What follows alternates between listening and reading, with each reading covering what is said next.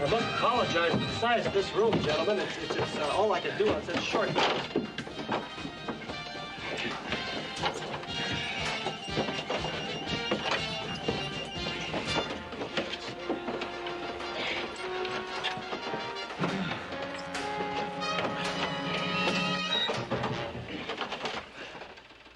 Now, are we all here?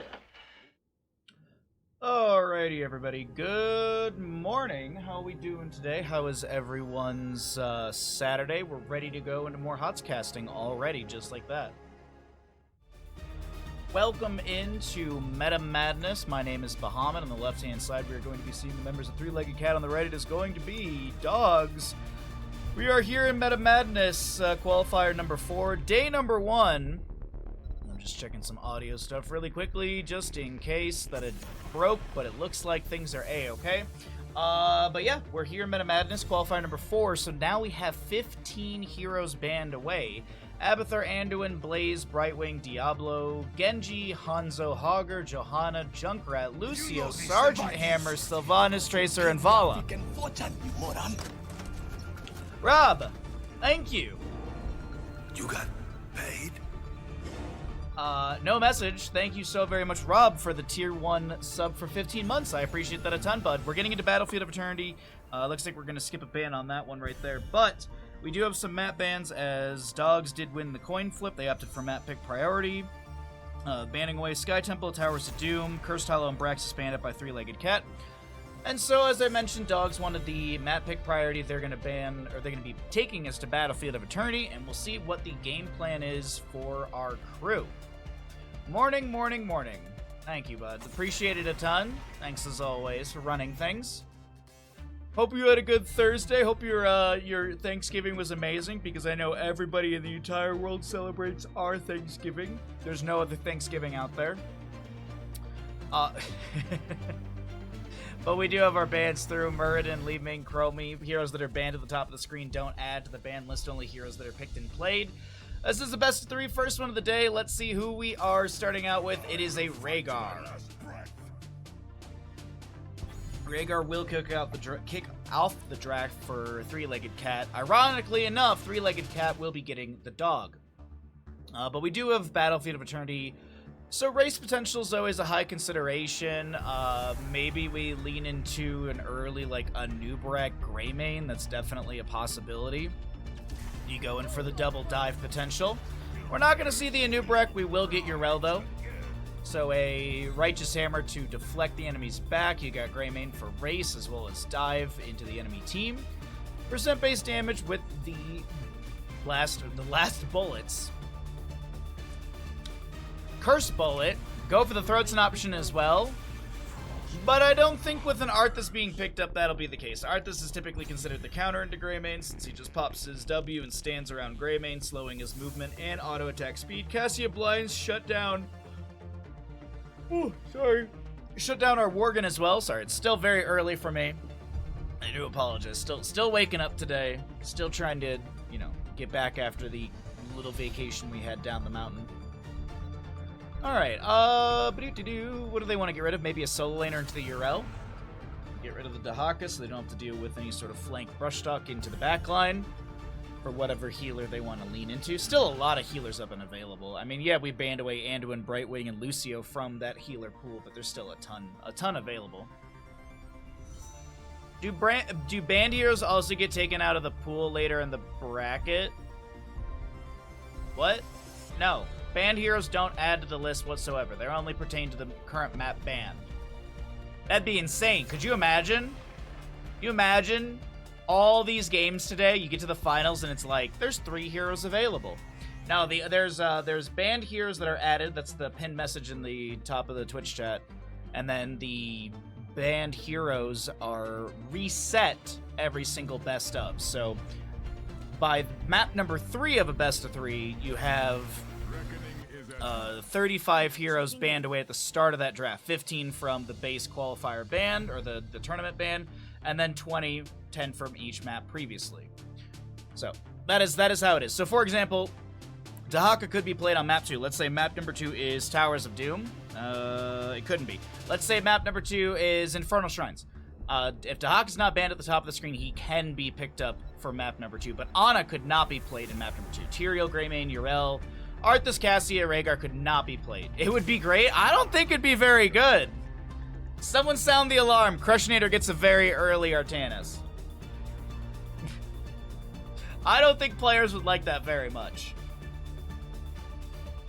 There's a lot of utility coming out from Three-Legged Cat. Hypercarry Cassia. Well, the ETC probably going into a lot of utility with speed metal and stuff like that.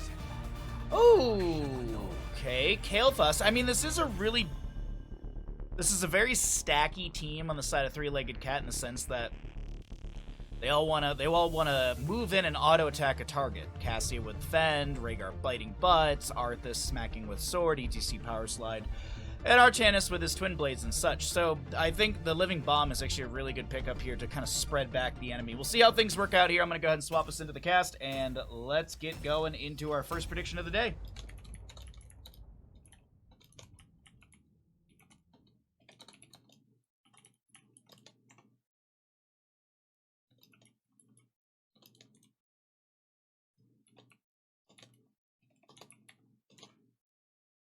All right.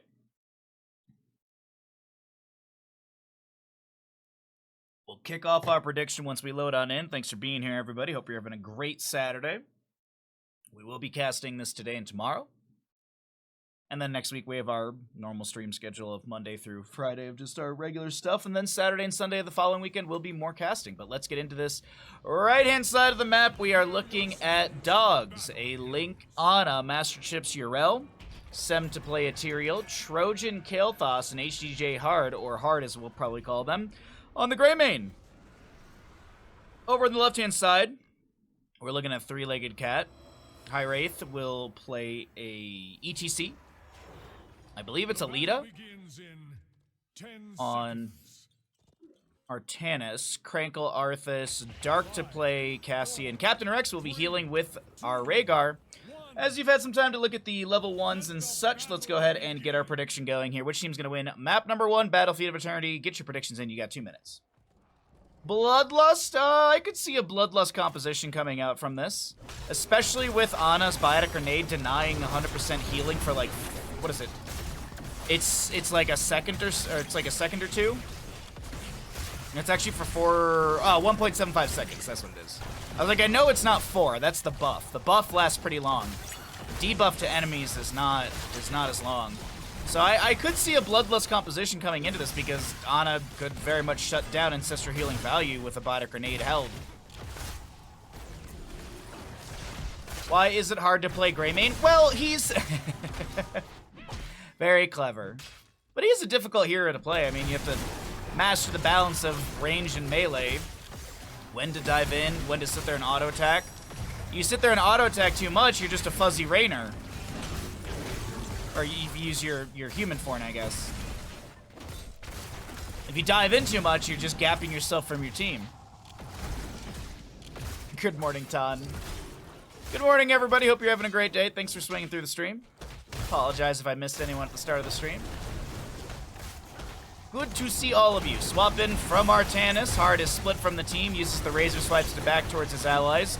Will be able to dash out or disengage out. Master Chips with the Avenging Wrath charged up is going to jump over the wall. The camp will not be stolen away by the side of Dogs as the Three-Legged Cat come in, take down the Yrel. They will pick off Greymane. I do believe Dark wants to get it, but oh, the snipes from Link with the healing darts were just enough.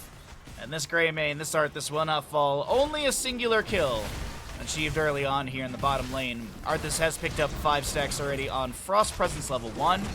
So he has the Howling Blast cooldown reduction by 2 seconds. At 10, you get a range increase, and when you complete the quest, of course you get those other questing rewards, but the big thing is you root along the path. Gravity Lapse from Kael'thas coming out. Link will throw out a Biotic Grenade as well into Crankle, trying to deny that healing a little bit. As it seems like a fairly good start to the side of Three-Legged Cat. They get the Fort Front Gate down. They get themselves a kill as well in bottom lane. And we're going to be going into our first objective phase. Both teams will grab their Fallen Shamans for their respective bottom and top. Alright.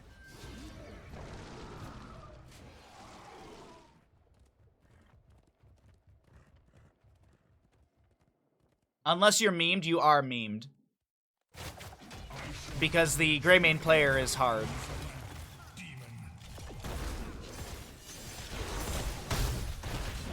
That's the joke.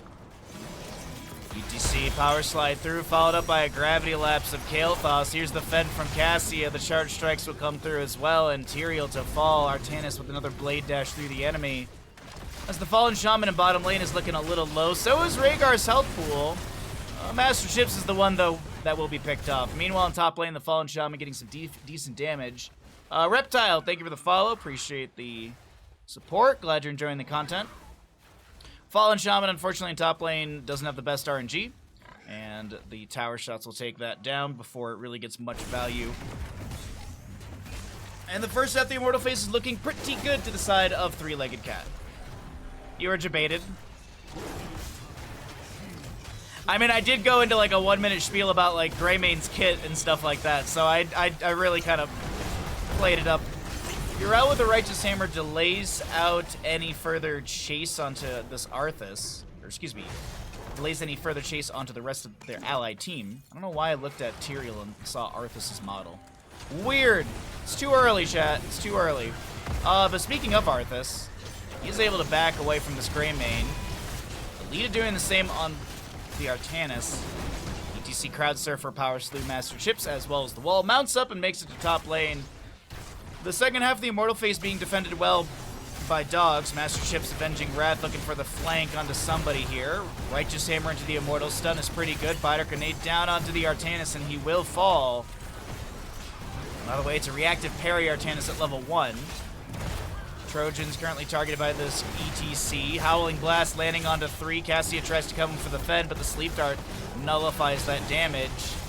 And the first Immortal phase goes over to the side of Three-Legged Cat. Kael'thas throws some Flame Strikes back. Cassia's the target. Sem comes in with the Druid's Might. This Tyrael wants the kill, but Arthas slow on that auto attack speed, as well as Rhaegar's chain healing is just enough to keep these allies alive. To me, mortals, I march for Hell's gates. I will bring down the I hope you all had a great Thanksgiving, or I hope you had a good Thursday. I had a pretty good time seeing some friends and family. You know the gif of Matt Damon aging super quickly? In the United States, if you're under the age of 21, you have a vertical license rather than horizontal. And someone showed us that they had the vertical license, and I just instantly aged. I had forgotten that was a thing.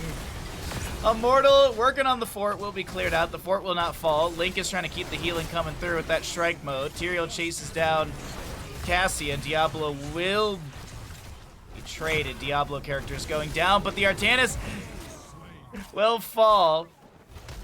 So it's a 2-for-1 favoring the side of Dogs. It's 4-3 in kills. We're nearing the 10 talent tier. I do want to point out Arthas level 1 is completed. Kael'thas regeneration globes. He's going to pick up his 12th right here. He's going to hearth back for full mana. You know, he'd totally be just as mana starved if he went convection. Just saying. Just saying. You to see just hanging out in bottom lane. He did go for Guitar Solo 1, Hammer on 7, I believe, are the talents. Green at 1 and 7.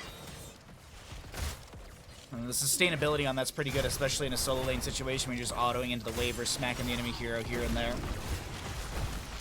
Link checking the bush with some of these healing darts. Advancing towards this top lane fort. ETC and Rhaegar finish up the camp in the bottom lane. And ETC is just, yeah, he's just fine. He's just fine chilling in bottom lane, slowing down Yrel. Not sure if she was aiming to run to top lane and help out here. Good gravity lapse into Dark. Greymane goes in with the Dark Flight. They find 1 kill. Captain Rex is low. Artanis with the Suppression Pulse as the 10 talent tiers are coming through. And that does push back Dogs in this moment. It is an Ancestral Healing Rhaegar. We're not going to be seeing Bloodlust. Like, memes aside, I honestly thought it was going to be a Bloodlust game because of the Anabiotic Grenade shutdown potential. But speaking of shutting things down, we have a Sindragosa Arthas that believe that locks down towers for, is it 20 or 24 seconds? 20 seconds. There's Sindragosa coming through. It also has a slow on enemy heroes for, I believe, 4 seconds. Sanctification activated by the Tyrael. The chase on to this Arthas. No Biter Grenade to deny that healing. Artanis goes down to Yrel. Master Chip's Divine Steeds up and chases in. Looking for the Avenging Wrath. ETC's able to use that Crowd Surfer over the wall, get the well tap, and is able to back away just safely. Gravity laps out from Kael'thas, just poking at the enemy. Does have Energy Royal at level 7 or level 4. ETC getting low. Another suppression pulse down from Artanis. Biter Grenade's coming out, doesn't get the healing denial they're looking for. Sem is getting low on this Tyrael, has to back away. Howling Blast will connect. ETC drops the Mosh. Immediately hit with a Gravity Lapse. Can Hard get away? No. Greymane will fall. The living bomb is spreading from player to player. ETC does go down. Barbecue for lunch today in our 4th qualifier. Okay. Nothing really out of the ordinary when it comes to our heroics. Phoenix, Kael'thas, Nano Boost Ana, go for the throat Greymane. I guess maybe that's a little weird since they do have the triple frontline.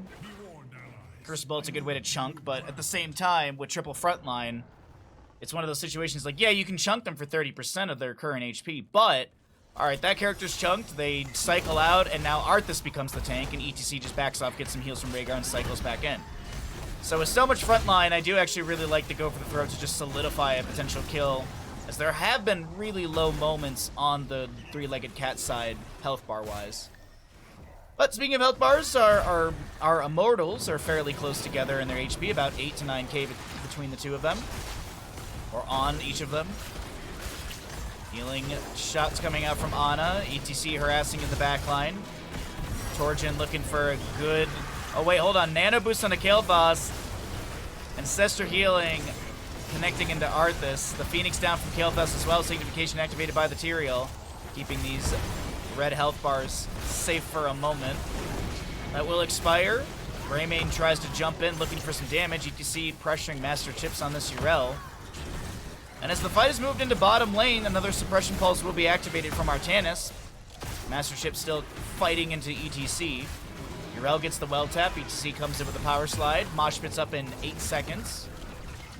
Still have Ardent Defender and go for the throat for Yrel and Greymane. Artanis is moving northward. He's going for the Immortal. Only a few thousand left to go on this blue Immortal on the low side, but the fight does still continue. Gravity Lapse into the ETC.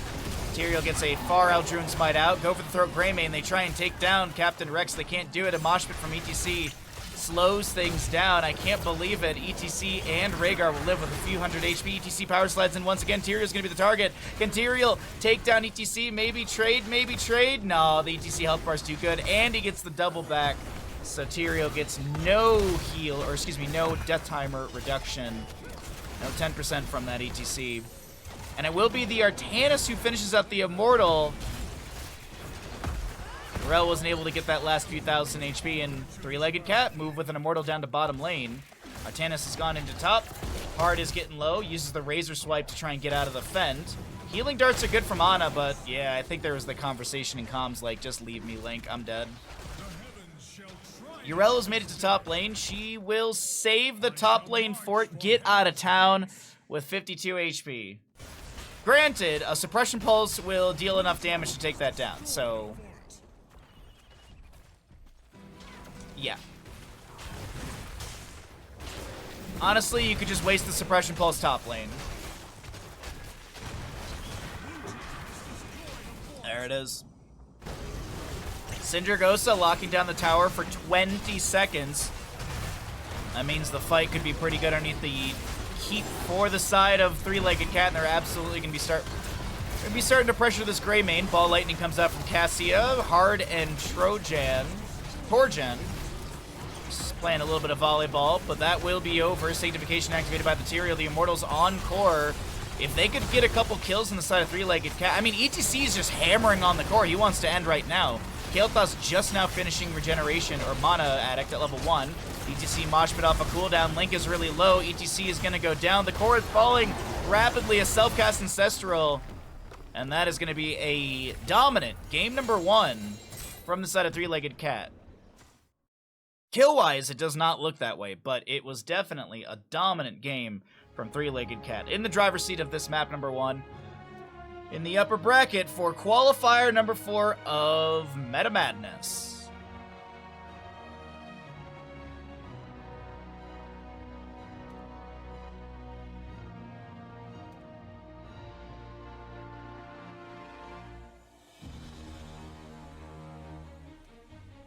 Like, kill-wise, it's super close, but when you looked at the map at the end of the game, it was very, very Three-Legged Cat. Welcome back, ladies and gentlemen, to Meta Madness Qualifier number 4, and my name is Bahamut. We're in map number 2 of our first best of 3 of the day. I believe there are... How many best of 3s are we casting today? I think there's this round out at the same time, then 2, 3, 4... 4 best of 3s sounds correct. Yes, because usually we make round 2 hold, so that way we can do both of round 2. Is this bracket smaller than the previous weeks? Am I crazy in this? Three-Legged Cat, by the way, they're up in this best of 3 as we're getting into Tomb of Spider Queen map number 2. Sorry, give me 1 second. I am looking at the previous qualifier bracket, because, like, is this the same? Or did we have less teams? Okay, so normally there's 1 extra, that's what it is. Normally there's an extra round in the upper bracket because we had 2, 4, 6, 8, 9 teams. Is that right?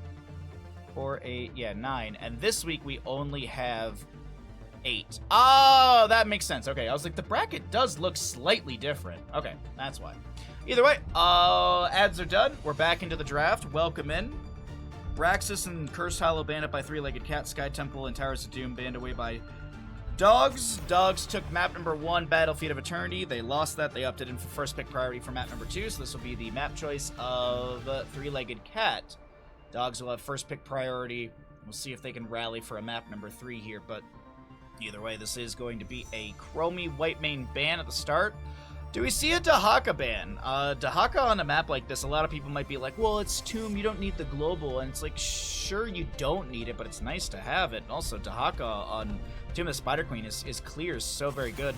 This is also a map where we see a lot of Zool as well, especially with the Meta Madness bans. If you are curious what the bans are for Meta Madness Qualifier number 4, they have added a few more heroes. There are now 15 heroes banned away out of the 90 available, and we've already been through 1 map, so that means there's 25 heroes banned away at the start of this draft, plus another 4 on top of that, so 29 heroes are technically unavailable. Well, you know, I say technically because the bans at the top don't add to the list, but you know what I mean.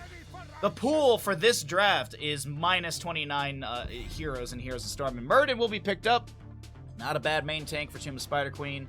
Gives you wave clear, gives you mobility, gives you a good heroic. You could see Haymaker. There are situations where Haymaker is fantastic. It's usually when teams go for something like a Medivh or some sort of dive composition, and they want to just kind of portal or be on top of you all of a sudden. The Haymaker's a really good way to just displace and push back the enemy. Speaking of displacement and pushing things back, a Stukov Jaina will be the way that Three-Legged Cat kick off their draft. I do not hate this whatsoever. Gives you great wave clear. Jaina can pick up her 10 regeneration globes pretty quickly. We have seen a lot of lingering chill, which does increase the duration of the chill status effect by 2 seconds. I think it takes it from 4 to 6, I'm pretty sure. There's the Dahaka that I'm really, really happy about. I'm sure somebody's pumped that Lili's made her way into this game. I do find it kind of funny, because if we actually look at the healer list, like Alex Straza, Ariel, Deckard, Karazim, Lieutenant Morales, Malfurion, Tyrande, Uther, well, White Man and Uther were already banned away, but like, there's still so many good heroes. So, there's something going on with this Lili. I have a feeling that it's Battle Lili, and this is not the actual healer for the side of Dogs. Do you know what I'd actually... Yeah, I was about to say, I'd like to see a Mage Hyper Carry. Go into a second healer. Like, you could maybe go into Alex Straza if you want globes, and you find some way of... you could actually get globes on Kill with Zod if you want to do that. You could go into Ariel as the battery, or not the battery, but as you know, your mage can be the battery for Ariel. I mean, you could even go into Lieutenant Morales at this point, but I think the Lili here is going to be more of utility and damage rather than a healer. We're gonna find out as we get into the latter half of this draft. Gul'dan was banned away. I really do like the Gul'dan ban. If double support is the option, Gul'dan's a fantastic target for double support. Medivh and Usuzul. I don't know why I was going to say it so weird. Zul will be picked up with Medivh as well. I do like the Zul. Could be Zul main tank. That is something we have seen in the past. Or it could just be going up against the Dahaka, constantly pressuring, constantly forcing out burrows with the Bone Prison. But as I said, I'd like to see some sort of hyper carry mage with another healer. That's what I'd like to see. We're going to find out. There's Tassadar and Zagara. Interesting. Okay. So it is main healer Lili. I wasn't expecting that. With such a dense healer pool still available. Dense? Deep, I guess. Well, with a decent healer pool available, I'm just surprised that it's not double support. But either way, that'll be the Dogs draft. We get this last pick. Is it main tank Zul, solo lane Zul? What's the game plan? It is definitely hyper carry Jaina. I don't think they're going to go for another assassin here. And they could, but then they'd... Shit. Alright. Excuse me, shoot. Trying to swear less. Not that it's a bad thing, but, you know, it never hurts to be a little, you know... Doesn't hurt to swear a little less. Dang. Alright. Well, we got a Nazeebo up against, Dahaka solo lane, probably. Zagara probably double soaking with Tassadar, spreading creep and stuff. Yeah. Alright. Let's get into it.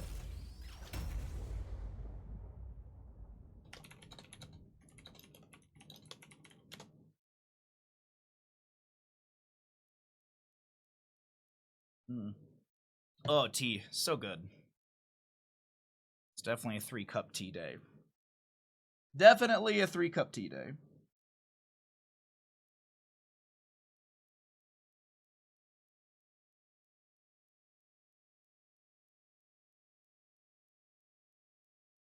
This went places I didn't expect. Me neither. Me neither. This went butts I didn't expect. Oh, Buttspot. Hey, Vita. Sorry if I missed you earlier. My apologies. On the left-hand side, up a game in this best-of-3 series, looking to move on through the upper bracket and drop Dogs down to the lower bracket for tomorrow's games. We've got Three-Legged Cat. Dark with Zul, Captain Rex Stukov, Alita Medivh, High Wraith on Nazeebo. Haloran, there's your warning. Or I guess this is your warning. It's a little late, but sorry, Haloran. Krankle will play a Jaina. Over on the right-hand side, looking to move us into a map number 3 in this best-of-3, we got Dogs. Hard to play Zagara, a Link Lili, Torjin on our Tassadar, Master Chips Dahaka, and Sem will play the Muradin. Let's go ahead and pull ourselves out of the game for a moment here. See what the issue is. Oh, that is the wrong button. That was the draft button. My bad. Looks like we got some lag from one of the players, so we'll let that level out. That's the word. We'll let that level out. We'll introduce the teams really, really quickly, and then we will get our production going. But let's see. Do you want resets? Okay. I'm trying to figure out if they want to... They're asking if they want to reset because then they're like, we can switch one of our picks around. Looks like they're fine. The readies are being requested. The okays are out. Let's get into it. Alright, as I had mentioned, Zul, Medivh, Stukov, Nazeebo, Jaina to the side of Three-Legged Cat, Muradin, Dahaka, Zagara, Tassadar, and Lili for the member. I'm in the wrong lane. For the members of Dogs. Let's get into it. As I said, we got a Twitch prediction going. Is this going to be a 2-0 series? From Three-Legged Cat as Nazeebo has zombie walled himself. Oh no, he's slowing down the minion wave. Brilliant. Uh-oh. Nazeebo only got 4 stacks out of that entire wave. That every wave has 7. Jaina not allowing Nazeebo to get the spread of his poison quick enough. Nazeebo does go down into bottom lane. He's going to go into Corpse Spiders level 1. The Widowmakers. And make sure he spreads that creep around. So solo lane Nazeebo for the time being. Not the most common on Tomb of the Spider Queen, as this is often a place where we see that double soak to get faster stackage. We'll check on that as the game does continue. Zagara with some decent damage. The Bile Drop! Oh, Stukov is the weaker Zerg. Muradin will be traded in this mid-lane mashup, and Medivh will pick up his 8th stack. Oh, we got some big believers on three-legged cats. Some good odds on the dogs to win, though, or for the dog believers. Crankle makes rotation. Hard is maybe going to get picked off here. Dark has got the root. Here comes Medivh, and that Zagara is bug juice. In the top lane. Back and bottom. Zevo just poking onto Haka here and there, spreading that creep onto the wave. Doesn't get the corpse spider summon there. I think the anticipation was that Dahaka was going to continue to step in. Not the case of that moment, as Master Chips is getting some really good damage on a Nazebo. Unfortunately, no kill will be achieved. We're back into mid lane. I feel like as a player named Captain Rex, they automatically win. I've casted Captain Rex. I feel like that's a name I've seen for so long. Like, there's so many names in Heroes of Storm that, on the community side of things, that like I've casted that player before. Oh, nice drag into Stormbolt tower shots. You know what we do on the stream, chat. That will be Medivh stacks.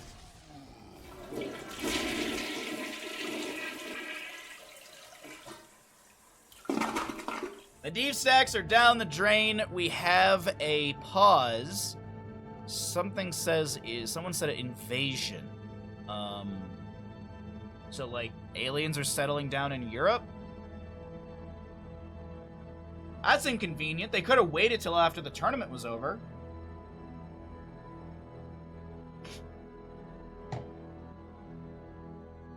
Lag F. The readies are being requested again.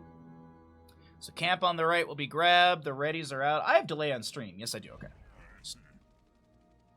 I had a whirlwind of a setup from yesterday to today. I got home from driving back up the mountain at like 11-ish. Looks like we'll have a DC, so we'll probably have a pause in a second here. Uh-oh. Okay. So, Janus Hearth back. Looks like that was just a small little DC, no big deal. Is Baha casting from his backyard? Yeah. I'm a mountain man. I have my PC and everything set. There's a bear walking right next to me. Crankle getting chased down by Sem right now. Dark is the new target. Bailing Barrage comes out from HDJ hard. Master Chips with the Dark Swarm, and Zul will fall. Three-legged cat lands the dragon to Stukov. The blizzard's down on the ground, pushing back the enemies. They're zoning them back. Sem is really low on this Murd. You gotta get out of here, Murd! No way! Double kill. I thought they had the Muradin kill there. Also, I find it to be BS that Medivh can pick up gems in bird form. I find that absolutely BS. Wait, can he not? Oh, I guess he can't. Unless he somehow flew around all of those. But I swore he picked up the 6 that was dropped by an ally.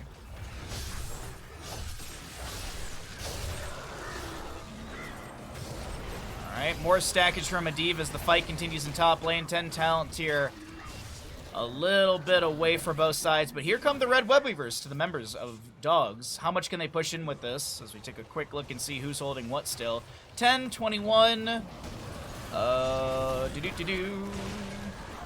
Well, it's actually 22, 30, 35-ish, I think, is in the pockets of our blue squad here for three-legged cat. So they don't have an immediate turn-in after this Web Weaver phase, but there still is rotation, some waves to be cleared out.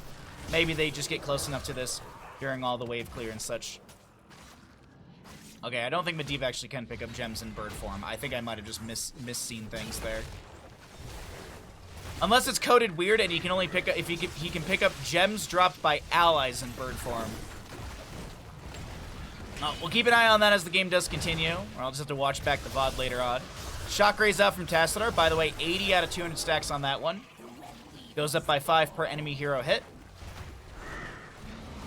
Portal in. Link is the target of a bone prison and a lurking arm. The damage is good with a low blow. Lili will fall, but a trade will be happening. Healer for healer as Stukov does fall. The Stormbolt connecting into Alita, but Muradin can't get away. The bone prison locking him in place. The zombie wall blocks his path of retreat. And yes, that is going to be a dead Muradin as well. 43 out of 50 gems in the pockets of three-legged cat as they move into top lane for a little bit more of that stacking and also wave clear. Experience is pretty equal between both. We'll have Nazebo finish out the level 1, and also he's going to go down. But this Medivh picks up every gem dropped. So some stackage really quickly. Jailers is completed for Azul. We'll have that Widowmaker level 1 done by Nazebo. 63 baseline stacks on him. About 4k out of the 12k for the Jaina advanced ice block. 20 stacks out of 40 for Medivh. Zagara, 1 stack out of 12 for Biledrep as she continues to push in top lane. As I mentioned before, Tassadar is working on the Shock Ray, or the Static Charge level 1. He's at 100 out of 200, so he's halfway through.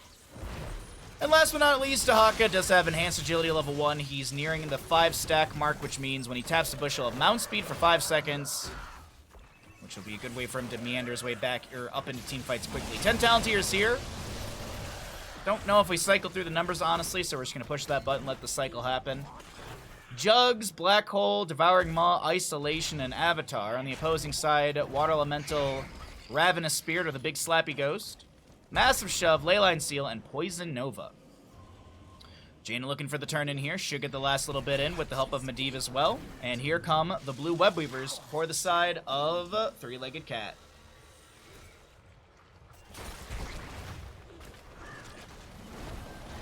Nicely done. The Devouring Maw will catch Zul before the Poison Nova goes off, and Medivh is inside of this. He has 20-some stacks. The targeting onto Medivh. His health bar is getting shredded, and Tassadar has the Tickle Beam. Oh, an invade onto the camp that has gone so south.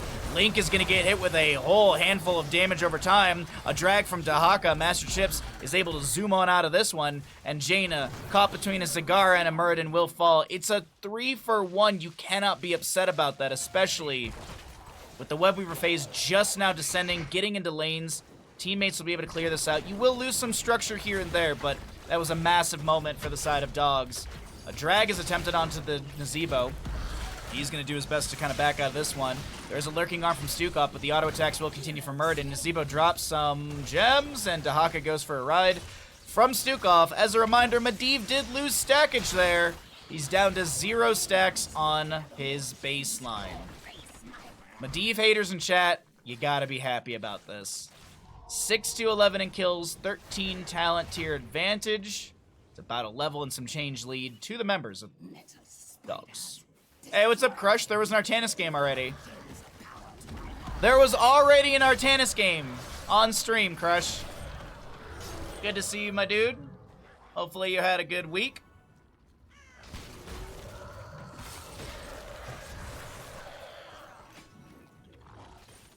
Let's see what we got going on here. Muradin finishes up the turn-in for the members of Dogs.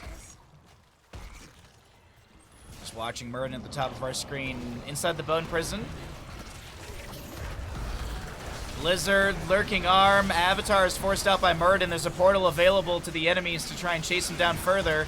Sem, Dwarf Toss, the Jugs of 1,000 Nope say you don't get a kill on our Muradin. We've got a Black Hole out from Tassadar zoning out the enemy as the top lane Webweaver descends just about onto the fort here. Dahaka clears out mid lane really quickly. And bottom lane is backed by a few members of Dogs. It's learning Medivh. Nah, it's not about learning Medivh. It's about not being the one who's losing the stacks on Medivh. That's the thing that I think. That's what I stress about. It's like, oh, don't want to lose my stackage. But I got to play Giga safe, and then my teammates might die. Top fort does go down to the Webweaver, bottom lane down to 50%. Muradin able to Dwarf Toss out. There's a Force Wall from Tassadar. Zul actually takes so much damage attempting to get a Bone Prison onto Sem. Nazebo continues to get some spiders out of Well Tap. That's going to be a shock. Oh, the Ravenous Spirit! Muradin has to Dwarf Toss away, almost going down. Healing Static was picked up at level 13 from him. He does have that level 4 synergy. Crankle low. Dark is going to be able to get... No, wait, hold on. The drag will not connect. Okay. Now you have the level 4 Thunderburn with Healing Static. Oh, Feeding Frenzy, level 7. Meanwhile, in top lane, that Webweaver found so much value. Holy crap. Top lane keep almost going down. Mid lane is a decent wave onto the fort right now, but the bottom lane fight does continue. Medivh gets dragged. self-casts the Force of Will. A Poison Oak from Zool, but the target is Medivh again! Oh, the stackage. Oh, the stackage. Crankle getting low as well. Zagara doesn't get enough damage out. She does have that Envenom Spines level 4. And Crankle's going to be forced to actually cancel the Hearth in a safer spot, so it's going to be a longer time before they can get that. 43 out of 60 gems in favor of dogs. Looks like Zagara and Tassadar finish out of bottom lane camp. Wow. Zerg and Protoss working together for once. Muradin deep over here. Throws the Stormbolt. Is able to get out. Bad Benny deep flank right there. Tassadar's almost done with his static charge level 1. I'm just going to be building up that damage. Master Chips cancels the turn-in. Deve's still floating above, just getting vision. Double the kills on the side of dogs. 12 to 6 between these two teams, as Jaina will grab a camp with the help of Stukov.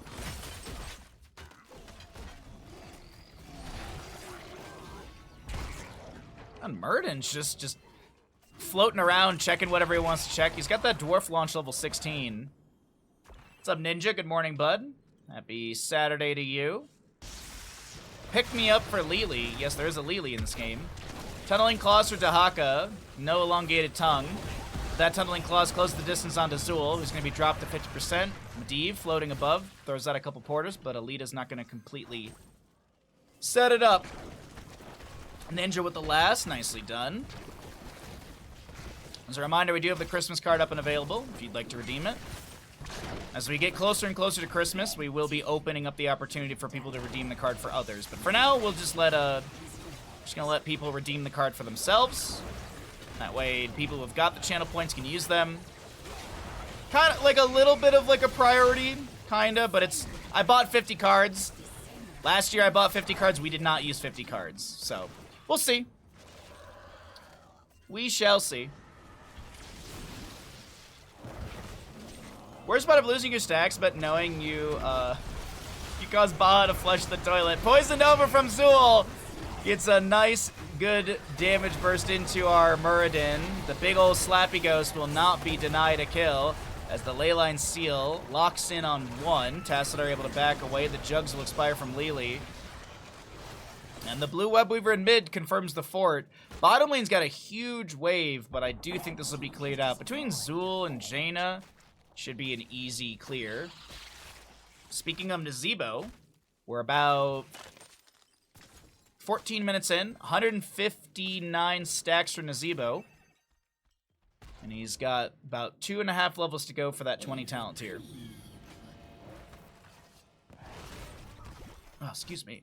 Weird heartburn today. I mean, not really. It kind of makes sense. I ate and drank so much between Wednesday and Thursday. And last night I was like super, well, I wouldn't say super healthy. I ate more of that beef I made from the Crunch Wraps. Definitely the seasoning is way too salty. The seasoning that I use for that, it's so goddamn salty. I don't know, like maybe I misread some of the instructions, but god dang, it's so salty. Like, Taco Bell is salty, but it's not that bad. I really want to try that. Apparently there's Taco Bell, like, flavor packet things, like, kind of like the old El Paso things. I want to try those. I want to see how that is. I want to see how close that is to actual Taco Bell seasoning. Happy Saturday indeed. Appreciate all you hanging out. I bet there are people out there who are like, Baha didn't stream on Thursday and Friday. He must be giving up on streaming.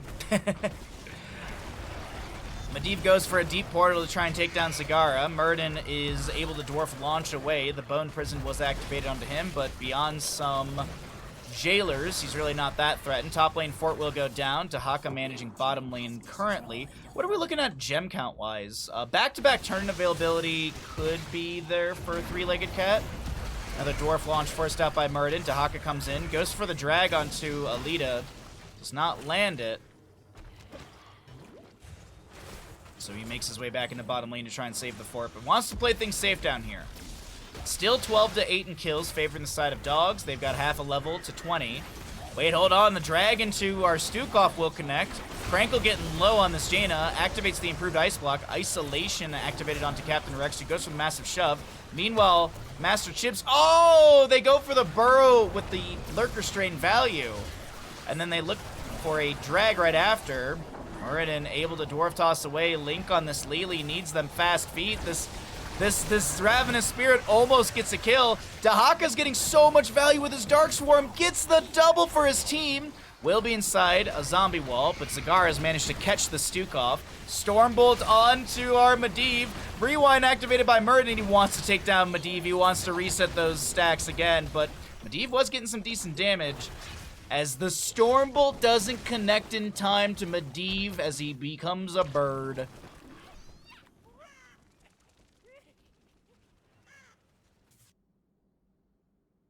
Boss call?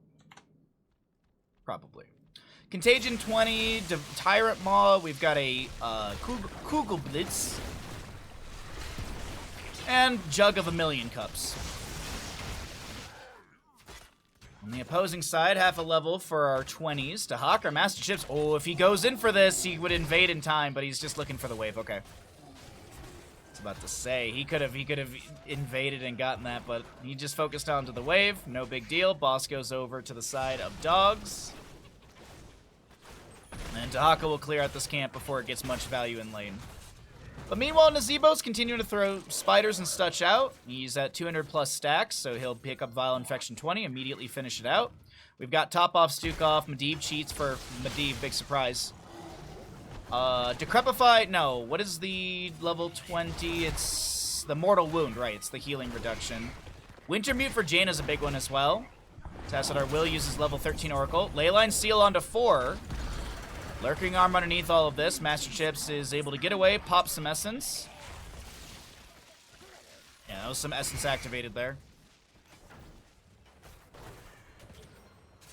Alright, well, the top lane keep is down. Boss is smacking onto core, gets scratching onto the shield, and that's the end of Siege from Boss in top lane. Meanwhile, our Zagara grabs Siege Giants for bottom. Tassadar to grab a Bruiser Camp in mid. 51 out of 65 were in the pockets for a moment there. Who's actually got the rest of the turn? And let's see. It's actually split between Zagara, Tassadar, Lili, and one on Muradin. Hey, what's up, Skullfeet? Good to see you, bud. But as I mentioned, not enough for the turn-in. Still need a few more waves. Tassadar needs one more Q onto the enemy. As his Shock Ray is one stack off from finishing out. I believe the scaling on this is like active scaling, so as you get the stacks, you're scaling up. It's not like you have to wait till you get the 200 stacks and then you get the extra damage. Tunneling Claws deny a Bone Prison from Zul. Zebo continues to just stack up. Well, let's take a look at his stackage right now and see what it's actually doing for him. 6,246 HP, so he's getting 2,820 bonus from Voodoo Ritual. And his bonus mana is 470. He has a total mana of 1,170. And for those of you who don't know, after reaching 175 stacks of Voodoo Ritual, it can also be applied to heroes, and its damage is increased from 152 to 380 over 6 seconds. I believe that scales per level as well.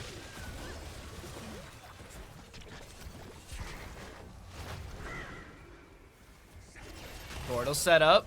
Dahaka burrows. There's a Leyline Seal from Medivh catching 3. Muradin comes in for the flank to try and buy some time. Devouring Maw from our Zagara connecting onto Stukov. Tassadar's done with his level 1. Black Hole with the Kugelblitz. Those are going to be dropping those Psy Storms as they connect onto enemies. Water Elemental with the Wintermute will be cleared out quite quickly. Another portal from Medivh. The big old Slappy Ghost will find a kill into Muradin. Tassadar falling as well. You don't need the Annihilating Spirit. It seems like there'll be annihilation from just the damage of our three-legged cat crew. Can you believe, chat, can you believe that three-legged cat is winning with 3 specialists?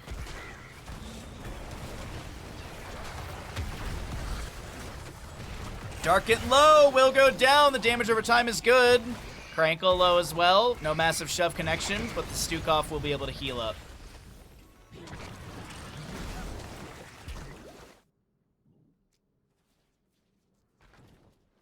Oh, 2017 Blizzard players are like, bro, how are you winning with 3 specialists? That's just, you can't do that. It's just wild to think about it that way, though. 11 out of the 12 stacks for our Zagara on level 7 Bio Drop.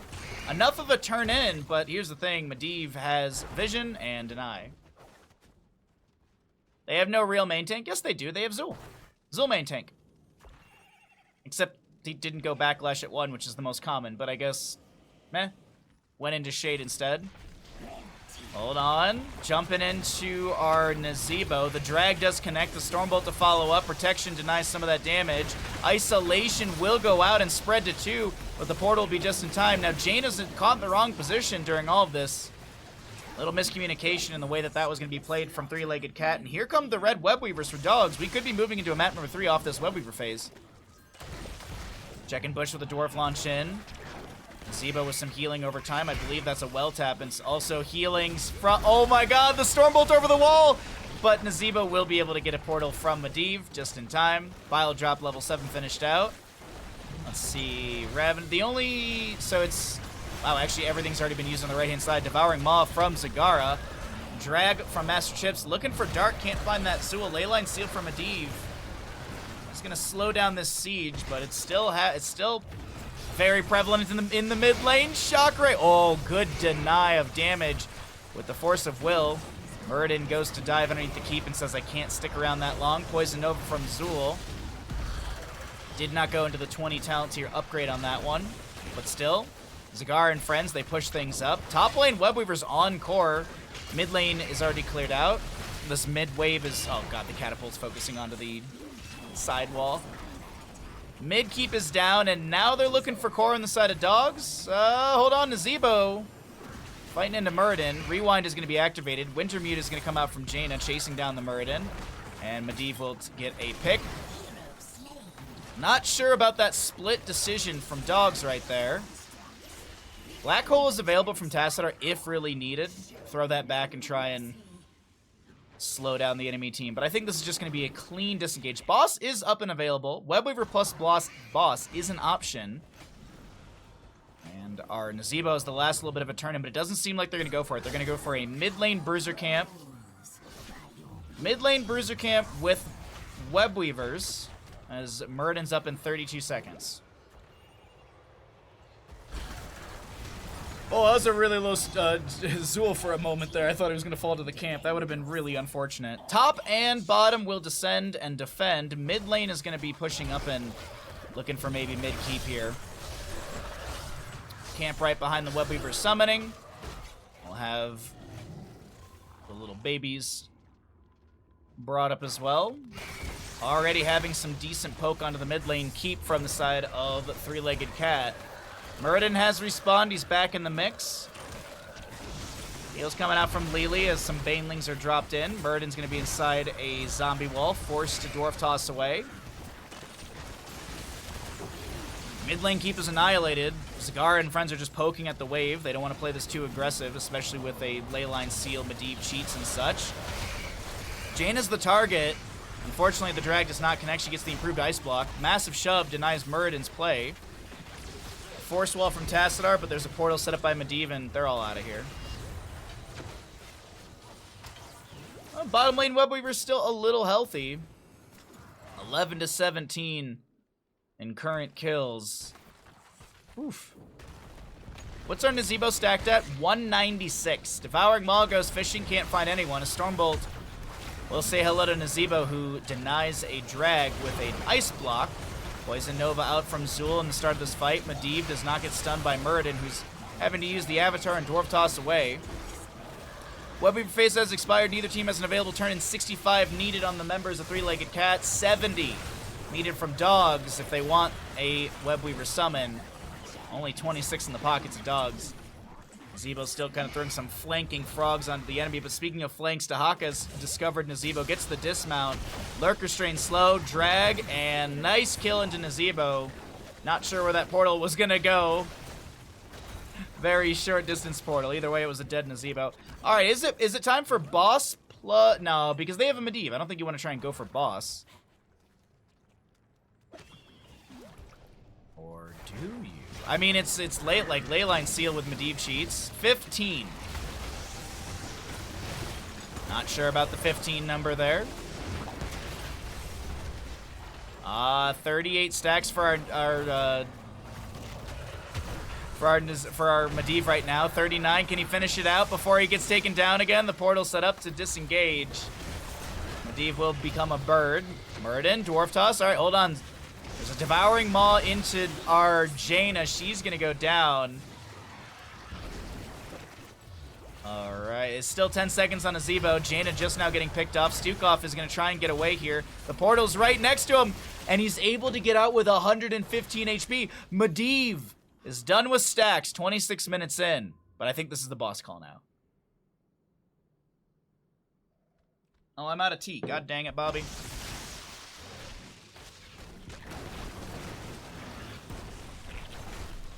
Haka will brush stock in. They're going to look to burn through this as quickly as possible. Medivh has scouted out the enemy. They're going to leash the boss. No, they're actually not going to leash it. They're going to leave Lily on it. Stormbolt, drag. Goodbye, Stukov. That's a fully leashed boss. It's going to go back to 100% HP. Meanwhile, Nazebo is like, I'm just going to go end. Just stop the backs. I've got this, team. We're going to yeehaw this.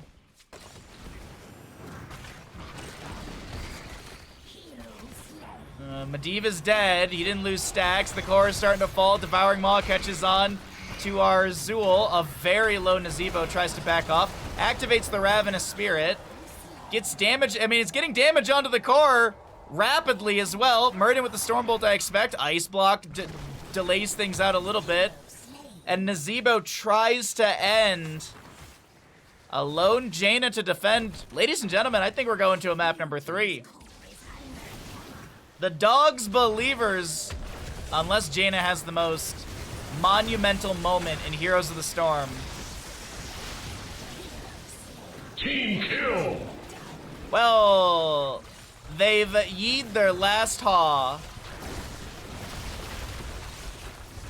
It was a good attempt from Nazebo. Unfortunately, even with 300 stacks on the dot, Nazebo could not end it for the allies, and that'll be map number 2 to the side of Dogs. We're heading to a game 3, chat. Ah!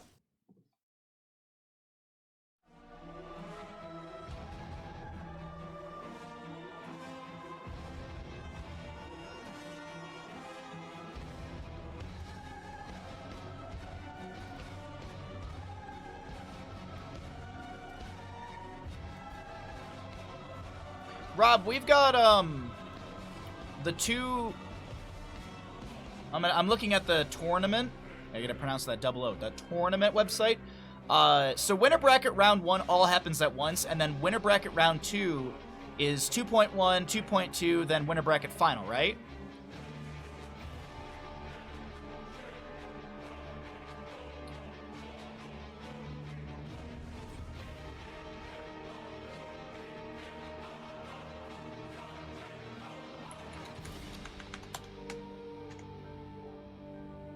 Yo.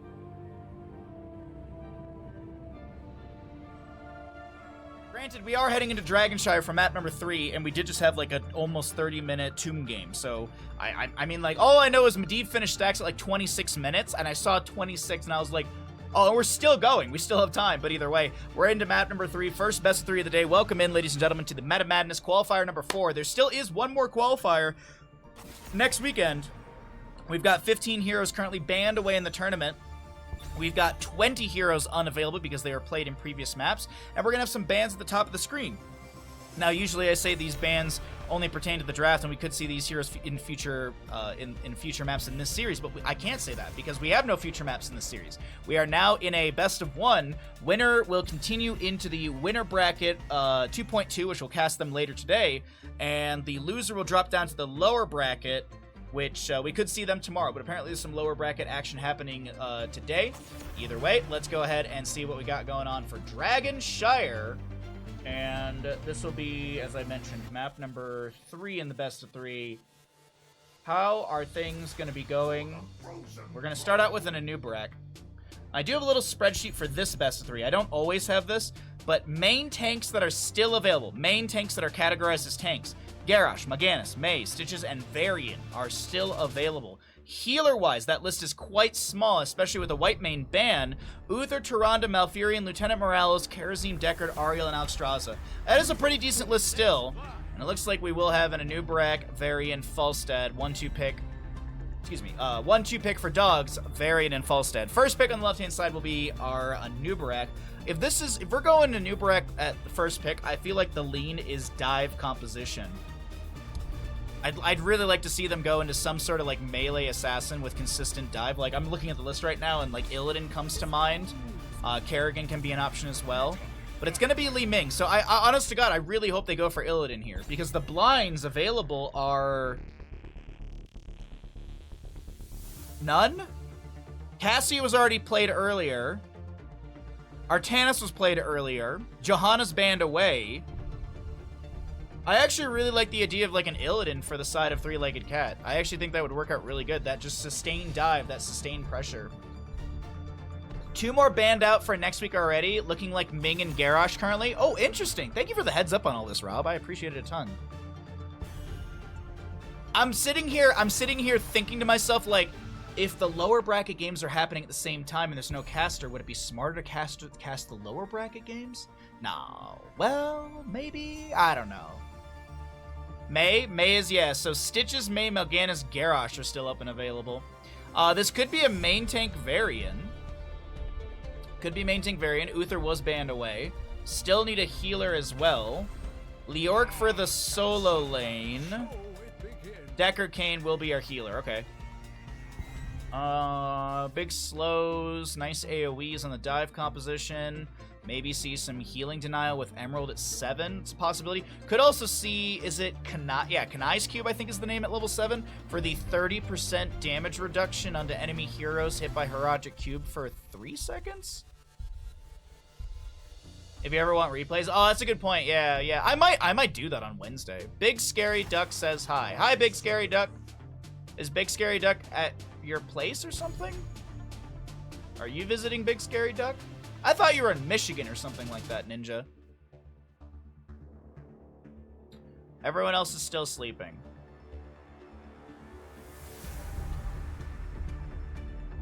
Oh, there's Kerrigan.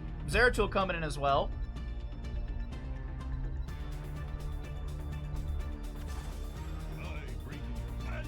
I actually like the Chen quite a bit here for the displacement for all the dive. You get the Wandering Keg to push people back. It's a hyper carry Falstad. Maybe Varian goes Colossal Smash. Actually, I would love it if Varian went Colossal Smash, to be honest. I really would like it if he went Colossal Smash. The burst ability with Falstad then is going to be high as well. Yeah, I think Colossal Smash Varian would be the direction for dogs. We'll see how it all works out.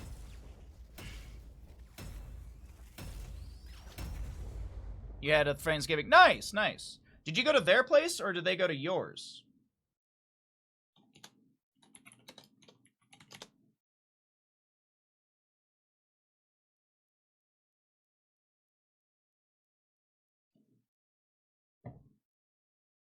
They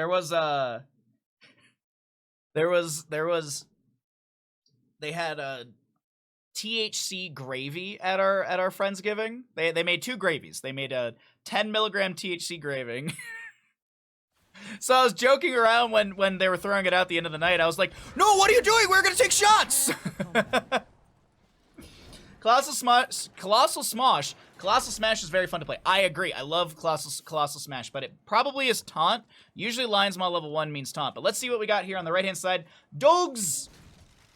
Hard-playing Varian, 7 to play Falstad. Link on Deckard. Torjin, Leoric, and last but not least, we got the Flying Panda. We got Chen, played by Master Chips. To the west of the map, looking to not get reverse swept in this best of 3. Three-legged cat. High Wraith on Zeratul. Crankle and Nubarak. Captain Rex on our Karazim. Alita side saddling on Kerrigan. And Dark to play the Li Ming. Alrighty, ladies and gentlemen, we have our first little engagement breaking out, and we will start our prediction right here, right now. Which team is going to win? Map number 3, Dragonshire. It's really nice play. Oh, nice! Well, I'm glad you guys had a good time. Hope you had a really, really good time. Not sure what y'all are gonna get up to today. I got home from getting back up the mountain from Friendsgiving and stuff, and I went and got my Christmas tree, and I then put on, not the Michael Keaton one, but I put on Jack Frost, the horror movie about the snowman who comes to life. Or I guess it's a murderer who becomes a snowman.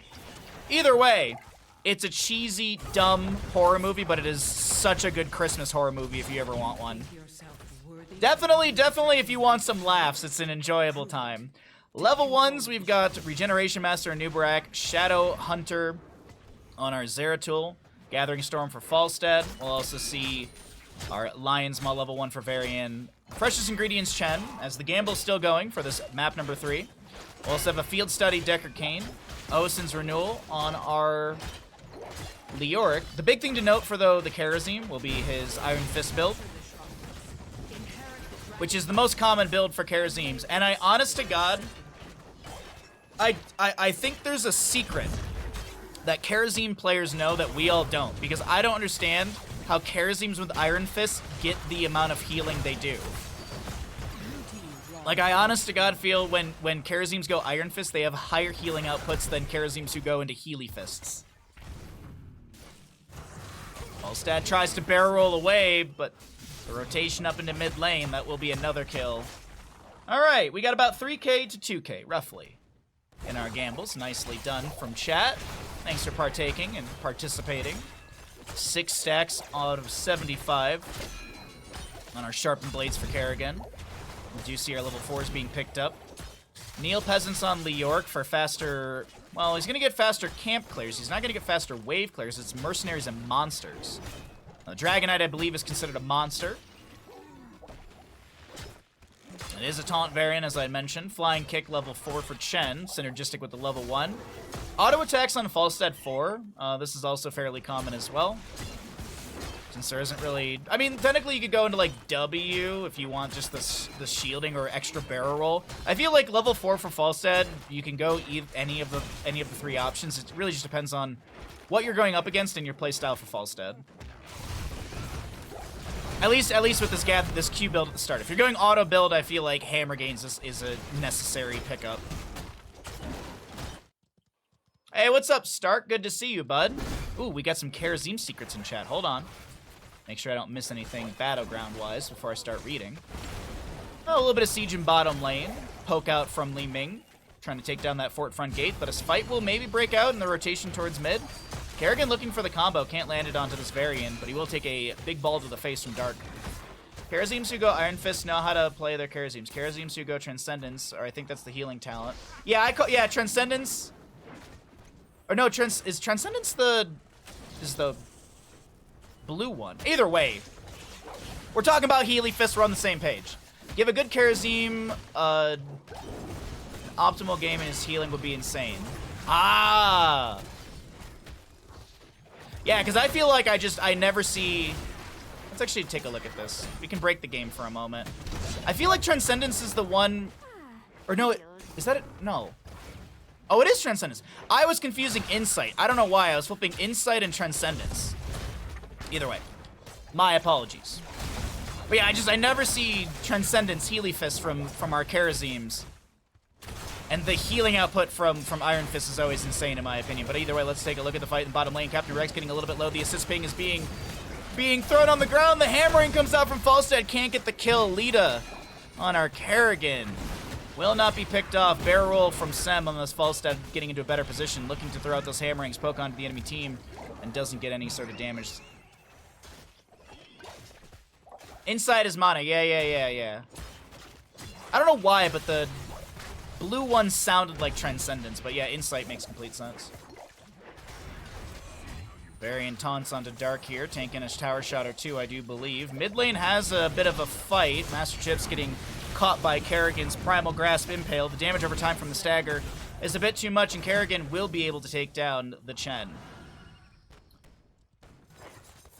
Okay, so we also will see that Kanai's Cube. 30% for 4 seconds. I said 3 earlier. My apologies.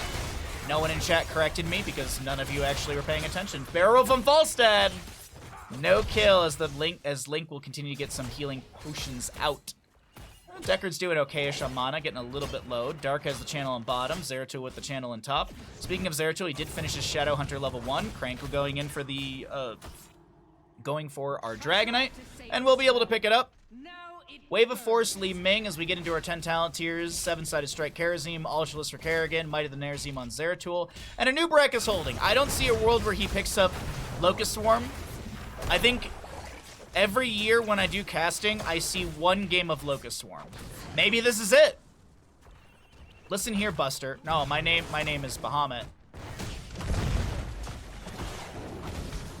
When you press W optimally, you're healing your team for 1.5 at level 1. What? God dang.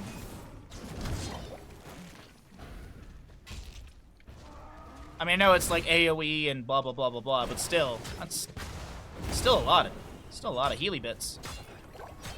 Oh, speaking of healing, Decker King currently at about 26,000 healing, Karazim with about 11k. We're rounding up on these numbers for ease. I say things? No. Nothing important. Oh, nicely done. Karazim goes in with a 7-sided strike. High Wraith will be picked off. I thought the Zeratul and friends were going to get out of this one alive, but the trade will be in play. Varian chasing in, still picking up stacks in his level 1. Cocoon into Chen. No Locust Swarm.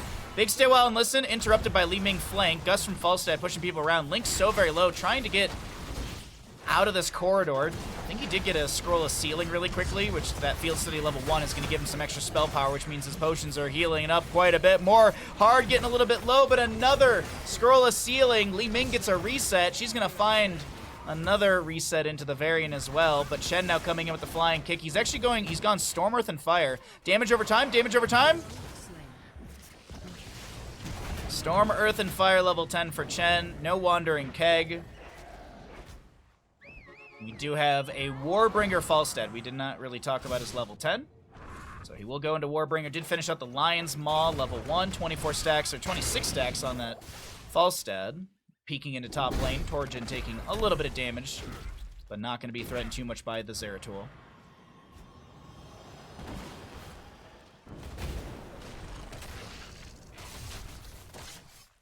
No one questions my paying attentionness. Nobody makes me bleed my own blood. Oh, we're getting to the end of November already. God dang. I gotta start organizing December stuff. We have Baja Ross next week, by the way. I don't know which day yet. It's either Wednesday or Thursday. I'm not sure on which day I want to do it. And I, honest to God, when I was making my schedule this month, I can't remember why I was unsure of Thursday or Wednesday or Thursday. I don't know why. It's not like there was a game coming out. Oh my God, Master Chips. Storm, Earth, and Fire, get out of town. Master Chips, you should have not lived there. Big jump in. The Gus from Falstad flanking. Dark is going to be able to blink away. A new Breck with the Burrow charge out. Stay well and listen. Not getting the AoE lockdown Link was hoping for. Hope you're doing well today, Zig. Happy Saturday to you. Varian charging in more. Did go... What did he go at level... He went Shattering Throw level 13. Okay. And Falstad's at the 30 mark with his stackage. Doesn't look like this UI is going to update it. We were seeing it with Illidan last week when we were doing casting for the Unending Hatred level 1. It actually was... It did the jump of extra damage. I was wondering if this would do it as well, but it doesn't. Taunt right onto Karazim. Flying kick in from Chen. As a reminder, it is a Storm, Earth, and Fire, which is still 60-second cooldown. Zeratul is going to check the bush with a Singularity Spike. Alright, well, this is the second Dragonite of the game, and I do think our Zeratul gets this uninterrupted. The fire comes for you.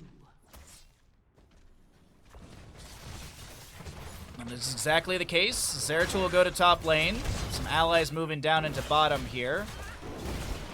A lot of pressure onto Nubrek as he will be able to burrow charge away. Hard is going to charge in once again, has that cooldown reduction. Kerrigan looking for the combo from the high side of the wall, jumping in onto the Varian. There's still a lot of floor juice. Cocoon into this task, or into this, into the Falstad. 7-sided strike used by Karazim. Falstad throws a hammering back, unable to get any sort of counter kill. Alita on the Kerrigan was maybe looking for a flank and decides better of it moving into mid.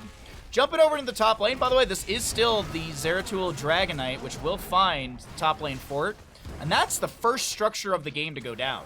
We're 10, almost 11 minutes into map number 3, and the first fort to go down will be in top lane. Yo, Patrick, what's up, bud? I appreciate it. I'll resend your alert when we get out of game. Thank you so much for the continued support. Hope you three are doing well, and hopefully all the work is looking awesome. Did have a solid Thanksgiving with actually, funny enough, with a few old Heroes Hype people. Hostile and Cat Peach used to be on Heroes Hype with me as well, so hung out with them and some others. It was a really good time. Really good time. We watched the dog show. We watched the parade. Dude, we were talking about this during the parade, that there was a advertisement for Good Burger 2. And we were all sitting there like, there's a Good Burger 2 being made? Turns out that movie's already out on Paramount. Oh, my phone's going off. Excuse you. Hey, Gage, thanks for the lurk. I appreciate it.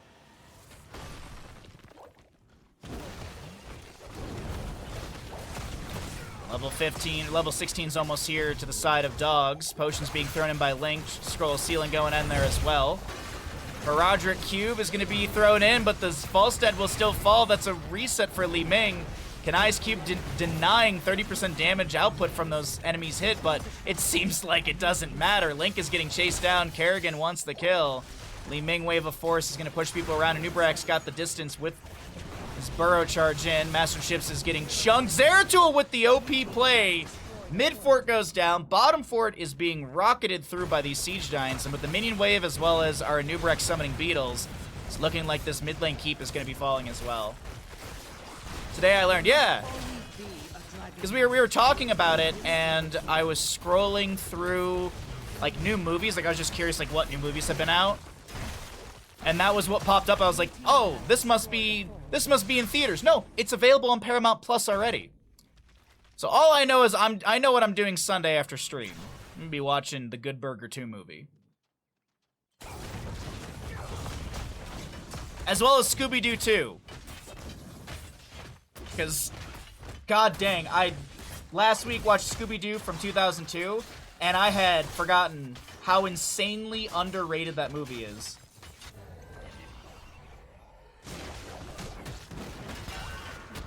Also, Matthew Illard as Shaggy is the best on it. I actually found, we were talking about this at Friendsgiving. One of my buddies was telling me that apparently Matthew Illard became, because of those movies, he became the voice of the animated Shaggy now.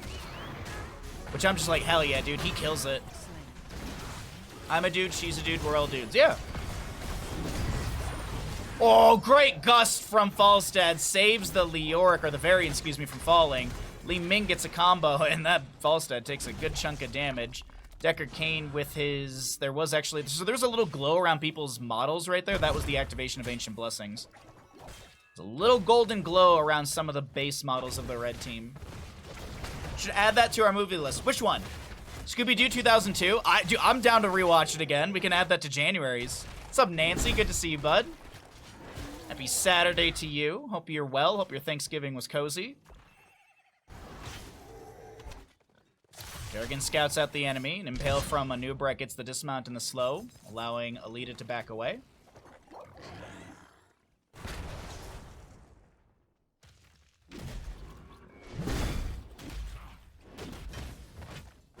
Yeah, alright, yeah, where's my, oh, my notebook's right in front of me. Well, while the team gets a camp, let me write that down as the idea.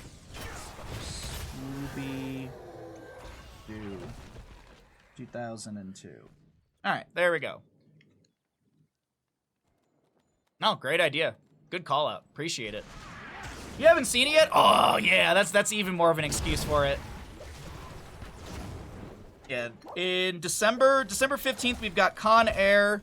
December 29th we've got Die Hard, but I might, no, we're doing December 29th. I was thinking about maybe doing the Friday before, closer to Christmas, but I think we'll do it right at the end of the month for Die Hard. Just after Christmas. You can't wait till school starts on Monday? Oh, I can't wait for it for you as well. Get yourself a Baconator and sleep in. Or I guess maybe do that in a different order. Sleep in and then go get a Baconator.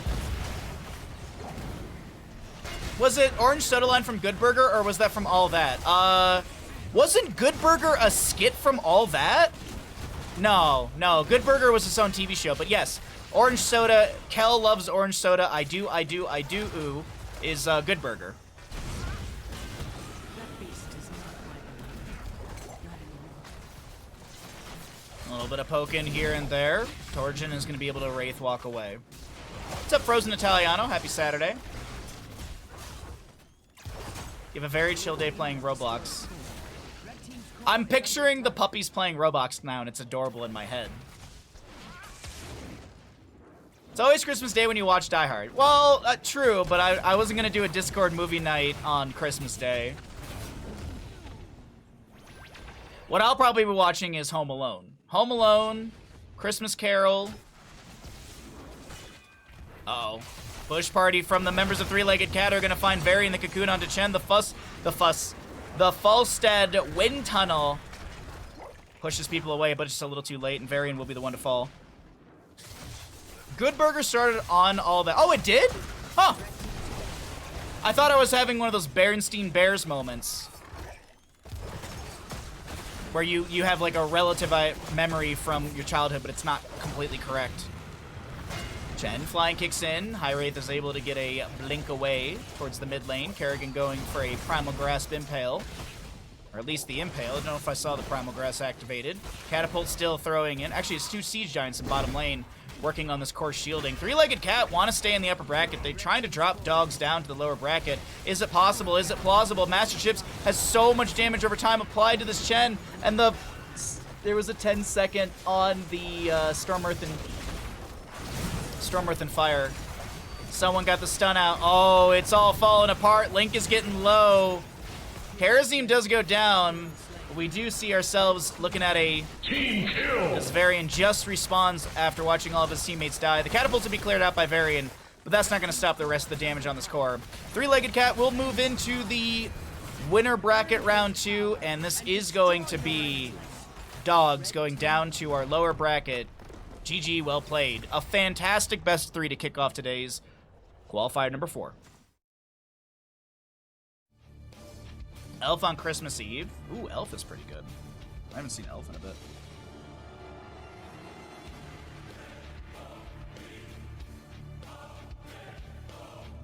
But yeah, Orange Soda line was a Good Burger thing, and Good Burger wasn't All That. Hell, they might have that might have just been a thing that Kel did constantly in any TV show he was in. He might have just loved orange soda.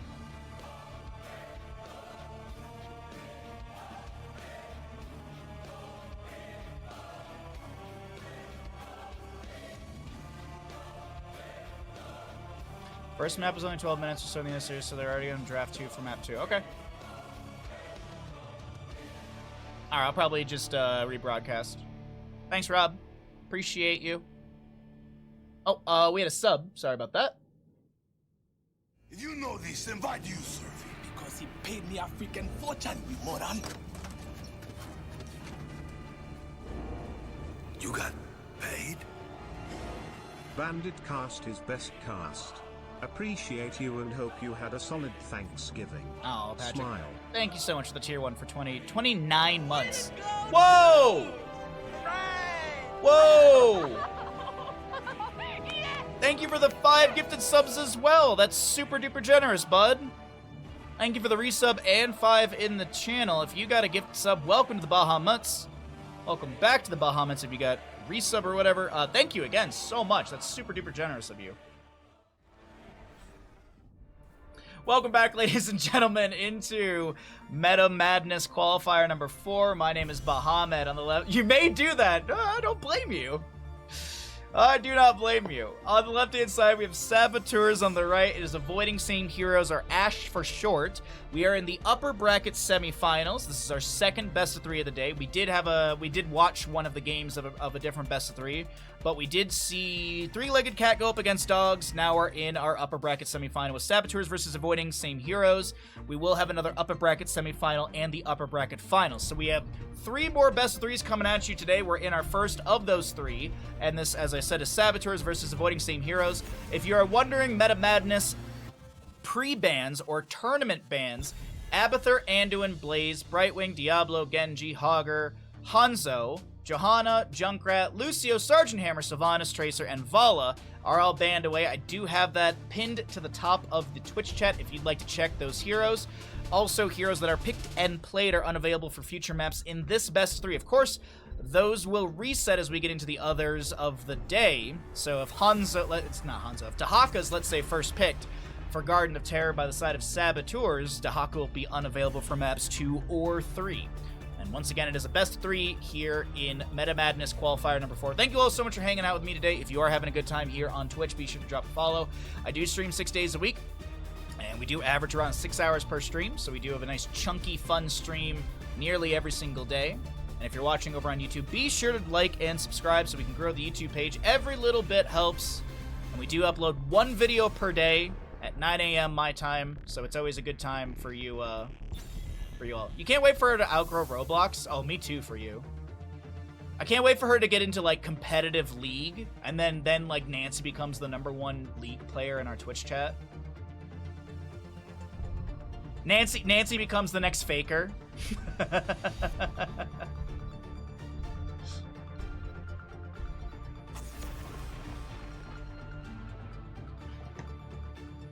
Gotta, like, maybe, like, outgrow Roblox, grow into The Sims, because kids can sink days into The Sims. God, the amount of time we played The Sims for.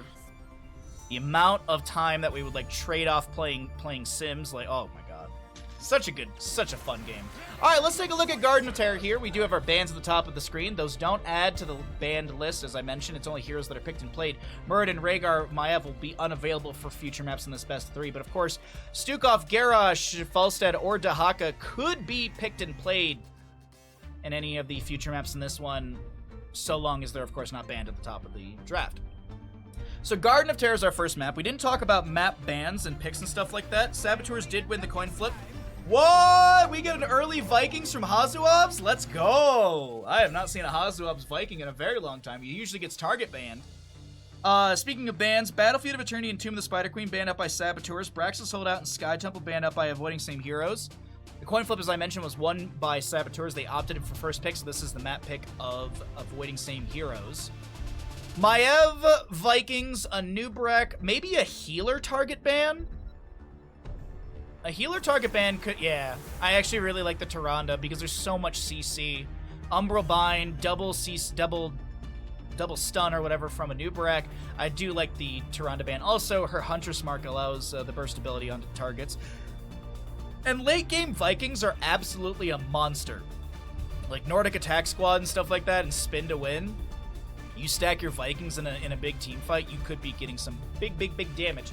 The question is, does Avoiding Same Heroes go for anything like cheeky is not the word I like to use, but do they go anything for, not cheesy, do they go into anything interesting to go up against the Vikings, to counter the Vikings? There is an Illidan ban, so Hazuob's trying to say, you know, I really wouldn't like to go up against an Illidan sticking to my Vikings.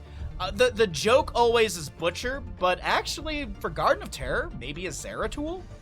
Zeratul floating around, hunting down the Vikings. Butcher's always the consideration, because you can sit there and get meat. But I don't think these teams are going to be leaning into Butcher in map number 1. Maybe if this was a game 5 in a best of 5, maybe you consider the Butcher at this point in the draft, but not in a game 1 in a best of 3 series. I really like the Sonya. She's able to manage her lane, push back the Vikings. Lunara damage over time is really good.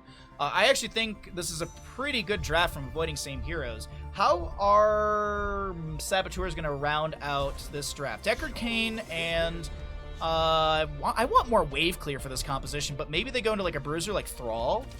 Okay, they're gonna go into the Jaina instead. Okay, I don't hate the Jaina, but I did kind of like the idea of the Thrall for the brawliness into the Sonya Muradin. Also, Sundering is a good kind of pushback or a team fight interrupter. I think is actually a good word for it. A pause in the play. But either way, Jaina's burst ability should be fairly strong for this composition. Last pick on the right-hand side. Could go Hyper Carry Lunara, pick up another Bruiser, or you could just look at a Mage here. Or you go for that flashy Viking Hunter. As there's the Zeratul I was thinking, but don't want to go into Illidan, as he does have the global. It becomes global at level 20 if you take the talent, the Nowhere to Hide. But there's limited range on the level 10 Hunt. But I do like the Illidan ban because of the Unending Hatred level 1, the stacking and scaling off the Vikings. Zeratul does have good scaling, but he's not going to be scaling his damage by any means from Viking kills. I mean, you will be scaling your experience, so maybe you get into your 10 talent tier and such faster. But either way, what's up, Wildfire? Good to see you, bud. Happy Saturday, everybody. We're getting into our first map and our second best of 3 of the day. And we have Garden of Terror. I'll go ahead and write up a prediction. Ow, bit my tongue. Same spot I bit it like 2 days ago. I just like a tiny little bite on the side of my tongue. I just hit it again. God dang it. All right, we'll start the prediction once we get the teams introduced. On the right-hand side, it is Avoiding Same Heroes, or Ash for short. My playing a Sonya. Bish on Zeratul. We got a Ren, Rhaegar, Holpaka Lunara, and Shizakid. Shizakid, I think is how you say it, on Muradin. To the left-hand side of the map, we got Saboteurs. Hazuabs will be playing the Eric, Olaf, and Balog, the Lost Vikings. To the right of this mid-lane gate, sorry, or the left of, I can't talk. Bad Benny playing a Nubarak, Arutso Maiev, Yasu, Decker Kane, and Dino will be on Jaina. We'll wait a moment here. We'll show you the little engagement, then we'll start up our prediction. Zeratul already going to top lane to deal with the Viking. Lunara is Sentinel Wisp at level 1. This is the vision. Well, I was going to show you how much vision it does provide, but that's not going to be the case. No major scuffle at the beginning, but I will start the prediction for all of you as a Nubarak burrows to safety from the low side of mid lane. A Viking chilling in bottom. And Sonya is going to be starting to slam things out. She did go into slam level 1 with the Furious Blow. And Jaina's going to go Regeneration Globes at level 1. She might be doing some double soak duties here to get these globes finished out quickly. Also want to get us some of that baseline stackage as well for the improved ice block. Zeratul still shredding into top lane. Hazuab steps out, gets the globe, backs away, taps well immediately. Over in the mid lane, Dino's making quick rotations to get these globes as fast as possible. Already 3 stacks on said globes for this Jaina. I do like that our new UI does show the Viking Horde, their trait. Picking up those globes, getting increased regeneration. Muradin block stacks at 1, 2 stacks for the Zeratul. Lunara should find a kill into Balog here. The damage over time should be enough, 50, 20, and yeah, Yasu doesn't get a potion out in time. Maiev with an Emerald Bind. Skizakid is looking to jump back onto this point. Unfortunately, it's a little too aggressive. A Viking traded for Muradin. You can't be too upset about that. Maybe Hazuabs is not too happy losing a Viking, but it's actually, I mean, that experience trade-wise is still better, as this is a dead Sonya. Bad Benny burrowing in. Rhaegar avoids a scroll of ceiling. The Umbra Bind will connect. Rhaegar is able to bite the butt of Bad Benny, who's going to get a potion from Yasu. No damage over time for that kill. Hazuabs in mid lane will start working and clearing things out here. Got these Spy Games from Eric, or Eric the Swift, excuse me. Spy Games is level 1. Oh, Deckard, what are you doing at level 4? Potion of Shielding. Gonna go Ruby. It is gonna be Ruby. Alright. Thank you, Ninja, for the gamble. We got 4,000 to 1,000. A lot of believers on the side of Saboteurs. Okay, Earth-Living Enchantment. Sonya threatened by proximity of Bad Benny, but no one else is really around to invade with him.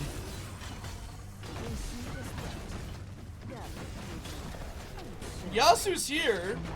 Erden has scouted us out. Nubarak will burrow in. Rutso coming in with the Spirit of Vengeance, gets the teleport. Decker Kane throws down that Ruby, gets some good little floor juice. Bish low. A Nubarak with a... Where's my buttons? Double kill. Nubarak with a double kill. Members of Avoiding Same Heroes will have to back away and just clear lane safely, while the Vikings... One to pull the sappers away, and Lunara will get the kill into Olaf? Balog? Olaf. I always do that wrong. Doubles back, gets the glow, but it's not that big of a deal. Eric should, or god dang it, Balog should get out of here. Top lane is a camp still up. Siege Giants are working their way into mid lane, and god dang, the members of Saboteurs are just rocking and rolling with 4 kills, level 7 as well. What are we looking at level 7 for Deckard? Is it full gem build? Do we see perfect at 20? I mean, do we get to level 20?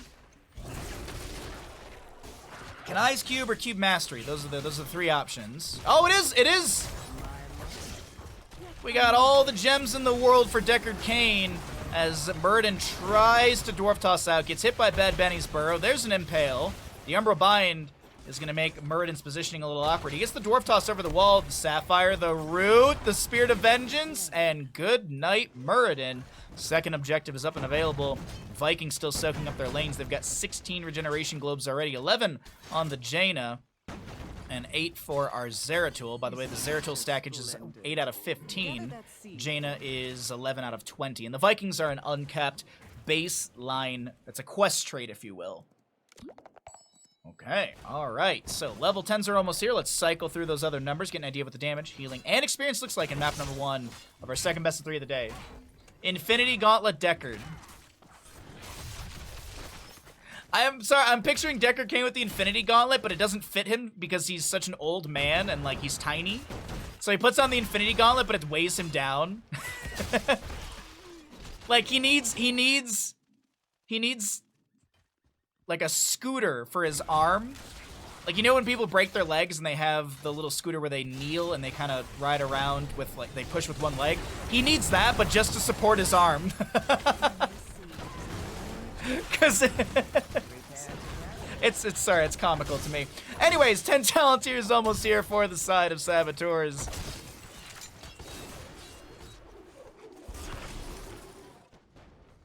We'll see what they pick up here. Obviously, it's going to be Longboat Raid. We know Hazuab's favorite heroic for Vikings is Longboat Raid, so not a question on that whatsoever. Muradin trying to pressure Bad Benny before the 10 talent tier comes through.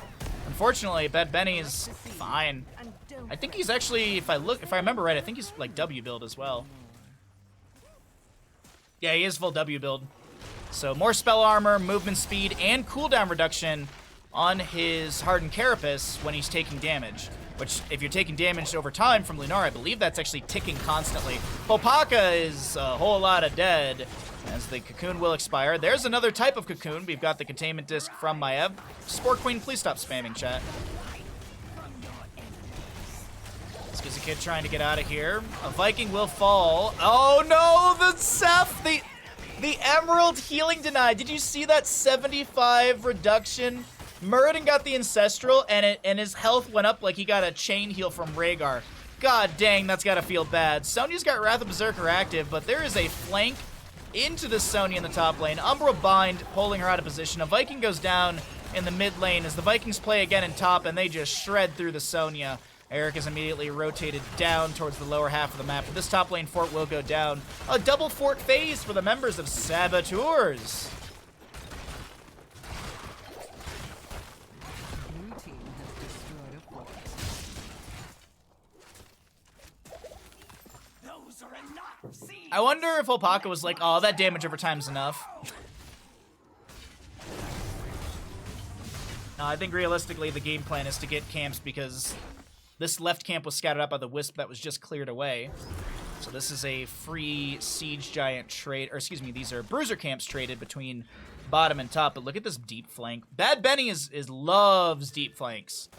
And Viking will go down, but Lunar is going to be dead. Cocoon into Rhaegar. Containment disc on Muradin. They both they almost expire at the same time. A chain heal comes out from Ren in time. Unfortunately, Rhaegar will still fall, and with the camp tanking some tower shots, it'll be cleared out. Bottom fort going to go down to around 50%. A Viking will be lost. The Vikings have had 6 deaths, as they're a quarter death per, and they're at 1.5. It's not enough, though, to equalize an experience. Not enough, as it's 10 to 1. Well, 10 to 1.5, really. What Lunara? Yeah, good point. What Lunara? And she got deleted out of that bush. Murden sees this. There's Ancient Blessings activated. That's that golden mark underneath. Stormbolt focusing onto Deckard. Avatar activated as well. Stay While and Listen is going to be on a 10-second cooldown. I believe the Sonya Spear is what actually interrupted that. Oh, wait, no, it's on full cooldown. Oh, that is insane to me. Anubarak Sonya traded. We also will see Maiev Jaina going down, and holy hell, avoiding same heroes, avoid losing out in this team fight. Sonya will fall, but you get a quadra kill? Yeah, you can't be upset about that. You can't be upset about trading a Sonya for a quadra, and you get the bottom lane for it. Zeratil's already clearing things out in mid.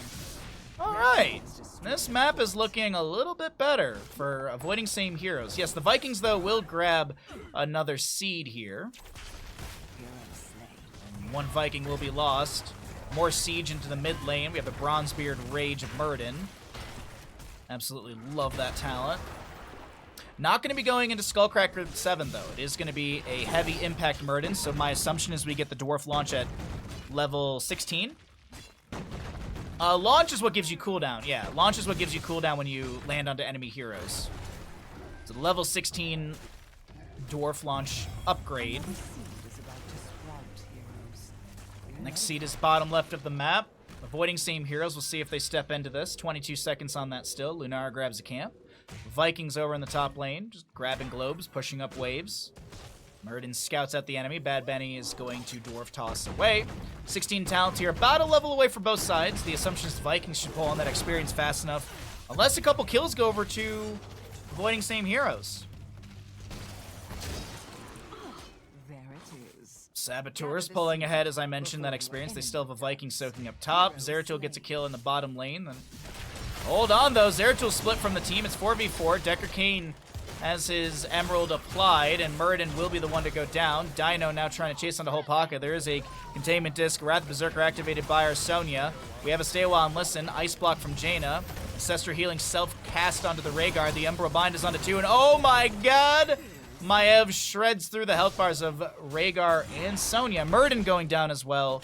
And this will be our second of 3 seeds to the members of Saboteurs. They are on the horizon, or they're on the trajectory for back-to-back Garden Tears, as they have not allowed the enemy team to have a singular seed.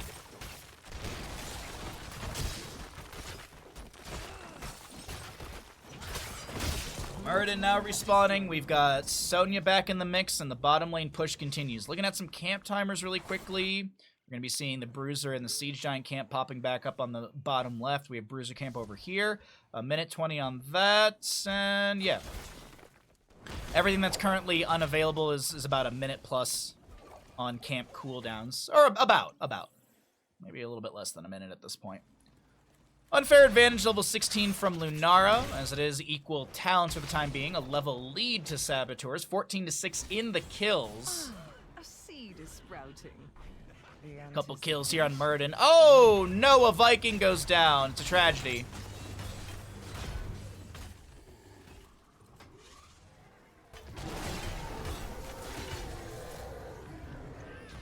So bottom Bruiser camp for avoiding same heroes. Nubrak clears out this Sentinel before he goes into a bush. An immediate secondary one is thrown out as well. Just trying to show the vision really quickly. That's going to be gained. They're going to move the Whisper out. It's going to be cleared out once again, I do. Oh, no. It's going to sit in the bush for a moment or two. Boom. Extra vision available. More Wisp vision, as we see that moved in right next to Sonya. No one going for the camp just yet. Oh, nope, they are. They absolutely are. The moment I get off the vision. But Sonya's showing in top lane, so this is a give. This is apparently a give from avoiding same heroes. Back-to-back summons to the side of Saboteurs. Alright, second Garden Terra phase of the game. 42 regeneration globes for Hazuabs, by the by. As the Baylog will be lost, but play again is available if the Vikings want to utilize that. Sport Queen once again spamming in chat. Bottom lane, Garden Terror is being managed by the Zeratul, but this top lane is just slicing through this keep front gate. Is there going to be is there going to be continued pressure onto the keep? And absolutely. Nubrak burrows in. Maiev looking for the Umbra Bind. think there was a containment disc. No, it still's off cooldown. Or yeah, off cooldown. Top lane keep will be hit by the overgrowth plant, but unfortunately that's as much siege as there's going to be found. Zeratul may be flanking into all of this. Nah, he shows in mid lane. It's whatever. Bad Benny. And the rest get siege giants, and I think it's just going to be a camp rotation out from saboteurs. Forth, my terrors! Uproot your enemy's defenses! All right, excuse me, just finishing up my second cup of tea. Oh, it's actually gonna be the Stoneform 16. We didn't really talk about 16 talents. I went on a whole spiel about how it's going to be a dwarf launch talent. Here it is, just being Stoneform for more sustainability. Okay. Rhaegar is the Earth Grasp. We already saw the Unfair Advantage. Haragic Staff as well. Got that little stun with Large and in charge. And they're just not showing a map, are they? Man, just Vikings are the only thing showing on a map, so Muradin and the rest of the friends don't want to go too far out. Soon you will have another 2 Vikings siege showing in to top, but gather. there we go. Maev and Anubrak will show for a moment in the bottom lane. This will be the 7th seed of the game. We've had 6 go to Saboteurs all in a row, and I do believe this will be very, very much like the rest because 20 talent tier is already here for Saboteurs. Yeah, avoiding same heroes, they just give this and soak up for their last half level. Oh, wait, hold on. Large in charge gets the stun onto Skizikid. Muradin, though, will not go down. Wave being pushed in through mid. The camp is, or the objective is being avoided.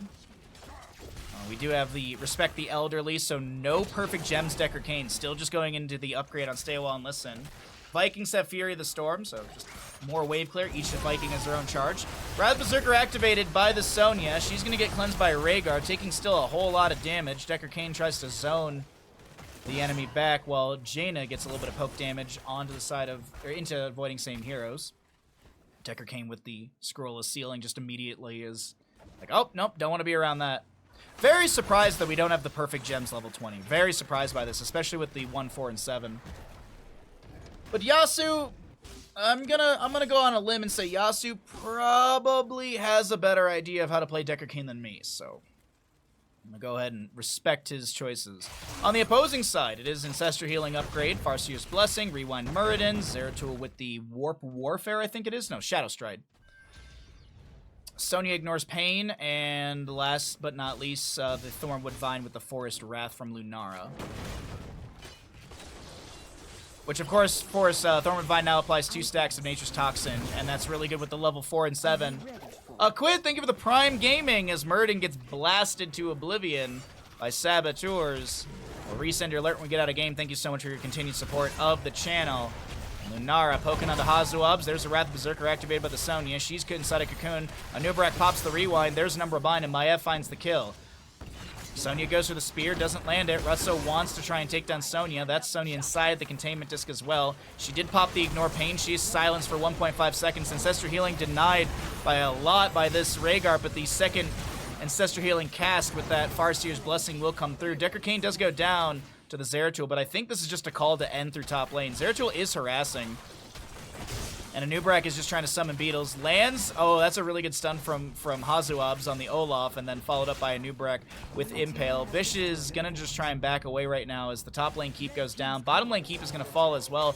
Zeratul will be picked off, and that is a team kill in favor of Saboteurs who move past the mid lane keep. This will fall. All structures down as Muradin has respawned. He's going to need to make the most... Nope. I was going to say he's got to make colossal plays right now. Unfortunately, it's going to be colossal damage into Muradin and another team kill. As Saboteurs take map number 1, it was definitely fought fairly well by avoiding same heroes, but Saboteurs in the driver's seat of most of Garden of Terror.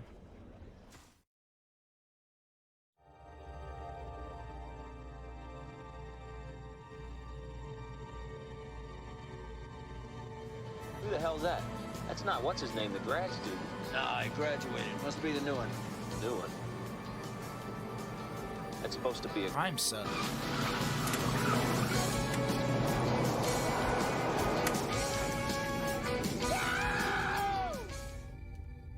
No message, Quid. Thank you for the Prime Gaming. Hope you're doing well.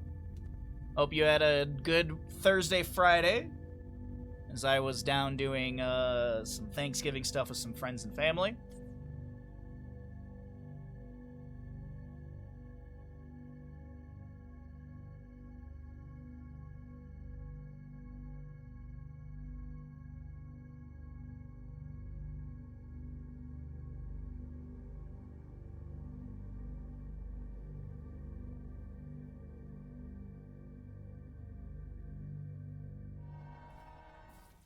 Welcome back, ladies and gentlemen, into the Meta Madness qualifier number 4.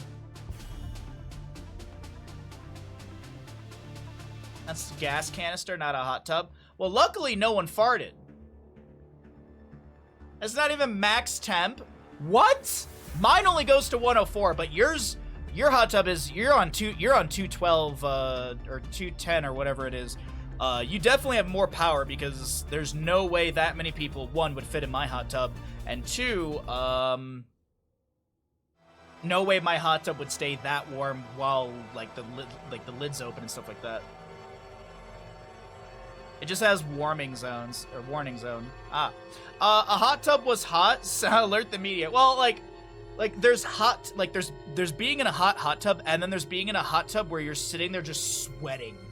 And that was me. Like I was also full of food, so like I was full of food. I was like super duper hot. So, yeah.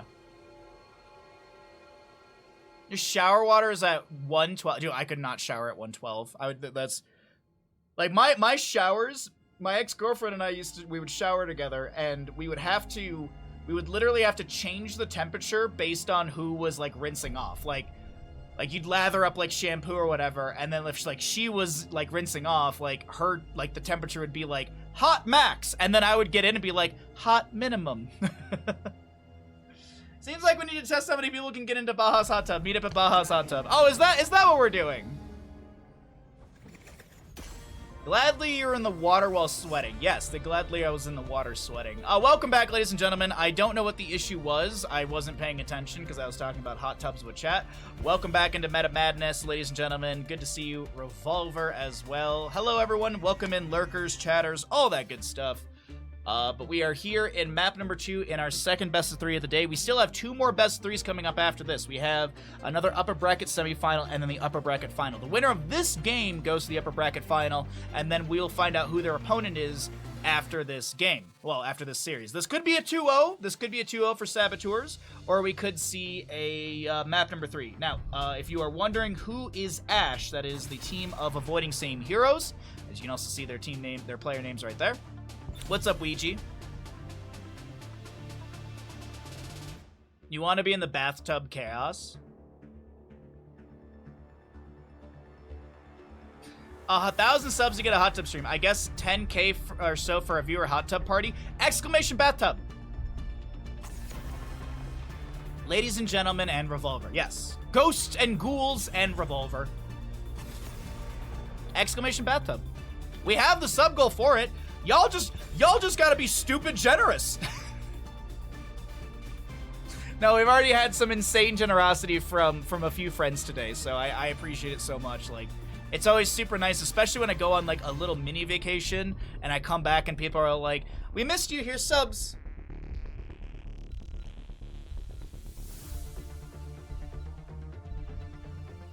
All right. Oh, we did not talk about things. Sorry about that. Oh, no, they wanted map pick. Interesting. Okay, so, let's actually get back on topic here, chat. On the left-hand side, Saboteurs did win the previous games. That means the map choice or first pick choice is to the side of Avoiding Same Heroes. They opted in for map pick priority, and that gives first pick over to the side of Saboteurs. Oh, it's 20,000 subs for the bathtub stream. I forgot. 20,000 subs to the bathtub stream. I forgot about that. But it is map choice of the side of Avoiding Same Heroes, and Saboteurs will have first pick priority, grabbing a Rexar for Hazuops. I don't hate this whatsoever. I'd really like to see something flashy in the solo lane up against Rexar. I doubt we'll see anything crazy, but in my opinion, this is one of the few maps and setups where Kira does really, really good in the solo lane up against Rexxar, but we're not going to be seeing that. This is going to be a Dahaka Garrosh grab to the side of avoiding same heroes, and I like it. I like it so far. You got a good core right now. Just need a healer and some damage. I'd like to see something bursty on the side of avoiding same heroes with the lockdown that's available. Back on topic? We're always on topic. Yeah, we're always on topic. Here we go again. Varian? Balloon, grant us strength. Alright, so it's Rexxar, Chromie, Malfurion. Varian is not a bad idea. This is the topic food. You know what's funny? While we were waiting for this series to start, I was looking on Amazon for Taco Bell original seasoning packets.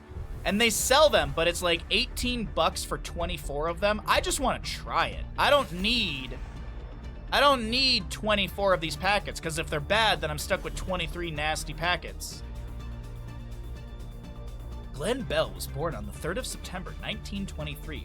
After graduation, he served in the U.S. Marine Corps as a cook during World War II. Wait, holy shit, really? He started with the idea of selling crispy taco shells from a window of his hamburger stand, which got really popular because became the foundation of Taco Bell. What?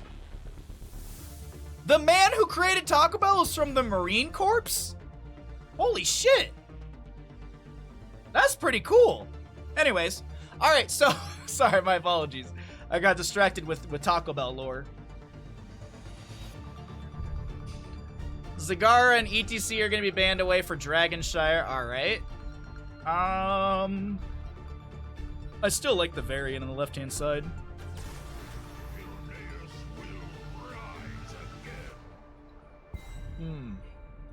Okay, so Lockdown Burst is pretty good. I think a Mage would round out the draft of Avoiding Same Heroes perfectly. Some sort of bursty Mage. I think Jaina was played in the previous map, so like Kael'thas. I doubt we see Kel'Thuzad.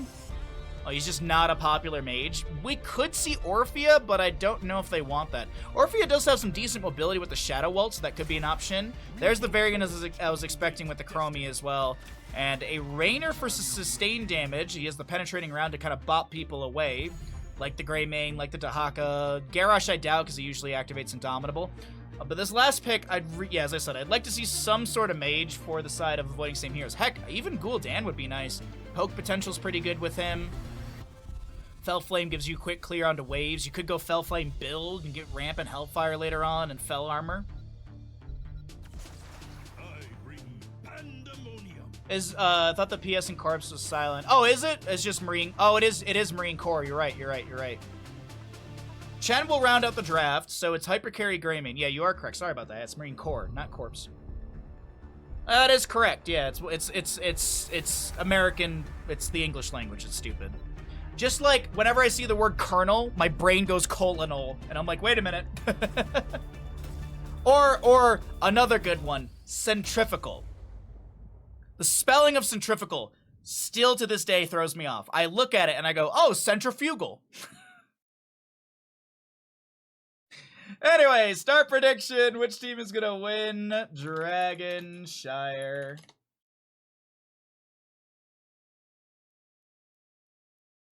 Oh, that's a bit of trivia I did not know. The creator of Taco Bell was in the Marine Corps as a chef in World War II. Huh. On the right of Avoiding Same Heroes, Dragonshire, map number 2, looking to take us to a map 3. We've got Mai on the Greymane, Ren to play, Tyrande, Bish, Dahaka, Holpaka, Chen, and last but not least, Skizikid on our Warlord Garrosh. I would kill for another Warcraft movie, dude. Not kill, I wouldn't murder, but you know what I mean. On the right-hand side, or on the left-hand side, we have Saboteurs, Dino, Chromie, Bad Benny, Varian, Rutso with our Rainer, Yasu on that Malfurion, and Hazuabs will play. Oh, it didn't hit! Sentinel didn't hit, chat. Hazuabs will play the Rexxar. Misha, of course, played by Misha. Oh no, Greymane, not like this! Greymane dives back in. Yasu's so very low on the Malfurion. Bish will be able to get the kill. And first blood goes over to the side of Avoiding Same Heroes. Garrosh will not be picked off. It was looking promising for Saboteurs. As we begin our prediction as to which team is going to win this map, Retso did go into Ace in the Hole level 1, and Rainer's going to be in a hole for the next 12 seconds as he does go down, Malfurion respawning.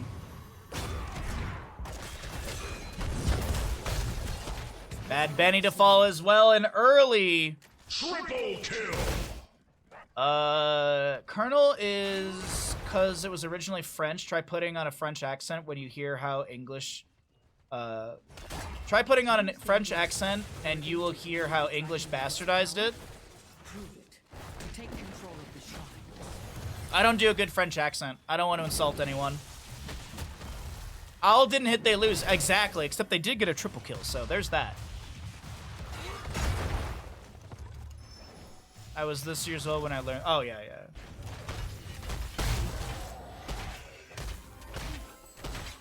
Well, either way, Bruiser camp to the top right. We've got a Siege Giant camp in the bottom lane from the left-hand side. Dragonite phase is up and available. Misha's getting the channel on top. Chromie got bottom. Bad Benny's in mid, but this Dahaka will deny any sort of channel. Even if Bad Benny goes for it, Dahaka's going to step out, and Bad Benny's got to back away. In top lane, Ren and Mai have pressured Hazuabs a little bit. Misha's still floating around on the point. Chen, flying kick, time trap onto 2.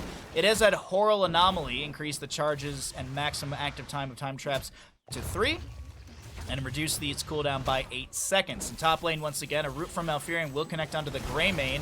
A charge from Misha will follow that up, and first kill for Saboteurs in map number 2 is achieved in the top lane onto Greymane. As Chromie and bottom, if you're wondering, how is she getting so many time traps out so quickly? Well, I already read off the Horror Anomaly factor, but Time Walker's Pursuit also reduces the time of time traps, the arming of time traps by 0.75 seconds. So that allows that activation a little bit faster. A taunt from Varian, taunt from Varian, the charge from Misha, some flame breaths from the Dragonite. Rainer inside, gonna try and open up mid lane a little bit, but I think the rotation will be down into bottom. No, Dragonite's still chilling in mid.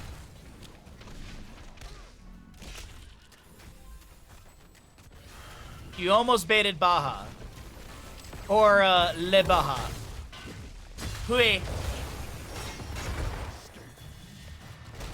Chen flying kicks out just as the time trap will end. Mid lane Dragonite still working on this fort front gate. Gonna kick the Greymane away, and that opens up an opportunity to finish up this fort front gate. Dragonite has 10 seconds, 8% left, and this is some decent siege damage. Now Varian's chilling in the bush above, waiting for Greymane to step out. Unfortunately, it's the Chen and Dahaka who are advancing into this team fight, so no potential kill into the Greymane, who is going to get some heals out from the Toronto. Retso's the target of a whole lot of damage, gets the penetrating round back into the enemy, and that'll be Rexar eating the drag, but there's a Sentinel out from Ren. Exclamation owl in chat gets the snipe into Rainer, as well as a kill into Rexar. Man, oh man, it's 2-5 in kills. Avoiding same heroes are pulling ahead slightly with this experience. Can they make anything happen with the 9 seconds on Rexar? Oh, looks like Dahaka's in top lane. Varian soaking up bottom, but there's maybe an invade onto the camp, and absolutely looks like there will be.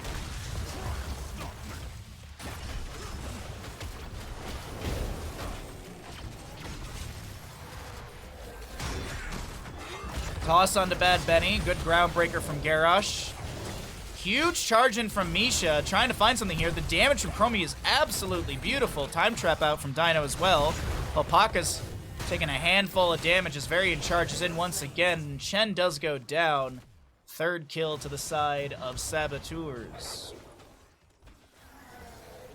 Nice snipe from the Tyrande Owl on that kill. It's just always cool to see that. We do have Ranger level 1. Sentinel Pierce the first hero it hits, and its width is increased by 25%. Deals up to 250% more damage based on distance traveled. And so right now the Sentinel is dealing 164, but of course, as I mentioned, there's that other scaling. Not exactly not exactly sure how far it needs to travel. Actually, hold on. If we look at Tyrande here, does it actually show? Is there like a marker? Like, you know how like Hanzo kind of has a marker on his heroic for the steps in damage, but it doesn't, or the steps in scaling. Doesn't look like that's going to be the case. Sentinel going out from the bottom lane to scout up. That's going to be Chen. Rooted? Is he booted? That's a lot of stagger. The time trap. No. Chen will not be able to drink through that pain. No 10 talent here. The elusive brawler will not be enough for him. And meanwhile, Hazuab's... It's about this far, Baha. Oh, thank you so much, Stark. I appreciate it. You're always there. You're always there with the correct information. Thank you. Raynor finishes out the bottom lane. Let's go ahead and cycle through those numbers as we always do. Slowing Sands, level 10 for Chromie. Dahaka's on 4 stacks and Varian's on 20 stacks, if you are wondering. Curse Bullet from the Greymane picked up here, poking at the Bad Benny, but I don't know. Oh, wait, no. Sentinel follows up. Bish is coming in. Isolation onto the Varian. Boar's unleashed by Rexar. There's a charge through from Misha. Taunt from Varian. Greymane's getting low, but he razor swipes through. A cowardly alliance, man. Siege Giant still in bottom lane pushing things up, but now there's been enough of a delay for this objective phase. Bad Benny up in 8 seconds. Opaka gonna try and get a channel on the Moonshine in the bottom lane. Dahaka working his way up towards top. Alright, Raynor's actually got his Raynor's Raider. Or the Banshee. So he'll be rotating up, maybe gonna try and get a fight with Dahaka. They're trying to bait, they're trying to bait Dahaka out, but Skizikid notices the Banshee and Raynor, the Raider. Twilight Dream from Malfurion. Varian goes in for a taunt. I believe he's Warbringer at level 10. Yeah, he's got another charge already available. The Warbringer takes it from 12 to 4 seconds of cooldown. Garrosh goes down. That's going to be a drag from Dahaka. Does he have adaptation? No, he's isolation 10. We already saw him use it earlier. Chromie being pressured by Hopaka activates a time trap, and now Chen is inside the time trap. He will get Wandering Keg, but will he be able to wander away? Yes. Uh-oh, wait, that turnaround. I know the Tyranda's here, but does not look like they'll get a kill on Misha. Does not look like the Chen will fall. Varian going to go for the channel here. Greymane should have an interrupt over the wall. No, what? Wow. I didn't think they needed one interrupt. I definitely didn't think that they would be able to get it with the Dahaka in top lane. And that's very much the case. Greymane lunges in, gets kicked away. The wall kind of keeps him in place. Meanwhile, Dahaka's going to get a drag onto Chromie, but the rest of the team is rotating in. Dino wants to back away. The Gilnean Cocktail trying to splash through. Now Dino still low. That's going to be a Twilight Dream from Malfurion. Warlord's Challenge from Garrosh right before that. The slowing sands are really locking people in place. Meanwhile, the Dragonite gets a mid lane fort, down to bottom lane as well. Rexar being pushed into the fort front gate, but Hazuabs will not be threatened too much. Hopaka still chasing onto Hazuabs. Malfurion should have a heal in time, 75 physical armor on Rexar, but unfortunately Chen gets enough of a flying kick. Skizikid threatened, but the healing from Ren is enough. Bottom fort does go down just now to the Dragonite, so a double fort phase to our blue crew, who are also going to be picking up their 13 talent tier. And this is just skimming some talents right now. You got that Harsh Moonlight level 13 from Tyrande, which is a nice pickup. So Raynor's going to have the line 'em up. We've got the Juggernaut from Varian, so every 4 seconds he can charge, dealing 4% of the hero's maximum HP. Malfurion continues with Nature's Swiftness. We've also got the Aspect of the Hawk, which is a really good talent for our Rexar to get that auto attack speed up, and that is going to be a dead Garrosh. I don't see how he gets out of this one alive. Or maybe I do with a Chen coming in, utilizing that Wandering Keg, but Varian charges him once again. He's like, someone will get the last auto attack, and Misha's the one to do so. Currently have another charge. There's a taunt. Greymane's the target. Starfall activated by the Tyrande.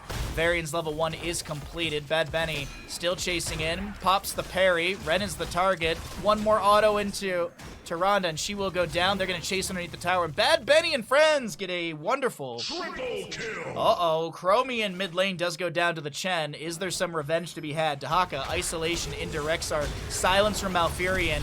Taunt from Varian. And Dahaka burrows under the ground. He's able to speed away. Got that Lurker Strain level 4, and as I mentioned, he's got the speed boost from his level 1 on the Enhanced Agility. Varian, as I mentioned, is done with Lion's Maw, Enhanced Agility at 6 out of 10 stacks. Taunt.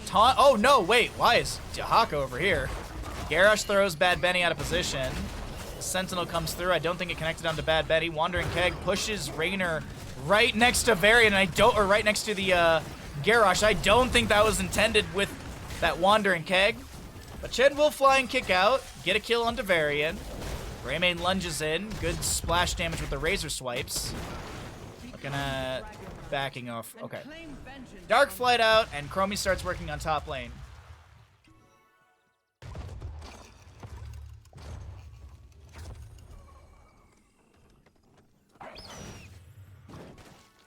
Ugh. My husband! Chromie for mid? Or are they going to put someone else in it? Alright. Tyrande Sentinel will go through, but there's no one getting the channel. Looks like Hazuabs is rushing for the Dragonite. Okay. Bottom lane, keep front gates a little damaged. They're going to go for the Hazuabs is going to take this top lane. Okay. Lots of blood in this game. It is 11 to 10 in kills. It is definitely a...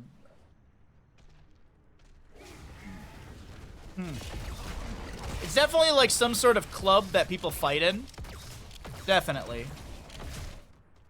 Some sort of club of fighting. The Haka scouts out the vast majority of the enemy team in bottom lane. Chromie sets up some time traps for any sort of flank.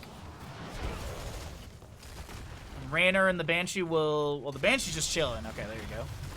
Banshee offers up some sustained damage into this keep front gate. Bad Benny in the bush. Wandering Keg is going to push back Varian just as he charges out of the bush right there. Rutso very split from the team. There's a silence from Malfear on the left-hand side. Stuns from the Tyrande. Raynor's the one to go down. Oh, that's a good drag from Dahaka. Dark Swarm is just eating through that health bar of Chromie. And Chen's actually the one to find the double kill. Gilne and Cocktail as Greymane gets the last auto. A very quick triple kill. Meanwhile, Hazuabs is like, y'all don't die too much, but I'm going to go ahead and get this keep front gate in top lane. Dragonite will expire. And this is, I have to point out, structurally on the side of Saboteurs, they're still doing fantastic here. They did just lose 3. Death timers are anywhere from 18 to 29 seconds. So this is bottom lane fort absolutely going down. Oh, Bad Benny, not like this! Not like this, Bad Benny. Wait a minute, can he get over to Hazuabs? Huge charge from Misha. Misha's gonna get thrown back over. I think Misha will go down here. Nope, yep, okay. Another owl from Tyrande. Bad Benny did tap well. Raynor's back, Chromie's back. Camp will be leashed, and the bottom lane fort will be the one thing to fall. Warlord's challenge activated. Varian comes back in with a taunt of his own. Chromie's almost here. Slowing Sands thrown down on the ground. First bullet as well. Bad Benny getting low. Sustained damage from Greymane's fairly good here, and they do get the kill into Varian. Okay, and I think with that, this will be a camp, so I can just throw in my key bag super quick.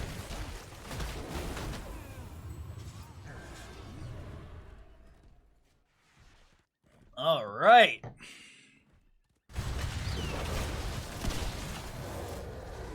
So, I can't believe nobody believed in avoiding same heroes to win this game. Not a single better on avoiding same heroes. The shrines will soon be active again. 20 talent here is almost here for our red team. Avoiding same heroes, picking up a few later game kills. They'll bolster their experience. Dahaka in top lane is going to slowly clear this out. Rexar and Misha will play it safe. Hold on. What do we got going on over here, Hopaka? Get some vision of our blue team. See what they're seeing right now. There's this time trap in the bush. We knew the enemy was somewhere down below, but it looks like they'll back away. Oh, excuse me. Back is a little tight today. I didn't stretch out before stream well enough. Okay. Varian's back. It's 5v5 on the map. Raynor just soaking up bottom lane as that 20 talents here will be first to the side of avoiding same heroes. Maybe they can get a couple kills. Maybe they can find themselves a Dragonite and open up bottom lane even further. They've already got the fort down.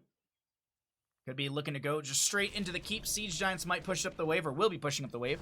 Tyrande is into Shooting Star level 20. I believe that's Blunderbuss for Greymane. Unstoppable Ingredients or Purifying Brew for Chen. The upgrade on Warlord's Challenge to the Death Wish. Increase the duration of Warlord's Challenge by 0.5 seconds. So it's 2.5 seconds. If an enemy here is killed while taunted by Warlord's Challenge, its cooldown is reduced by 45, which gives it a 5-second cooldown. Okay.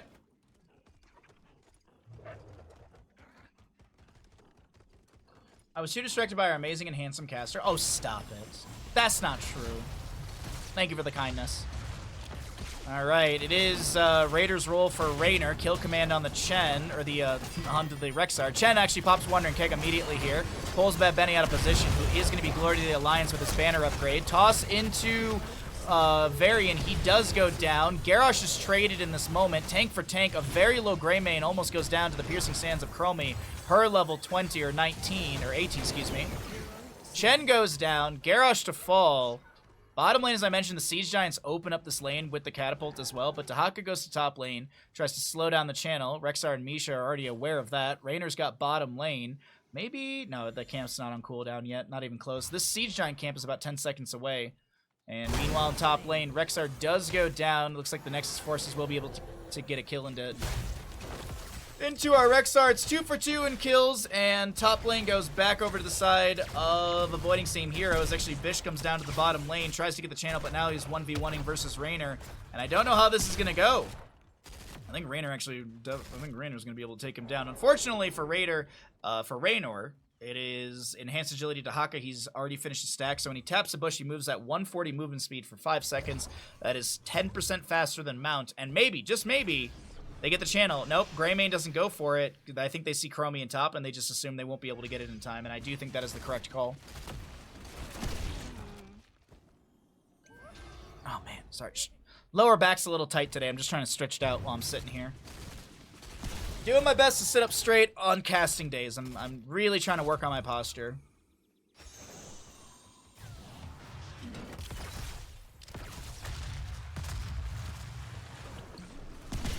We also will see the Astral Communion for Malfurion. Didn't point that out. For our heroics or our level 20s. 13 to 16 in kills. Saboteurs want a quick 2-0 in this series, but it's... I don't know about that. 18 minutes in, Chen will go down. Raynor finds the kill. Dahaka's up in top lane. Will get the channel. Dino's on his way to poke at the Dahaka, who leaves below. Yep. Probably brush talk into bottom. Gonna clear out the Siege Giants and such. Man, oh man. But as I mentioned, if Saboteurs if they have a victory here, they'll move on to the upper bracket final, which will be after another best of 3 after this. So, kill command, by the way, has a little root. Doesn't look like there'll be more chase from the set of Saboteurs. It's only a 60-second cooldown, if I'm not mistaken. Uh-oh. Dahaka's dead. Still 20 seconds to go on Chen. Varian snuck to bottom lane. Hazoab gets the objective. Bottom lane being cleared out. Let's see, we got 53 on Chen. Bottom lane keep front gate is already mostly down. Let's take a look and see Rexar inside the Dragonite here. I want to take a look and see what the damage is on this bad boy. 900 damage into structures. 900 damage into structures. As Varian goes in for the taunt onto the Greymane, and he lives with a sliver. Oh my god, I can't believe Greymane lived right there, but Dino's poking in with this Chromie.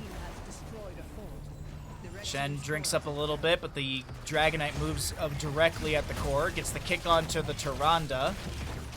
Wandering Keg pushes back a few of the allies. Raynor's starting to step in here. Sustained damage onto Garrosh. The core shielding is already dropping. Saboteurs have less than 50% left on this Dragonite, but there's less than 50% on the core. Big sounds from Malfurion as Garrosh is trying to back away. Yasu is going to be fine as the core will go down. GGs are going out. Saboteurs make their way into the upper bracket finals and will drop the team of Avoiding Same Heroes down into the lower bracket. We'll see them tomorrow. Oh, it's actually assumed we'll see them tomorrow because there are lower bracket games that'll be happening at the same time as other games today. But we're going to stay here in the upper bracket, check out all these games for the day. All right, so we will see. We have our next best 3 coming up next, but let's take a look at the stats and pay out the people. Who the hell's that? That's not what's his name, the grad student. Nah, he graduated. Must be the new one. New one. That's supposed to be a Prime sub.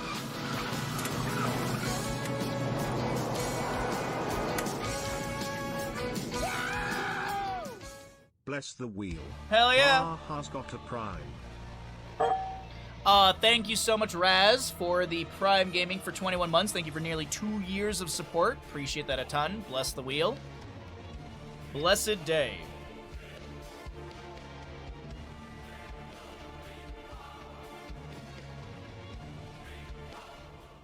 Welcome back. I have no idea what the issue was. I quite literally wasn't paying attention because we were talking about Christmas and Lego. But either way, thank you all for joining me. Hope you're all having a fantastic day. We're getting into map number 1 of our third best of 3 of the day. She's so kind. She's so kind. She. What does Xerxes say? It's you will find that I am a generous god. Just Lily. Alright, so we're in map number 1, third best of 3 of the day. We're heading to Towers of Doom. We've got Vinland Raiders on the left-hand side, Three-Legged Cat on the right-hand side. We are still in the upper bracket. Loser will drop down to the lower bracket, and I believe we will see them... Well, we could see them tomorrow. Actually, there's going to be some lower bracket games happening earlier today. Cowards, and Cowards Vinland Raiders. Map number 1 will be Towers of Doom. Sorry, I keep eyeing. I'm trying to work on that. Three-Legged Cat did win the coin flip, opting for first pick priority. They will ban away Sky Temple and Tomb of the Spider Queen. Vinland Raiders will ban away Braxis Holdout and Garden of Terrors. And Vinland Raiders, as the not first pick team, will choose to take us to Towers of Doom. So Three-Legged Cat with a first pick Falstad. As a reminder, there's a pinned message at the top of the screen. Abathur, Anduin, Blaze, Brightwing, Diablo, Genji, Hanzo, Hogger, Joanna, Junkrat, Lucio, Sergeant Hammer, Sylvanas, Tracer, and Vala are all banned away in this 4th and moving on qualifier. There is one more qualifier next weekend, the 2nd and 3rd of December. I'll be doing casting for that as well. And since this is Meta Madness, heroes that are picked and played are unavailable for future maps in the series, so Garrosh, Jaina, Falstad will be unavailable for future maps in this best of 3. When we get into the winner bracket final, which is coming up next after this best of 3, that list will reset except for the 15 that I mentioned that are pinned at the top of the Twitch chat.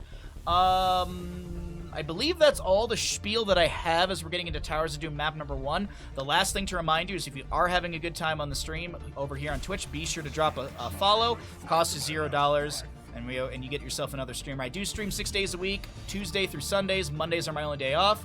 And if you're watching over on YouTube, be sure to like and subscribe so we can grow the YouTube channel. If we hit 1,000 subs on YouTube and keep growing, we can monetize the channel. That just means more food for Bandit. And who doesn't like feeding the good boy? Falstad, Leorc, Rhaegar on the right-hand side for Three-Legged Cat. So a very simple start here. Dahaka, Cho, Chromie, and Nubrak were banned away. Those heroes can be picked in future maps of this best of 3. The bans at the top only pertain to the map draft. Gonna get rid of the Muradin. Don't want to deal with him as a main tank, and I don't hate that either. The Stormbolt into Garrosh could be forcing out the Indomitable consistently. Indomitable is like a... Isn't it like a 40-second cooldown? It's decent. It's pretty decent. And those Stormbolts could really be a hindrance into Garrosh trying to run up and throw people out of position. As we do have this Jaina, maybe we see an Ana ban potentially. Get rid of the Nano Booster potential for Jaina, as well as Sleep Darts to allow Garrosh to run on in without using Indomitable. But it's Zeratul instead. Is there a consideration to Vikings, maybe? It is Towers of Doom. We do have a Vikings player on the side of Vinland Raiders. Sergeant Hammer pre-ban, poor Hazu. Hazu's been playing great, honestly, in this tournament. I've managed to cast Qualifier 2, 3, and we're in 4. I missed the first Qualifier because I was in Michigan. There's the Vikings, as I was talking about. We do have a Deckard Cain. A little surprised by the Zeratul ban. I wonder why they, on the side of Three-Legged Cat, were considering or want the Zeratul ban. Were they considering the Vikings and it got stolen away? Was the Zeratul ban kind of a bait into saying, okay, we'll ban out the Zeratul because we're gonna feign that we want Vikings, and this allows, I don't know, we'll see. Well, there's definitely some draft theory going on between these two sides. Last 2 picks need a tank and more damage. I don't hate this at all. I mean, the Night Rush, good CC. You have armor, spell armor debuff with Falstad's level 7. Could be auto attack Falstad, but actually auto attack Falstad around Vikings isn't horrible because you can also scale up pretty quickly. But The level 7, you have the Boomerang, which also can be really... Even if you go into auto build, like, yes, Secret Weapon's really good for the scaling and value of the 1 and 4 synergy, but if you have a Gul'dan, that spell armor debuff is pretty good. We are going to get a Tychus. We don't see a ton of Tychus, actually, in Meta Madness, which is kind of wild to me. I think he's such a well-rounded character, and he's just not super popular, even with all of the you know, assassin bans and stuff like that. But either way, this is draft for map number 1, third best of 3 of the day.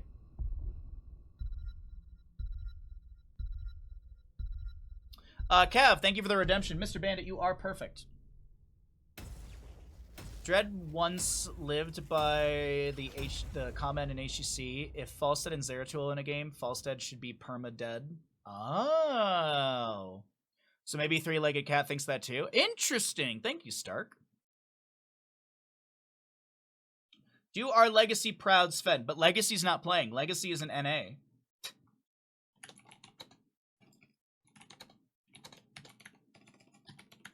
Hi. If I could type today, that'd be cool. Alright, so we have the prediction written up, and we will get into map number 1 of this third best of 3 of the day.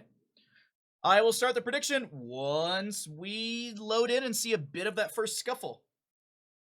We wait. That way you guys can see level 1s. Sometimes the load screen also takes, like, way long. So, what's up, Tessa? Yeah, sometimes the load screen takes a little long, so I like for all of you to be able to see some of the first engagement. You can see the level 1 picks. I know a lot of people, you know, they bet based purely on the draft itself, but some people, maybe they're swayed by level 1s. But either way, on the left-hand side, Vinland Raiders. We have got an Olaf, Eric, and Balog, played by Sven. Gia Jaina, Nano Tychus, Orc Hunter, Hunter Orc. God dang it, Chris. Hunter Orc will be playing the Decker Kane, and you get 1 per series when they're in it. Joanne will be your Garrosh. To the right-hand side, we've got Three-Legged Cat. High Wraith on our Leoric, Captain Rex, Rhaegar, Crankle with a Mal'Ganis, Dark to play Gul'dan, and Hong Lu, I believe is the correct way to say it, is going to be on your Falstad. Auto attack Falstad level 1, Fel Flame for the Gul'dan.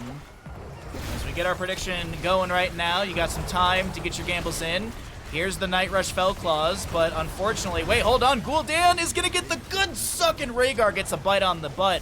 The Warlord goes down, a very quick double kill. But Leoric will be traded in the moment. Tychus tries to take down this Falstad. Hong is able to get a barrel roll away. Dark with the good suck again. But the minions! Oh, the minions take down Rhaegar. Someone will get that last auto attack, and it is Falstad's Boomerang. Gets a Viking kill. It is 2.5. No, it's 2 to 2.5 kills. Yeah, 2 to 2.5 kills. Or 3.5 kills. Be like me, chat. Bet based on chaos. Oh, that's interesting. Okay, that's a way to do it.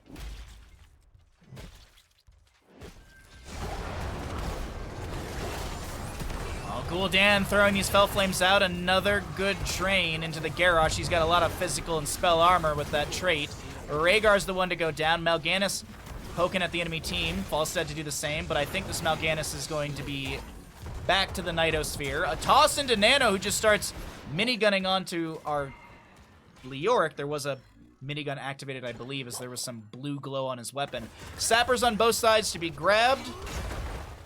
And these will be cleared out. I actually don't think either Sapper side gets value. Falstad in top lane. 5 stacks already on his level 1 frequent flyer. Level 4 is quicker to the side of Vinland Raiders. Bigger they are, Tychus level 4. Indomitable, of course, for Garrosh. It is 40 seconds, okay. Potionous shielding at level 4 for Decker Kane. Eric the Swift for our Vikings. We'll actually see the Consumed Soul instantly kill an enemy minion and heal for 427 HP. And Sven will finish this out with Balog. Back over in the bottom lane. Soak continues. Falstad, I apologize. Falstad will be picked off by the Garrosh. Looks like that was over in the top lane. And 1, 2, 3 Sappers make their way into the Fort Front Gate. You have to bet for Gia. You're one of the mods. I like that. It's always fun. It's always fun to see people cheering for their friends, or even other streamers and stuff. Earth Living Enchantment, Paralyzing Rage that increases the Leorc slow from 40 to 60% by 20 augment. Hunter Orc gets the channel. 8 shots into the core of the Gravekeeper. The Raven Lord should take 4. I don't think Vinland Raiders can get the 40-0, but they're gonna try for it. 40-0 is being attempted. Meanwhile, down over here at the previous turn-in, Tychus is gonna try and trade into Dark, but it doesn't work out. Back over here, Falstad, or actually in the top lane, Falstad finds a Viking kill. Spray with the Rainer, no. Mal'Ganis comes up. Ooh, Garrosh, I don't know if you make it out of this one alive, but the body block's in place. The Vikings are here. The healing from Hunter Orc is pretty good. Leorc is going to be thrown out of position, and the channel will come through. So it's 36-32. No perfect game from the side of Vinland Raiders. But hey, 5-6 in kills, and we're 4 minutes in. Vikings have only had half a death. We have a pause going on right now. As always, during a pause, we pull ourselves out of the game, so we hold the competitive integrity, or keep the competitive integrity. Break free of your change. So Discord into Gia's life. Why, though? Three-legged cat. Surrender already. So I don't know what, the readies are actually being requested already, so don't know what the issue is. Alright, back into the game. I have Nano Mental already on Crash Bandicoot? Oh, okay, they're talking about Crash Bandicoot. I'm sure of it. Chaos. What are you, Butters? I mean, Professor Chaos. Mal'Ganis Night Rush. The Gul'dan immediately wakes him up. Picks up 2 stacks on that level 1 out of the 430 on the Pursuit of Flame. 12 autos for the, or 12 stacks on that auto attack Frequent Flyer. Sapper Camp's being pushed in through bottom lane a little bit. Groundbreaker from on Garrosh will connect into Captain Rex. Indomitable activated as well, but the Wolf Run is a little too fast and Rhaegar won't be caught out of position. Level 7, by the way, for the Decker Cane is going to be the Emerald.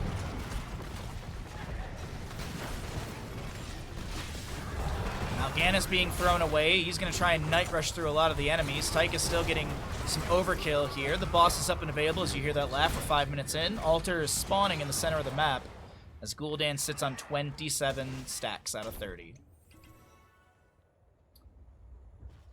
Oh, Buttspot, you tried so hard.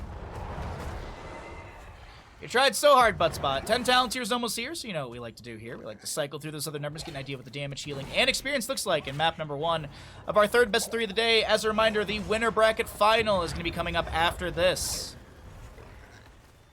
The altars have risen. Hunter Orc with the channel. I don't think they're interrupted here, and there'll be 4 shots more into the core of Three-Legged Cat.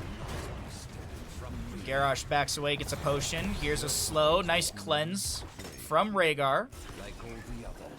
Gul'dan will be permanently reduced, permanently receiving 25% less healing from his allies. Garrosh running in. Leorc's got the Wraith Walk. Hammering out from Falstad. That distance leads me to believe that it is going to be a secret weapon level 7. I did not check.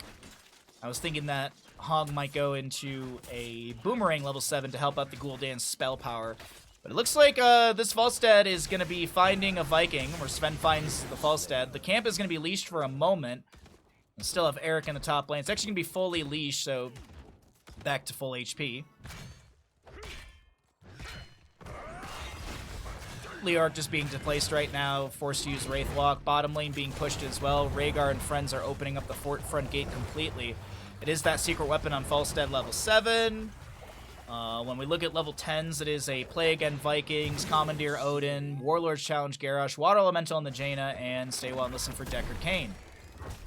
On the opposing side, Haunt or Horrified Gul'dan, Ancestor Healing, Gust, we have Carrion Swarm, and Entomb. Camps on the left to be traded, and a single altar at the bottom of the map.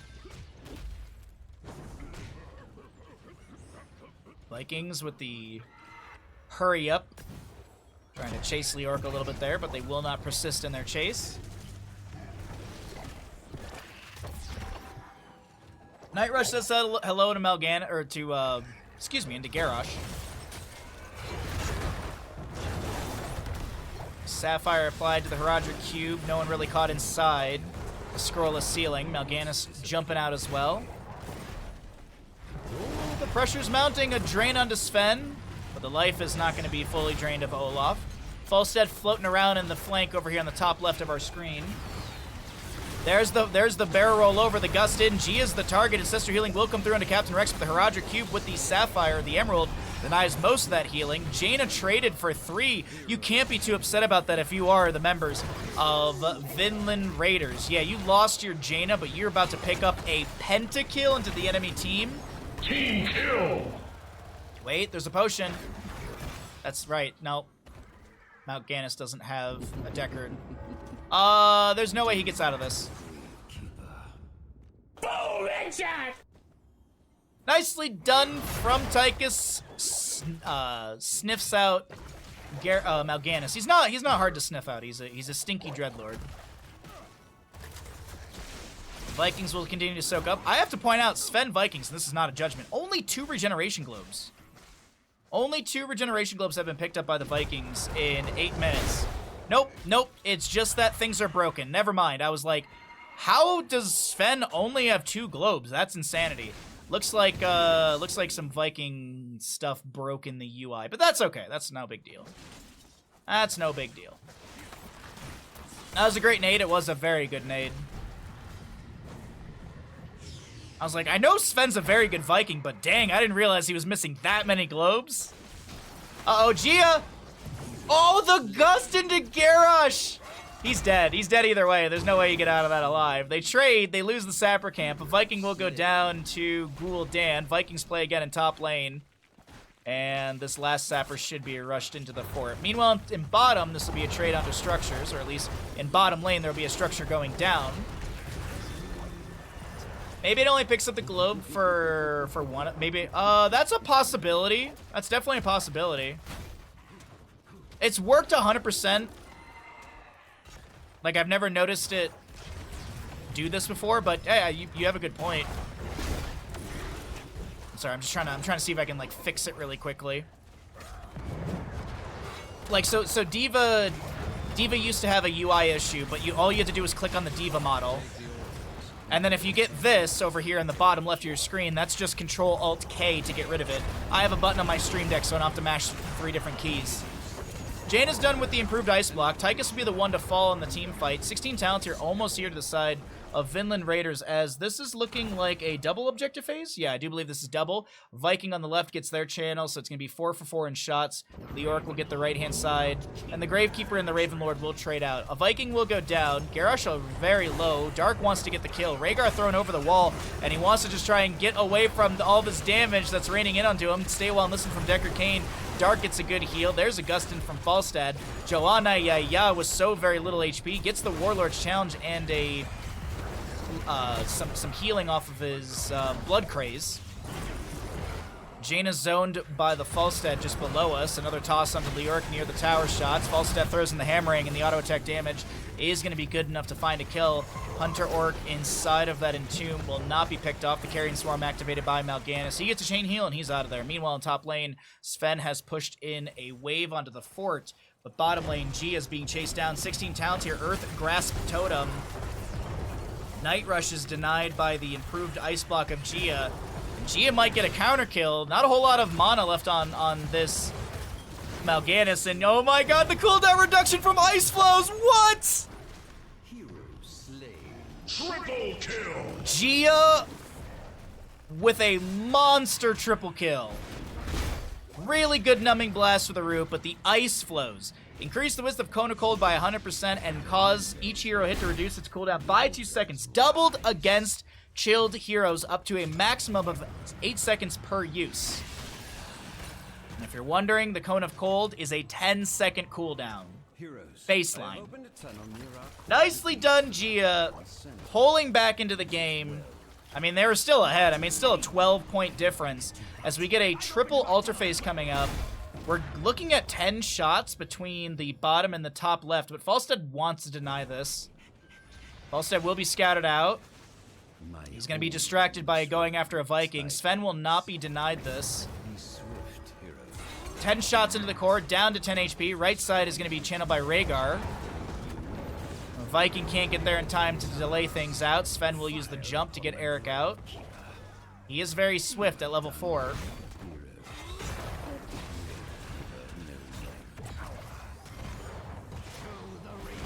Big Warlord's challenge inside the Entomb. Stay well and listen. Catches the toe of Leorc. There's a gust out from Falstead. Big damage from the Jaina as the Horrify will be used in the lower lane. Sven going to try and get a little Eric out of here. He will not lose his Eric. Jaina does go down. Garrosh now running in as well. Olaf, Eric are going to be picked off. Play again is available for Balog in top, and he will utilize that. You can actually see the Vikings are now being moved down back into mid lane. There's a toss onto this Mal'Ganis who's going to tank a couple tower shots. Night Rush is there. The heal from Deckard is enough, and it's Mal'Ganis to be picked away.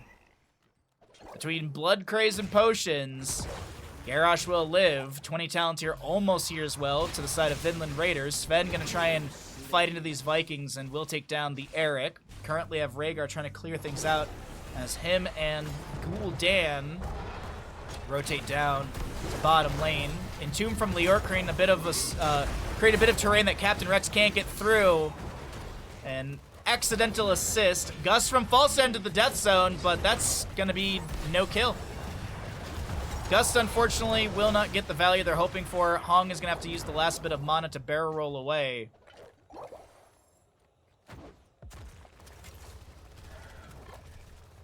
They did fiddle with the UI in the new patch. Well, this is the hacked Aliob's one.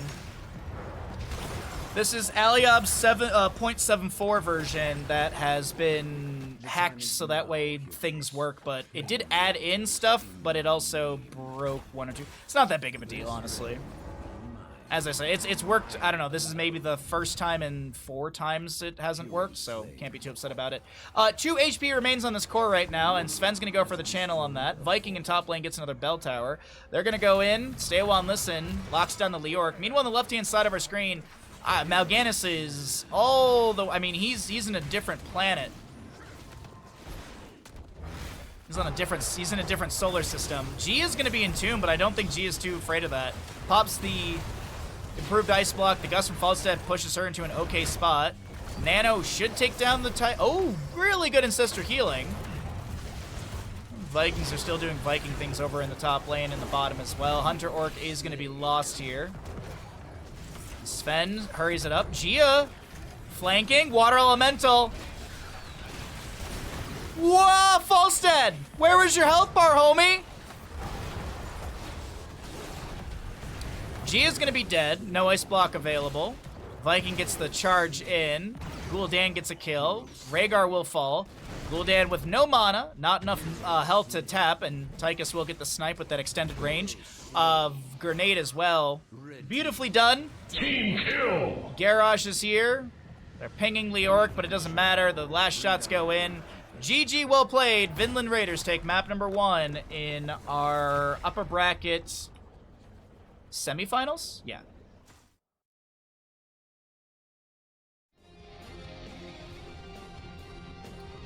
All right, yeah. This is the upper bracket semifinals. I did have it right. Okay. Just getting my stuff going on over here so that way I can track and look at things. Woo-wee! That was a game. That was a game number 1. Really good play from Vinland Raiders.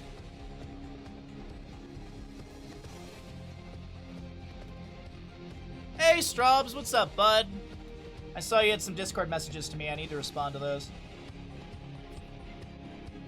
I'll try and get to it while when I go to the bar later. Apologies for that delay, but we are here, ready to go into map number 2 in our third best 3 of the day. We are going to be having Vinland Raiders on the left-hand side. Mr. Bandit, you got tasty paws. Yes, you do. And on the right is Three-Legged Cat. We're going into map number 2. It's going to be Infernal Shrines. The loser of the previous game, which was Three-Legged Cat, opted in for map pick priority. This will give first pick over to the side of Vinland Raiders, but Three-Legged Cat wanted to go to Infernal Shrines. Cho, Anubarak, Chromie, and Maev will be banned away. We do have our pre-banned heroes for the entire tournament that is pinned at the top of Twitch chat. We also have the fact that this is Meta Madness, so the previous 10 heroes that were played on Towers of Doom will be unavailable for this map number 2. As we start things out with a Mephisto, I wonder if there's a consideration into an early Alexstrasza as well. Alexstrasza and Mephisto work really well together on Infernal Shrine. Sorry, I am freezing today. I am absolutely freezing today. Going from 70 degrees Fahrenheit to about 30 degrees Fahrenheit.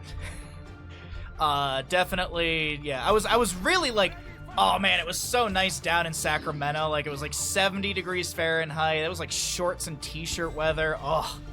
And then I come back up here and it's just cold. I'm fine with it. I want there to be snow if it's going to be this cold. Muradin Dahaka. I don't hate that whatsoever for Three-Legged Cats. A nice start for their team. Going to be able to open things up when it comes to quick soak from Dahaka, objective face clear. As I said, I want a very early Alexstrasza here. Like, Alexstrasza, they're going to go Malfurion instead, okay. I mean, Innervate with Mephisto is pretty good. You get the cooldown reduction on abilities as well as being able to have extra mana.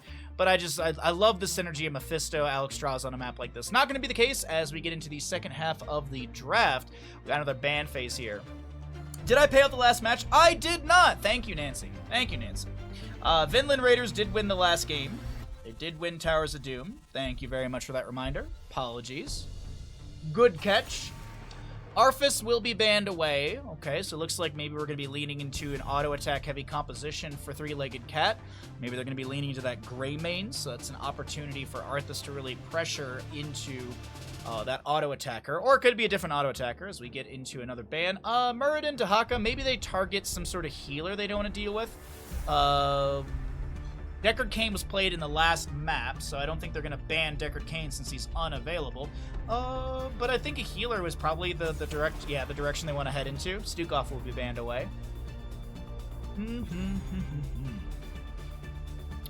Alright, so we have a Mephisto, Sonya, Malfurion.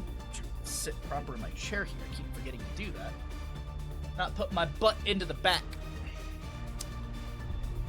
Need damage, need a healer, maybe triple frontline. Not sure how they want to go with this. Let's see what's going to be the grab here. There's the White Mane and Kerrigan.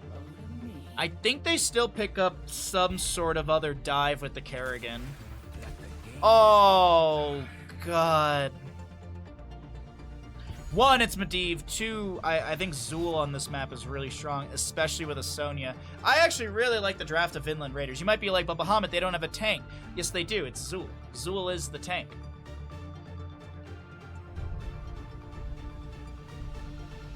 Some people prefer the D instead of Alexstrasza. It has the same effect on Mephisto. Interpret it how you will. Oh, I will. Oh, I'll interpret that how I want to interpret that. Give me that ding dong! Alright, well, we're back into it. There's the gray main that I was anticipating for the side of Three-Legged Cat. It's a pretty good draft from both sides, but it is a Medivh composition from Vinland Raiders. So we'll see how all of this goes. I'll go ahead and write up our prediction and get us into map number 2 in our third best of 3 of the day. As a reminder, if you're having a good time enjoying the stream here on Twitch, be sure to follow if you would like to support the stream further. If you're enjoying the content, you're like, I do want to get some amazing emotes on this channel. Well, I have some fantastic news for you. You can use your Prime Gaming or start a tier 1 sub. If you've already subbed that you got maybe gifted, you could always continue your sub. And that's also a way to support the stream. If you're watching over on YouTube, be sure to like and subscribe so we can grow the YouTube page. And, yeah. Sorry. Messing with my mouse for a second. Don't need a tank if they all just die, that is true. On the right side of Infernal Shrines, map number 2 of this best of 3, trying to take us to a map number 3, we've got Three-Legged Cat. Hung to play White Mane, Captain Rex, Grey Mane, Crackle. We'll play Muradin, Dark, Dahaka, and High Wraith on this Kerrigan. Why do I not know this Kerrigan skin? begins in I'm sorry, what is this Kerrigan skin? I do not remember this at all. What? 5, Anyways, on the left-hand side, we're going to be looking at Vinland Raiders. We have a Joanna Yaya playing Zool, Nano Mephisto, Hunter Orc Malfurion, Sven on the Sonya, and Gia on our Medivh. Let's go ahead and start our prediction. Which team is going to be winning Infernal Shrines? Unyielding Power Medivh. Auto Attack Muradin. Auto Attack on Muradin at level 1. We'll also see a Brood War Kerrigan. It's our newest one. Dude, I don't remember ever seeing that skin. That's awesome, dude. That skin is killer. I gotta get that for myself. I don't play a lot of Kerrigan, but I gotta get that skin. If your dono didn't go through, let me know. I don't see anything on my alert list. The last thing I got was 51 minutes ago, Prime Gaming from Raz. But I could try and refresh it after this game and see maybe if it's, sometimes Stream Elements gets a little, what's the word I'm looking for? Sometimes it hangs, like some of the alerts will be inside of Stream Elements, but they won't actually trigger. So I'll look after this game and see if maybe it's on the Stream Elements side. And then I can let you know for sure. But either way, I appreciate that insanely. Any and all support for the stream is very, very, very much appreciated. Arcane Punisher for the mid lane will be our first one of the game. Level 3's coming through for both sides as Medivh checks the camp on the right. We still have, I'm sorry, are there no Twitch predictors for this game? No Twitch predictions for this game. Everyone lost all their channel points from the first one. Zool activates the backlash. Muradin will take a chunk of damage from that. Bone Prison onto him as well. Zool throws out the Spectral Scythe and gets a bit more damage as our white main gets a bit of Giggle Beam onto Muradin. He taps the well, and his trait will also kick in. He should be back to full HP fairly fast. Alright, Spite level 4 on Mephisto. Blue build, or I guess not really blue build, but we have the not Spectral Scythe. It is the... I'm blanking on the name, chat. Curse Strikes. That's it. Right, Curse Strikes. Hey, we got 13,000 to 1,100. We got some. You need to save your points. That's a fallacy. That's a paddling. Saving your channel points? That's a paddling. White main with some Giggle Beam onto our Zool. He gets the portal out just fine. 9 stacks on our Medivh as he's trying to poke out onto the enemy here and there. Hunter Orc will be pulled in by the Primal Grasp, but no Impale value. As I mentioned, that Arcane Punisher coming up. Greymane gets the camp on the right. Sven gets the camp on the left. Fairly similar timings onto those two.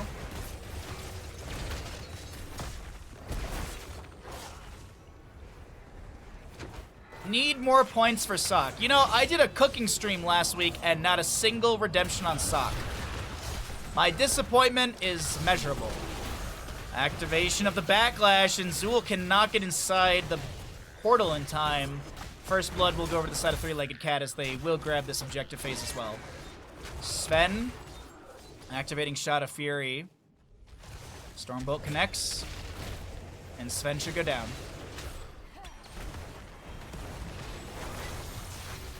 What?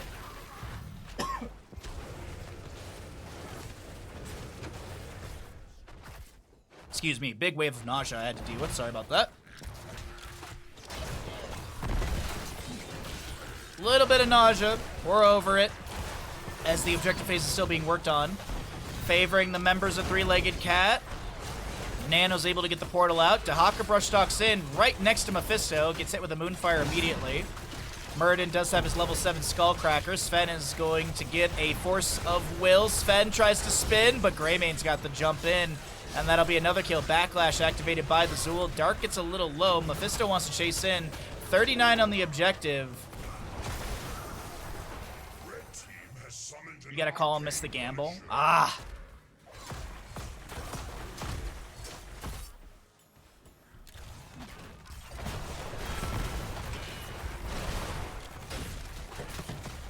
God dang telemarketers on a Saturday. I blame Jeff Bezos. I think that's a fair, easy blame.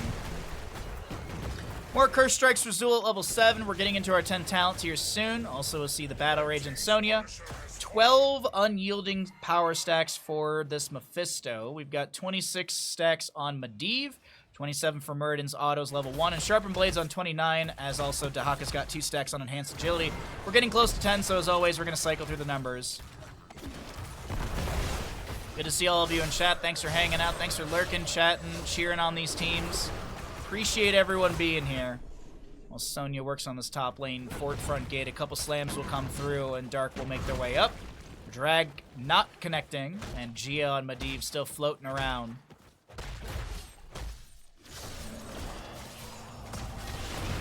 Uh-oh, Kerrigan! Not enough assimilation shields to make any sort of counterplay happen. Kerrigan will go down. That is the first kill for the side of Vinland Raiders, while Sven rotates into the top lane, starts spinning through the wave. Mephisto in bottom, poking onto the fort front gate. We also have level 10 hit by the Muradin, so he's going to have the piercing bolt, or the storm bolt, finished out there. Isolation, Ultralisk, go for the throats, Scarlet Aegis. We'll see an Avatar Muradin. Sonya's got Wrath of Berserker, Durance of Hate from Mephisto. It's, not Twilight Dream. Yeah, Twilight Dream from Mephisto. Not Mephisto. Malfurion, different M. Medivh is Leyline Seal, and Skeletal Mages on our Zool. Okay. Speaking of Zool, he's in mid lane. There's a collapse around him. Is he going to be able to back out of this? Activates the backlash, gets the portal from Medivh. Muradin's forced to Dwarf Toss out. Gets hit with a Spectral Sight. There's a Root underneath him as well. Drop down to 50%. And one of the jailers will wake him up from Zool, sorry. 13, okay. Still just checking on stackage. Next objective is Mortar in the bottom lane. That means our third Punisher will be Frozen. We don't know the location for that. Could be mid, could be top. Infinitesimally, it could be bottom again, but I don't think in the many years I've casted, I've ever seen the same location Punisher. At this point, I honestly think it's a myth. I think it's just a myth. Like, people are like, there's like an infinitesimal chance that I can do it. It's like, oh, okay. I've never seen proof of it. Maybe there is. I don't know. Gia, floating above. Don't think he's going to do a Leyline Seal steal. He's only got 32 stacks on his baseline quest, so I think dropping down to try and steal away a camp is not going to be the opportune play. Medivh, does he have a portal set up? The protection's in play. We have the Skeletal Mages out. The Durance of Hate right into the face of this Muradin, who gets his avatar activated afterwards. He's going to try and bash his way through the enemy team health bars, but it's really... Actually, it's going pretty good. The Leyline Seal, has it created enough space? Yes, it has. It's Kerrigan to go down. Zool continues to live. You thought you had it once. Maybe I misremember. I don't remember. I also could be forgetting as well, but I don't recall ever seeing a double, but who knows? Also, I have been casting this game for many years, so it all, you know, sometimes you just forget these things.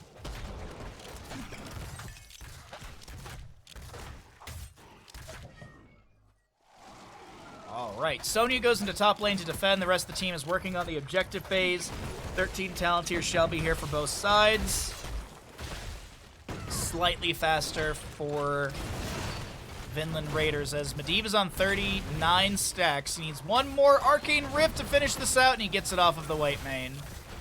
8 or so minutes, just about 9 minutes into the map, as Dahaka Kerrigan, yeah, there's no way you're going to be able to finish that out against the Curse Strike build, Zool. Speaking of, he did go to that Rapid Harvest level 13. Mortar Punisher to go into the bottom lane. Zool's going to make quick work of this fort front gate with those Curse Strikes. Punisher jumps over onto the Kerrigan. She dead. No, she gets her Crystals out in time.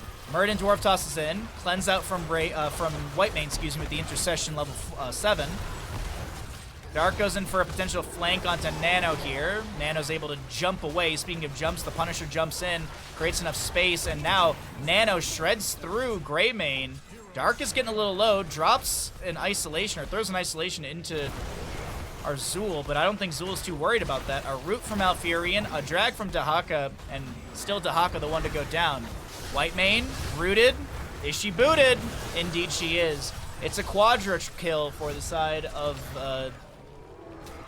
Is it? Yeah, quadra kill, because they killed the Kerrigan. She's already respawned, though. Sonya was pushing up the top, or the mid and top, during all of this. Bottom lane keep is going to go down. That's consistent catapult pressure in favor of Vinland Raiders. As the wave will be cleared out, the portal allows a quicker rotation away. 34 stacks on the yielding power for Nano on this Mephisto. 42 autos for Muradin on his level 1, 5 out of the 10 stacks for the enhanced agility on Dahaka. Sonya with Wrath of Berserkers is able to get away. What's up, Deathan? How you doing, bud? Hoo-wee! 16 Talontiers here. Medivh with Temporal Flux.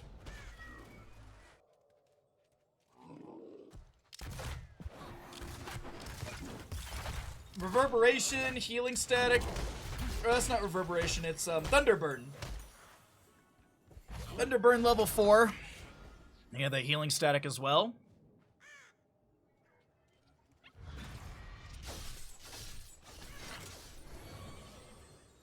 Still a level and some change. Now that is such a cool Brood War skin though, god dang. It's always like Legacy of the Void Kerrigan skin, I feel. I forget the name of it. Dahaka brushstalks in, looking to get a drag onto someone. I don't think that landed onto anyone, maybe a minion. Burrow from Dahaka. He's got Lurk Restraint level 4. White Mane activates the Scarlet Aegis. Muradin also will be having his avatar activated in all of this. Mephisto jumps in. Some good Lightning Nova value, but doesn't get any sort of kill.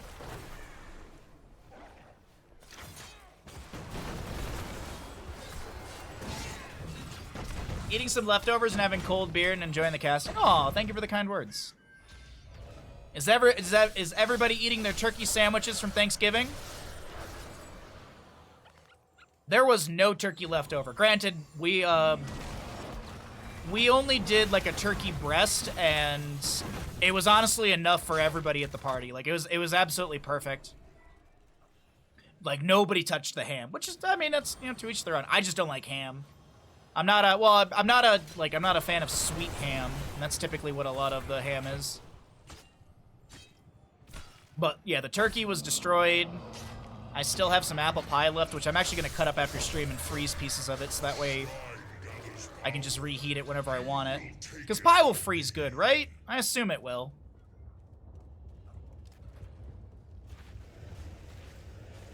And then I also brought cookies. I also got some cookies from Hostile and Haley. No bread survived to make a sandwich. Time to make some bread, homie. Ham is the worst of pork cuts. Like, I mean, like, regular ham for, like, a sandwich, not too bad. Sweet ham? No, thank you. Muradin goes in with a dwarf launch. Skeleton Mage is activated as well, and Kerrigan just gets annihilated here. Sven with Wrath of Berserker is active. She's going to be spinning into the enemy team. Sven doing his best to keep that pressure going, keep those autos connecting. Spear will not connect, but Sven says, you know what, Muradin, you're close to me. I'm going to go ahead and get you. Somehow Whitemane did not get picked off right there. She was so close to dying. Leyline Seal on Muradin. He's trying to back away. Currently have Mephisto finishing at his level 1. Whitemane does go down on the bottom right of this mid lane, or the bottom left of our, bottom right of our screen. Gia chasing has already finished the level 1, or the baseline quest, getting some good cooldown reduction off of his Temporal Flux level 16. He was at 30 seconds about 2 seconds ago. All ham is bad. To be honest, like, Meat Lover's Pizza with ham is pretty good. The only thing that I usually don't like from Meat Lover's Pizza is the sausage, because it's usually super fennelly. But sometimes there's some Meat Lover's pizzas out there that are absolutely killer with, like, ham on pizza is so good.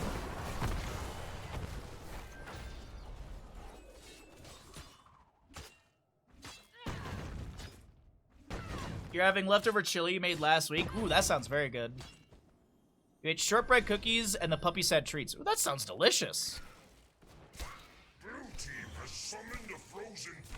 Speaking of delicious, we are going to be doing some sort of pork buns in December for our cooking stream, right? Yeah, some sort of steamed buns. I have that little steamer basket and everything, and I'm just like, I just have an itch to do like some sort of steamed bun again. That was really fun when we did it in the past, so It'll be fun to make the dough and filling and stuff. Good Durance of Hate will connect onto Muradin here. The backlash activated by Zool. We actually have Medivh stealing away that kill. Muradin has fallen. We've got a Leyline seal out as well. I think that's Whitemane was caught inside of that. Dark pops all the essence they've got. Drag onto the isolated Sven, who just keeps slamming with Wrath of Berserker active. The isolation will expire. Mephisto jumps in, almost taking down Whitemane. The core is falling rapidly, and ladies and gentlemen, the members of Vinland Raiders will move into our winner bracket final. GG, well played. You don't get Meat Lovers Pizza usually? See, me neither. Me neither, Raz, but like a week ago, like 2 weeks ago, I was like, I want a Meat Lovers Pizza. I don't know what it was. It was just like out of nowhere. I was like, I want a Meat Lovers Pizza. You're excited about the steamed buns? Yeah, I gotta figure out what kind I want to do. We did like pork, like barbecue pork buns last time. So probably some sort of pork. I feel like pork is the jam for buns. Pepperoni with extra, oh no, I mean, hey, pepperoni with extra pepperoni is very good, but I don't know. A couple weeks ago, I was just feeling a Meat Lovers Pizza, so I got one, and I was no regrets. No regrets on that one. Steamed hams? Mm-hmm. Steamed ham. I steam a mighty ham. Steamed buns, you say? Mm-hmm. Welcome back, ladies and gentlemen, into the Meta Madness Qualifier number 4 upper bracket finals. Winner goes on to the grand finals tomorrow afternoon. They have to play a singular best of 5. Loser goes down to the lower bracket finals, has to play a best of 3, and then they can get into the best of 5 potentially. On the left-hand side, we have Saboteurs. On the right is going to be Vinland Raiders. And the map bans and coin flip. Coin flip was won by Vinland Raiders. They opted in for first pick priority. Vinland Raiders do not like fun, so they banned away Braxis Holdout as well as Dragonshire. Tomb of the Spider Queen and Infernal Shrines banned away by Saboteurs. As the map pick team, Saboteurs have chosen to take us to Towers of Doom for map number 1 of this best of 3 winner bracket final. The heroes that are permabanned in the entirety of the tournament, and there'll be more added in next week as well. We'll be seeing Abathur, Anduin, Genji. Well, we actually won't be seeing. We won't be seeing Abathur, Anduin, Blaze, Brightwing, Diablo, Genji, Hanzo, Hogger, Johanna, Junkrat, Lucio, Sergeant Hammer, Sylvanas, Tracer, and Vala, all unavailable in the entirety of this tournament. This is the Meta Madness style of draft, so heroes that are picked and played are unavailable for future maps in this best of 3 series. As I continue to mention, Vinland Raiders do not like fun. They will ban away the Cho on Towers of Doom. Actually, no, sorry, that's Saboteurs. Sorry, Vinland Raiders were on a different side earlier. Saboteurs are the ones who do not like to have fun. Unfortunately, no Cho Golf for Towers of Doom. Finland! What's up, ISO? Good to see you, bud. Hope you're having a fantastic Saturday. Thanks for swinging through. You're just in time for the start of the best of 3 winner bracket finals. And as always, heroes that are banned at the top of the screen only are banned away for the current map. So map number 2 could be Battlefield of Eternity. And that would mean, Battlefield of Eternity, you could see Nubrak, you could see Lunar, so long as they're not banned at the top of that game. As I always say, heroes that are picked and played are unavailable. So if Dahaka is the first pick for the side of Vinland Raiders, which is very, very possible, we won't be seeing him for the rest of this best 3. I think that covers everything for Meta Madness, as well as the setup for Towers of Doom between Vinland Raiders and Saboteurs. Vinland Raiders with their first pick here. Is it the Dahaka? Is it a first pick Dahaka? I mean, this is one of his best maps. Dahaka works on like every map, but this is a very good map for Dahaka. You made pizza playing Darktide with some friends. Can't complain. Sounds like a cozy day, bud. Thanks for swinging through the stream. Thanks for lurking. Hopefully your pizza was good. It's a first pick Maev. Okay. Oh, we actually have Vinland Raiders have a sub gaff. It's no Gia sub. We have an early Hazuab's Vikings. Okay. I like it. It's a little scary, but Hazuab's feels confident enough to take this right into Towers of Doom early on in the game. But it also, I mean, to be honest, if you think about it, if Hazu doesn't grab it here and they don't ban it away early, I think Sven goes into it as well. So yeah. There's Dahaka. There's Muradin. We get into another ban phase. Let's see. What is the consideration? Probably a healer, or maybe they get rid of the Zeratul. Go in lurk mode so you can catch a few games. Hey, no worries at all, bud. Thanks for the lurk, thanks for hanging out. I wish you all the best on your Saturday and your video games. Get all the boom headshots. Chromie banned way, so no worries about the Zeratul. Maybe saboteurs are considering the Zeratul for themselves. It's very, very possible. God, it is freezing today. God dang. I have a blanket on, like, I have a good blanket. I got a sweater on. I'm drinking hot tea. Still just cold today. Just cold. Okay, they'll get rid of the Jaina. Alright, don't hate the Jaina ban.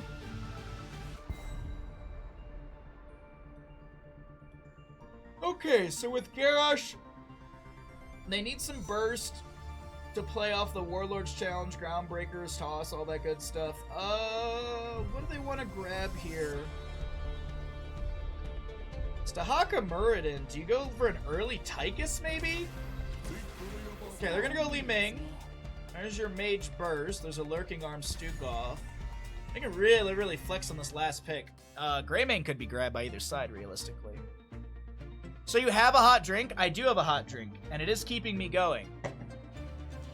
Trying not to die in hardcore WoW at the moment. Just don't die. Easy. You're welcome. Next question. You finally have your heat fixed? Oh, hell yeah, dude. Gul'dan Uther for Vinland Raiders. Okay. First time you've been warm since the temperatures dropped. When because I have a digital thingy for my thermostat, and so it's connected to my phone. So before I came up the mountain yesterday, like when I got up and I was in Sacramento, I set the house temperature to like 70 degrees Fahrenheit. So that way when I came back up the mountain, it'd be nice and warm in the house. Because I did turn it down, of course, when I was gone. No point in heating a house when I'm not here. Last pick, I like the great. What? I don't. What? Why?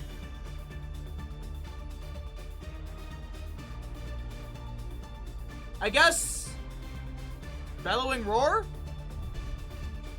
Huh. You also have Skyfall Delay. It's not horrible, I just wasn't expecting a Deathwing. I wasn't expecting the Deathwing picked up here, huh? Huh.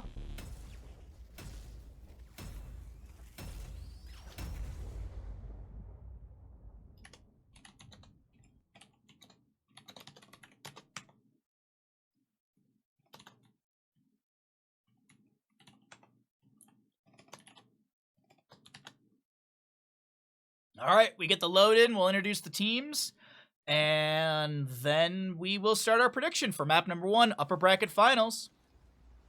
To the left of Towers of Doom, we're looking at Saboteurs, Bad Benny, Garrosh, a Dino Li Ming, Yasu Stukov, Rutso on a Deathwing, and Eric, Olaf, and Balog on the Lost Vikings, played by Hazuabs. Over on the right side of our map to the east, we have the Gravekeeper. It is going to be... Oh, you get 1 per series, chat. We have Joanne. Will play Muradin. Gaff on a Maev. Sven to play Dahaka. Nano Gul'dan. And Hunter Orc on a... Uther. Wave of Light level 1 for Uther. Pursuit of Flame for the Gul'dan. A Enhanced Agility Dahaka on the opposing side. Groundbreaker, Warbreaker for Garrosh. Fetid Touch Stukov. Vikings, of course, have their baseline questing on Regeneration Globes as the Orb Hoarders and Molten Blood Deathwing. All right, there's your level 1s. There's a bit of the scuffle as well. You see a little bit of poke here and there, but no major team fight to be had. The Gamble's up and available for map number 1 in the winter bracket finals. If you would like to make a prediction, get them on in. Y'all have been able to see both of these teams. You've seen them in previous weeks up against each other as well. So it's a bit of a rematch, it's actually kind of like a rematch because they played against each other so many times in all these qualifiers. Bad Benny gets a couple stacks on his level 1 off the wave. Currently have Yasu and friends waiting for the Sapper Camp, but Sven's going to take a step in. An immediate slow as well. Burrows under the ground. No Lurker Strain, no level 4. Pops the little essence he has available. And this top camp will go over to the side of Vinland Raiders. Excuse me, of Saboteurs. But Vinland Raiders, I'm wondering, yeah, they should invade this on the left-hand side. Muradin with block stacks level 1. Those are also indefinite. So it's not like ETC where he gets blocked for a certain amount of time. It is until he takes the auto attack damage that removes the physical armor. Merden trying to pressure onto Deathwing. There's a little Earth Shatter. The Sappers make it in. Actually, Deathwing stops one of the Sappers. It looks like there's a bit of a bug. Bit of a bug on the Sapper. That's unfortunate for the side of Vinland Raiders. They will walk in more Sappers as well. Bottom lane Fort Front Gate being opened up. Saboteurs have this Viking combo, forcing back to Haka in the top lane. I think Sven was just getting mana. I don't think he was actually super low on many other things. Gonna pop the Dark Swarm, gonna land a drag, gonna take down one Viking right there. It is a Lurker Strain level 4 to Haka, Enhanced Agility level 1. Curse of Exhaustion, or excuse me, Health Fund on level 1, or level 4 on Nano. Earth Shatter onto the ground, and that's a reset for Dino. Takes a step into a little bit of that corruption damage of Nano. Bad Benny a little low, but that's good for his armor, as he does have the physical and spell. Vault of the Warden's activated by Gap. There's a Stormbolt. There's also a Drain, as Merden will be able to Hearth back for full mana. Gets a little bit of HP. Gaff to do the same thing.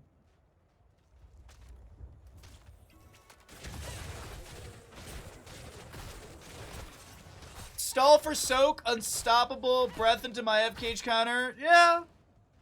I just, like, Deathwing is such an odd pickup consistently. Like, I don't think he's bad. I mean, we have this conversation a lot. I just think there's better heroes out there. But we'll see how it all works out. We'll see how it all works out for Saboteurs. Obviously, they're a very, very strong team. A lot of strong players as well, or talented players, I would say. Left-hand side Sven is going to have a delay. Hazuabs tries to get this, but he will lose Baylog in the mix. So Li Ming is rotated up here. It's looking a little sketchy for Saboteurs during this first objective. Granted, Deathwing has that Lava Burst. No level 7, so no Skyfall. Left-hand side Li Ming gets the channel. Saboteurs still delaying out bottom area as the Raven Lord laughs. Dahaka gets top right. Hazuab's looking to get this bottom channel. Corruption will delay him once. Merden coming in. Bad Benny has to activate the Indomitable. Eats a Stormbolt for the damage. Still having the rotation from Stukov and Li Ming down to the bottom. This is still up and available. Lava Burst delays and denies. That's the other thing to note too, as Stark was pointing out in chat. The Deathwing does have some really good delay tools around the objective area.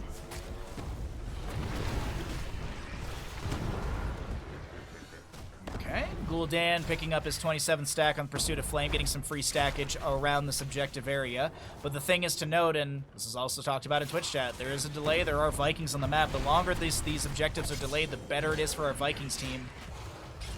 They will continue to soak, and they'll just be able to Lava Burst, delay, and absolutely, the Deathwing pick is starting to make a lot more sense as we see it in play for Towers of Doom map number 1. Pursuit of Flame is done from Gul'dan. Bad Benny's so very low. Does he have a Blood Craze? He's dragged. I think he's deleted here as well. Follow-up's done from Uther's good on top of this all. Gul'dan is still poking at the Olaf, and Hazuabs should lose Olaf here. Yeah, that last little bit of damage over time. Not enough regeneration globes, as our globe counter, I believe, is actually working properly this time. Hold up a second. Hold up a second. Li Ming gets a reset, finds a second with the Cataclysm of Deathwing. And a Viking is now coming down into this bottom lane. And okay, so yeah, the Viking Horde tracker is still not working properly. That's okay. It's not that big of a deal, realistically. We can always, as I said, we can always just push buttons and check things. Oh my God! Viking Eric right there as Merden Dwarf tosses out. That is the first objective of the game, chat. That was the first objective phasing of the game. Really, really hard fought over. It's 4-1 in kills, but with the Vikings still soaking during all of that, really good experience coming in for our Saboteur side, and they will have 10s first. Play again from Vikings. Hazuab's accidentally taking the wrong talent. Everyone knows that Hazuab's loves Longboat Raid. Like, people have to yell at him to not take Longboat Raid. It's just the way of the world. Decimate Garrosh. Got a Helicopter Lad. Wave of Force Li Ming. Deathwing did go Bellowing Roar. He's got 2 cooldowns right there. He's got 20 seconds on his Cataclysm. Containment Disc from Maiev on the opposing side, but also last note is the massive shove from Stukov. But as I mentioned, Containment Disc from Maiev, Divine Shield Uther, Horrify Gul'dan, Isolation on Dahaka, and Merden will be going for the Playmaker, the Haymaker.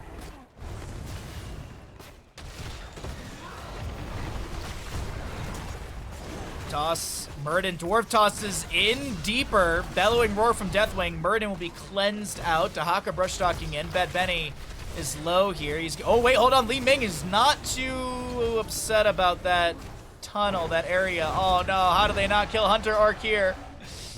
Joanna is able to dwarf toss out. Sven with the Earth Shatter. There's a Li Ming reset onto Uther.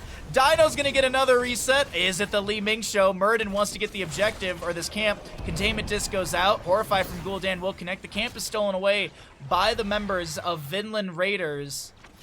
Li Ming gets a couple kills. Meanwhile, the Vikings are in position for a channel. Gul'dan will take down another Viking, but I think this Baylog is, yeah, I don't think he's gonna be able to get that channel. Maybe Baby Baylog delays a little bit onto Murden, just creating a little bit of pressure and harassment, and that's exactly the case. 36 to 28 in core HP as a Viking will be lost. Dino in bottom lane. Gul'dan gets the good suck.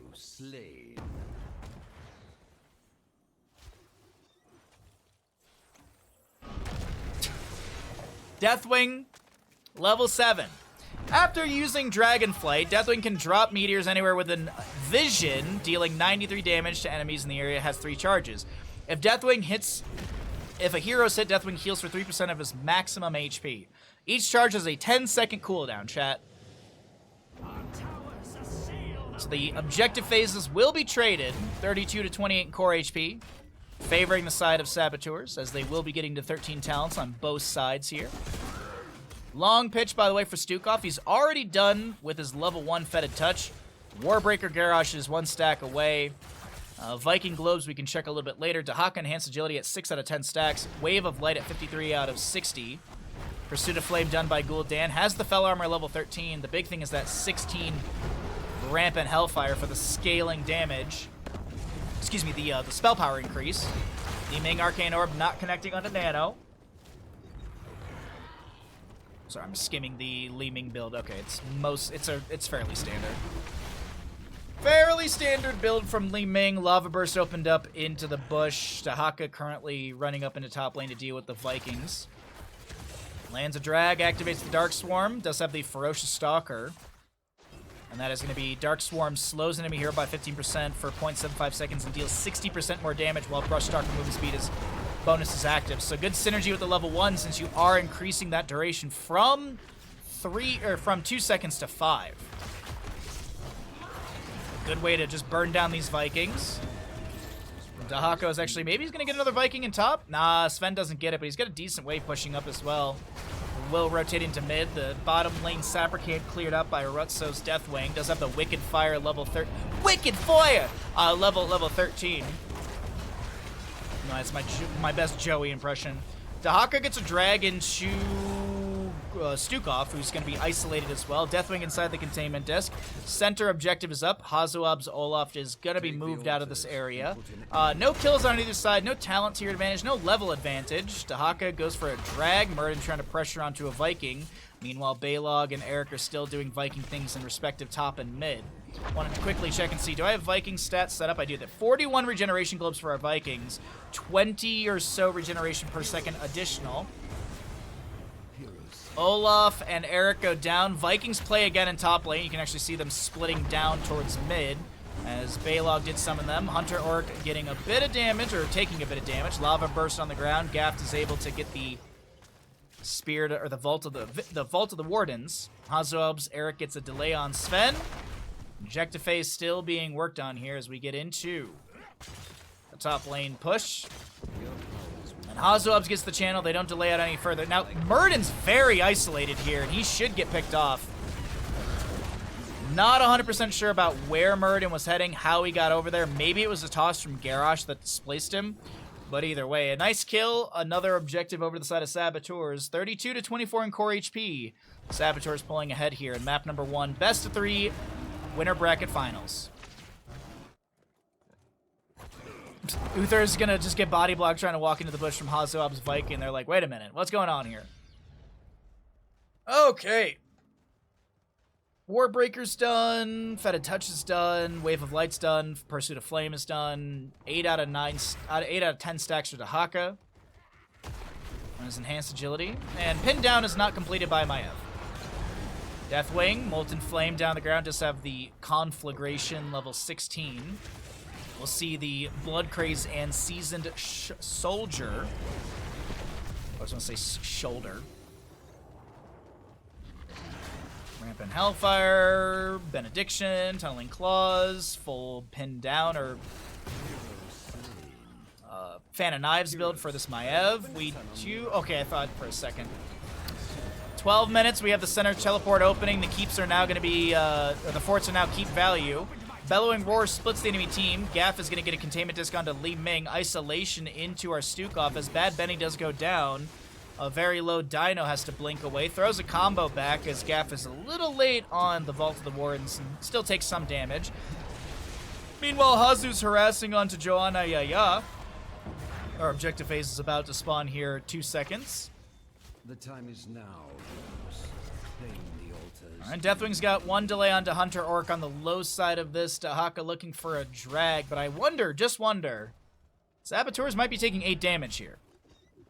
The Vikings will push things up across the map. There's Hunter Orc with the channel, denied by our Deathwing. Meanwhile, Eric is denying over at the center teleport. Let's see what we have over here. Eric is going to be falling. Nano getting the channel. I don't think Deathwing's got another charge. 4 shots go into the enemy core. Long pitch, fetid touch. And Murden delayed out. We also see find a triple kill onto the Vikings. That's a full death timer for all of our Vikings. Anywhere from 30 to 43 seconds. Bad Benny gets a toss into Maev. She's going to be falling. Hunter Orc going for the channel right now. Does Bad Benny have a groundbreaker? He does. Massive shove pushes Muradin out of place. He does have that Haymaker level 10. Haymaker's away the Garrosh. Trait will kick in. No third wind level 1. Bellowing Roar pushes Dahaka away. Long pitch with the slow as well. Is it traded objective? Hazuabs will be getting some of his Vikings back. He will probably not play again because the death timers are not that long. And the 4 shots go into the enemy core. Traded objective, 28 to 20 in core HP. Okay. A tense map number 1 between these 2 teams. That is a certainty. Rutzo gets the channel on this bottom lane sapper. No sappers on the left side to be grabbed, and these will be cleared out before they get the charge into the keep. Meanwhile, in mid lane, Li Ming is showing with Eric, but everyone else is playing out of vision. We're going to check a bush or 2 with his face. Doesn't see the enemy team. Blink over the wall, and Murden's been discovered. No Warlord's challenge, as I mentioned. It's a Decimate Garrosh. We got a Haymaker pushing people around. It doesn't seem like this Murden will be living much longer as Deathwing gets the damage over time. Li Ming gets a reset. Cataclysm in. Bellowing Roar is off cooldown. Divine Shield activated onto Gul'dan, but Uther does fall. Dino with an isolation applied, but there's no kill into our Li Ming. Baylog about to respawn. Got Olaf and Eric in mid still working on waves. Probably split those Vikings soon. More sappers to the bottom lane. Maybe these ones can be pushed in as Deathwing gets a drop down, clears out the wave. Triple altar phase coming up next around the map, top left and right, and in the center, as the bottom is below bottom lane. Bad Benny is stepping into the enemy team. Mr. Jesus, thanks for the follow.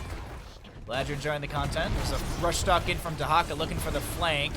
Sven gonna be massive shoved away, and that does kind of save him. Either way, Li Ming gets a reset. Groundbreaker, toss, decimate. Nano gonna try and trade into Bad Benny, but it doesn't work out. And now the Vikings are moving all across the map, getting as many shots as possible. Hazuabs is gonna delay out top lane, actually. They want to get 15 shots in. Unfortunately, Sven and Muradin will get this delay. Granted, the entire team is rotating up here. Sacrifice the Eric. Deathwing has the Skyfall. And Dahaka, no elongated tongue 16 has the tunneling claws. Li Ming, wave of force, arcane orbs. Dino trying to chase down Sven. He's able to tap the bush and rush on out of here. 10 shots have already gone in. They're looking for the 15. Conflagration is just melting through our Muradin health bar. And Hazuab should have the channel. Dino anchoring just above. Boss is not game ending, but it puts the enemy on 1 HP. Are they considering it here? Vikings play again. Unfortunately, Hazuabs doesn't get it in time. Sven gets the kill. Isolation But Bad Benny and crew take down this top lane Dahaka. Muradin moves through the bushes. Maybe... Okay, so they're going to take down top lane fort and try and feed in sappers. 13-9 in kills, 20 apiece. We actually have Grand Slam Muradin. We did not talk about this. Grand Slam Muradin. Vikings try and play again in top lane, but they can't do it. Another kill as the play again happens. That's like a 5-second cooldown, I guess. Fury of the Storm for our Vikings. We also have Burn Beneath My Shadow upgrade on the Deathwing. Or Stood in Fire.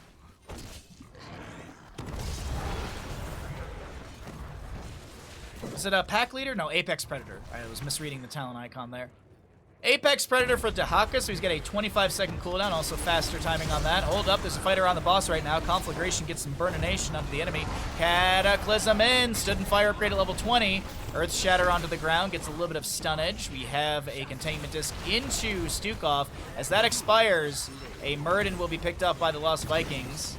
Li Ming gets a reset off of that, but of course a Viking will go down to Maev. And Dahaka has got the Lurker Strain level 4, so he's able to bop back the enemy. Singular Altar in the bottom of the game, bottom of the map, will win map number 1 for Saboteurs if they can get it. What's up, Becca? What's up, Lindy?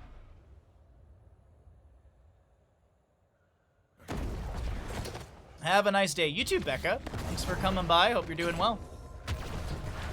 Good to see you, Lindy, as well. All the cute kids in chat today. Gaff with the Vault of the Wardens. Has 2 charges from that post level 20, but still Li Ming gets a reset. Nano will go down. The Flame Breath of Rutso, the Molten Flame, a little too much. Hunter Orc will be picked off. A Viking gets the bottom lane channel. A Viking will be finishing out top lane as well. And the 5 shots right into the core of the Gravekeeper. He does go down. The Raven Lord is successful in map number 1. Towers of Doom to the side of Saboteurs.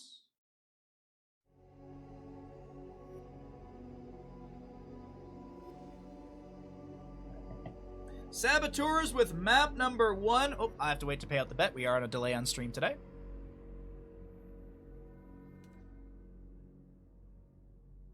Could have done 62 less damage.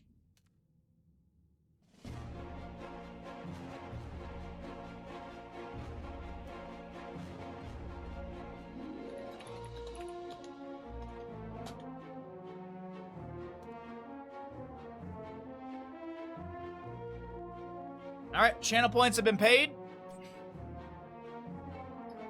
Oh, chat, what do I want? I'm out of tea. I could go just get some water. That's probably the smart call. Just go get some water.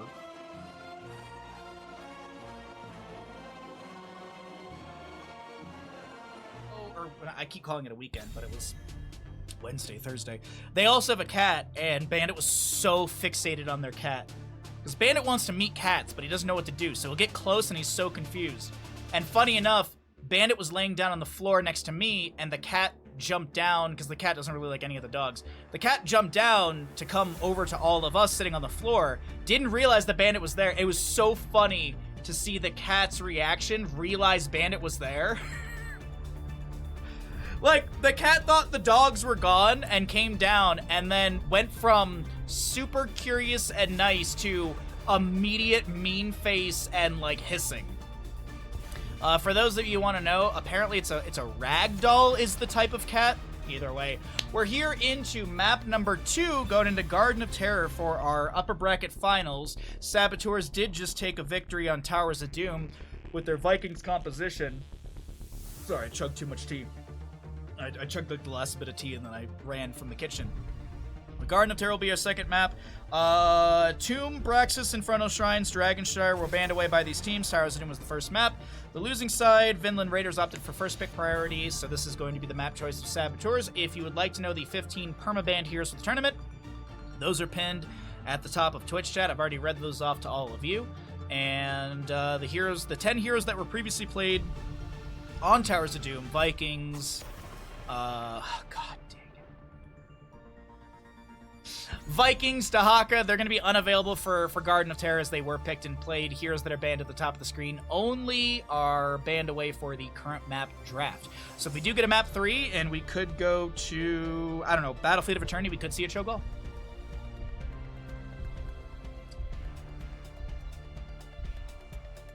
Caribbean Mule uses rum instead of vodka. That sounds very good. I will fight to my last breath. How come you and Grubby don't cast together anymore? You were cute together. Well, one half-muted Eskimo, welcome. Or how do I say half-muted? I don't know why I said that. Half Eskimo, welcome to the stream. Two, we were hired by Wisdom for CCL, so that was part of it. And three, Grubby doesn't do Heroes content anymore. I mean, he does, but he doesn't. Like, he'll put his toes into the river, or he'll put his toes into the pond that is, I wouldn't call it a river. It's more like a little spill on the floor, how big we are. But it's, Grubby dips his toes into the pond that is Heroes of the Storm like once a month. I've reached out to him to do casting together. It just doesn't work with his schedule, so I've tried. I've definitely tried. I've reached out to him and said, hey, I've noticed you've been doing some Heroes content here and there. Do you want to do some Meta Madness casting? And unfortunately, it just does not work with his schedule. Also, I think Grubby was kind of riding the HOTS wave when around BlizzCon, because everyone was like, oh my god, they're gonna save HOTS! So Grubby was like, well, that's good content for me. Like, Grubby's like, I could easily get another 1,000 viewers on top of what I normally get because people have got the copium. So, it's a lot of those things. Like, Grubby's his own dude when it comes to his stream schedule. I've tried to reach out to him. Unfortunately, it does not work with his schedule. Maybe, hopefully, fingers crossed in the future with all the RTS games coming out, maybe we'll do some casting together for that, but unfortunately, no. Sorry. Unless you wanna fund another massive tournament and hire Grubby and then yeah, unfortunately, the only way that we'll ever cast again or in the future is probably when there's some new RTS esport. That's pretty much it. All right.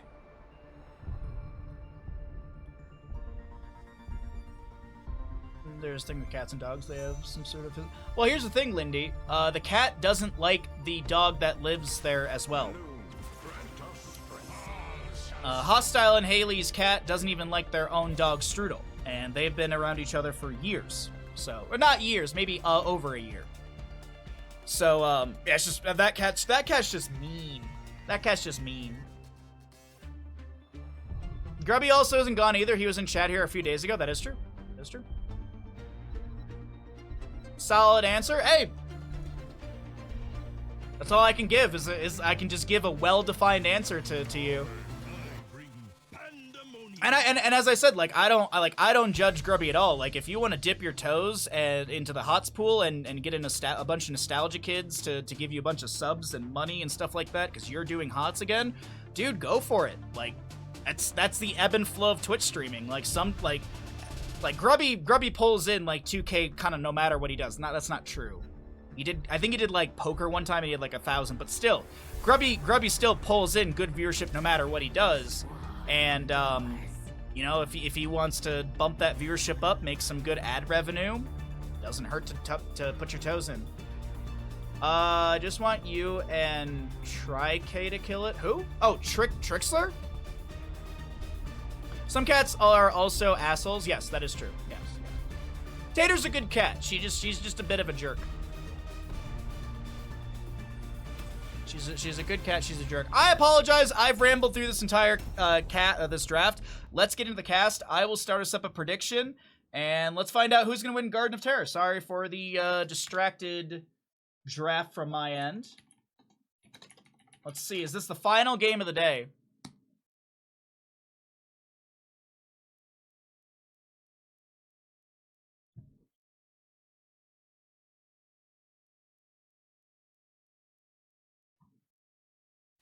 Alrighty, everybody, welcome back in. We'll start our gamble once we introduce our teams, and let's go ahead and do that exactly right now. On the left-hand side of Garden of Terror, we're looking at the members of Saboteurs with a Hazuabs, a Leoric, Bad Benny with a Varian, Yasu Malfurion, Rutso Zagara, and a Dino Chromie. There's your level 1s at the bottom of your screen if that will sway your bets, because I will start that prediction in just a moment when we get into our mid lane scuffle. But on the right-hand side of the map, it is Vinland Raiders looking to take us to a map number 3 through Garden of Terror. Joanne Ayaya will play a Mal'Ganis. We got a Nano, Nazebo, Hunter Orc Rhaegar, Sven on Rexar, Misha, of course, played by Misha, and Chen to be played by our lovely Gaff. Alright, no mid lane scuffle to be had. Zagara getting some creep out. Leoric holding is level 1. Let's see the Widowmakers for Nazebo level 1. We're going to see freshest ingredients on the Chen. We'll have the Time Walker's Pursuit for Dinos, Chromie. Usually at Horror Anomaly is the pickup on top of that. Alright, there wasn't really a major scuffle, so let's go ahead and start that prediction up for all of you at home. Could be the final game of the day, chat, so let's see some good channel predictions on this one. As a reminder, we also do have some fun channel point redemptions, audio stuff, as well as Christmas card and bandit redemptions as well, so there's good excuses to try and get those channel points in. Owasun's Renewal for our Leoric, as Mal'Ganis comes in with some Fell Claws. Night Rush is met by a root from Malfurion. We've been distracting you, to be fair. Yeah, that's alright, though. Alright, 2,000 to 1,000. That's it? I mean, there's a Nazebo, though. But there's a Nazebo. Alright, there we go. Vita's in. Let's see. There's the Horror Anomaly, as I was thinking for Chromie. She gets her talents 2 levels early, so at level 2, she's got her level 4. That math we can do. Ouija, thanks for the redemption.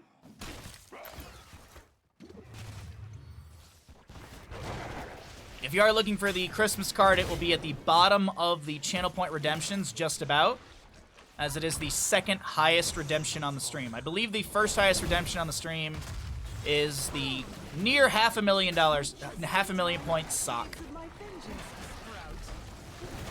Alrighty, top lane being pushed in by Hunter, Orc, and Gaff. Rutzo and the Zagara doing their best to push back the enemy.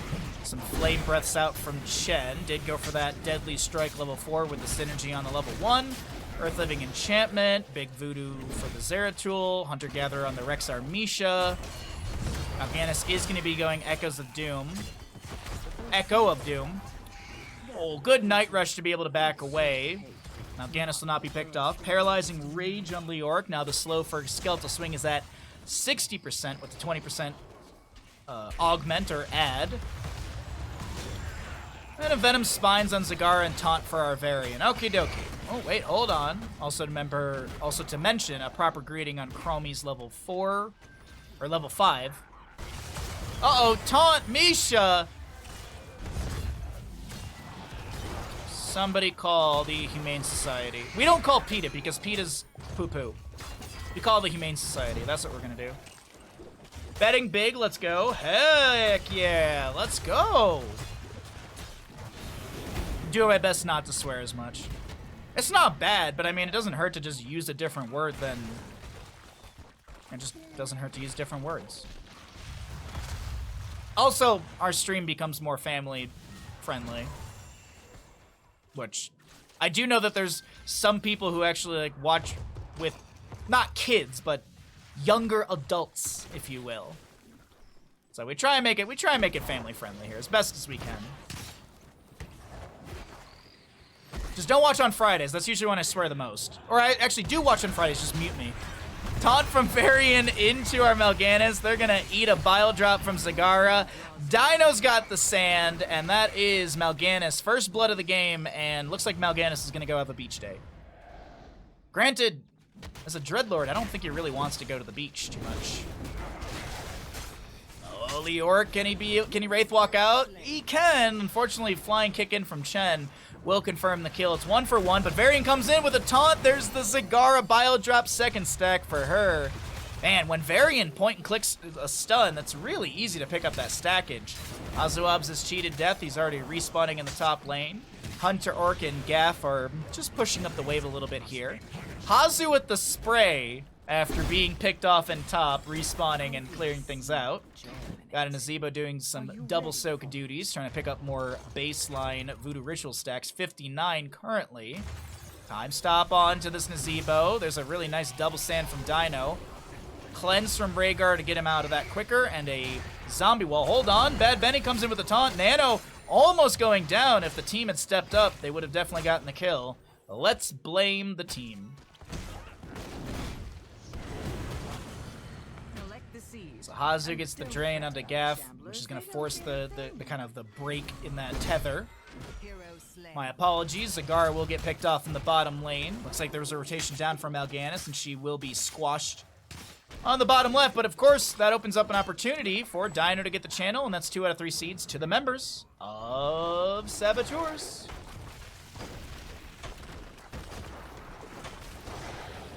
Now, Saboteurs win. It's a 1 to 2.43 payout for those believers in Saboteurs.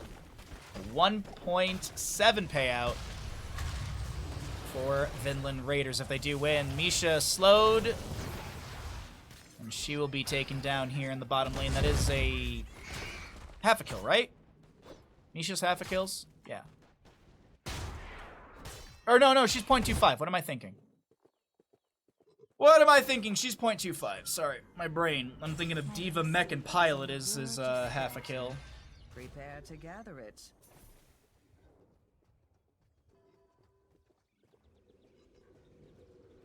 You've switched? Yeah, I've been using, like, Hell isn't that big of a deal, but I mean, why not? If you could just use Heck instead. Heck and Frick.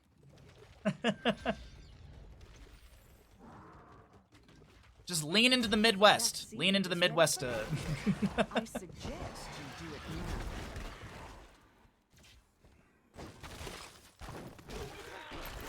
now. Okie dokie. Alright, so.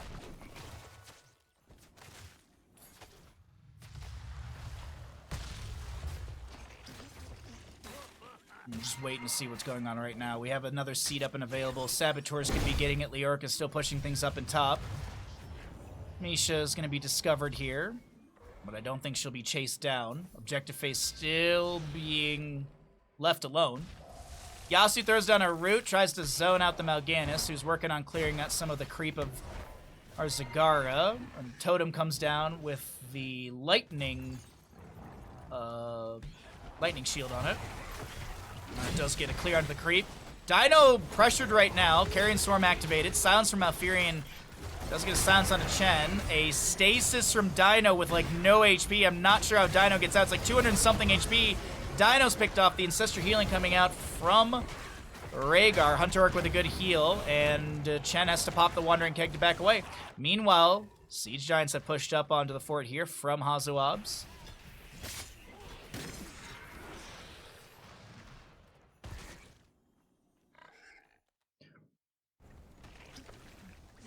$108 stacks and rising for our Nazebo. 15 Hunter-Gatherer stacks on the Rexxar Misha, who have gone to top lane, clear things out. Taunt into Chen, Mal'Ganis on the left-hand side being drained by Leoric. There's a Night Rush through.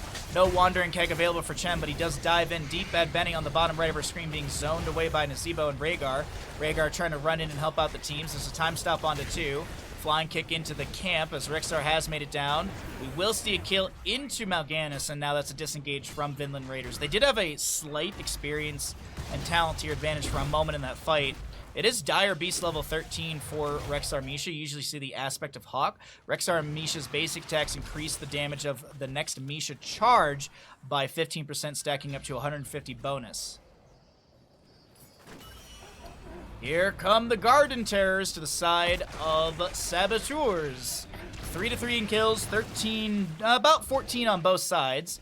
Zagara's gonna just throw in as much siege potential as possible. She's actually gonna be going beyond the fort right now and looking to. Okay, I thought she was trying to position. Oh, there it is. I thought she was trying to clear out the minion wave. She waited for it to stack. Bottom lane immediately goes down. Misha and Rexxar on top are doing their best to clear things out. The Overgrowth Plant is the first thing. In mid, Chen is going to activate the Wandering Keg. He's got no target to jump to. There's a cleanse from Rhaegar, but it doesn't really matter. He's forced to use the Ancestral. That Ancestral, I did not see the health bar move whatsoever.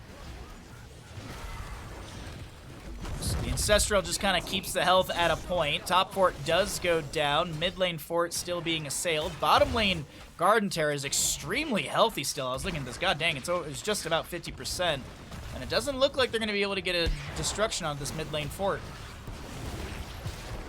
Hunter Orc is inside the Slowing Sands. Bad Benny comes in for a charge taunt. Gaff flying kicks in. Wandering Keg 8 seconds away from use. Bad Benny charges to an ally with his level 10. Huge silence from Malfurion. Devouring Maw will catch the Misha. Bad Benny taunts onto the bear, but it's not enough. The Wandering Keg has split Rutso, who is going to go down. Will finish out the level 7 Bile Drop. Unfortunately, still gets picked off. Time Trap from Dino. Good damage into Mal'Ganis. The Carrion Swarm is active. Get some heals from that as well.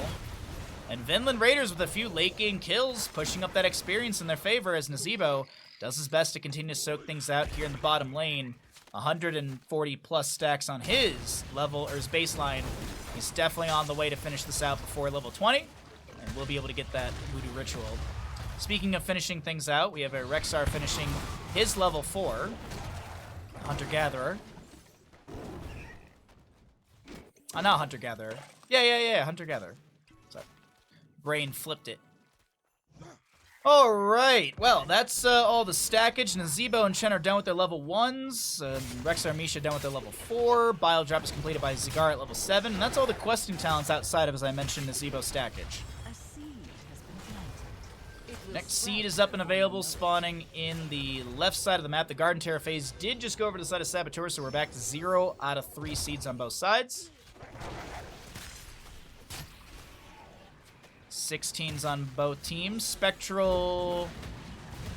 No, that's not right. It's the Unyielding Despair as well as the Crushing Hope. Hold up. There's a Slowing Sands on the left-hand side. Taunt as well. Misha's going to take a little bit of damage just at that 15 armor. Gets a Mend from Rexxar. In the top lane, there's still camps crashing. Leorc's going to go to bottom lane and soak things up for the team. It's going to be seen in lane, so they know, okay, we got to try and step in and maybe get a kill here, but Mal'Ganis is getting chunked, gets a chain heal out from Rhaegar. Wandering Keg activated by Chen, pushes Zagar away, looking to chase down someone else, but Chen is getting a little split from his team. Bile drop down from Zagar once again. Hunter Orc has the channel. Leorc will not be able to interrupt. There's a Devouring Maw into 2. Rexxar and Nazeebo. Chen trying to give enough to share with his level 16 drinking talent. Level 13, excuse me. Slowing Sands, silence from Yasu, Ancestor healing onto Nazeebo as Rutsu will be beaten up by the big ol' Slappy Ghost. And Vinland Raiders making a case for map number 3 as they get quite a few kills here. Blind as a bat. Looking pretty good as Bad Benny will fall. Lone Chromie does her best to defend, but she's going to time stop onto 1. Chen's going to tank a couple tower shots. Dino gets another time trap out. Tries to zone back Gaff with that one. Wandering Keg will open up an opportunity for Dino to back away. Chen tanks a couple tower shots, but it's no big deal. Meanwhile, going into the top lane, Sven opens up this fort and going to try and find some parity on the map. As I had mentioned, making a case for map number 3. This is the best of 3 in the upper bracket final. Winner goes to the grand finals tomorrow and has to just play one best of 5. Loser will go down to the lower bracket finals and has to play a best of 3 and then a best of 5 if they make it through that best of 3. Chen takes down the mid lane fort. Sven finishes out top. And structure count-wise, parity has been found. 1 fort remains on the left-hand side in the bottom lane for Saboteurs. Mid lane on the right for our Vinland Raiders. 176 on stackage on Nazeebo, so you just got to hit level 20 and pick the correct talent.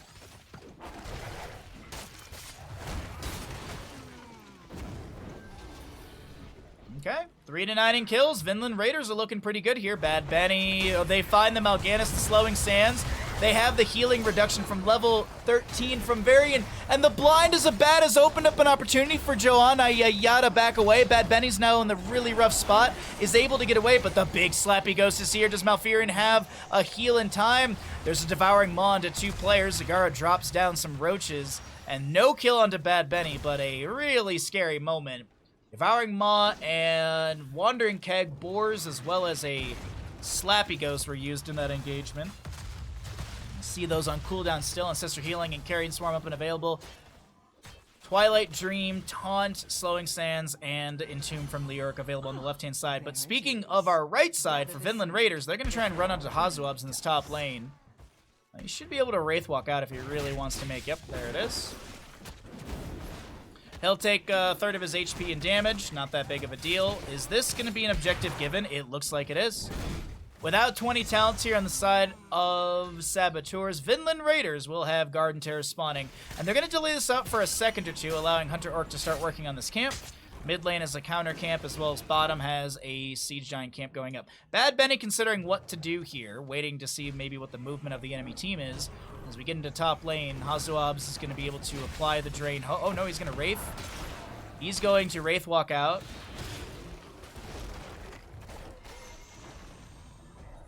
Okay. Hoo-wee! Varian in bottom makes quick work of this Garden Terror, and we'll make sure that that bottom lane fort is sustained. Mid does have the Overgrowth Plant summoned. Zagara gets a Bile Drop, clears that out, and this Keep Front Gate will go down. Meanwhile, in the top lane, Leoric clears out the Overgrowth Plant as well, which locks down structures, applies a drain to our Misha, but we'll focus on to clearing things out in this top lane. Mal'Ganis coming through, he's got some follow-up CC, but Leoric is able to get his Wraith walk out. Chen going deep in with this Wandering Keg inside the Entomb, tanking tower shots, does reduce his armor.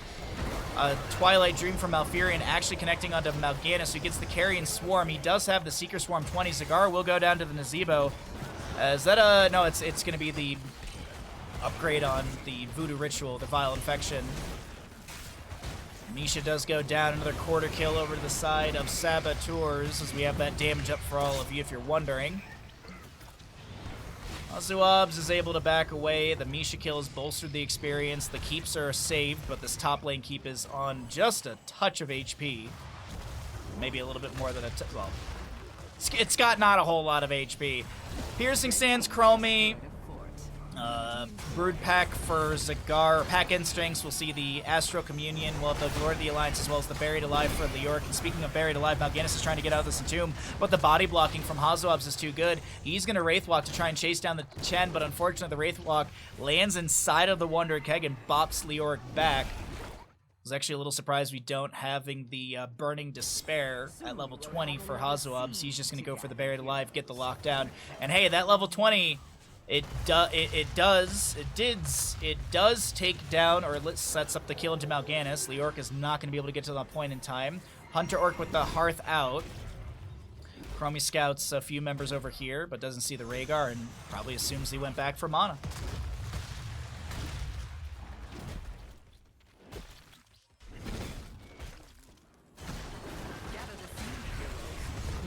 Taunt into Chen immediately. He's going to be able to back away just fine.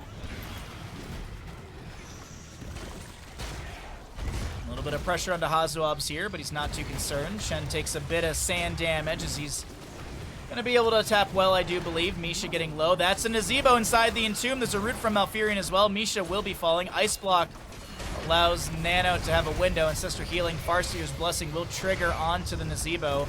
Not sure if that healing splashes into Chen. It does look like it. Time Stop and Twilight Dream. A little anti-synergistic there.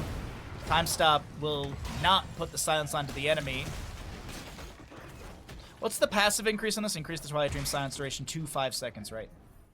Top lane, as a wave pushing in past the keep, they're looking at, wait, hold on, a taunt into Mal'Ganis. Is he going to be deleted here? Carrion Swarm, Seeker Swarm upgrade. There's going to be some sleeps onto a couple members. Malfurion cleanses out, I think, Bad Benny there. Chromie manages top, and honestly, you can just give this objective phase. There's no point in really being this, like, yeah. Especially with Chromie dealing with top lane, you just give this one seat over to the enemy. It is on your side of the map, but whatever. Play it slow, play it safe. You're kind of falling behind on the side of Saboteurs. That's a good Entomb onto the Mal'Ganis. He's rooted from Malfurion. Uh-oh, though, bad Leoric will be traded. Bad Benny with another charge. Flying kick over onto Dino. The camp is up and available and will go to the members of Inland Raiders. Meanwhile, Bad Benny is going to still rotate down to the bottom lane. Goes in for a charge. The taunt is there as well. Bottom lane keep has gone down to catapults. That is what the destruction you heard in the background was. Oopsies, there we go.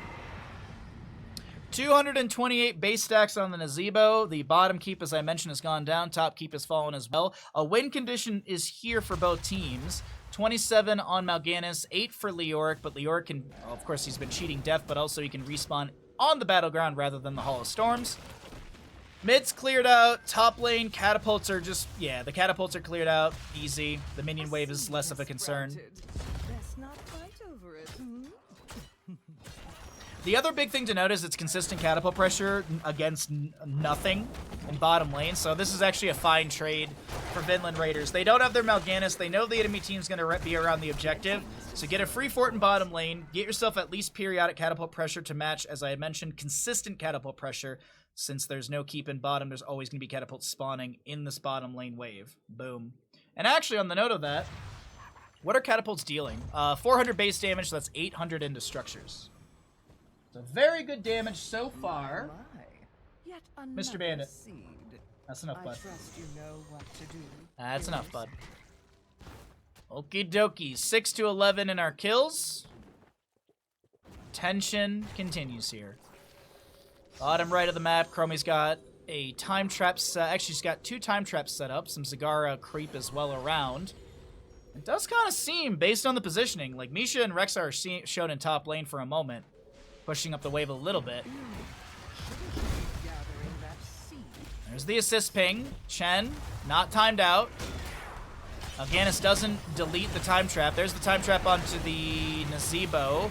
Buried alive on Chen. He just drinks through the pain as that expires. Carrion Swarm with the Seeker Swarm coming out as well. Bad Benny getting really low. Wants to try and charge away. Mal'Ganis slows things down. Huge Devouring Maw and Sister Healing onto the Chen. As Bad Benny's going to try and just heal up a little bit around his banner in bottom lane. Big root from Mal'Ganis, or Malfurion. Mal'Ganis with the Night Rush trying to jump in. Brutzo's so very low. A taunt from Varian and Zagara Mal'Ganis are traded. Zombie Wall doesn't find any enemy heroes. Mid lane does have Siege Giants and such arriving. Top lane's got 3 catapults coming through as well. Bottom lane has a few catapults getting to core as well. Seed channeled by Hunter Orc in uninterrupted. Misha might get picked off here. Yes, that's another quarter kill. Oops, sorry about that. I don't know why we locked in. Kata's on core. They get some shielding, and that's all that they gain. Meanwhile, mid lane keep is falling. Catapults over here are going to be needed to be cleared out. Leoric is hearthing out of the mid-bottom area, and their core might take a bit of damage here from all these catapults. Leoric's got some quick clear, but the catapults are raining in as they do fixate on structures, and 4% off the Saboteur's core.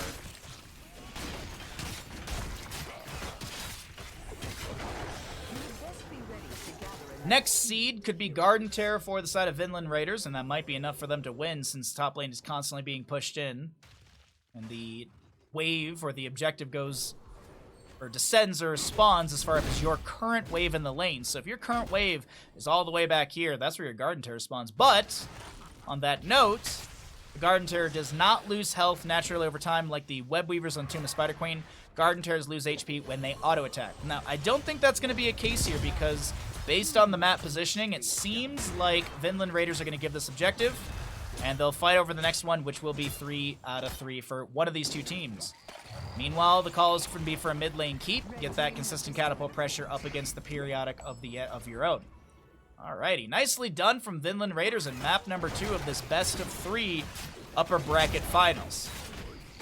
What's on the line for this? Winner of this goes to the grand finals tomorrow afternoon and has to play 1 best of 5.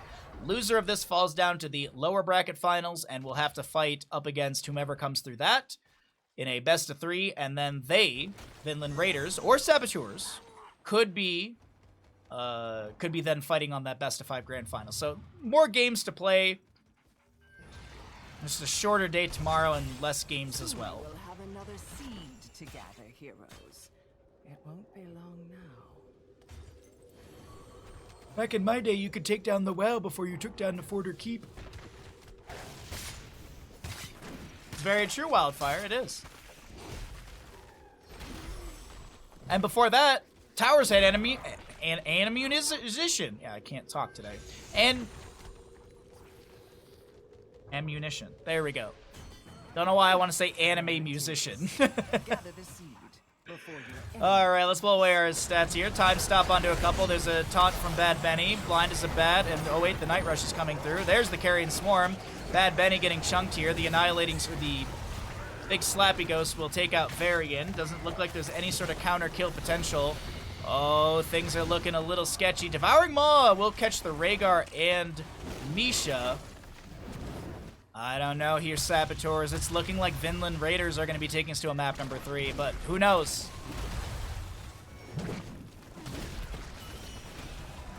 Exactly. Thank you, Stark.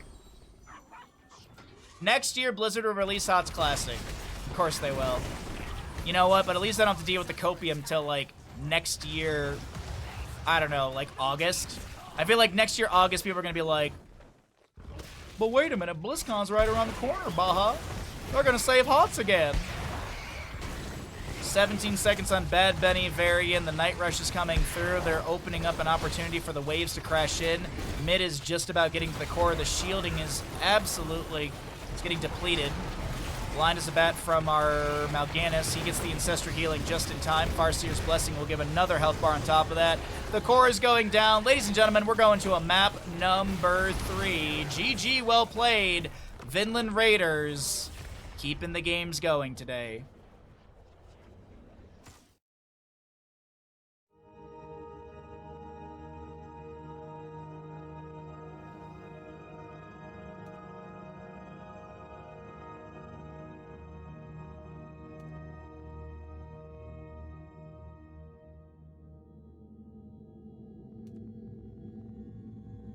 Hello? Hi.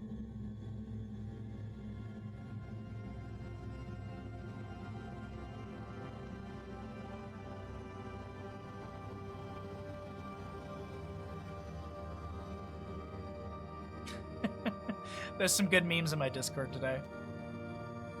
You're gonna grab a drink before map 3? I might do the same, honestly. I might do the same. Final game of the day. I'm really hungry today, though. I am hungry. Oh, my God.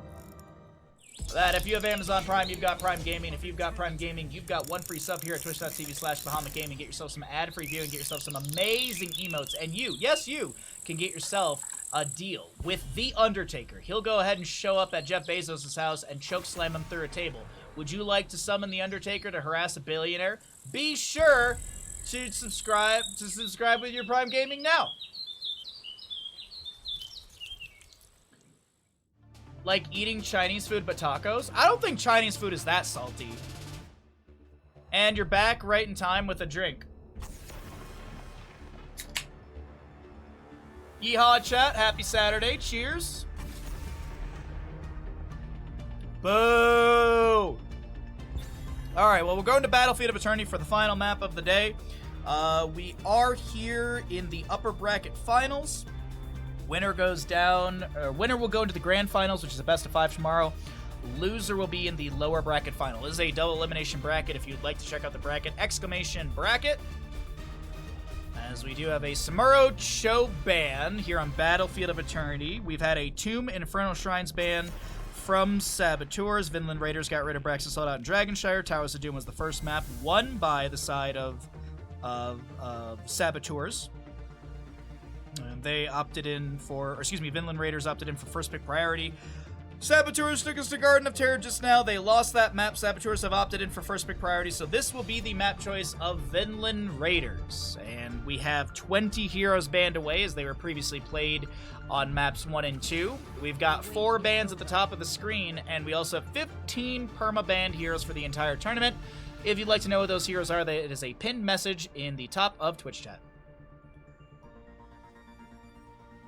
You drink a lot of water afterwards. I mean, every Chinese place is different, but like the Detroit Chinese I remember, man, oh, I don't remember being this salty.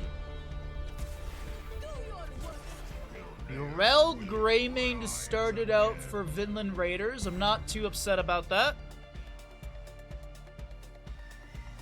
Rel Greymane's not a bad start. What do they want to grab with the Cassia? Artanis is fantastic for this map. I do believe Artanis is up and available for this series, yeah. I don't believe Artanis was played.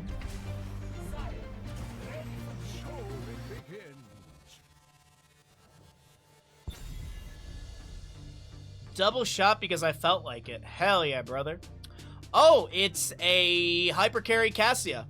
Zarya, Deckard, then they're gonna grab a main tank and a solo laner. Okay. What do they want to get rid of? Treat yourself, yeah.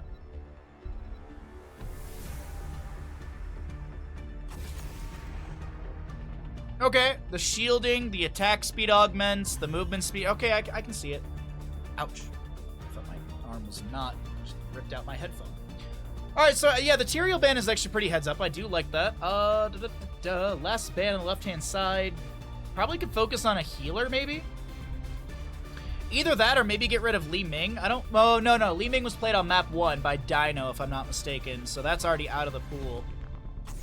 Oh, they'll get rid of Arthas. They don't want to deal with the attack speed reduction from Arthas into the Cassie and stuff like that. What if the Deckard was a tank? Sorry, I know what you mean. I don't know why, but my brain pictured Deckard Cain as a tank.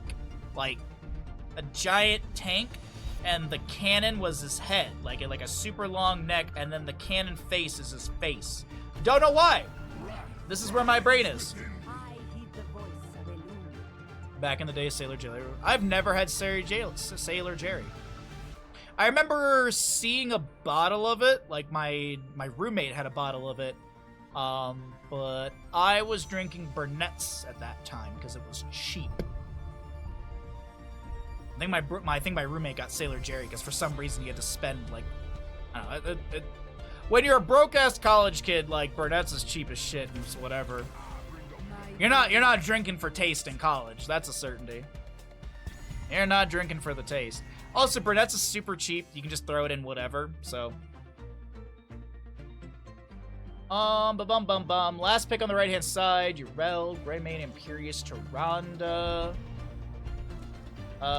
Thrall, maybe? I actually really like the idea of a Thrall here to really, yeah. Thrall is actually, there's like Sundering's good, Earthquake could be an option. But the people demand Artanis. Sergeant Deckard, yeah, like I'm picturing, but he's just a tank. He is like, there's no like little person that, there's no little human that jumps out. He's just a giant tank, like almost like Thomas the Tank Engine, but a tank and Deckard Cain. I don't know why. Some absolute delicious or organic ginger beer.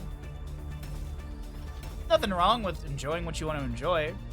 It's only when people sit there and judge you for what you enjoy that it becomes stupid. Like when people are like, pineapple shouldn't be on pizza. Well, I mean, if you're not eating it, why does it matter? You know, if I enjoy drinking a Coors beer instead of drinking some, I don't know, like Old Rasputin or something like that. Like, I don't know. Like, taste is subjective. On the right-hand side, we have Vinland Raiders. We have got a Sven Yrel, Nano Artanis, taking a look at a Hunter Orc Tyrande, Joanna Yaya will play Imperius, and Gaff will round out the team with Greymane. To the left-hand side of the map, it is Saboteurs, Hazuabs on Sonya. We'll see a Bad Benny ETC, Rutzo Zarya, Dino Cassia, and Yasu will be playing the old man, Deckard Cain. All right, let's get into bottom lane. Let's check out our level 1s. Let's get our player vision set up. Why is my camera locking onto people? Why are you like this? And my... There we go. Sentinel, Sentinel, Sentinel. It hit Bad Benny! GG! Toronto will go into Lunar Blaze level 1. We've got an Artanis with amateur opponents. Solarian Flare upgrade with the Consuming Flame level 1. Where's Chess Looter? Probably watching college football. Zarya with the strong, Together We're Strong. Cassia Thunderstroke. We've got a Tough as Nails Sonya. Sapphire on the Deckard Cain, and ETC will go into Block Party. All right, well, there you go. There's the Twitch predictions up and available. Get your gambles in. Final game of the day, ladies and gentlemen. Let's get some big predictions on these two teams as Gaff is getting low here. Cassia goes in with the Fend. She's bopped around by Yrel, Righteous Hammer, and Dino. Should be first blood of the game, but Yasu comes through with a Sapphire and some good heals. No kill just yet. Wait, hold on a second. Bad Benny is going to set up the kill. Deckard Cain snipes it with a Herodric Cube. And first blood goes over to the side of Saboteurs. What's up, Faffin? You're just in time for the gamble.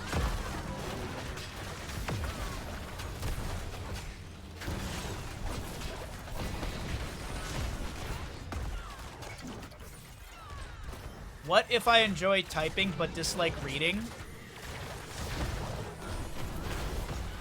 What? Then you should be a secretary of sort. If you like writing but not reading, you'd be great at diction. Betting on the Zarya Retso, I honestly, if I was able to gamble on my own channel, I would be doing the exact same thing, to be honest. I would be betting on a Retso Zarya. It's fairly good.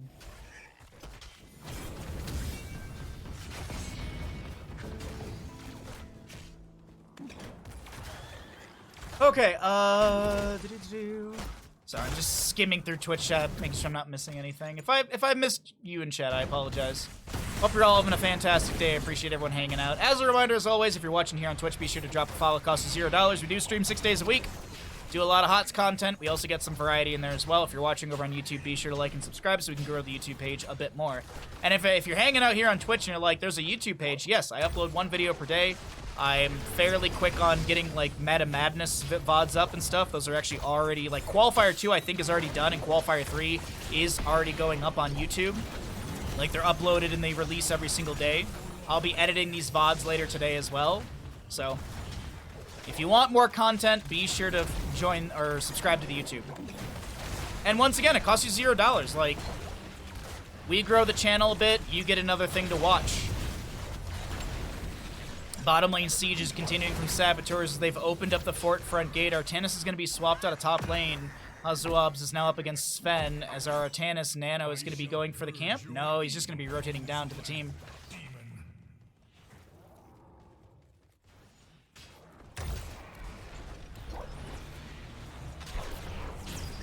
Wait. Paint that Deckard tank. What?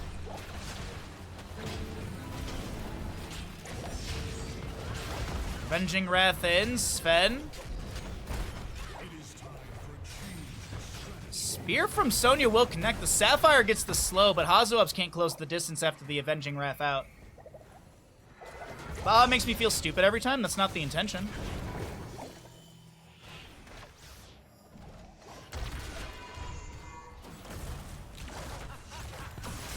Hope you and Band-Eaters are happy. You're full of bacon and eggs. Ooh, very nice. Yeah, we had a good little vacation with some friends and family down in Sacramento for Franksgiving, as we've been calling it, because I was drinking and I accidentally said Happy Franksgiving to everyone the first night, and it just became the thing.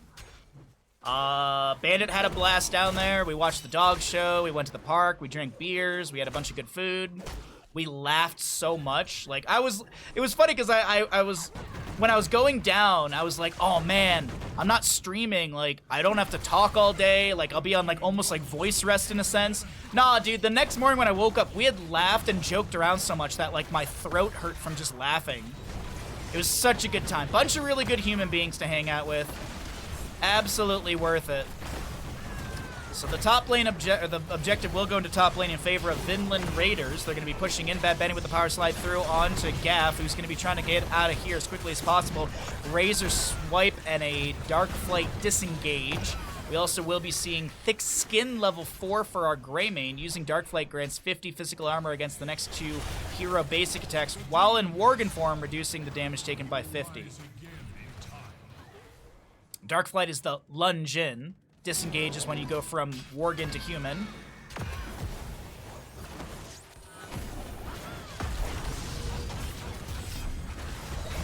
Oh, the image in your head, oh, I see. Okay, sorry. I was confused about the painting comment. I was like, you want me to Baja Ross this? I can't paint anything but mountains, man. I can only paint nature on a macro scale. I'm not good at micro yet. So, like, here's a good example if you don't know what I mean. Macro is landscape. Micro would be painting a flower. Like, if I were to just paint a tulip, that'd be micro, because you're really getting into the details of it. Much like in photography. Micro photography is like bugs with, like, insanely short-distance macro lenses. Micro lenses, excuse me. Well, that's actually, I think they're macro lenses, as they're called, but anyways. Macro's still landscape. Think of it like Heroes of Storm. Macro play is map play. Micro play is team fighting. Could you paint a pyramid? Probably. But I have never done structures before. I really want to do an Anne Orlando painting, but I'm so nervous because I've never done I've done like Bob Ross like he does one dimension with his structures. It's really like his 1 point perspective. Excuse me, not one dimension. He does 1 point perspective, so it's all like pulled to 1 point rather than 2 point perspective where it's 2 points. 2 point perspective is like the most common thing you see with a lot of hand drawing and stuff.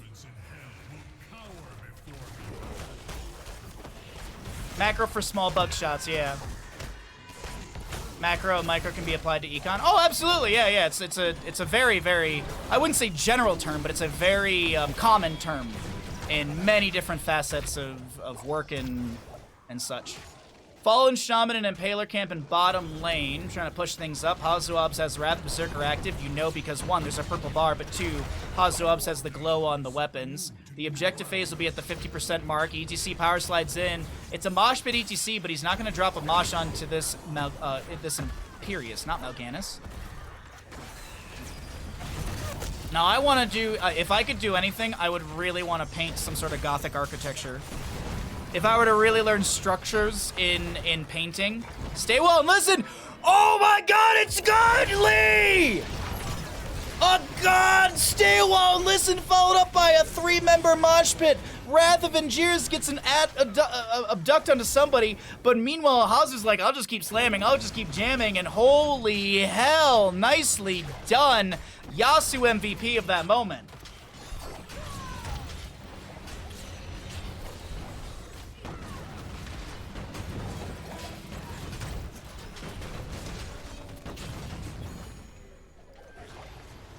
Clip it and ship it, chat. Clip it and ship it. We stand victorious. 2 points, very common doing structures. Single points need for scenes with people. Yeah. 1 point, it's just, I've always practiced 2 point perspective, doing architecture and stuff like that. So it's very, yeah. And then you get into isometric drawings, and people fucking hate isometric drawings. I was very good at those, so. Power slide in from ETC, focusing on to Imperius. He's dropped to 50%. Spear in from Hazuabs onto Sven on the low side of our screen as I pull away the talons and zoom out so you can see everything. Expulsion Zone pulls Mal'Ganis out of position. Oh, I don't know why I keep calling him Mal'Ganis. Pulls the Imperius out of position. Spear in from Sonya. They're looking to rocket in through this top lane further. And the Immortal, in melee range, around a third of its HP, will go down, working on this keep front gate. Still 9 seconds on the Imperius. Curse bullet out from Greymane. Avenging Wrath in from Sven, but that's the end of the fight. Excuse me. We didn't cycle through the other numbers. Let's do that. We'll take a look at 13s once these are over.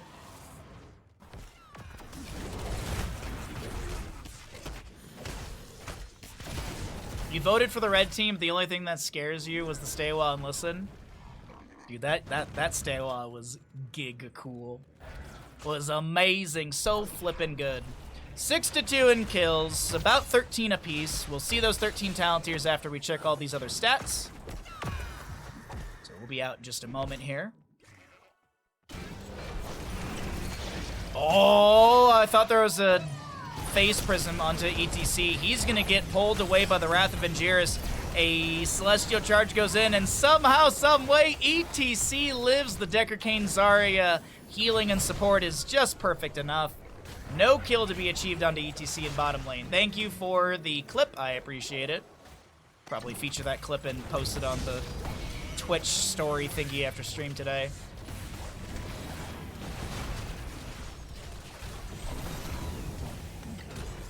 Orgillian Cocktail splash through. A big swap onto Bad Benny. He's going to get the face melt. The fork goes down, but the last shots will connect, and the cow is cooked. Barbecue for lunch from the side of Vinland Raiders as the Lunar, or the Tyrande Lunar Flare will connect. There's a stay well and listen, zones the enemies. Sven comes through with an Avenging Wrath. Hazuab's trying to spin through the pain, but he will go down. And that's a little unfortunate to lose 2 members just as the Immortal phase spawns. We will see Greymane immediately lunge into this Immortal and start working on it in Worgen form.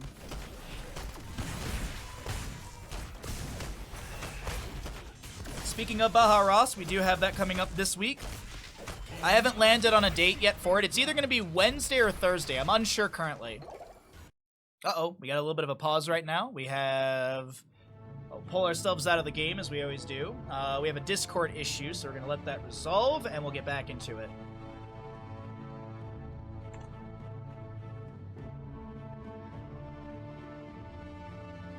We told our player 5 times his mic wasn't working, and now he catches it.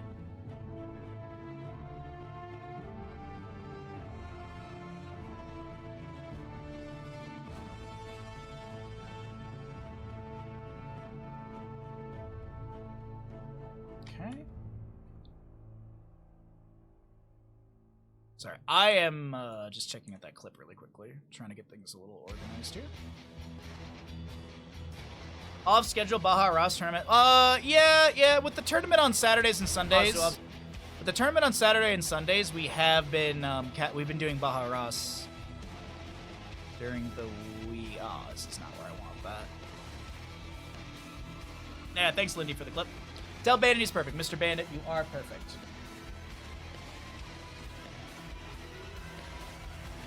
Okay, it looks like we are back into our game. Give me one quick second to get us transitioned. Curious, not Mal'Ganis. Stop it. Alright, there we go. Let me minimize this really quickly. There we go, we're back into it. My apologies. I did swap us over. Indeed I did. Barrier onto Dino, clearing things out. The immortal Big Bad Belith in the bottom lane will be coming through, dealing over 1,400 damage into structures. Tyrande did not go for the Harsh Moonlight at level 13, got the Ranger's mark. As we pull away this Belith stats, he's going to take down this top lane fort with ease. Sonya, Hazuab's working on top lane, trying to pull in that experience for the allies. This Imperius stepping beyond the fort with the help of Gaff, lands the Celestial charge in. Great. Oh, wait, hold on. Bad Benny swapped. The Wrath of Angiers will not get the kidnap they're looking for. Bad Benny swapped once again. Celestial charge in. Big blind from the Artanis. Starfall activated by the Tyrande as well. The Immortal still has its shield, so it's going to attack from range until that's lost. It does seem like this is going to be an Immortal phase won by the members, or excuse me, this Immortal phase will take down the fort, and we'll get Keep Front Gate for Vinland Raiders. Bandit is perfect. Indeed he is. He's a very good boy. Has failed, yet we have not seen the end.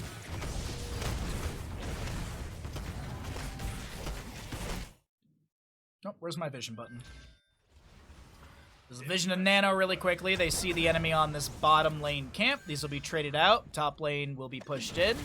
Zari and friends see all this. Now, what's the game plan from Zari? And yeah, that Sentinel's going to see them going for this attempted flank, and that's not going to be working out.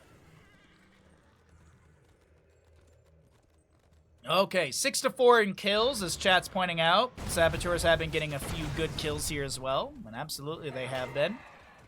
Experience, though, is made up. Minion experience makes up for the heroic kills, as well as that mercenary deficit. And then a little bit of a loss in passive, but not too much. So, slight experience advantage to the side of Saboteurs, but it's still pretty equal at the end of the day. At least for the time being. Imposing Presence, by the way, for UTC at level 16. Executioner Greymane. Alpha Killer, I believe, is still banned away. We have Valorous Pursuit. God, we see so much Valorous Pursuit from these Imperius. This is really cool. Imperii. Okay, our next Immortal phase is up and available. Both teams have 2 keeps up. We have Sven with a Righteous Hammer. 72 stacks on this Cassia. What are we looking at scaling damage-wise?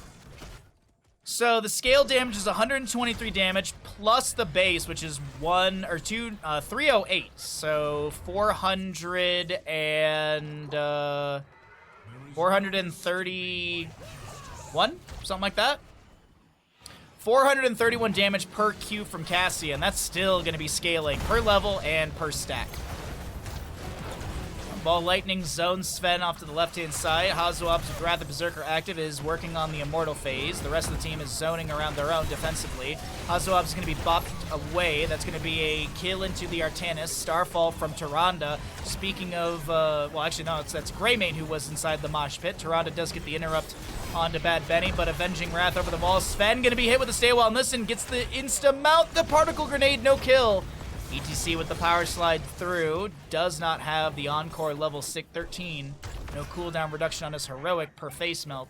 But either way, the first half of the Immortal is still looking pretty good. To the side of Saboteurs who get themselves an Artanis kill, they will lose their Cassie, actually, I realize. My apologies on that. So it is a 1-for-1, and both teams will go into race potential, but of course the first half is going to be triggered by the members of Saboteurs. Look at this Fallen Shaman in top lane with the catapult as well, working on that fort, or that, yeah, the keep front gate. Decker Kane lands a big scroll of ceiling. The Zarya expulsion zone pushes the enemy away. Speaking of pushes, ETC is going to be bought by the Immortal spin. ETC actually hammering onto this Immortal currently. Cassia dealing with the camp that was at the core, or at least at the top lane keep. Artanis goes in for a blade dash swap and is going to be shy of landing it. Yasu is being targeted by a few enemies. Face melt from Bad Benny pushes back the enemy. And now Bad Benny is low, but gets a shield from Zarya just in time. Ball lightning from Cassia goes out. It's no level 20, so no infinite. That's going to be broken between Hunter, Orc, and Gaff. And the Immortals are on the second phase, but they are in defensive positioning, so that does allow some resets to be had here. Who was I seeing go back at? I believe it was Greymane was getting full and everything. Sonya goes and makes a quick catapult clear in top lane. There's also a camp on the left to be grabbed for bottom.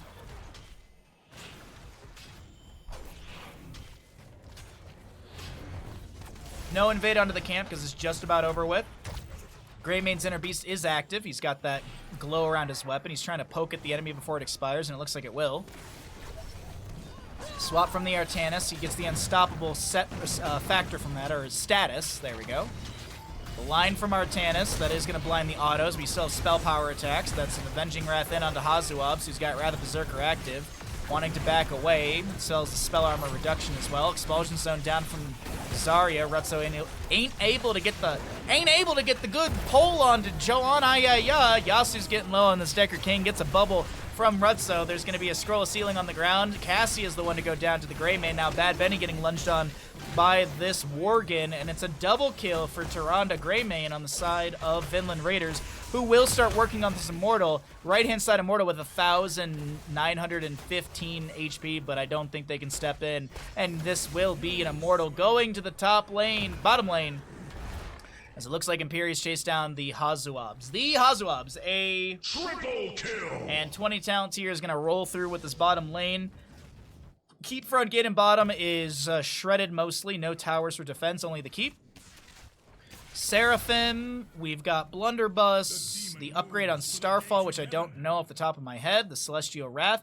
Increase the slow Starfall to 60% and cause it to apply Hunter's Mark to enemy heroes affected while inside the area of effect. We have the Orbital Bombardment from the Artanis. Not only do you get a second charge, but there's a 10-second cooldown between uses. And you also will be seeing the upgrade, the Unrelenting Descent, which is pretty cool, but we'll check that out in a moment. Maybe at the end of the game, because it might be the end of the game right here. Have the members of Vinland Raiders done the reverse sweep? It's a best 3, but hey, they lost map 1, they won map 2 pretty well, and here in map 3, Battlefield of Eternity, it's looking good for our red side to maybe move into the grand finals tomorrow. Bad Benny goes down. Barbecue for lunch. Wrath of Angiers pulls Hazuabs away. The Immortals taking down the core. Yasu is going to get bopped out of a Stay a While and Listen. And even though we had an S tier Stay a While and Listen with a Mosh Pit follow-up, this is going to be the members of Saboteurs taking the series in a reverse sweep best of 3. Map number 3 on the side, or for Battlefield of Eternity. GG, well played.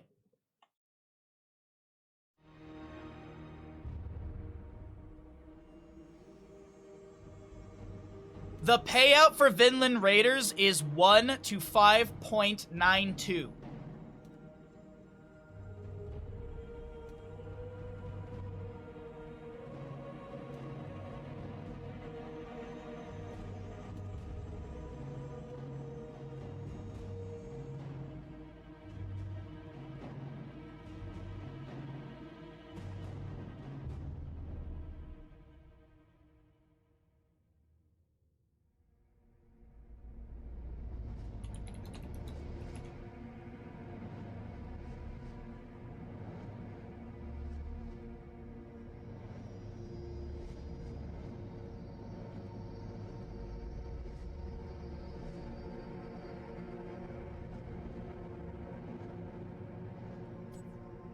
Unrelenting Descent. Descent from the heavens restores 30% of Imperius' maximum HP and mana. Consuming a Valorous Band reduces the cooldown of Wrath of Imperius by 10 seconds. Alright, good morning, everybody. We are very, very tired today. Good morning. How is everyone? Good morning, Bearquake. It is a quick jump into Garden of Terror. I didn't even get my notes down for this. Mr. Bandit, that's enough applause. Alrighty, well, on the left-hand side, we're going to be seeing Three-Legged Cat. On the right, it's going to be Storm League Enjoyers. And let me get some notes down so that way we can figure out where and how we got here. Sorry, we were talking about laptops in Discord, and I got so distracted. I was so distracted starting my day talking about laptops in Discord. Alright, so, we have Three-Legged Cat versus Storm League Enjoyers. It looks like Storm League Enjoyers won the coin flip and want first pick. So then we have our map bands. This is great casting, just the top of my head. Alright, we do have delay on stream. I thought I turned it off. Garden of Terror, we have Chromie and Stitches banned away immediately. Alright. Oh, I need to also get the pin message for chat as well. God dang it. I'm so behind today, chat. I'm doing my best. Alright, that is also Tomb, Towers of Doom were banned away, Sky Temple, and Braxis Holdout. So that's Guardian of Terror, chosen by Three-Legged Cats. So, back into Meta Madness. Welcome, everybody. Welcome, welcome, welcome. Now, I don't know why I'm so tired today. I got good sleep last night, but either way, we're going to be checking out still more bans for Garden of Terror. Not a bad starting map for these two teams. We are in the lower bracket for Meta Madness today. We actually have 4 best of 3s and 1 best of 5, so we got a long day of casting ahead of us. But Dahaka's going to kick things off, and of course, as always, it's Meta Madness. Heroes that are picked and played are unavailable for future maps, and so Dahaka will be into that list as well. Alright, Dahaka started out. What does Three-Legged Cat want to go for here? They'll go and match the global with a global. Falstead will be picked up, and let me see if I can get that pin message list. There's no way it saved yesterday's message. No, of course not. Alright, I have a Google Sheet for this. Not that, though. Let's see, Meta Madness. Nope, that's still different. A to Z. Alright. We gotta put commas and everything. Alright, Zeratul, Nubrak, they got a good dive burst composition. Anduin is permabanned in the tournament, so we're not gonna see any light bomb shenanigans. Jaina being removed is not a bad idea, as that would just be more burst. You could also go into like VP with Ring of Frost. We don't see that very often, but hey, if they wanted to go for that Wombo, because the Nubrak can burrow in as well. Vala. Alright, so we have that. Let's get rid of that. Slash pin. Oops. Pre-banned brand. Pre-banned heroes for Qualifier. Number 4. Yay, we did it. Slightly rocky start to our stream, but that's okay. We're all good. Alright, so either way, as always, Abathur, Anduin, Blaze, Brightwing, Diablo, Genji, Hanzo, Hogger, Johanna, Junkrat, Lucio, Sergeant Hammer, Sylvanas, Tracer, and Vala are all banned away in the tournament, and Deckard and Kael'thas will round out the draft for the members of Three-Legged Cat, or Storm League Enjoyers. Alright, not too bad right there. Lot of burst, though. Lot of really good burst, good wave clear. This is a fantastic starting draft for Storm League Enjoyers. What will we get from Three-Legged Cat to round out their draft? They have heal. They're gonna need a soul lane. I don't hate the idea of a Thrall for displacement during all that dive. They're actually gonna go for Sonya and dive back in. So this is gonna be a very clashing composition from both sides as we're gonna go ahead and get ourselves into the casting screen. All right. How on earth is Twitch trying to run ads in 6 minutes? I ran a 3-minute ad a while ago. Oh, Twitch. Why are you breaking things? Alright, let's see if we can get rid of that really quickly. Hey, what's up, Desert Jester? Good to see you, bud. I am trying to wake up. I'm a little tired today. I also was scrambling to get going on stream because I was very distracted by the Discord conversation about laptops.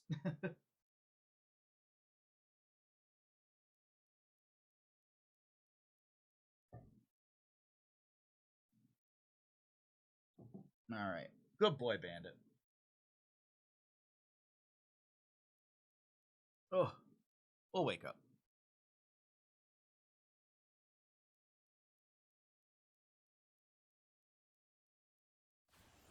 All right. On the left-hand side of Garden of Terror, we have got the members of Three-Legged Cat. Captain Rex playing Stukov, Hong Lu Falstad, High Wraith to ride in on Sonya, got a Crankle, Muradin, and Dark to play the Greymane. Ooh, auto attack Falstad. On the right-hand side, we have Storm League Enjoyers. We have Alvarez on a Kael'thas, Aether Dahaka, Arion, I can never say their name correct.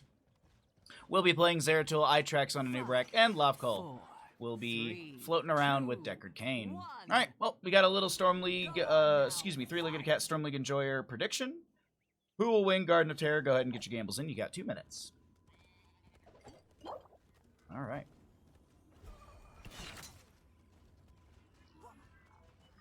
You're on the couch waiting for the last Formula 1 of the season. Oh, is that today? Where's the race at? A little patient play at the beginning here.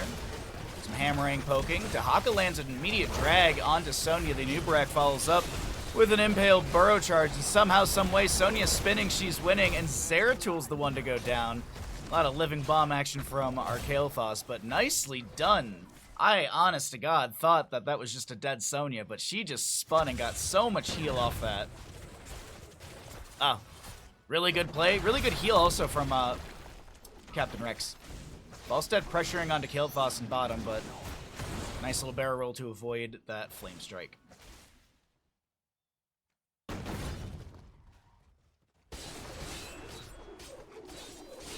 Oh, it's just gonna be easy start for Sonya in this top lane, dominating into the Dahaka.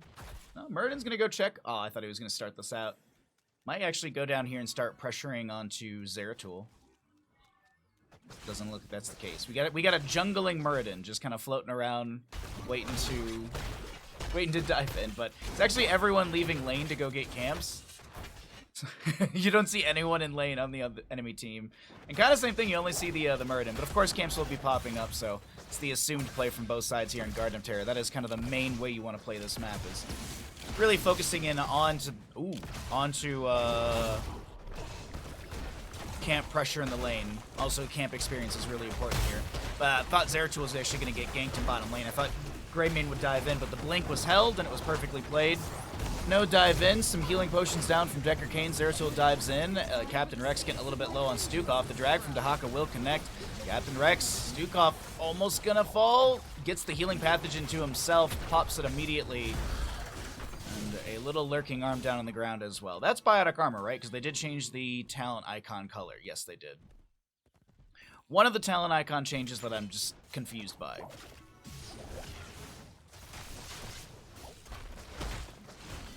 The first seed is routed. More camps to be pressured in the lane. Speaking of lane pressure, we have our Sonya up in top here.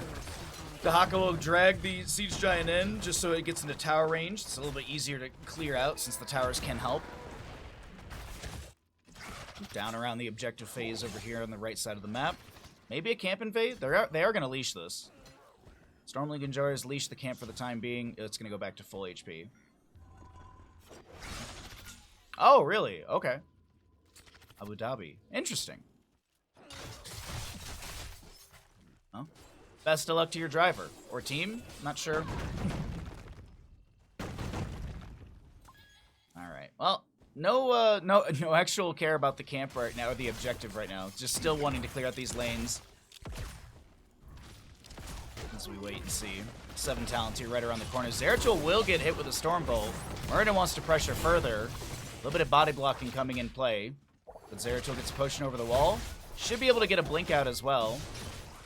Deckard providing enough healing just on the low side of this.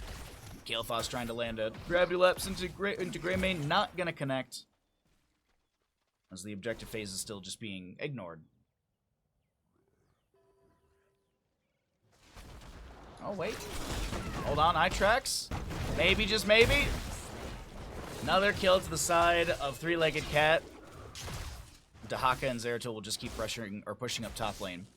We got our level 1 questing objectives. Quite a bit of work has been done on them so far. We got 10 stacks on regeneration globes for the Kael'thas, 6 regeneration globes on our Nubarak out of the 30 for Regeneration Master, 10 out of the 15 for Zeratul on Shadow Hunter.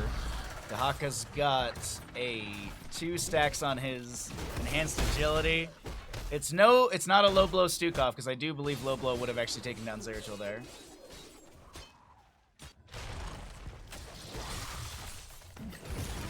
Good splash from the Gilnean Cocktail. The Greymane can't find the kill into Zeratul still. Zeratul proving to be pretty slippy. Zeratul is a frog. Zeratul proving to be pretty slippery. Will Hearth out just for full HP. And Dahaka slowly clearing out that top lane, not wanting to let Sonya get too close. Murden goes in onto the Kael'thas. Alvera's trying to back away, gets a potion immediately from Kael'thas. Meanwhile, Zeratul gets into the back line and takes down our Stukov. Dahaka brush stalks in as well. Gravity laps into Greymane. He's trying to back into the Kael'thas. I think he was actually creating space so Murden can back away. That was it. He's trying to split the team. So I think Kael'thas knew he was dead, and Murden was just going to try and get out. We do have the Kanai's Cube by Decker Kane as well. Gonna reduce healing by 30% for 4 seconds onto the enemies that are hit by the Haraja Cube. And second seed will be going over the side of the Storm League Enjoyers. All right. Oops.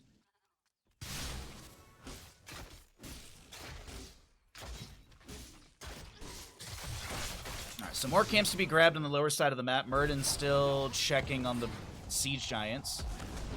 Dahaka is pushing things up down over here. I do see Falstead starting to float down, but no, Dahaka's gonna tap the bush, get his speed, and he's out of there. We do have 10 talent here, so we'll cycle through those numbers, get an idea of what the damage, healing, and experience does look like. It's Wrath of Berserker for the Sonya, by the way.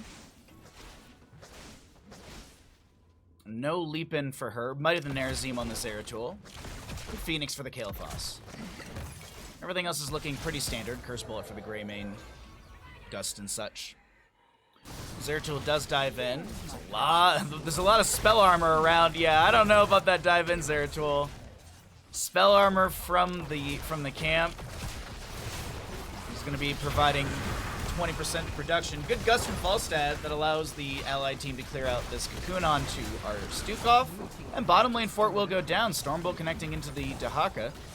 He's going to be looking for a drag. Avatar activated by Murden. Stay a while and listen. Catches the dwarf, but the living bomb wakes him up. Flailing swipes makes some room. Stormbolt not connecting onto the enemies as the potions continue to come out from Deckard Cain.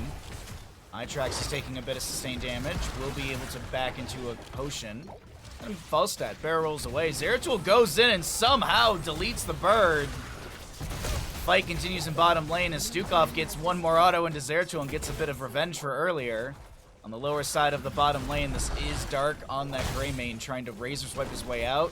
Will roll to disengage with the gravity lapse from Alvarez is good, and that is a double kill to the side of Storm League Enjoyers. Zeratul going down. Meanwhile, though, in the mid lane, Siege Giants were rocketing in. Sonya has that Wrath of Berserker.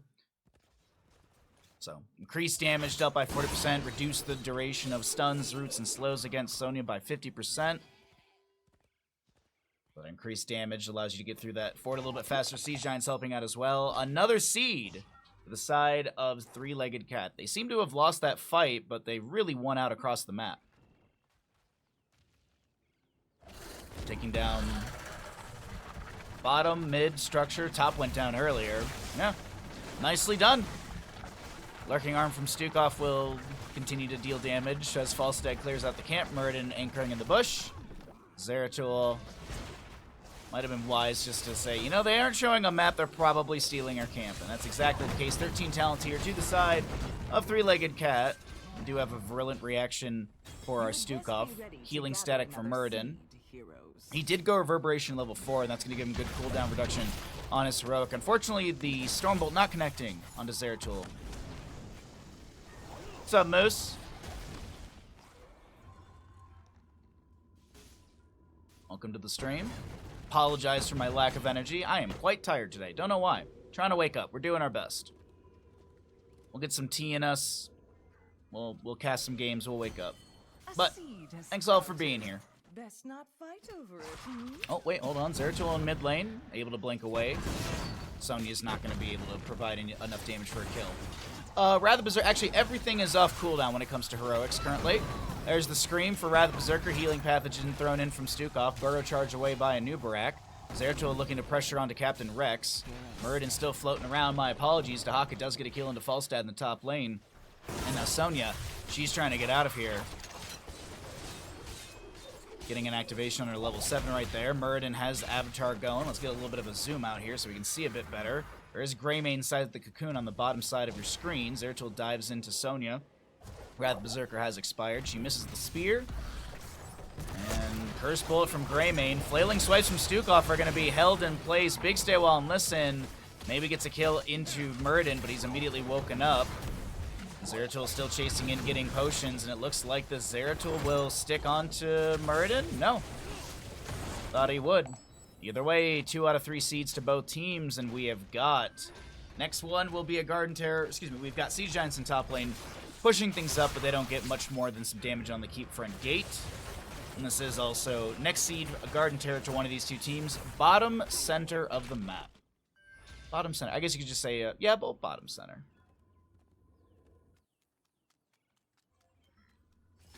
Oh, Spear not connecting into our Zeratul. But he's found a Falstad. Unfortunately, Muradin and friends are too close by. They're not going to be able to pressure onto Falstad further. Man, there's some times when just some of these Zeratul players, the way they can just burst down ranged assassins. Because earlier we saw like a 50% Falstad just get absolutely deleted. Sonya's got her Wrath of Berserker active. She's slamming, she's jamming, getting that auto and keeping the sustain for her Wrath Berserker. Dahaka brushstalks in right next to the enemies. Woo, 52 HP on our Falstad as he is trying to get away, get a healing pathogen from Stukov. Flying out down towards bottom lane center as Stay While and Listen catches Sonya and Greymane. Greymane dives in. That might have been a shifted command because I don't think he really wanted to go in that way. Either way, we do have a Bruiser Camp in top lane pushing in, and with a loss onto Greymane, I do believe Storm League Enjoyers will be able to get themselves a Garden Terror, and Falstad wants to clear this out. It's going to be... he should be able to. Maybe there'll be a delay. There actually absolutely is a delay. 20 seconds on the Greymane, and Ubrak burrows and catches our Stukov. Captain Rex is going to get the healing pathogen out. Sonya Wrath Berserker activated again. It's a slam onto our Zeratul. Falstad does push out top lane, but he's going to start floating down. We got a DC from Muradin. Oh, wait. Okay, we do have a DC from Muradin. Okay. Alright. Well, we always jump out of the game for competitive integrity, so let's do that really quickly. Hopefully I can get a little snooze on some ads, because it looks like, for some reason, Twitch is all messed up with their ads today, so we'll get a big block of them done once the game is over. But good morning, everyone. Hope you're all doing well. Hope you're all having a great day. Alright, we did also make all the notes. We got the pin message for the banned heroes. Everything is looking good. Alright, readies are being requested. Let's go ahead and get back into it. Unless someone has walked away. Doesn't look like it.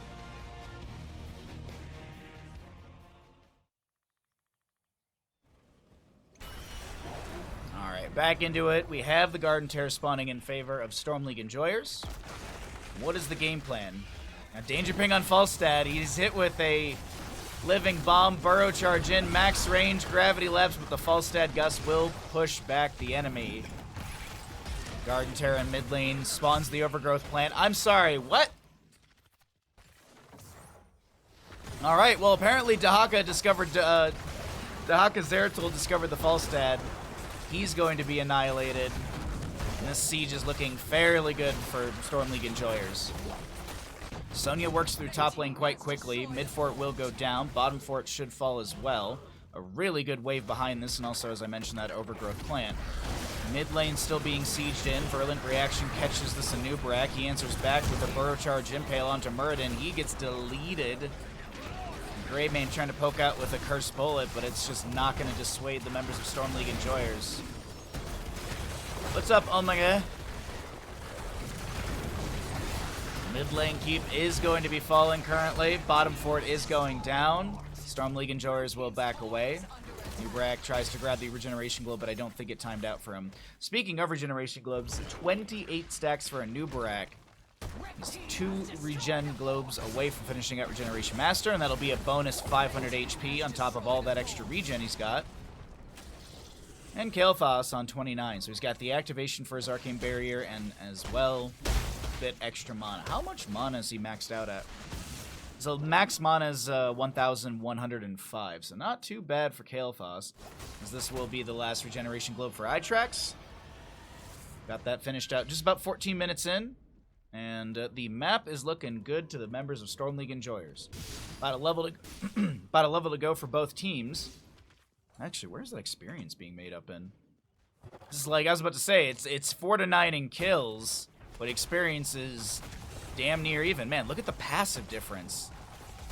4K passive, minions is about same, mercenaries a little bit more so to the side of three-legged cat. Interesting, interesting. Well, mid to be cleared out, camp on the bottom left to be invaded. Nubrak gonna anchor in the bush for his team. Alright, all camps have been grabbed on the map. 2 keeps remain. How's the top lane keep front gate looking? Alright.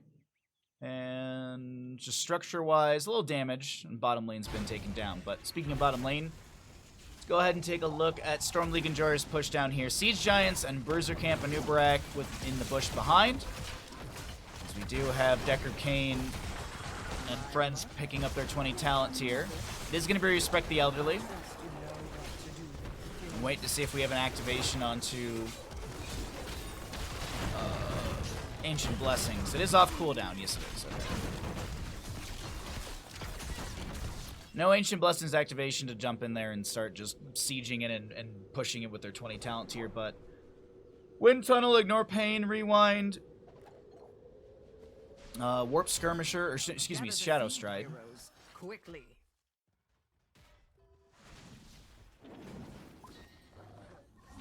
Flamethrower for our Kael'thas. Wrath Berserker activated by Sonya. The flailing swipes of controlled chaos come out, but it's not enough. Stukov will go down. The cocoon onto Falstead will expire. He's looking for an angle to be able to gust in. He's gonna fly for a better spot. As the Greymane does find a double kill. Nubrak and Zeratul will fall. Stukov traded. And a seat is available in the top left. Oh man. Oh, looks like we'll have a Garden Tear going over to the side of Three-Legged Cat.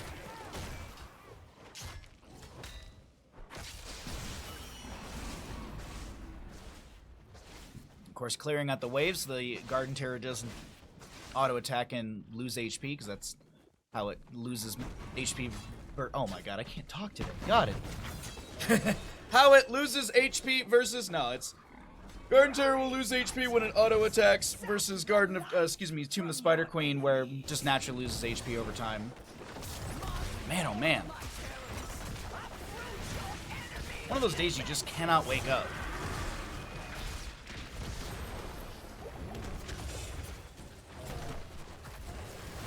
I'll just drink more tea. That'll work. But we do have Three-Legged Cat pushing in through bottom lane. Garden Terror in top lane is pushed up by Sonya. That's going to be cleared out. But with Garden Terror like 99% HP in bottom, maybe a little bit less than that, this should be a guaranteed keep. And it's a tense map #1 in the lower bracket. Best of 3 series. Zeratul goes for the Singularity Spike, doesn't land it. Isolation into Muradin. And Garden Terror in top will still push up a little bit. Gets the Overgrowth Plant. Gets a few autos onto the keep here, and Korra will take a little bit of damage on the shield, and that's about it. Nicely done.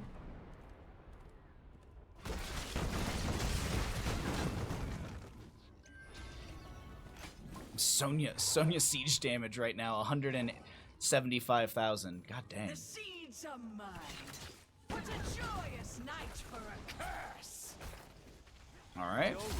Invade onto the camp. Muradin goes in with the Stormbolt. Doesn't land it onto a Nubrak as he's able to burrow charge away. But it does look like our Bruiser camp will be invaded, stolen, and Siege Giants as well. Zeratul clears out the Bruiser camp, or the Siege Giant camp in bottom lane.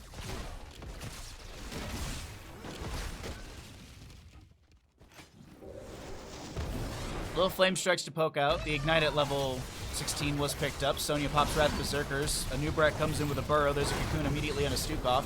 Zeratul trying to get the burst damage onto Sonya, getting close to actually getting that kill. On the left-hand side, I was going to say, that's a Dahaka who's waiting with an isolation, but it's not going to make the connection, I don't think. There's a flailing swipe from Stukov. They are just chasing Dahaka, but you're chasing a speedy Dahaka. I don't think this is going to work out. Tries to loop around. Stormball from Muradin. Rewind activated. Burrow Charge Lurker Strain buys a bit more room. Falstad can't get the hammer and kill. Nubrak is the one to go in with the rewind this time. Falstad goes down. Ancient Blessings activated. That's that golden glow underneath the model. And Dahaka lands a drag into Muradin. He's able to Dwarf Toss away, but Zeratul wants to chase in. The Stormbolt connects. The activation onto the trait of Muradin will tick up on his HP bar as the seed will spawn on the bottom right. God dang. What a game number one. Collect the seeds and don't fret. What an insane game number one. Anymore. Zeratul just floating around, checking camps. Actually, will be starting this Bruiser camp for his team. 25 seconds or so for the Falstad to respawn. Kael'thas gonna come in and try and help out. Muradin just above. Will be scouted out by a Nubrak with an Impale. Gravity Labs connects. Muradin hugs the wall looking for the jump over and will be able to get that. He does have that Dwarf launch level 16, so he has the extra... What is the percent on that? 40%. Sonya, Dahaka, Harthing out of top lane. Bottom lane camp will be cleared out before it gets much damage onto the keep. Excuse me, keep front gate. Germinating. Oh, it's 1 out of 3 seeds to the side of Storm League Enjoyers as they back off, clear out their top lane. Both teams have 2 keeps left, just different lanes. Top and bottom available to the side of Three-Legged Cat, and Storm League Enjoyers just have their top and mid. And Dahaka's still just floating around, going to pick up some essence, as well as soak up that experience that is floating around. Scaling still is a thing here. Even though there's no talent tiers, you still get that scaling per level. And it is 23 to 23, very close game between both these two teams. Sonya looking for the spears, Zeratul answering with a few cleaves of his own, as well as a auto attack or two. It looks like Sonya's the one coming out on top. Nice little sidestep of that flame strike from Kael'thas by Muradin. Sonya spears in, starts working on the sappers. Gravity Lapse into Muradin. The cube coming out from Deckard Cain. Cocoon into Sonya. Burrow Charge in onto the Falstad. Dahaka on the left-hand side with Zeratul. The Wind Tunnel saves Greymane for the time, but can Dark get some sort of heal from Captain Rex? The catapults are here as well. Gonna just razor swipe through those. Spreading that healing pathogen. And Zeratul's looking for that burst. Sonya will go down around the objective. Stormbolt being thrown back as a space creator, and there's no other fight to be had. Sonya dead for the next 53 seconds. Waves being pushed in by the side of Storm League Enjoyers. Alright. It is the best of 3 series, by the way. We are in the lower bracket, though. And for those of you that don't know, the qualifiers are cumulative. So there's 5 qualifiers. They all have a point system. So not only are you fighting for qualifying into the playoffs in a couple weeks, but it's also getting a good spot within that bracket as well. Ah, a seed is sprouting. So you're playing for position at a point. But either way, 6 to 12 in our kills, 23, 24 about in levels, and more camps to be grabbed. We could get another Garden Tear to the side of Storm League Enjoyers. They are pressuring up a lot of these lanes with camps. As Sonya has respawned.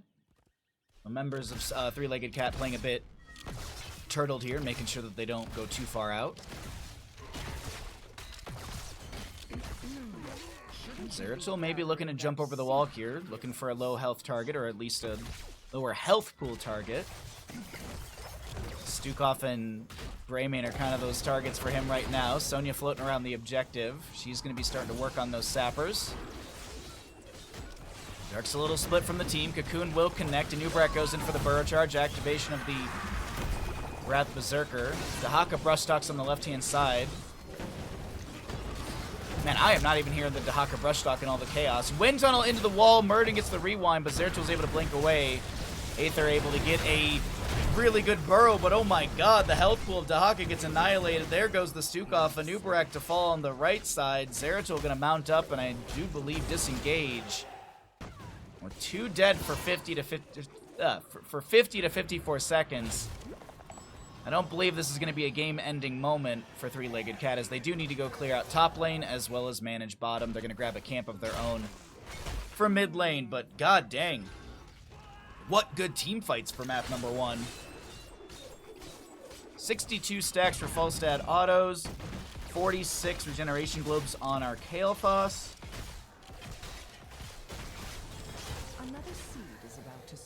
Shadow Hunter is done. We already said Anubrak's finished out, and also Dahaka Enhanced Agility is done. So I'm going to tab out and make sure that we keep delaying out the potential ads.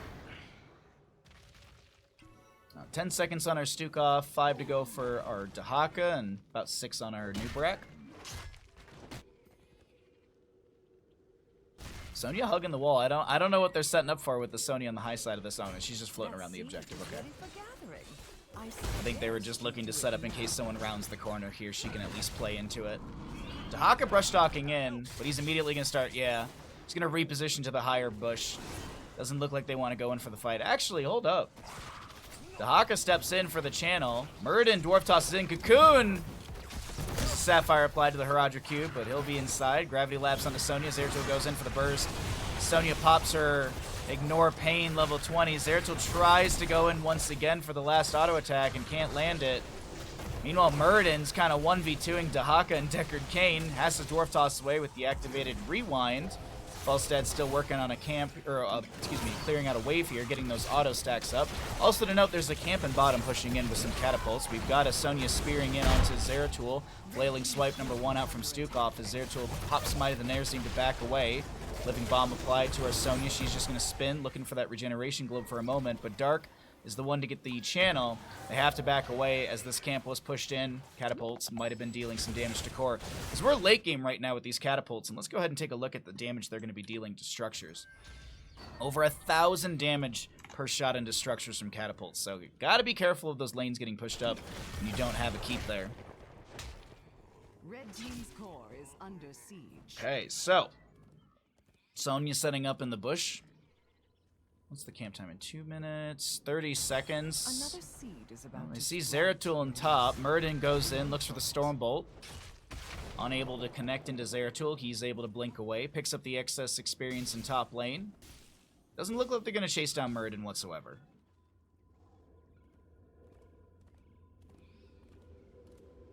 Well, 2 out of 3 seeds. We're back at this deja vu. We've seen this before. Lurking Arm to check the bush. That does show. Spear in. There was a danger ping, and Sonya's like, I'm going to go in now. they definitely saw that Lurking Arm.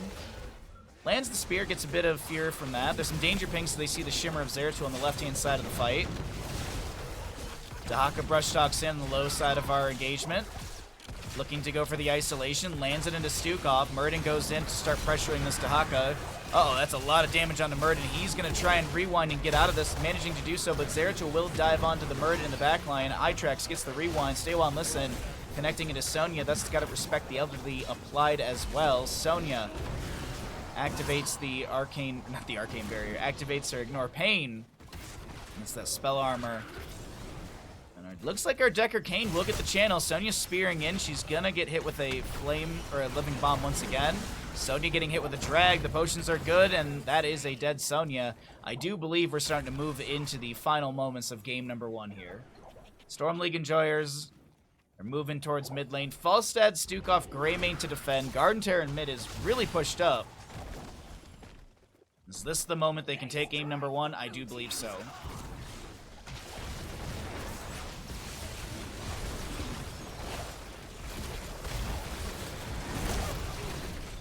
Alright.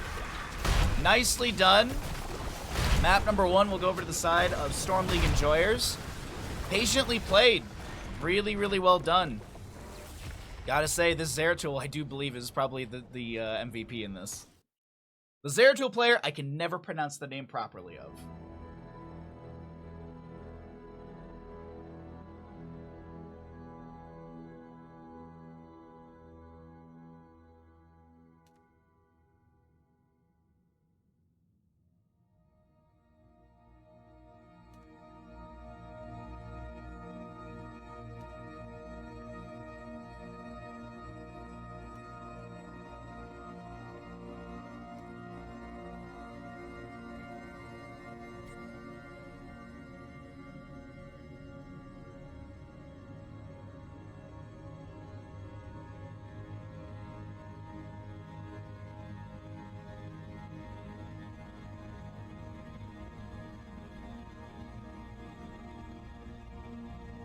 Alright, well, points to Bezos. Welcome back into Meta Madness. Day number 2. We are in our first best of 3 of the day in the lower bracket quarterfinals. We've got Three-Legged Cat on the left-hand side. We've got Storm League Enjoyers on the right-hand side. We did just have a map number 1 that was played on Garden of Terror that was won by the members of Storm League Enjoyers. A hard-fought map as well. So Three-Legged Cat will be choosing for first pick for map number 2. Storm League Enjoyers will be choosing to take us to Dragonshire. As a reminder, Tomb of the Spider Queen and Towers of Doom banned up by Storm League Enjoyers. Three-Legged Cat getting rid of Sky Temple and Battlefield of Eternity. All right. So that's what we have available and going on for this, as it's Dragonshire map number 2. As a reminder, it is Meta Madness style of draft. That means that heroes that are picked and played are unavailable for future maps. In this best of 3, we also have the tournament bans, which are pinned at the top of Twitch chat, if you would like to look at those. But it's things like Genji, Diablo, Anduin, very popular heroes. There's 15 bans, plus the heroes that were played in map number 1, so there's 25 heroes unavailable. There's bans at the top of the screen, but those don't add to the list. They only pertain to the map draft. So if we do go to a map number 3, we could see a potential Chromie, so long as she's not banned away. But as we get into this, what do they want to start with on the side of Three-Legged Cat? Man, that Zeratul play from last game was so good. Obviously, it's not going to be available for map number 2 on Dragonshire, but I'm expecting some sort of hyper carry once again. You know, it'd be crazy if we actually saw Valera. Oh, I thought my camera froze a while ago on that, but it looks like we just have a little bit of a lag spike. Zagara will be our first pick on the side of Three-Legged Cat for Dragonshire. A lot of Zagara play lately. A lot of Zagara play that we've seen for Meta Madness. Sorry. Forgot what tournament we were in all of a sudden. My brain keeps going to Nations Cup for some weird reason. Lunar to be grabbed. Damage over time is good. Varian will be picked up. Now, this Varian could be Colossus Smash. I doubt it. Even the times when it seems perfect for a Colossus Smash Varian, we end up just getting Taunt. And Taunt seems to be the way that they like to go. I wouldn't be surprised if they look for some sort of mage to play off that. Like Jaina still exists here, and that would be great. We're going to get Zarya with Garrosh. This is a really good combination since you have Speed Barrier. Garrosh can get the zooms and run on in. I really actually like the draft so far from Three-Legged Cat, but Storm League Enjoyers have a lot of potential with the direction they can go here. What do they want to get rid of? Some sort of hyper carry. There's a lot of range assassins you can go into, but I feel like with Zarya you want some sort of melee assassin diving in. Do you consider an Illidan ban? No. Okay, they're gonna get rid of White Mane. Okay. I honestly love the idea of an Illidan with the Zarya Garrosh. You throw the bubble on Illidan and he just goes on in, and then you could grab like Arheal as a healer. We're going into the weeds here, and it's only map number 2. I like the Jaina ban. This makes a lot of sense with the setup on that Varian, but still things like Orphe if they wanted to go into. Mephisto is up and available. This is not a bad map for Mephisto being able to jump onto the shrines, the Moon or Sun Shrine, and kind of poke at the enemies around there. Also, Durance of Hate's a good follow-up into the taunt from Varian. It's an easy kind of follow-up to a point-click stun. Gonna go Uther Yrel, so they're still gonna kind of float the idea of, or they're gonna think about what they want to do for a mage. But on the left-hand side, like I still like the idea of like some sort of divey hero like a Greymane. Like, I think that could be really, really good. Not a Greymane, sorry. We already saw that. The Illidan, sorry. Less hairy man auto attacker. God. We can't form a sentence today. I'm doing my best, chat. Sorry. Malfurion, and it's Cassia. Alright, I still like the Cassia here. Dive in with Fend. You got a blind into Lunara. Malfurion healing is pretty good as well. You have the cooldown reduction for... you have the cooldown... a basic ability cooldown reduction with the Innervate as well as the mana return on top of that. But what are they going to pick up for this last hero? Still like the Mephisto. I really think it actually could work out with this composition.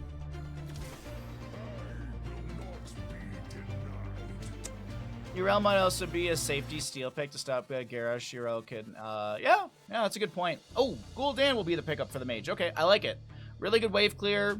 You can go into Echoed Corruption, and if you're constantly going into probably taunt into stun, you'll be able to get a lot of Echo Corruption value. Also, good morning, Darth Looper. How you doing today? I hope you're more awake than I am. Let's get into the cast.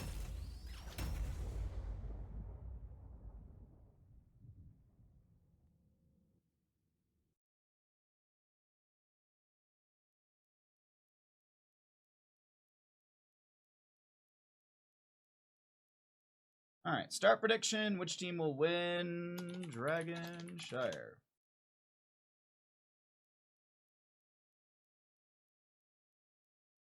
Groggy. I am groggy too. It is a groggy day for me. I don't know what it was. Like I started the cast, and I the first like 3 words I said on stream today, my brain was like, "Oh, I sound tired."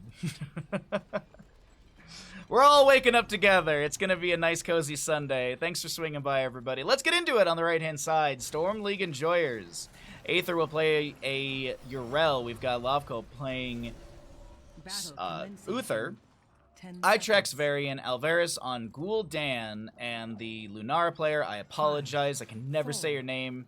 Arion will play a Lunara. To the left-hand side, it's Three-Legged Cat. We've got Dark on Cassia, Crankle, Garrosh, Captain Rex, Malfurion, Ahong, Lu, Zagara, and High Wraith will be our Zarya. Let's go ahead and get that Twitch prediction going for all of you at home, as we are a Thunderstroke Cassia level 1, Echo Corruption on that Gul'dan like we talked about, Varian on Lion's Maw, and Wave of Light for Uther. Thank you, Ashmantle, for the gamble. Good morning, bud. I hope you're well. 6 stacks on Cassia already? God dang, nice job, Dark. We'll check on that scaling later on. See how things are looking when it comes to the level 1 scaling plus the scaling of per level on the basic ability damage. Stun followed up by a charge. And about 2 and then some in about 3 levels you're going to be seeing a follow-up taunt onto that. Gul'dan should be able to land some easy stackage on his Echo Corruption off of that. Speaking of, stacks is already at 7. Zagara just spreading creep in top and immediately cleared out by Yrel.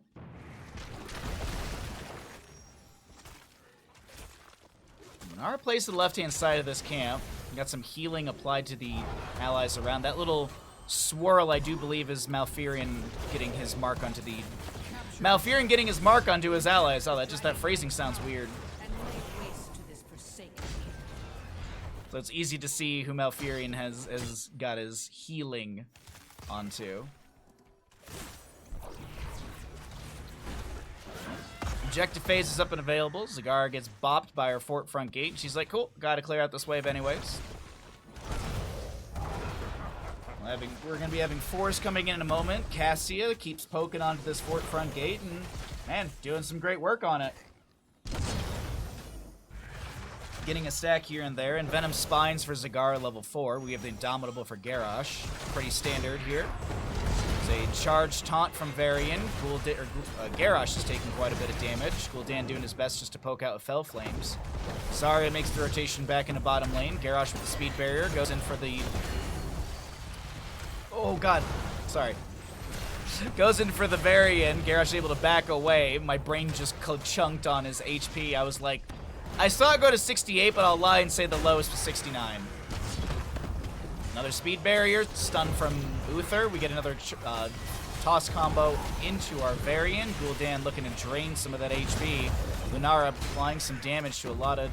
Actually, applying a lot of damage to Dark right now, chasing down Captain Rex as well. Speed barrier applied once again to our Garrosh, and looks like he's just going to chill in the bush for the time being. 37 armor from his trait, as the globe goes over to Itrax and friends. 16 echoed corruption stacks on the level 1. Speed barrier once again. Toss combo. Garrosh is looking for this Varian.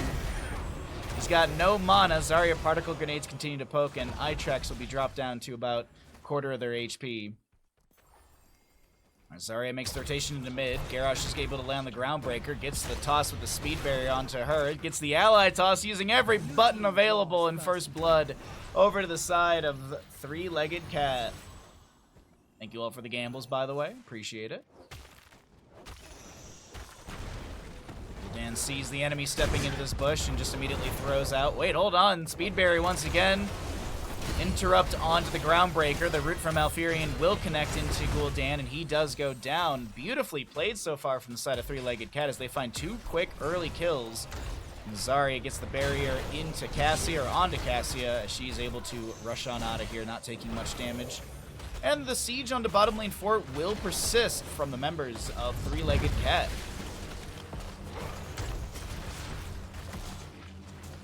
Nar gonna poke at Captain Rex here and there, tries to get a bit of damage, did go into the Choking Pollen and Noxious Blossom. Or Blossom Swell, I believe, is level 4, right? Yeah, Blossom Swell.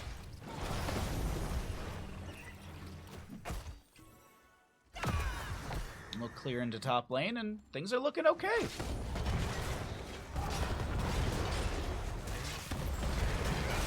Things are looking absolutely okay on the side of Storm League Enjoyers. Couple early game losses when it comes to getting picked by the speed barrier Garrosh, but you lose bottom lane fort. It still is 3/4 of a level difference. You can bounce back with potential level 10s. Lion's Maw level 1, by the way, for Varian is 2 stacks away. Wave of Light is fairly close with 11 stacks. Actually, you just finished the Lion's Maw level 1. 34 for Cassius Thunderstroke. We've got a Bile Drop stack for Zagara and 21 Echo Corruption stacks. I'm noting these really quickly because we are going to cycle through the other numbers.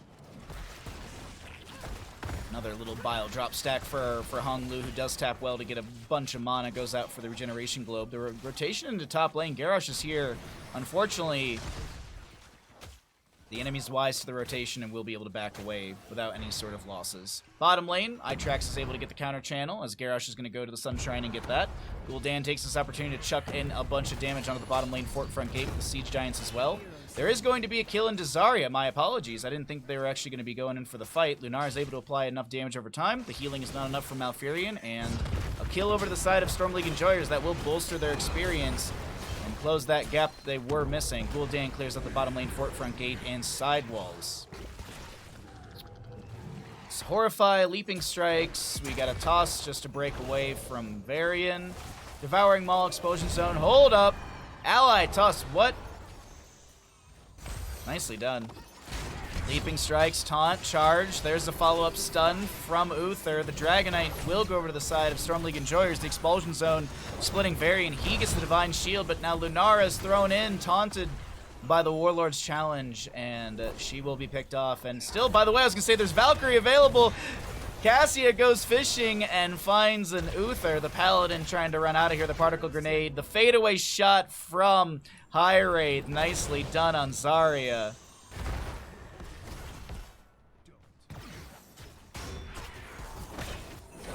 Varian trying to pressure onto Cassia right now. Dark is looking to chase in. Speed barrier applied to try and close the distance, but looks like Hand of Freedom will be activated, and Urel's out of there. Ooh-wee. Zagara with some Banelings going out, clearing out the wave as best she can. Garrosh still soaking up the top lane for the meantime, while the rest of the team pushes up mid. And I gotta say, this Dragonite does not get a lot of value. The Dragonite does not get a whole lot. Gul'dan in it. Hold on. Ardent Defender is activated, and it just stalls the damage for the time being.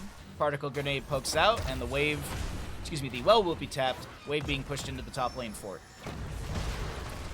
Well, Dragonite expires, getting like no value at all. Gul'dan comes back to top lane to try and clear things out. There's a cleanse from Uther. I think that was into the Urel. She tries to go in with an Avenging Wrath and Divine Steed, looking to close the distance, but no further engagement to be had. Varian, by the way, is Warbringer level 10. He'll have his charge available every 10 seconds, or every 4 seconds, excuse me.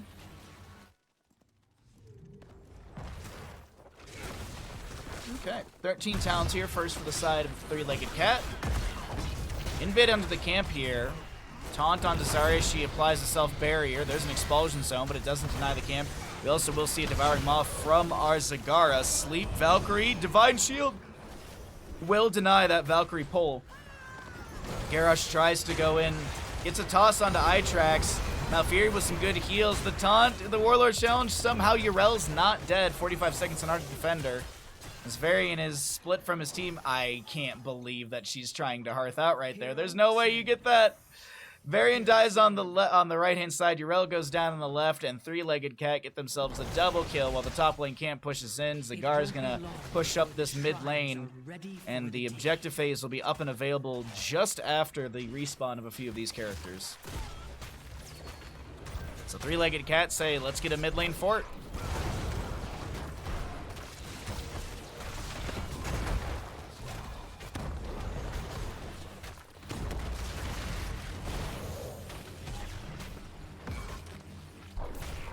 Barrier onto Garrosh. She's going to be cleansed. Oh, man. Oh, Crankle, you got to be careful here, bud. Varian charges in. He tries to go for the Lion's Maw. Looking to go in for Garrosh, but he gets some decent self-heal off of the Blood Craze. Tosses back Varian. Oh, my God. Storm League Enjoyers come back with a vengeance right now. They do have waves pushing in. Top fort's about to go down to the minion wave. It does. Garrosh is the one to get picked off. Zagara gets the dismount onto Urel. We have Lunar going to bottom lane. Looks like they're going to go for another Dragonite. Time for more Baja Madness. What's up, Wildfire? How you doing, bud? I'm a little sluggish today, so I apologize. Horrify, oh my god. The Valkyrie will catch on to Gul'dan. Expulsion zone from Zarya. We have Zarya being picked off to follow that up. Uther looking to go for the channel, but Zagara, I think, was on the point in time. No, she gets onto the point a touch too late, and that is going to be Storm League Enjoyers with the second Dragonite of the game, and they're going to be looking for some structures here. They really need to catch up. Need to open up this map a bit as the Garrosh is kicked away.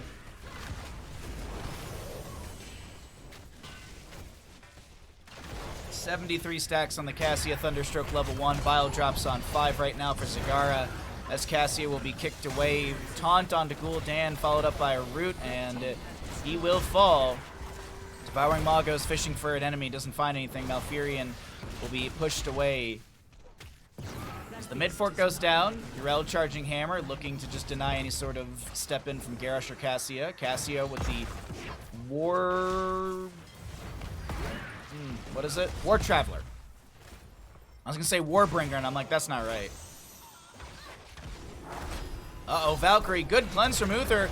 Oh, man. Divine Shield is forced out. Expulsion Zone put on the ground as well. Lunara, she could have just ran away, but she tried to go for the counterplay with the Divine Shield, and she will be taken down. 30 seconds on her death timer. Bottom lane keep now being pushed on. But, of course, gotta be careful of that splash damage. There are a few little summonables from Zagara to eat some of these tower shots. Horrify from Gul'dan pushes back. A lot of allies. Garrosh gets an auto, but he's going to start tanking tower shots and does go down to the Nexus forces.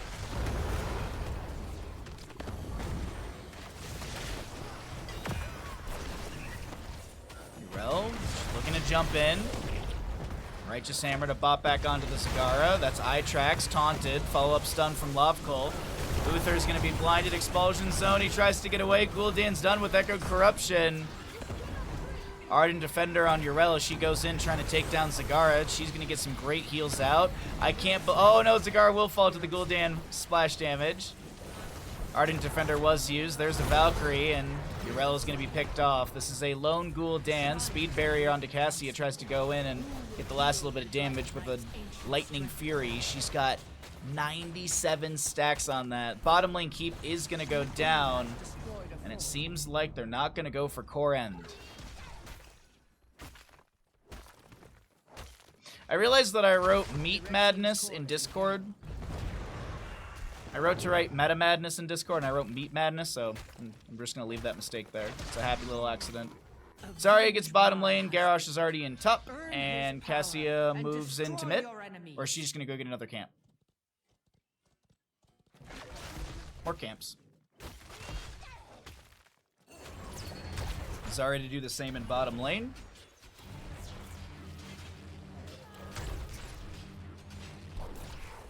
She's doing fine. She's clearing this out quite quickly. Malfurion will come down to help out. Zagara is going to jump inside of this Dragonite. And it looks like with Siege Giants in bottom, Bruiser camp as well, this is a push to end.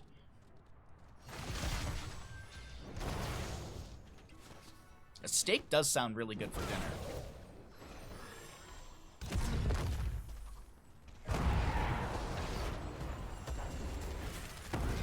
Oh, a little flame belch into our Lunara as the bottom lane wave is being pushed in.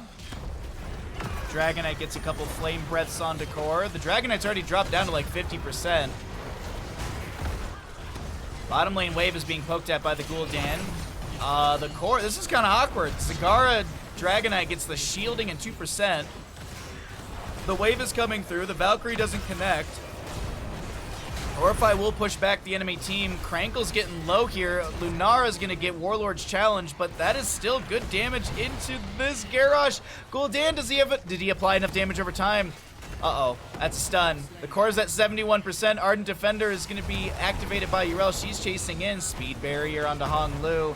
Yrel goes in. Divine Steed. She's looking to get some sort of Righteous Hammer displacement onto the enemy. We'll get that stun for a moment. Captain Rex and Darker poking back. Zagara's going to try and hearth out just below. No, she was mounting.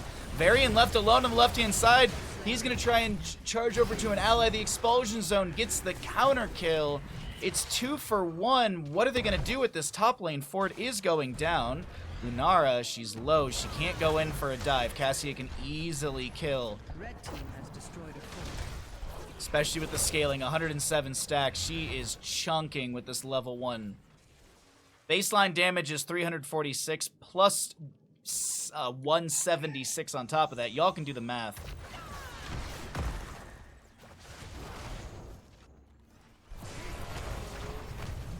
Self-barrier onto Zarya. She looks to back away. Garrosh going to respawn here in a second. Zagara up in 20. Valkyrie goes fishing. Doesn't find anything. Another chance to prove yourself worthy. The reverse tagline of Alien vs. Predator, no matter who loses, chat wins. That's true. Hearth out from Lunara. She'll go get full HP. God, AVP. Once in a while, I rewatch that movie, and I'm like, oh, I don't remember being that bad. And then I'm like, oh, yeah, it is bad. Like, I actually don't remember the movie again. Like, it's one of those movies that you just push out of your brain. Control both shrines, and the Dragon Knight's power is yours. Garrosh activating Indomitable. There's a leap in from Lunara. Expulsion Zone from Zarya. Crankle getting low. Gets a good blood craze. The damage over time does not take down Dark. They get the well tap. Zagara puts a Baneling Barrage onto a few. Meanwhile, Captain Rex on the right-hand side is going to get picked off by Varian, actually by Gul'dan, who gets the double kill. Yrel's running straight to top lane. She gets the channel on that Sun Shrine. Moon Shrine's already been grabbed. Lunara goes into mid. She'll clear out the catapult really quickly and go for the Dragonite. First one wasn't awful. Maybe I should rewatch it. Maybe I should rewatch AVP soon.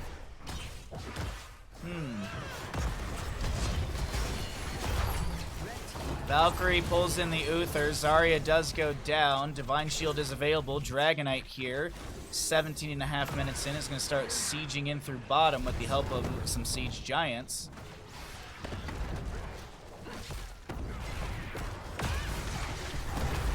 Dragonite gets a Flame Breath onto this bottom lane. Oh my god, the Keep Front Gate is just annihilated.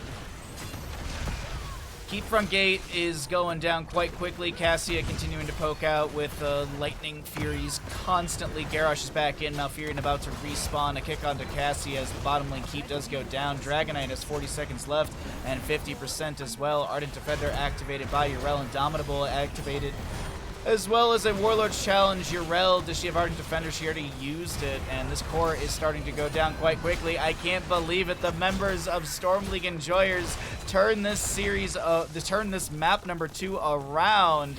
It was feeling like we were going to a map 3, but that is going to be a 2-0 for the members of Storm League Enjoyers. They move into the lower brackets semifinal. GG, well played.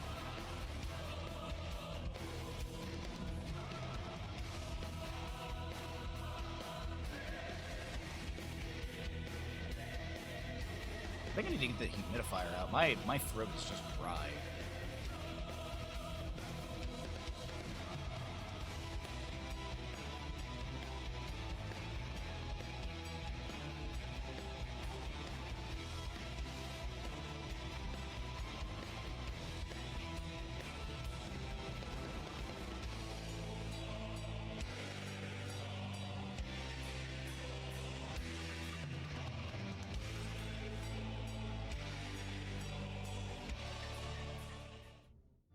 Welcome back, ladies and gentlemen, into Meta Madness Qualifier number 4. My name is Bahamut. On the left-hand side, we have got Avoiding Same Heroes. On the right is going to be Dogs.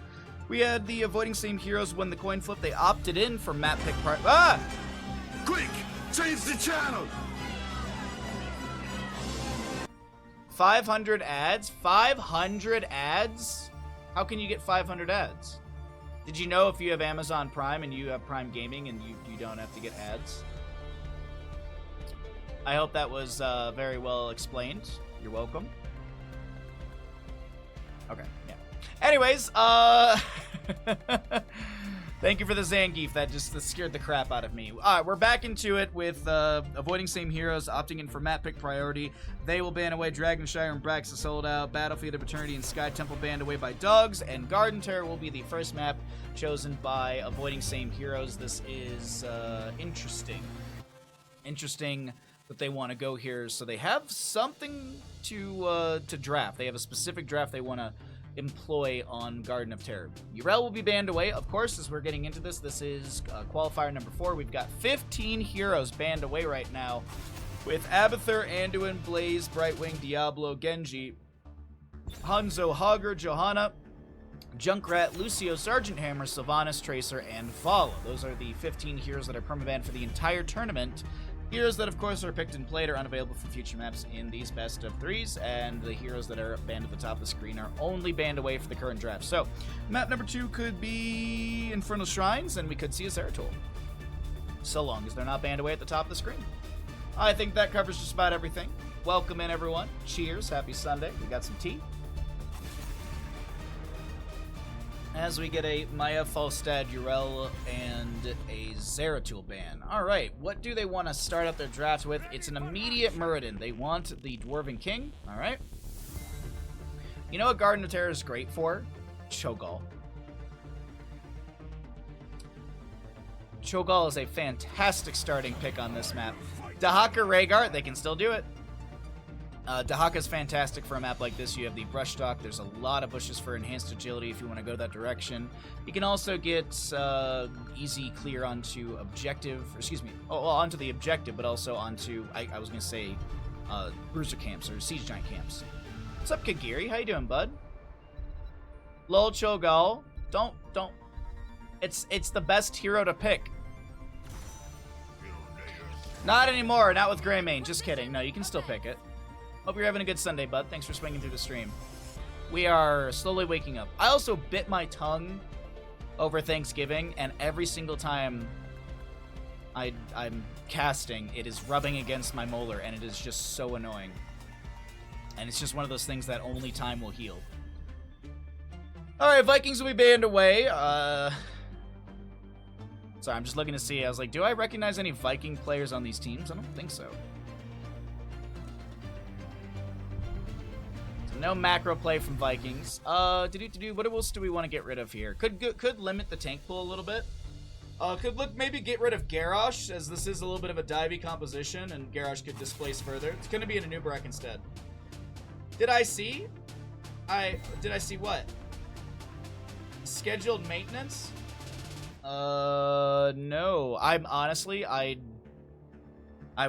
did not wake up very good today. Like, I woke up, but I just didn't get my morning going very quickly. Scheduled maintenance. Where is this? I don't see anything on the Blizzard launcher. I don't see anything on the launcher.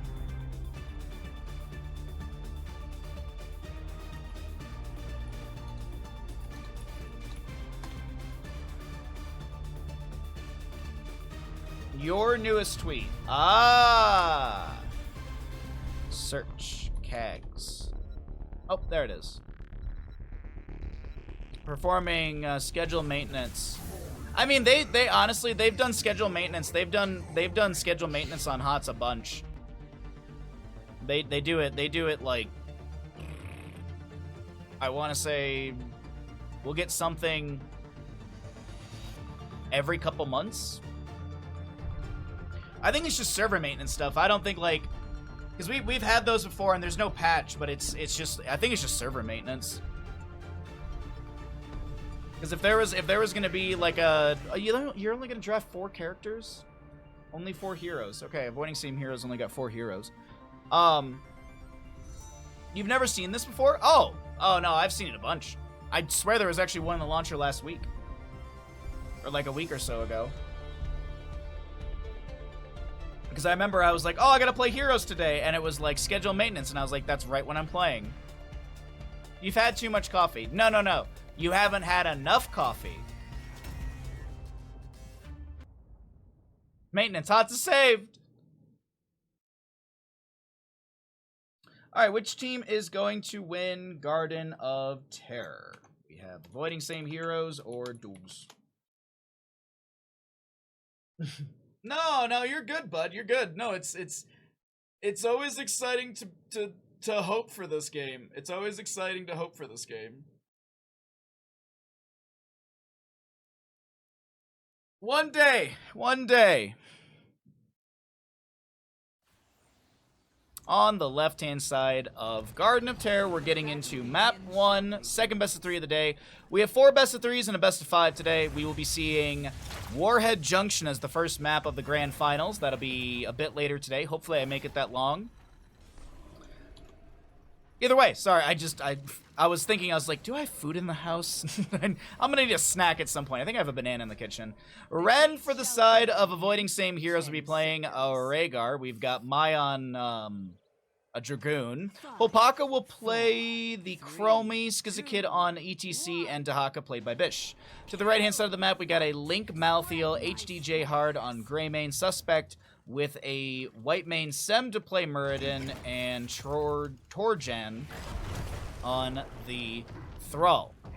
Giving you some time to look at the level 1s. Block Party ETC, Enhanced Agility to Haka, Rolling Thunder on Thrall. Muradin goes in with his Dwarf Block at level 1.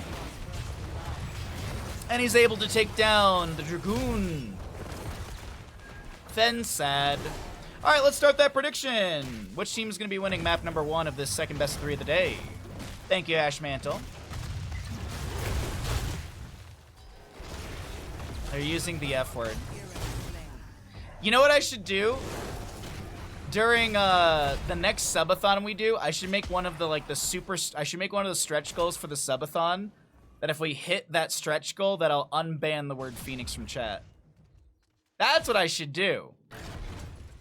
We'll put it on the Heroes of Storm community to hit the stretch goal to unban a word.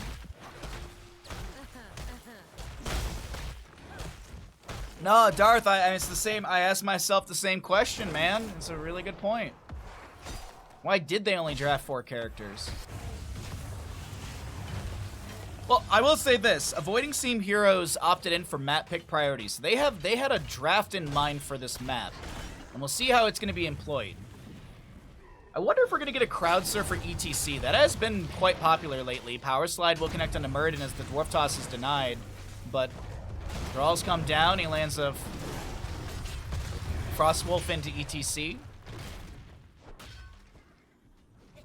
Greymane tries to push the top lane a little bit, but that'll be cleared out. Chromie using Time Walker's Pursuit level 2, or level 1.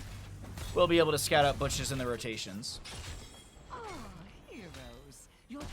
But then how will I troll and get myself banned for a short period of time?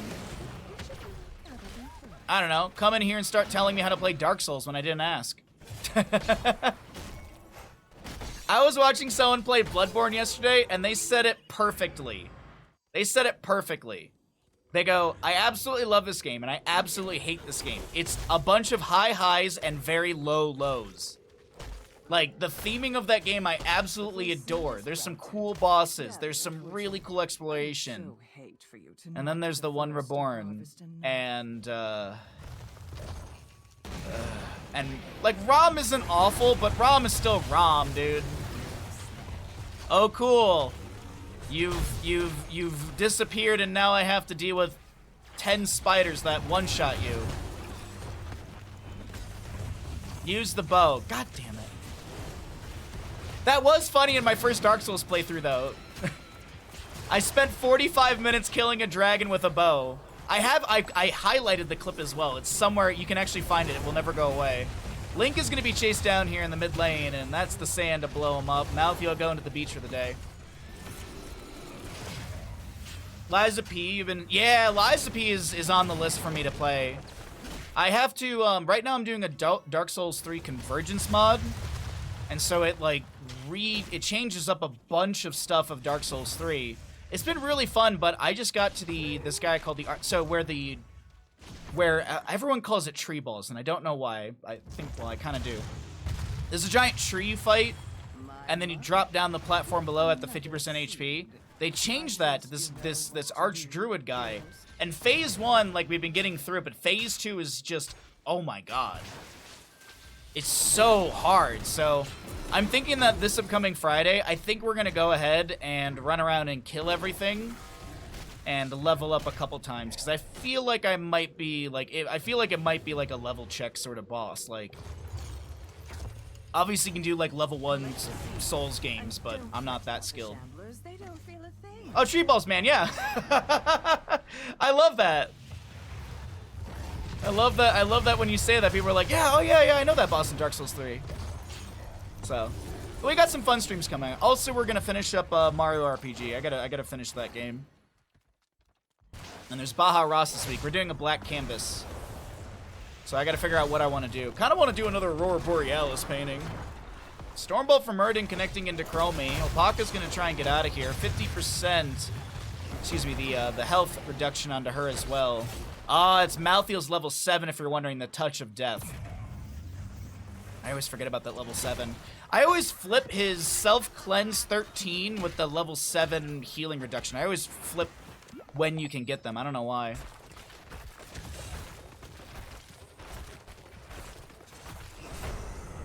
Didn't they make a song about Dark Souls? I know that there's one from Starbomb.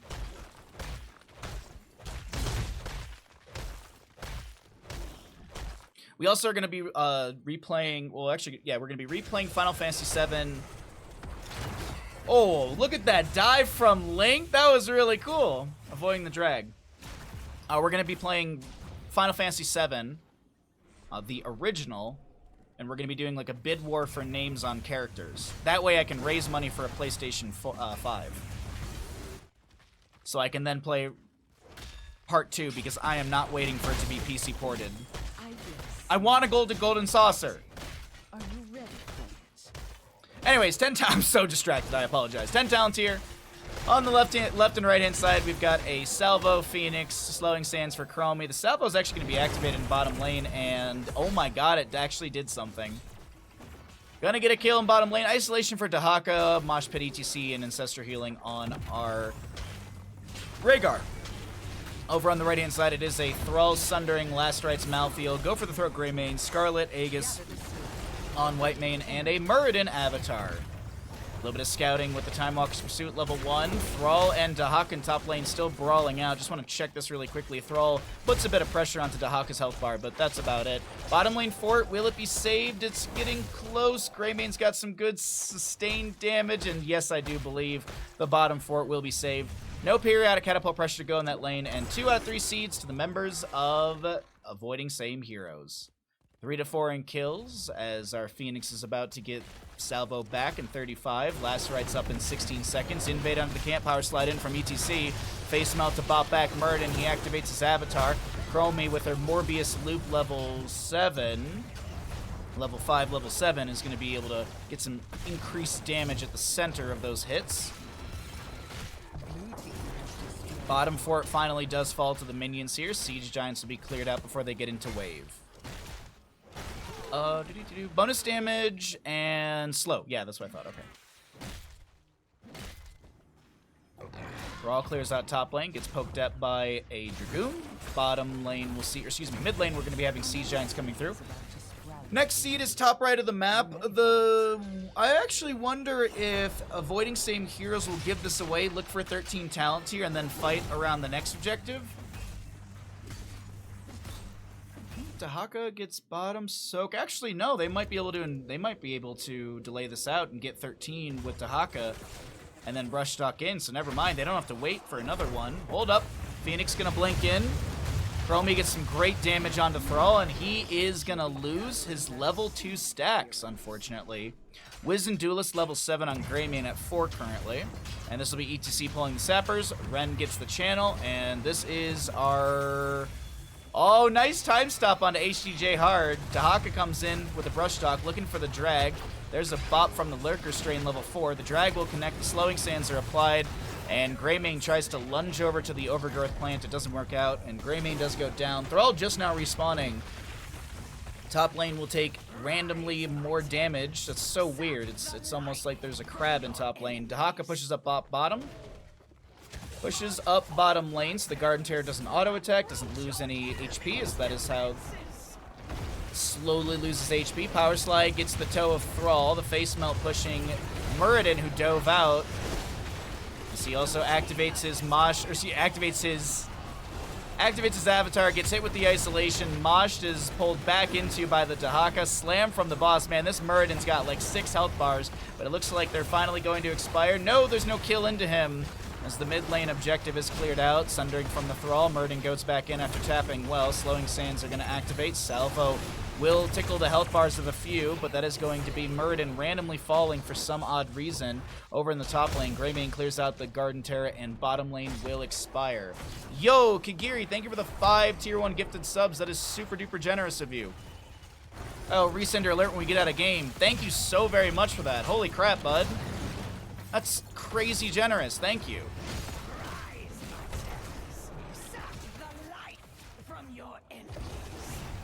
If you got a gifted sub, welcome back to the Bahamuts. I appreciate that a ton, my friend. Thank you, thank you, thank you. Speaking of subs, we are going to be doing a Baja Ross giveaway in December. I did see that Twitch is going to do kind of... They're going to do like a September but in December sort of deal. Like they're going to do like a bunch of like 25% off gifted subs or something like that, which is nice. And then there's also this thing where like if you cheer over 300 bits, I think it is, then like I get 10% more, and then it also scales as it goes up. So we're gonna do a Baja Ross giveaway around there, so that way people get cheaper subs, and that's more entries for all of you, and then we can push up our, you know, our sub count, get closer and closer to the ever elusive hot tub stream. Oh, thank you, Kagiri. That's so nice of you. What's up, Ruby? Good to see you, bud. It's been a little bit. I hope you're doing well, bud.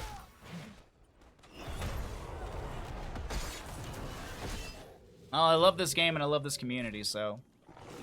As I always say, as long as there's servers on and there's 10 people that want to get casted, I will do casting.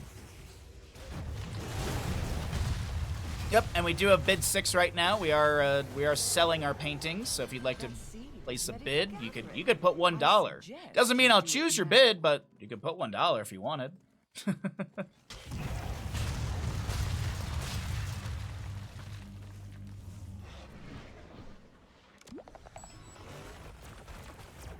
Phoenix will clear out this camp on the left-hand side. We've got ourselves a Chromie pushing up bottom lane with ETC floating just above. We have 16 talent tier on both sides, and it seems like Avoiding Same Heroes are pushing in to take down a keep in bottom lane. They will get the fort front gate. ETC steps in. I think he's tanking some splash damage, so the wave continues to push up. That's at least what it seemed like. Bottom keep will only be losing the keep front gate. Mid lane does have a wave coming in with Siege Giants. Murden, Dwarf tossing in, looks for the Stormbolt, doesn't land it onto the Phoenix. Sundering from the Thrall pushes back the enemies, and that's a good power slide in from ETC. Heart is getting a little low. Ruby, thank you for the 100 bits. I appreciate that a ton. And Phoenix will go down. Thrall finishes his level 4 stacks.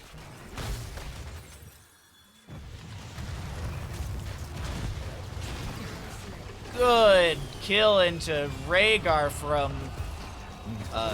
no, into Greymane from Rhaegar, sorry. Brain going backwards on dogs.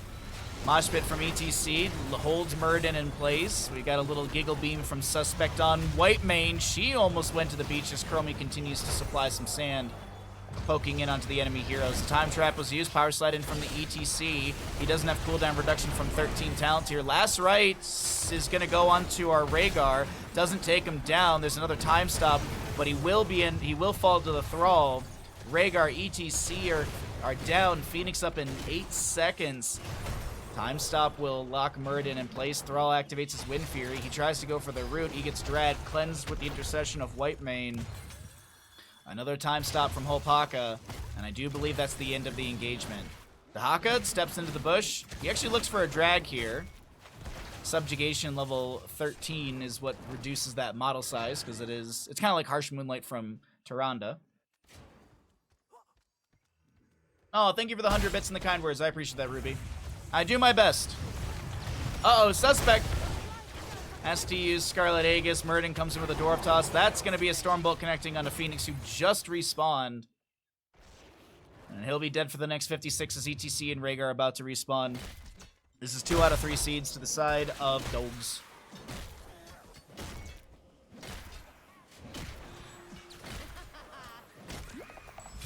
Alright, that's 1 cup of tea done. I'm feeling more awake after that 1 cup of tea. That's a certainty.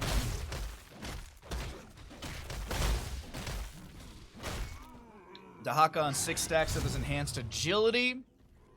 5 was in duelist stacks for our Greymane, for anyone that doesn't know. Every 6 human basic attacks against heroes increase the basic attack damage by 1% up to 30%. Worgen basic attacks grant credit for 3 basic attacks. Half of this bonus is lost upon death.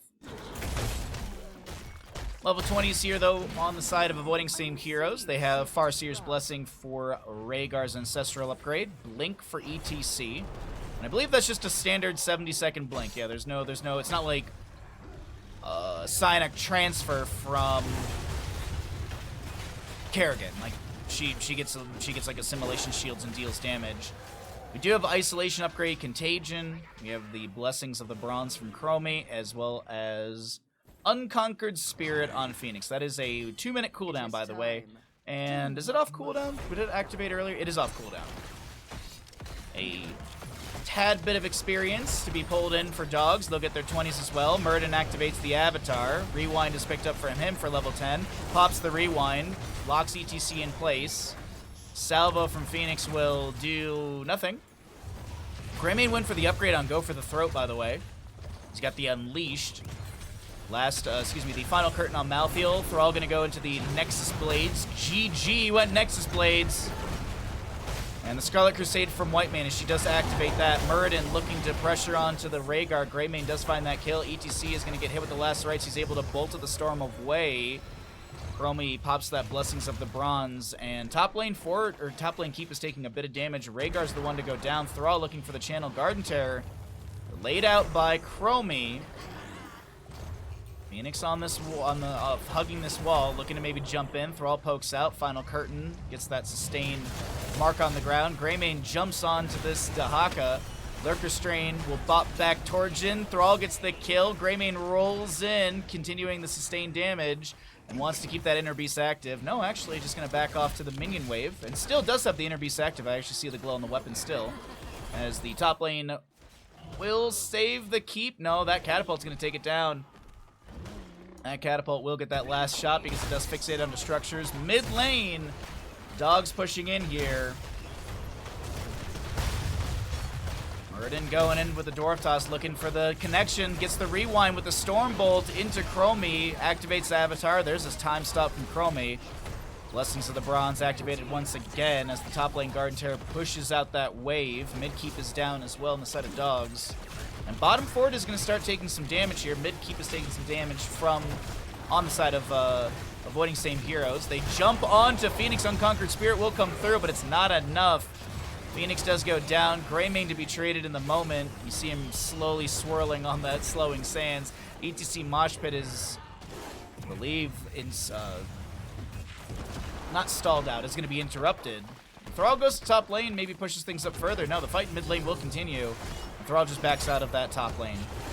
Malthael gets that final curtain on the ground, but I do believe Malthael's going to be falling here. Throws the last rites onto Rhaegar, but it's not going to find a kill.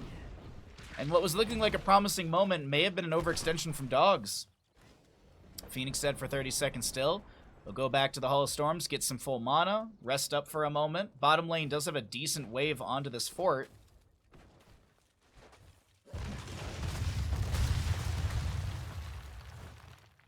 Queen Nightshade will have her terrors expire.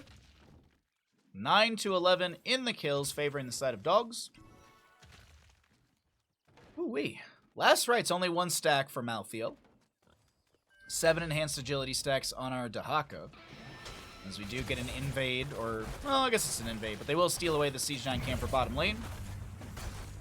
Oh, what's left structurally? Oh, wow, we still have the fort in top lane, fort in bottom lane. Keep front gate took a bit of damage in mid. Greymane Thrall will finish out Siege Giants for mid lane. Bottom lane has Siege Giants plus a Bruiser Camp and a Catapult. About 19 minutes into map number 1 of the second best of 3 of the day. Siege Giants start getting some damage onto this keep. Muradin just poking onto the wave. Malthael gets a mark on the ground. Greymane gets dropped to 50%, forces Whitemane to start getting some heals. And the keep is rapidly being reduced to rubble. That's all structures down in the side of dogs. All layers of the onion have been peeled back, and all that remains is the core. I don't know. It's early. I blame time zones. So, a seed in the top center is not going to be Garden Terror to the members of Avoiding Same Heroes, so they will be able to... So dogs can give this away if they want, but realistically, the waves are pushed back a bit. I think you want to really just look for a good team fight, and maybe around this objective phase is exactly what they can find. Gather the seed, heroes. Oh, Phoenix in the bush. No check from Muradin. Ball to the storm over. Mosh pit from ETC. Goodbye, Muradin. Drag attempted. No connection. It seems like they're pushing into end map number 1. Will they be able to do so? There's a decent wave in top. Blessings of the Bronze activated, sundering from the Thrall to push back the enemy. We've got Phoenix with the Purification Salvo, mitigated by the Hall of Storms onto a couple. Hard will get some HP. Do the Nexus dance really quickly as you want HP. You know, spinning makes you get HP faster. Greymane goes in. He's got a Razor's Swipe back. Scarlet Aegis activated by Whitemane. Phoenix blinks back. The core shielding is starting to go down. Muradin still dead for the next 20 seconds. Power slide from ETC inside the slowing sands of Chromie. And this Garden Terror draft from the side of Avoiding Same Heroes has seemingly worked out. Last rights on to Phoenix. Doesn't take down the Dragoon. The core is going to fall, and map number 1 goes over to the side of Avoiding Same Heroes. GG, well played.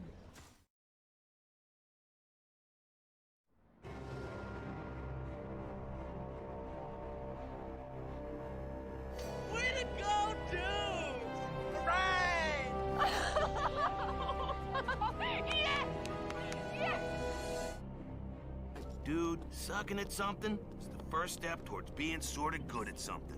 It's nice to lurk to heroes, to be able to hear as you cast heroes and know exactly what's going on without have to switch over to C. Kagiri, thank you again for the 5 tier 1 gifted subs, and Ruby, thank you for the 100 biddies. Appreciate the compliment and the kind words. Nice, winning 4v5. I know, right? Crazy.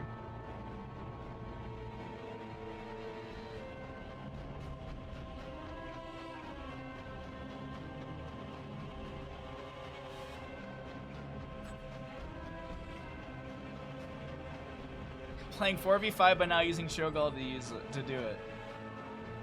Cursed Hollow, Shrines, Tomb, and Towers are the options for map number 2. Oh, let's pay out the bet as well. Avoiding Same Heroes did win. Skullfy with the redemption, nice.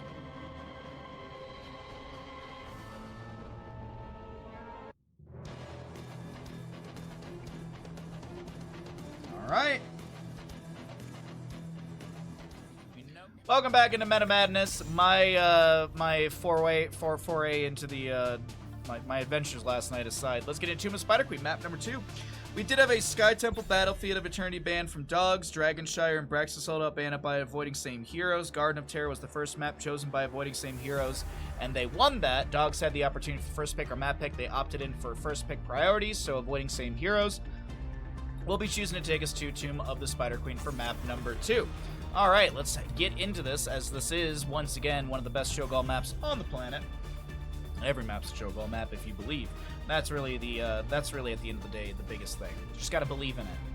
But, sorry, I'm trying to also get a camera button set up, and I don't have...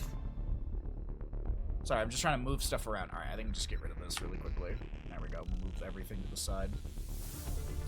We'll move everything around. There we go. Alright, so I just needed to get another camera. So that way I can go into draft, and I need it to be this one. Boom. Alright, cool. Sorry. I didn't have a button for that. So, anyways, let's focus in here as we are into Tomb of the Spider Queen map number 2. We had 10 heroes played in the previous map. They're unavailable. We have our 15 heroes banned away at the top of the Twitch chat.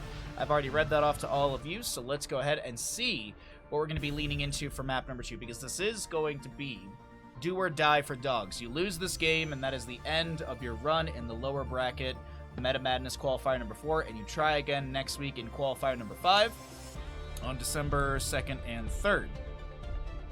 Yeah, 2nd and 3rd.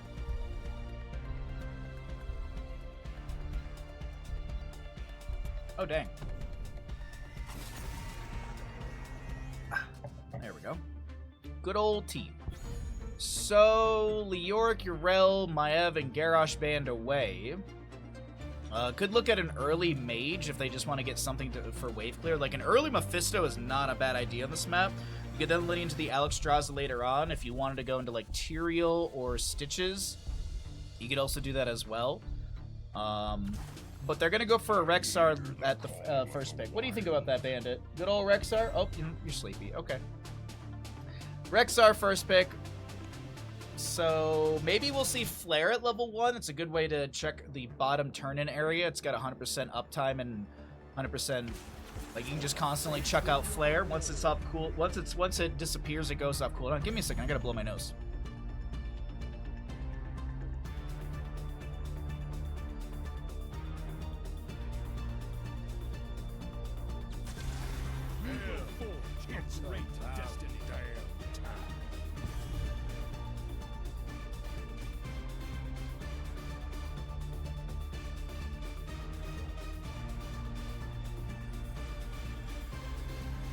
Alright, I'm back. Sorry about that. I didn't want you all to see. I'm glad I made that button so that way I could easily blow my nose, because I don't know, man.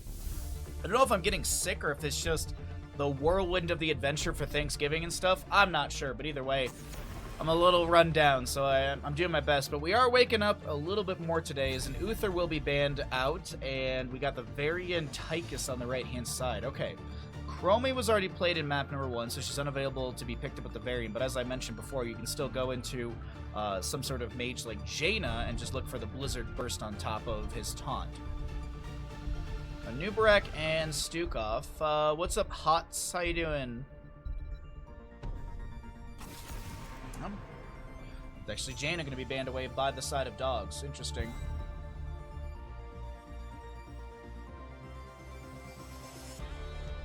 What's up, Cold Cut? I'm the man? No. You the man. What's up, Cold Cuts? What's up, Hots86? How y'all doing today? So, we're gonna be getting an Anubarak Stukov. What are you gonna pair into this? I don't think... Yeah, Greymane was already played, so they're gonna go for the dive of Kerrigan. I do like the Zool a lot. You know what they could do? You know what could be the option? It could be a Zool double soak top mid, and then Kerrigan, Stukov, Anubarak, and whatever else push bottom lane. That could be the option. What's up, Ninja? Good morning, bud. Sorry it took me so long to accept you all into the guild thingy. Just I talked to like Big Scary Duck about it, and then I just out of my brain. Deckard, and there's the Mage Burst, also some good wave clear as well. More CC with the Deckard Kane. I like the draft of dogs quite a bit. I think they could take us to a map 3. I think they could take us to a map 3. Skulfy, I do see the Discord message. Perfect. Nice to see this combination. The Meta Madness. It's a good time. Alright, last pick. What do they want? Gul'dan. I do like the double soak Zool, but I wonder if they're just gonna kill him. Like if they just rotate into him and just kill him. And Zool would have to take like super safe rotations, which he's still gankable in those, in a sense. There's that little corridor, so I don't know. We'll see. We'll see, everybody. I'll go ahead and write us up a prediction, and let's go ahead and find out what's gonna happen here on Tomb of the Spider Queen.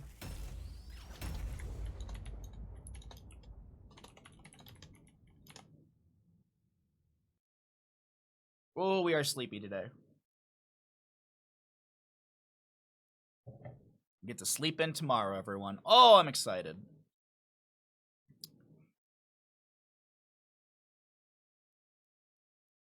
I have to do like a few things around the house, and that's about it. How's the tea this morning? Perfect temperature. Though I can't drink too much Earl Grey. Like, I don't know what it is. It makes my stomach hurt. So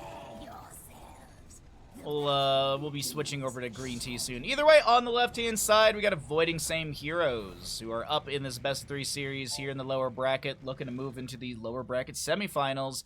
We've got Mai playing a Zool, we've got Bish on Kerrigan, Ren on Stukov, Opaka, Gul'dan, and Skizakid will play a Anubarak. Backlash on our Zool. Over on the right-hand side, we have Dogs. Hard will be on Tychus, Torjin on our Kael'thas, Suspect, Deckard, Sem on a Ovarian, and bottom lane Flare, Rexar, and of course Misha. Will be played by Misha. Link on that Rexar, by the way. Giving you some time to look at the level 1s. We're waiting for Gul'dan to pick his... Ooh, he's actually going to go Regeneration Globes at level 1. Varian's going to pick up Lion's Maw for his scaling. Let's go ahead and get that prediction going for all of you in chat. Which team's going to win map number 2? Is it going to be a 2-0 series, or will this be a map number 3, as Varian will be going down? But, I mean, he's not a real boy. He's not a real boy yet. So Gul'dan goes to top. We have Zool moving into bottom lane, so this is going to be the standard setup. Nothing special, no shenanigans. Thank you, as always, Ash Mantle, for the gamble bell. Bragg burrows onto Tychus. Kerrigan ravages in, but they have to be careful of spreading that living bomb from Kael'thas. Don't want to give over a free kill trying to dive in like that. Anubarak steps up, gets the regeneration globe for our Gul'dan. 4 out of the 15 for Chaotic Energy level 1.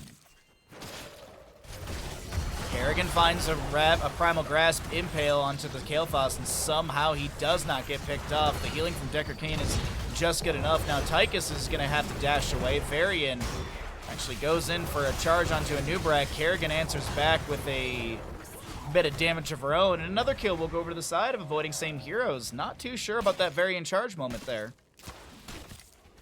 Zool back in bottom lane. Kael'thas is going to go into Mana Addict level 1. And by the way, for anyone that doesn't know, Chaotic Energy increased the cast range of Drain Life by 25% and healing provided by Regen Globes by 50%.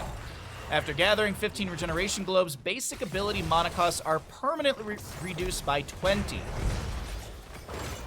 we'll also be having Health Funnel at levels 4, but See a disengage, Skizza Kid resetting, getting full HP.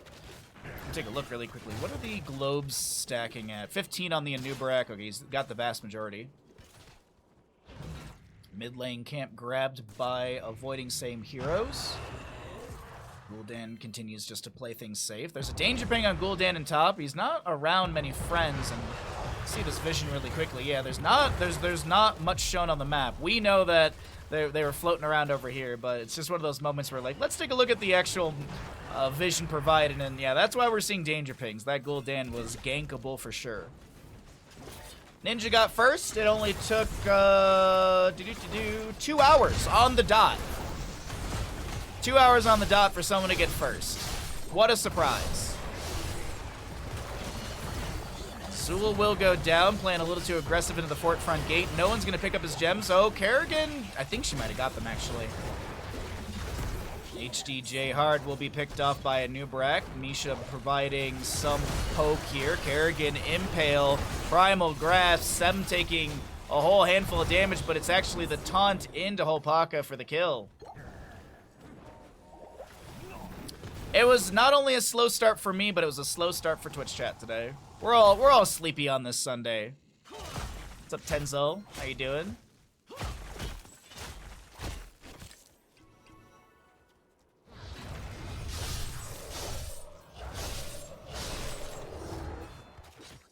Well, an available turn into the side of avoiding same heroes. 3-2 in kills, 7 talent tier. Just about to be here as well. A little bit of flare vision provided. That's what that little pulse is around the turn in the bottom area. Jailers for our Zool. He'll also have Togrule's Essence. We'll have also Underking and Subterranean Shield on a Anubarak. Camp to be grabbed on the right-hand side, and here come the Web Weavers for the members of Avoiding Same Heroes. An Ice Cube from Deckard Cain, 5 regeneration globes on the Animal Husbandry, or the Hunter-Gatherer, excuse me. Where do you put my name for Christmas? Where do I put my name for Christmas card? Just read the description, homie.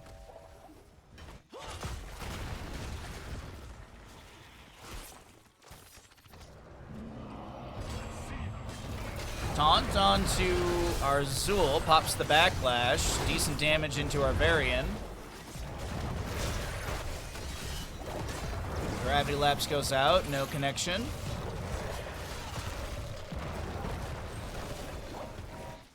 Webweaver in the top lane will be able to push things up onto the fort here. Minion Wave getting some decent damage. Tychus comes up here and will... Oh, actually, no. He's going to be pushed back a little bit from the positioning of the enemy team.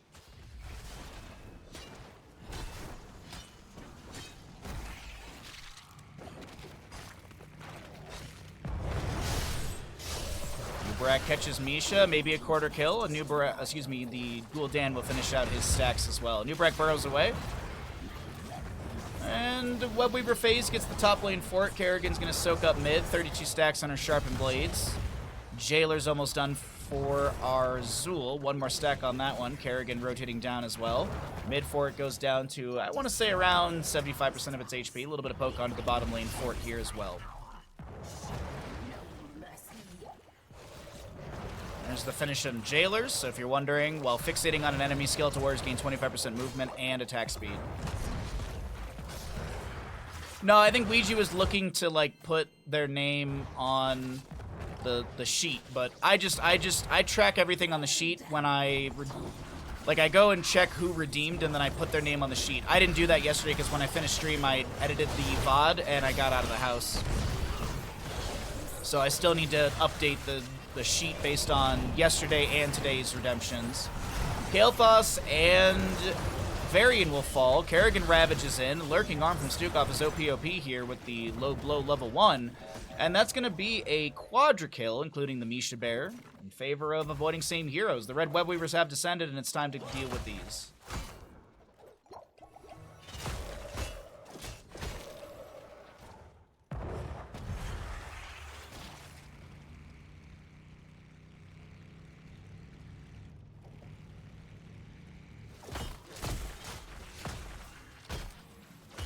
Well, 6-3 in our kills so far, 11-10 in levels. Zool will manage this top lane clear easily. We've got Horrified, Ultralisk, Skeletal Warriors, Cocoon, and Massive Shove. On the opposing side, it is that Commandeer Odin. We'll see Phoenix, Shield Wall on the Varian, Lornado, Decker Kane, and Boars for our Rexar, sorry. Phoenix out from the Kael'thas. There's a combo into Varian. Commandeer Odin is summoned down. Taunt into Kerrigan. She's going to go down. Looks like Terran is going to be able to take down Zerg here. That's a lot of gems lost as well. Massive Shove pushes back the Varian. But Gravity Lapse from Kael'thas. And the damage provided by Tychus, they'll be able to take down that Stukov. Nice double kill in favor of Dogs right here. No, you're good, Ouija. I'm very, very that's the one thing I'm very on top of, like the way it's organized. But no, I understand absolutely. Nice drain health funnel right there. No, it's just drain life. It's very simply that. Drain life from Gul'dan, getting the good suck, and they get the counter kill into the Varian. And here's the crazy thing: during all of that, we still have not had a structure fall down on the side of avoiding same heroes. Top fort's down for Dogs as well as the bottom lane. Mid's about to be taken out as well. 40 out of 55 gems are in the pockets for avoiding same heroes, and Zool will go push up top lane.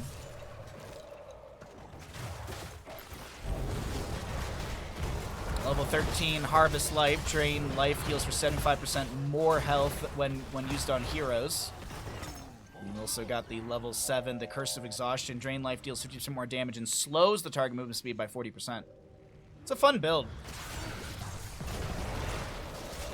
I very much enjoy doing this build. Zool with the Amplify damage. Increase the root duration by Blood Prison by 0.25 seconds. Enemies rooted by Blood Prison lose 25 armor for 2 seconds. Synergizes as well with the fixation of those Jailers level 4.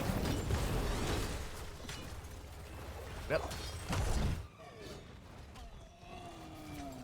Good rotation. So, oh wait, hold on. They find Amisha, but they're not going to throw out any sort of root onto her. Flare goes out from Rexar. Kael'thas will pick up his 20th regeneration globe, so he has the activatable on his arcane barrier about 10 minutes in.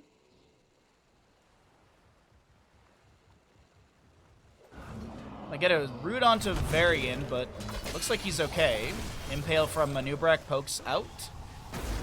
49 out of the 55 gems for avoiding same hero. Dogs actually just about to pick up enough for a summon of their own. As the Horrify plus Kerrigan combo comes out, we have a Cocoon immediately into Decker Kane. Commandeer Odin is massively shoved away. The Misha goes down. Kerrigan's Sharpened Blades are finished out as well. She's going to try and ravage and look for a kill. Unfortunately, no one's going to be there to be grabbed.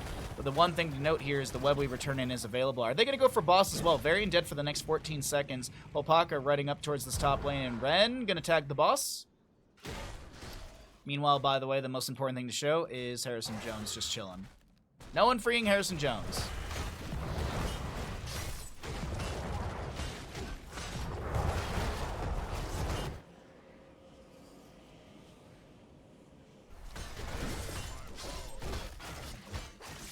Last few gems need to be turned in. Hopaka's got those to go in as well. Hold on, Tychus is not going to be able to get his in.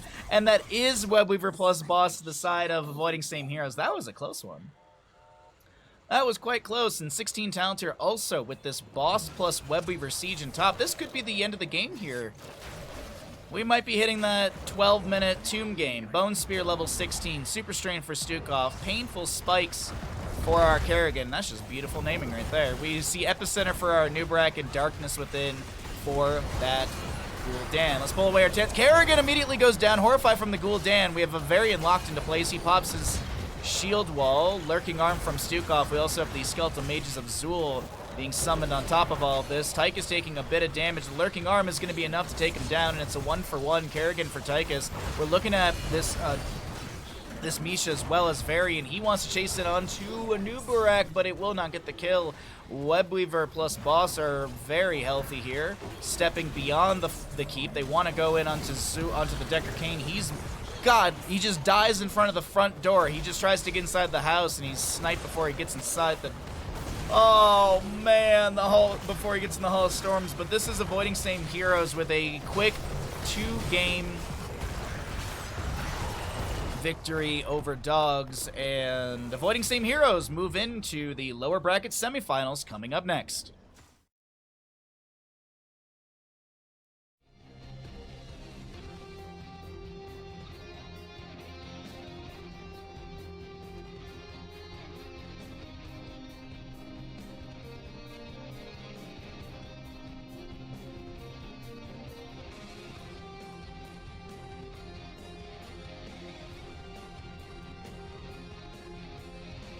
That was decisive. That was very decisive. Very good play.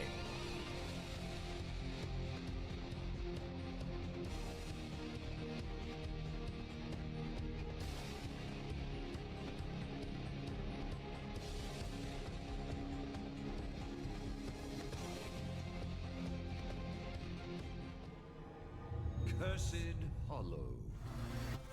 Welcome back, ladies and gentlemen, ghouls and gals. We got ourselves another best of 3 here in Meta Madness Qualifier number 4 in the lower bracket semifinals. My name's Bahamut. On the left-hand side, we have got Storm League Enjoyers. On the right is going to be Avoiding Same Heroes. We're going to abbreviate their names for ease. As we're getting into Cursed Hollow, this will be Avoiding Same Heroes winning the coin flip, opting for map pick priority. They will ban out Dragonshire and Braxis Holdout, Tomb of the Spider Queen, and Garden of Terror banned away by Storm League Enjoyers. And Avoiding Same Heroes will choose to take us to Cursed Hollow for map number 1. We also will be seeing 15 permabanned heroes in this tournament. Abathur, Anduin, Blaze, Brightwing, Diablo, Genji, Hanzo, Hogger, Johanna, Junkrat, Lucio, Sergeant Hammer, Sylvanas, Tracer, and Vala are all permabanned in this tournament. As this is Meta Madness, the heroes that are picked and played are unavailable for future maps in this best of 3. Heroes that are banned at the top of the screen are only banned away for the current draft. So if we get an Infernal Shrines, map number 2, we could see a Rhaegar, we could see a Falstad, we could see a Maiev if they're not banned away in that draft. So, as we get our last ban into Dahaka, like the ban quite a bit, get rid of the global factors on the map, and also just Dahaka's been quite the superstar in these games, we will start things out with a first pick from Storm League Enjoyers. What will they lean into? They played a really good Zeratul composition earlier today, so I wonder if they want to repeat that formula a little bit. I do like the idea of their Anub'arak as well with that Zeratul. I think that was what they actually ran it with. It was very, very good. And this is going to be a starting pick of Muradin. Okay. Muradin looking for just the short distance CC with the Stormbolt, as well as his mobility with Dwarf Tosses and stuff. And how are they gonna answer into this? ETC, I was actually wondering if that was gonna be the pick for Skizakid, because they have been playing it quite a bit. Chromie to follow that up as well, like that quite a bit, as she has been great for Cursed Hollow map. She's able to poke around the objective. She's able to delay things out. Time Trap, Time Walker's Pursuit has been quite the play as well. So we'll see what she builds into. But it's typically been Time Walker's Pursuit and Horror Anomaly. It is Stun City for the side of Storm League Enjoyers. Stormbolt, you have a Righteous Hammer, you've got a Spear, maybe a Leap from Sonya. Man, oh man, that is a mean-looking CC train from Storm League Enjoyers. As we will need to get some sort of assassin, but it's the pool is so big, maybe you get rid of the Zeratul if you don't want to deal with that threat onto Chromie in the backline, because he was really scary before. It's going to be a Greymane ban. Maybe Avoiding Same Heroes are considering the Zeratul for themselves? It's a possibility. Definitely a possibility. But even then, if you look at it, like Muradin, Uther, Sonya, you could go into a Jaina here, and with the CC potential, Jaina could really burst down enemy heroes. I mean, you could even go into Northern Exposure at level 16 and get the armor reduction rather than going for the Numbing Blast and getting the 1-second root. But that is a consideration for later, as we do have the Stukov ban, so no Stukov with ETC Chromie. Rhaegar was also taken out as well. I wonder what they're going to lean into here. Maybe a Malfurion. That's a nice pickup for Chromie for cooldown reduction on basic abilities, as well as the mana return with the Innervate. But no, they're going to go to Ronda. Okay. What? It's a stage dive ETC. All right, we have a solo lane ETC, main tank a Nubarak, which is going to be an answer for some of the CC threat or the combo lockdown. Nubarak can maybe throw out a Impale, Burrow Charge, create some space for Chromie or Tyrande to get out of there. All right, all right. I don't hate the Anubarak too much. There's the Jaina. Ow, ow. Pain.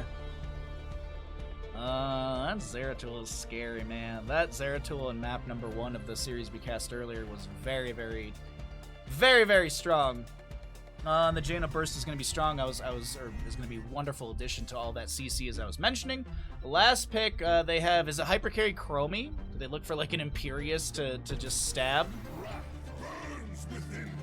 Chat, some days my brain is so wrinkly, it gives me a headache.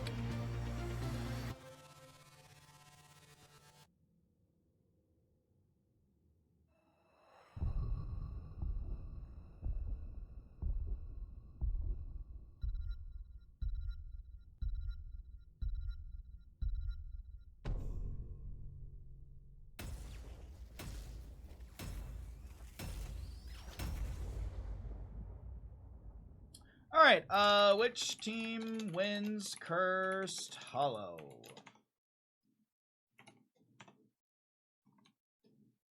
Get ourselves a gamble going here. And let's see what we got for map number 1, third best of 3 of the day.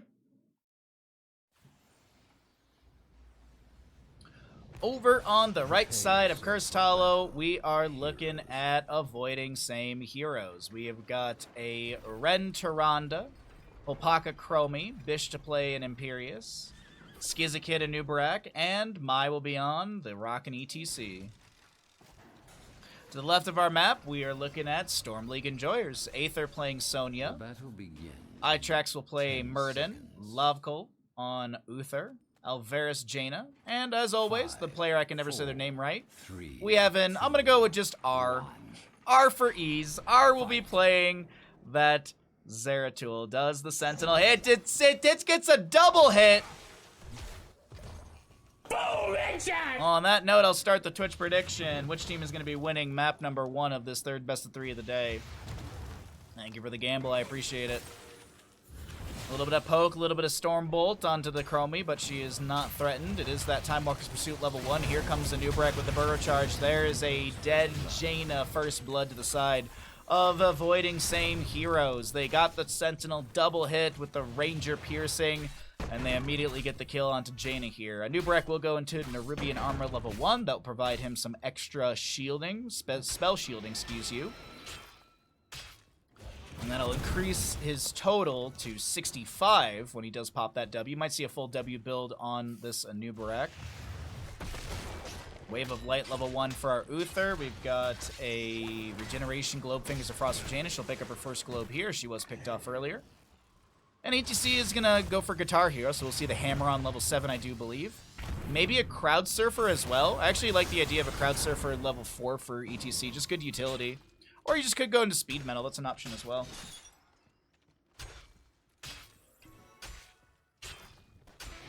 Sonya going to play it slow and safe in that top lane. Murden going to be time trapped. Nubarak goes in for a Burrow. Bish is in bush, ready with the Imperious Celestial Charge. And Chromie continues to work on a bottom lane Bruiser camp, or Siege Giant camp.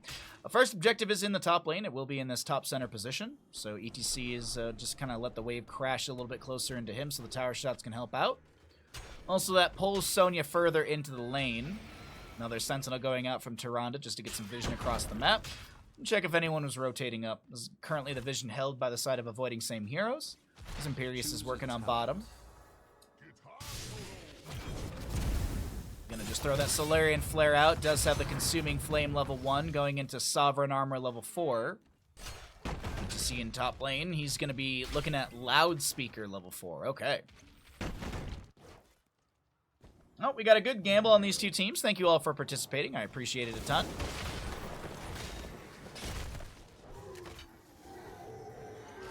Heroes, gather tribute and earn my favor. Alright, Sonya's managed to get some damage on this fort front gate. Nubrak will go into Shed Exoskeleton level 4, gets the movement speed. Isn't it 3 seconds? Yeah, he's got movement speed for 3 seconds. That's a very low Jaina, but she's going to get a heal from the Uther just fine. Imperius able to throw Solarian Flame back, and does take quite a bit of damage from that Zeratul. It's going to get healed up by the Tyrande. Back in the top lane, Objective Phase has spawned. About half a level to go for level 7. What's up, Lazy Hydra? Good to see you. And I think, no interrupting on... Okay. No interrupt whatsoever. Chromie was rotating into the top lane to try and help out ETC, but it's not even necessary. Sony doesn't get a delay. And Avoiding Same Heroes get the first tribute for free. Uncontested. Imperius still in bottom lane. Mid lane does have some decent damage and pressure onto Hopaka. Here comes Zeratul. The big burst is in play, and she will go down. ETC lands a decent power slide, but there's not enough damage to follow up because, well, Chromie's dead. And now Anubrak is in an awkward spot. He's able to burrow charge away. He's going to pop his... Carapace. Sorry, I couldn't remember the name. Holy Fervor on the Imperius level 7, but we also have that chitinous plating. You like these comps? I'm glad. Well, then you made it just in time for map number 1. Slams here and there onto ETC, and as I mentioned, he also is going to go hammer on for that level 7. Sonya spearing and putting the pressure onto the cow. Also that fort front gate. Uh-oh. Face melt just pushes her back. Meanwhile, back into mid lane, Anubrak is forced to hearth out. Zeratul has found an Imperius, but I think he's more so looking for the Chromie. Let's go ahead and cycle through the other numbers, get an idea of what the damage, healing, and experience does look like between these two teams as 10 talent tiers on the horizon for both sides.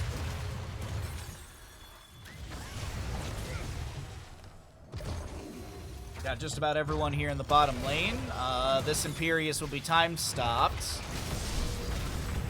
Jaina drops the Blizzard, Chromie with the Slowing Sand. Zeratul is forced to blink away. Time stop onto the Muradin, who's able to Dwarf Toss out. ETC still in the top lane, trying to soak up for the allies. They won't get 10 talent here super duper quick, but ETC is going to try and pressure up onto that fort. Chromie and friends will just do their best to delay. And Tyrande, she's threatened by Zeratul, but no actual kill. Time Trap, there's a follow-up impale from Anubrak. He burrow charges in, Celestial Charge on top of that, and Itrax goes down, but this is Zeratul getting the kill onto Anubrak with the help of Jaina. And as I mentioned, ETC is just hammering in top lane, trying his best to get some side soak for the allies. Zeratul leaves, Tyrande gets one delay. Very low, Uther's able to avoid the Celestial Charge. Still soaking up in top lane from ETC. Oh, Bish is the one to get the channel in the end. Nicely done. I'm assuming it's a stage dive ETC. I don't think they go mosh pit realistically here. Zeratul takes a bit of damage from the cow as we jump back into bottom lane. Chromie pushing up things down over here. 10 regeneration globes for our Jaina. Starts out with the Ice Lance, gets a Blizzard as well. Here comes the Nubrak answering with a Burrow Charge. Chromie says, you know what, Jaina? Would you like to go to the beach? Because I got a lot of sand for you. Jaina will be dead for the next 20 seconds. We have Wrath of Angiris, or the Sky Suplex, as we also like to call it. Starfall for the Tyrande. Chromie already has her level 13, as it's level 11, and it's timeout for her. She'll also have the Slowing Sands we already saw, Stage Dive ETC, and Cocoon for the Anubrak. On the opposing side, it is Leap, Divine Shield, Avatar, Void Prison, and the Ring of Frost. Okay, VP Ring of Frost. They're going for it. They're not going to go for the Water Elemental, nor will they go for the upgrade at level 20 with Wintermute. Could see the Cold Snap level 20 upgrade. Is this given? It kind of seems... Well, no, ETC's hiding in a bush. Nubrak is showing in mid. Sentinel from Tyrande doesn't get the delay they're looking for, but Zeratul takes a chunk of damage trying to answer into the Chromie. There's a time stop onto him. Sonya gets the objective. There's a VP onto Zeratul as well as a stage dive. There's a ETC power slide in as he stage dives in. We have the Ring of Frost underneath the VP as Zeratul has to blink away.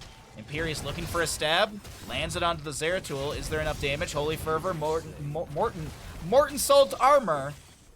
And a double kill achieved to the side of Avoiding Same Heroes. They get the Jaina early and they find a Zeratul right after. Sonya in mid lane soaking up as some kills from some of these later game kills will bolster that experience to avoiding same heroes, so she needs to kind of catch up, at least through minion soak, but the ETC is hot on her tail, and not too much should be lost between mid and top. Opaka gonna hearth out completely, as we also get our Imperius in mid lane, pushing this up. 13 regeneration globes for the Janas. Are they gonna be looking for a boss? The Sentinel checks and doesn't see them on it. 13 talents here, almost here. We'll be in the top center of the map. Anubrak has scouted this out. Throws down the Impale. Zeratil's here as well. Luckily, a Beetle will eat the Singularity Spike. 13 is here. Nubrak, there's no way you go in for this, bud. He's just trying to poke. Hey, nice slam onto Zeratul. They're not going to still get this, though. Wait, ETC is stage dive. Okay. I was going to say, ETC does have stage dive. But it's going to be cursed to the side of avoiding same heroes. What's up, Quid? Good to see you. ETC hearths out completely from top. He's going to bottom lane. I guess it's a faster rotation.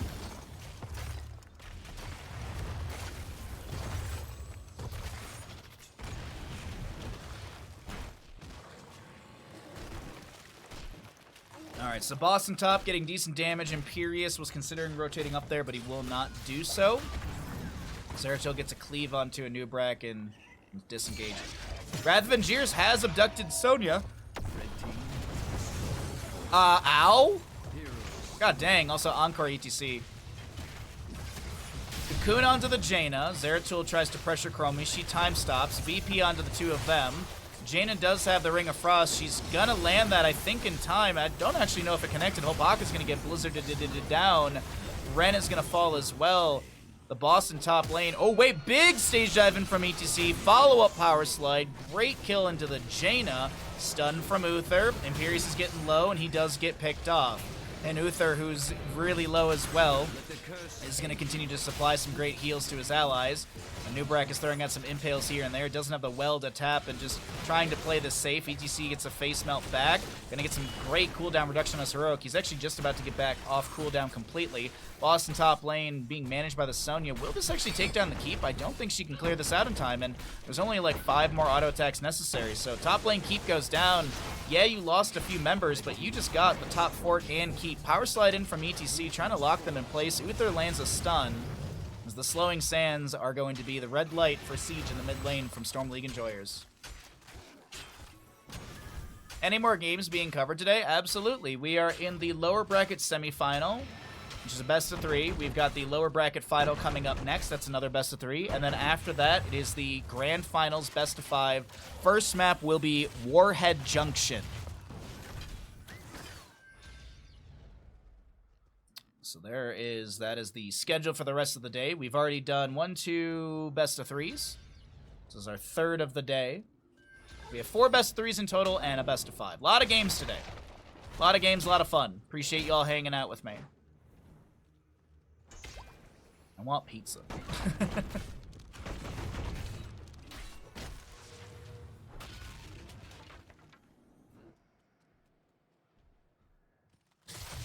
Nubrak just throws out a little impale. Next tribute is bottom right of the map. This is 1 out of 3 to the side of Storm League enjoyers, so they could be picking up their 2nd. And 0 out of 3 to avoiding same heroes. Warheadin'? Oh dang, oh no, dang dang, oh. I don't know why, but I read it like Boomhauer. Wrath of it. Oh! Wait, what? They get the Muradin abduct, he gets the Avatar activation, Divine Shield as well. ETC still chilling in top. He's got Stage Dive available. Well, there's going to be a Sentinel out from Tyrande delaying things out, and I think they're giving this. The ETC, or excuse me, the Muradin and Sonya are just leaving, so oh, that's given away. Bish gets it. 1 out of 3 for both sides, as ETC is showing out of is trying not to show in lane. By the way, Jaina's improved ice block is about 3k away. Zeratul not showing. Oh, now that he moved. He's also revealed by Chromie.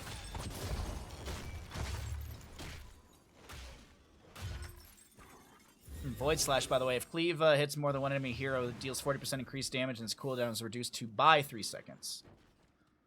By 3 seconds. 5 to 7 in kills in map number 1 of this lower bracket semifinal. Winner goes on, as I mentioned, to the lower bracket final. The loser will be heading home. Well, I guess they're already at home, right? They get to go to bed early. They get to go to bed early. Well, granted, EU players have crazy late hours when it comes to gaming. Gather tribute. Earn my favor. Time traps are being set up with that Horror Anomaly. Another Sentinel out from the Tyrande to be able to get some vision. Sonya shows in top. Muradin revealed as well as the Jaina. Or excuse me, the Uther revealed as well as the Jaina. Muradin showing as he's stepping in. Sees the time trap.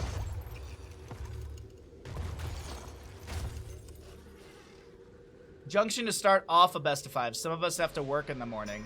Tomorrow's my day off. I'm so excited. I'm so excited to sleep in. I have to do some chores around the house, and then I'm just gonna have a very lazy day. I'm gonna watch some movies tonight. Yeah, it'll be a good time.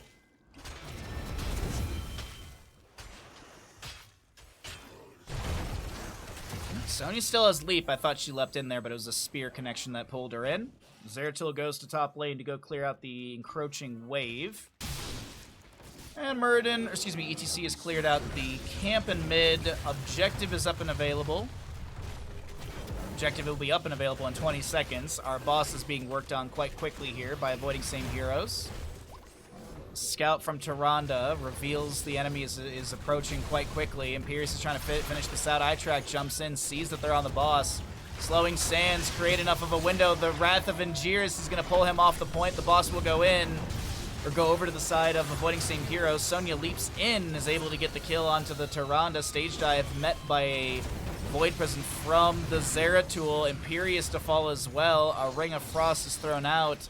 And I do believe this is going to be our objective, going to the side of Storm League Enjoyers, who will be able to get a curse of their own. But iTrax is able to get out alive. I thought he was going to get picked off right there. Boss is going straight to core. It's going to get some damage on the core. I don't think Sonya can clear it out quick enough before it gets through some of the shielding. Stun into ETC. He's able to power slide away. Sonya's already got the boss down to about 75% HP. Only Pickles, please. Thank you for the follow. What a fantastic name. Back over here in the mid lane. Hopaka's being threatened. Time stopped. Stasis. iTrax wants to get the kill. Jaina takes down the fort. Blizzard dropped as well, and that is Chromie getting picked off. Zeratul dives in, looking to take out the Anubarak. It's going to be met by a Cocoon. ETC power slides away. iTrax is avoiding a Lunar Flare of Tyrande. Skizakid hearthing out here, looking for mana and HP. Top lane Siege Giants are coming through. ETC's trying to end!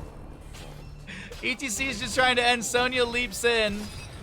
ETC, okay. Wait. 50%. ETC's getting low here. ETC's getting really low. He's gonna bolt of the storm away. Tyrande goes down. 39% on this core. Oh my god, you're kidding me on this right now. 28%. Sonya should get the kill onto him. He's got no other tools to get away. Meanwhile, over here on the right-hand side, iTrax and Alvarez are getting a little bit low. Red team's cold. Aryan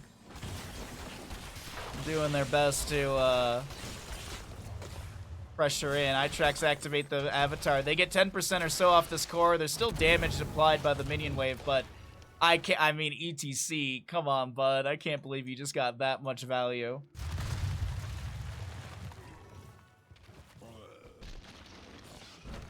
So boss is being grabbed. Nothing they can do about it. No scouting can be achieved either. The Tyrande is dead for 16 more seconds. Anubarak burrows it. Now, I want to point this out. ETC does have Stage Dive off of cooldown from when he respawns. I just want to point that out, chat.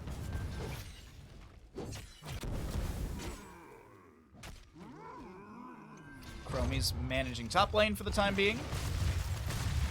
Boss on top is 2 minutes away.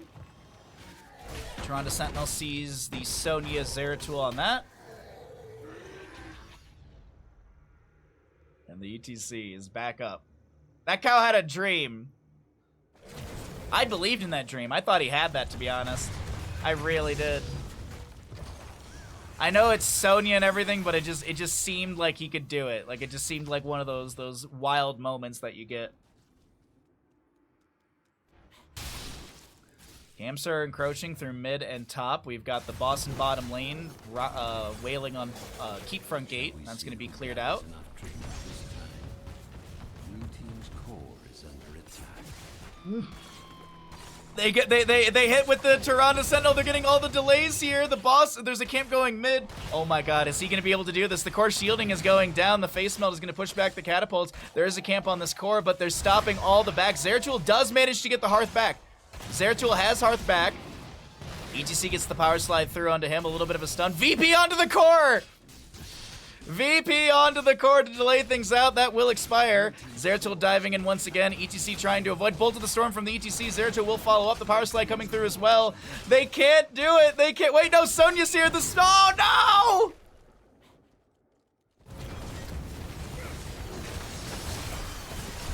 Jaina is left alone. She does get the cold snap, but she will fall. Imperius mounts up. They want to chase down Uther. He went Bulwark of Light, so he doesn't have that redemption respawn. That should be Love Call going down. Wait, Celestial something. Someone will get the last auto. Anubrek's the one to fall. Oh, no.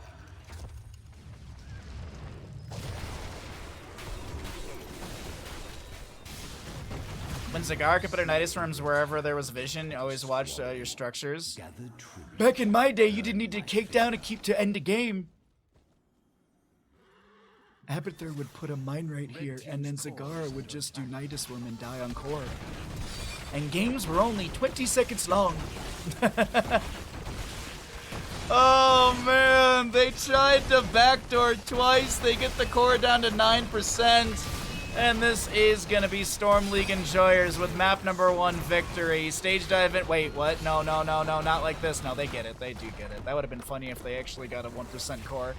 GG, well played! Storm League Enjoyers take map number 1.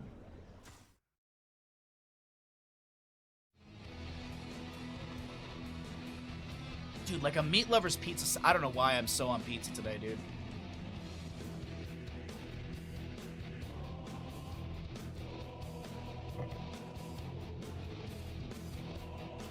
The old meta of sniping wells on Battlefield. Ugh. Ow. My hip hurts today. My lower back hurts today. My everything hurts today. My blood hurts.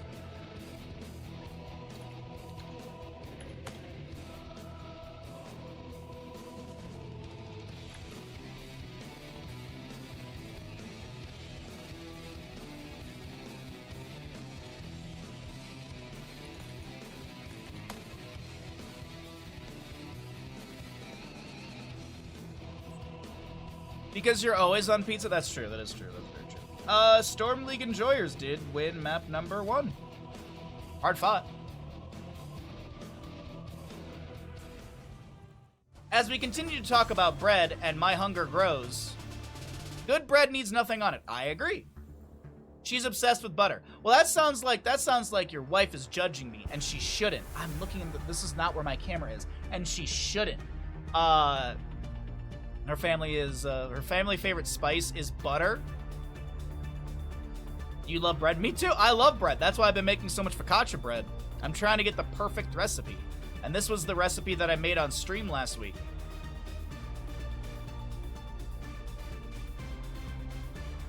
What's up, Scrubbing my hot tub?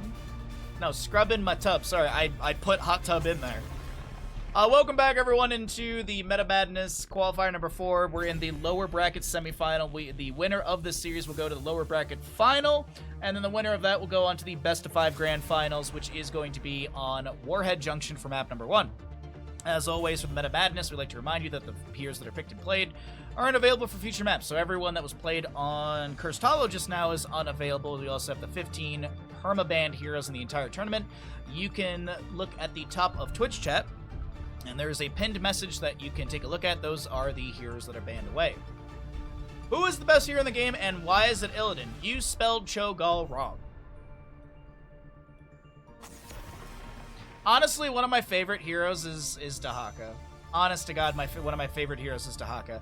He's just so much fun to play. Like, his kit's really cool, his design's awesome, the lore around him from StarCraft is pretty cool. Like, I think Dahaka's such a cool design character. I think his kit is fun. I think he's got a variety of ways to be played. But I also prefer the solo lane for my own play. So that's the thing too. Bread makes you fat. Fucking Scott Pilgrim, dude. Oh, I love Scott Pilgrim. It's so good. RP is the best, but he might be biased. Yeah. Asmodan's always, like, I love Asmodan. I think he's a super cool character. Now, is he good competitively? No. But is he super cool and fun? Yes. So, I mean, that's kind of the whole thing with MOBAs. Like, that's the best part about it is, like, no one's really right because it's a bit subjective. It's like art. It's like art. It's all subjective. Whatever you really enjoy it. As long as it doesn't hurt other people. Li Ming will be the first pick for the set of Storm League enjoyers, as we do get a Stuke off Lunara on the right as well.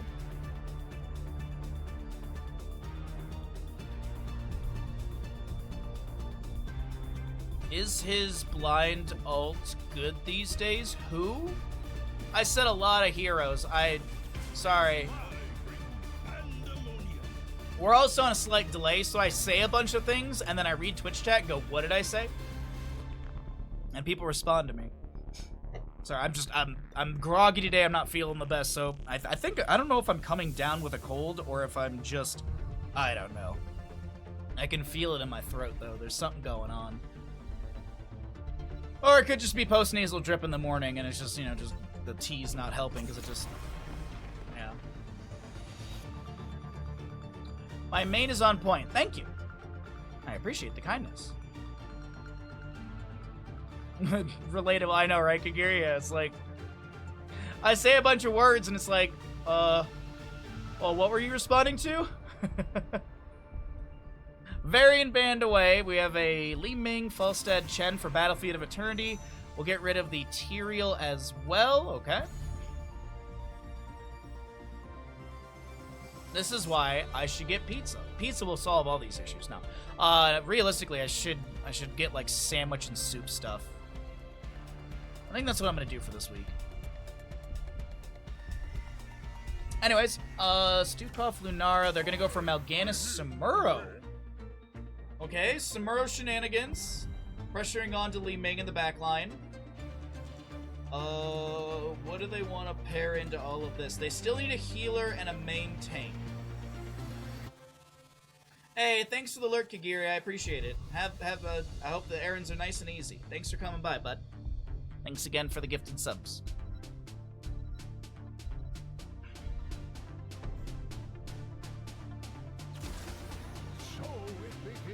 I like the Arthas quite a bit into the Samuro.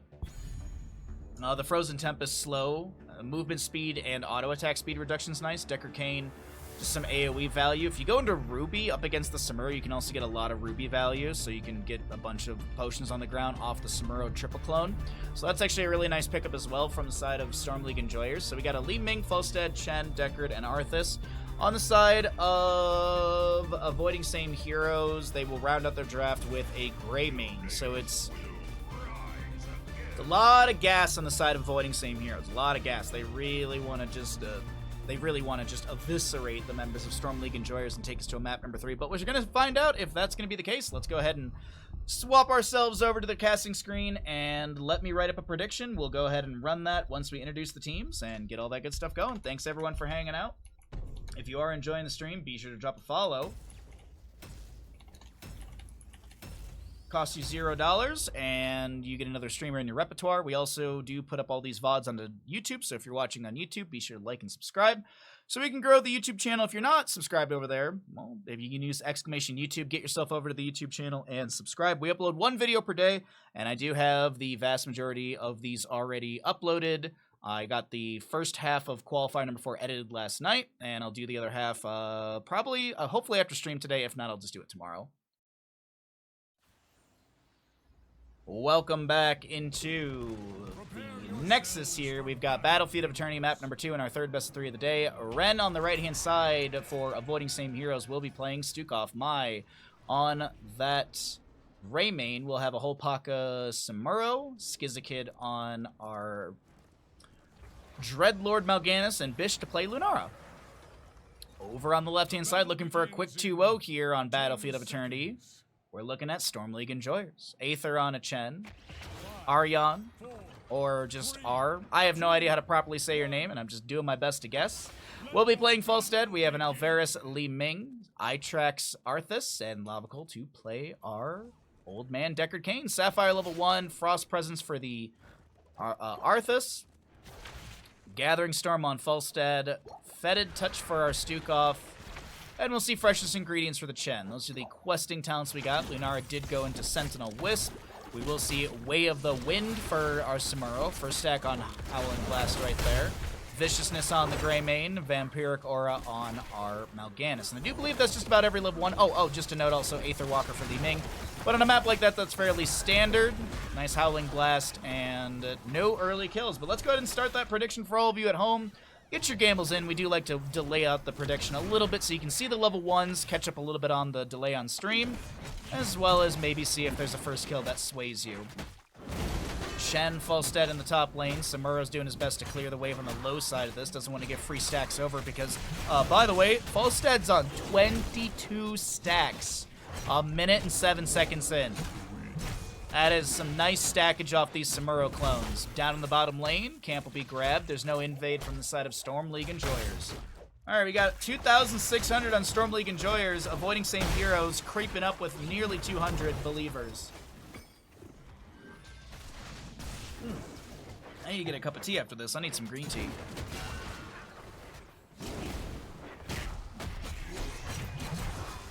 Paka wants to pressure onto this Falstad. Unfortunately, Lunara's rotation won't be able to achieve a kill either. Chen chasing her down with a little bit of poke here and there. Actually, flying kick in. This is a very low Lunara. Samuro inside his Windwalk is not going to be discovered here. Heals up a little bit as well. And Falstad continues to stack up his level 1. Down in the bottom lane, the Impaler camp is being poked at by Li Ming. We'll have our Deckard Cain Hearthing out for full mana, as he is a little mana starved in the early game.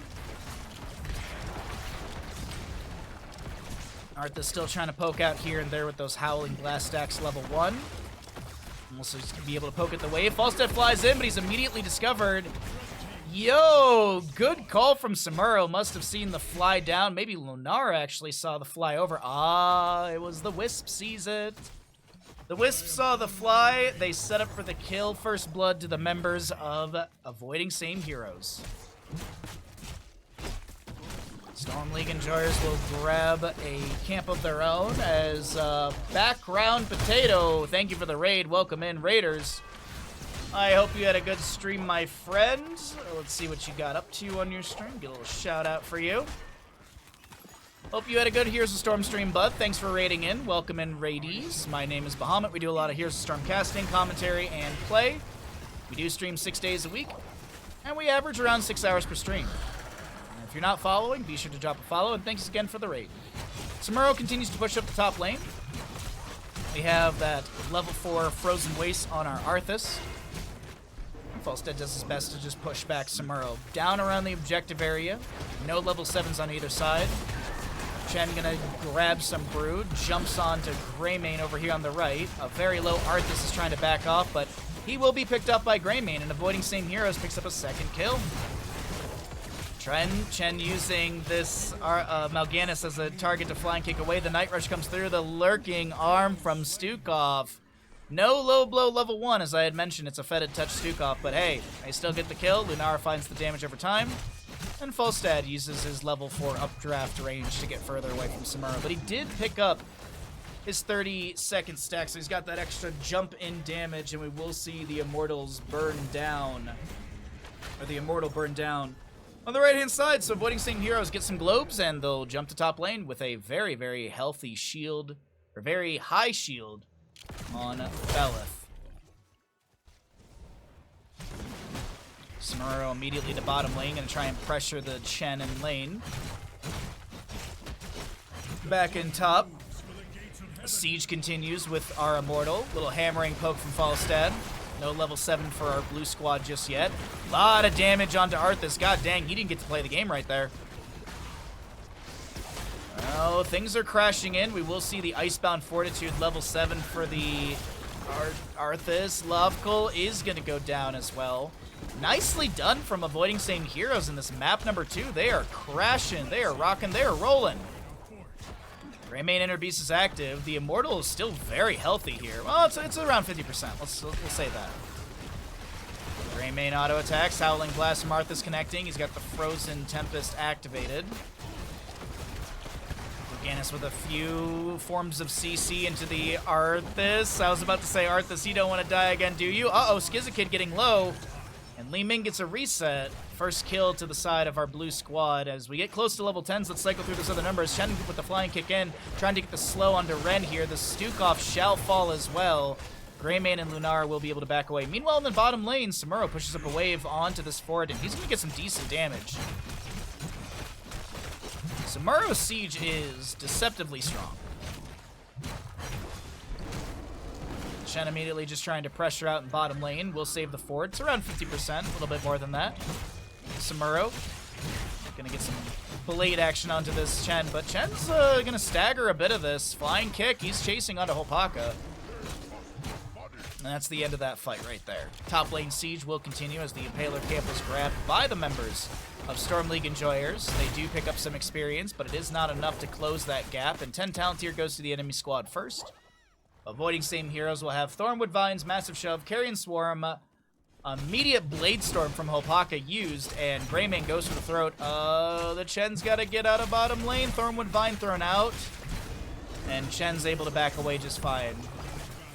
Ruby applied to that last Roger Cube. See some little floor juice on the ground. Li Ming gets some good damage in from the Arcane Orb. Samuro walking in here, trying to... Oh, he's actually just going to proxy the wave. Immediately gets the way of the wind. Oh, some good chase damage from Li Ming. Flying kick as well. The auto attacks are pretty good. Hammering from Falstad gets the kill. You just got to kill the right Samuro forehead. Wandering Keg, Wave of Force, Gust from Falstad. Arthas is Army of the Dead. Army of the Dead? Yeah. And stay a while and listen for Deckard Cain. Massive shove into the wall. 3 to 5 in kills. As the Immortals being worked on by Storm League Enjoyers. What was looking like a really strong start for avoiding same heroes is starting to slip away.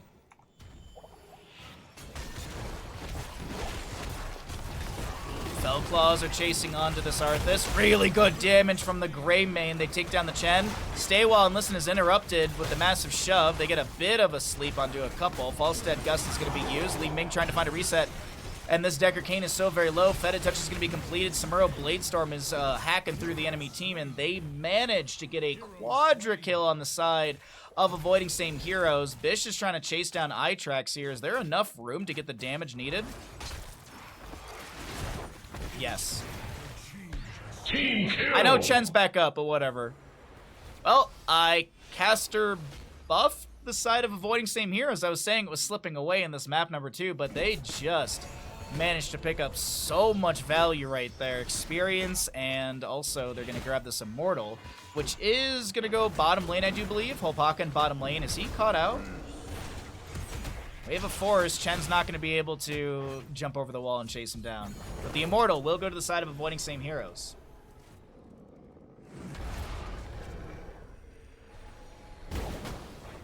Camp is showing on the minimap. They know that they know the enemy's on this camp, since it does show that it's hasn't disappeared, just since the Immortal does what's the word I'm looking for? When the objective spawns into lanes, the camps despawn on the map, unless of course someone's tagged the camp. Baha's the 11th player. You know it. Wandering Keg pushes this Mal'Ganis into a wall, doesn't get the angle of displacement they're looking for. Hammerang's out from Falstad, 67 stacks currently. Arthas almost done with his Frost Presence level 1. Chen picks up his final Regeneration Globe in top lane for freshest ingredients. It's 11 to 14 in our levels, and this Immortal takes down Keep Front Gate. The Immortal dropping to 50%. Li Ming doing their best to throw back some damage. Is there long pitch? No, there's no long pitch for the Stukov. He went into vigorous reuptake as well as the targeted excision. Wait, Falstad flight, looking for something here. Gust gets the Gust into the sidewall. It's not what they're looking for. Carrion Swarm activated, but hold on. We do have a Gray Man in the bottom left of our screen who will be stay a while and listen to did. We have Samuro in top lane who's going to get a free keep because Chen did rotate down to try and assist into the team. And as I mentioned, Samuro Siege Dam is deceptively strong. Oh, maybe he does not get the top lane keep. All right. Save for the time being. Samuro. Almost revealed by the hammering of Falstad. Gotta be careful here. Gonna swap over. Aether's got the chase. The danger ping is there. Little Sakuchi level 13 gets the Windwalk teleport. Sorry. Couldn't remember the word for it. Bottom lane wave is being pushed in, but Samuro, he wants to take down this top lane keep. Blade Storm will push up the wave. Chen rotating up as well. Mal'Ganis is going to be scouted out. Wandering Keg pushes him into the wall. He should be dead off of this. Samuro gets a free keep, but they lose. They lose their Mal'Ganis. 5 to 10 in kills. What's the experience deficit looking like right now? Mercenaries closing the gap. Minions is like 4K. Uh-oh, hold on. A couple kills here for the side of Storm League and George could be huge. Falstad flies in. Samuro goes down to bottom lane to try and get a second keep. Invade onto the camp, or are they just checking? Invade.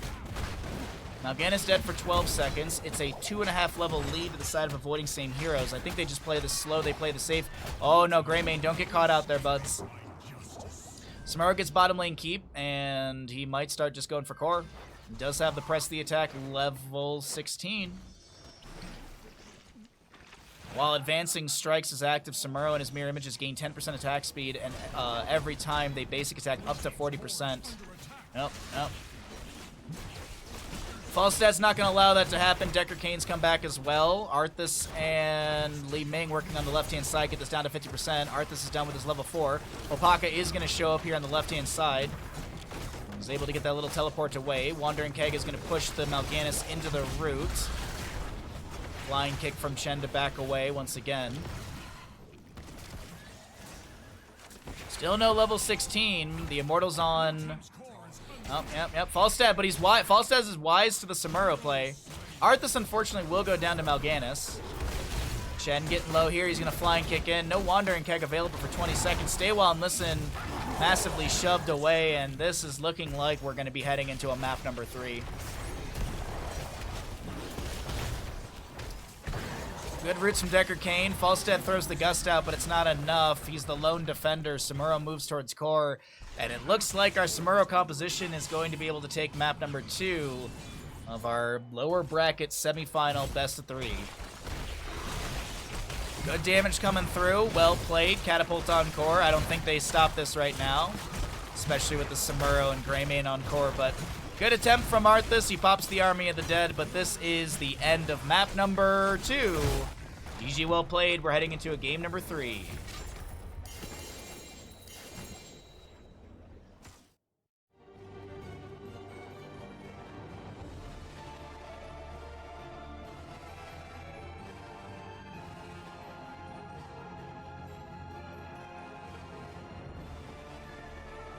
Oh, it's a 1 to 5.36 payout for the avoiding same heroes believers. Not too bad. This is why you gotta play those odds sometimes.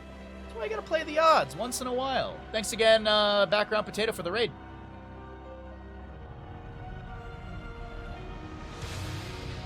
Welcome.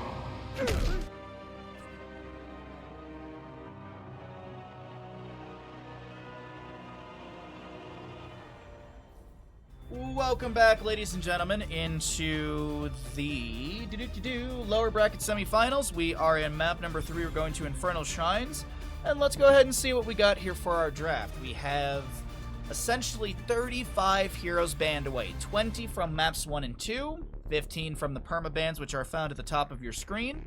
And we will also have a little bit more, as there are bans at the top of this draft. So A good start here as a Medivh is going to be banned away. No Medivh shenanigans. I got myself some green tea, chat. I got myself some green tea with ginseng. Green tea with ginseng. As we get into the best of 5, we might have some beers for that. We'll see. We'll see. I don't really need to go shopping. I can go shopping for food tomorrow, so maybe we do have some beers during the best of 5. Maybe. We'll see how we're feeling. We'll see how we're doing. see how my voice does throughout the day as well. That's the other thing too. That is the other thing too. Like the lymph node's not like swollen or anything like that, but I think it was just like the where I bit my tongue. I think it just jacked something up. So a little bit of recovery on that one, but no big deal. A Dahaka and Medivh ban. No Dahaka for this best of 3, unfortunately.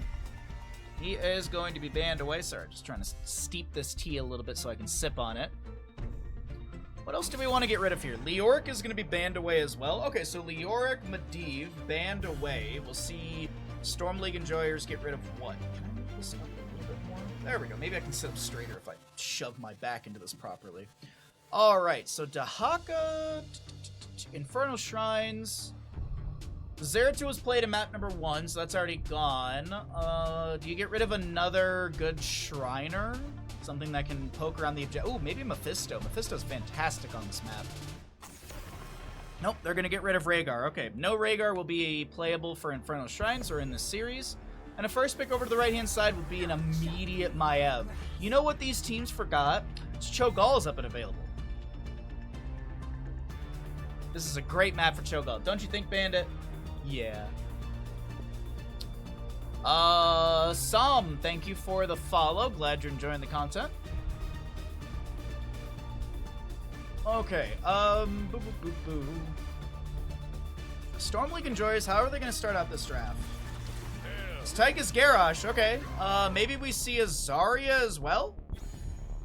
Could see the Zarya for the barrier. Unless it's stolen away by avoiding same heroes. That could be something that they lean into, stealing that. Zul's up and available, I believe, as well. He's fantastic for this map. You get some good wave clear, you get good shrine clear, you get good siege potential. Also, you can force Garrosh to use Indomitable, lock people in place. It's a Malfurion variant, okay.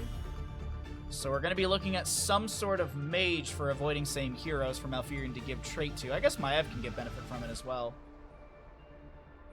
I feel like I've seen a disproportionate amount of troll bans in this tournament. Do they do it to troll me?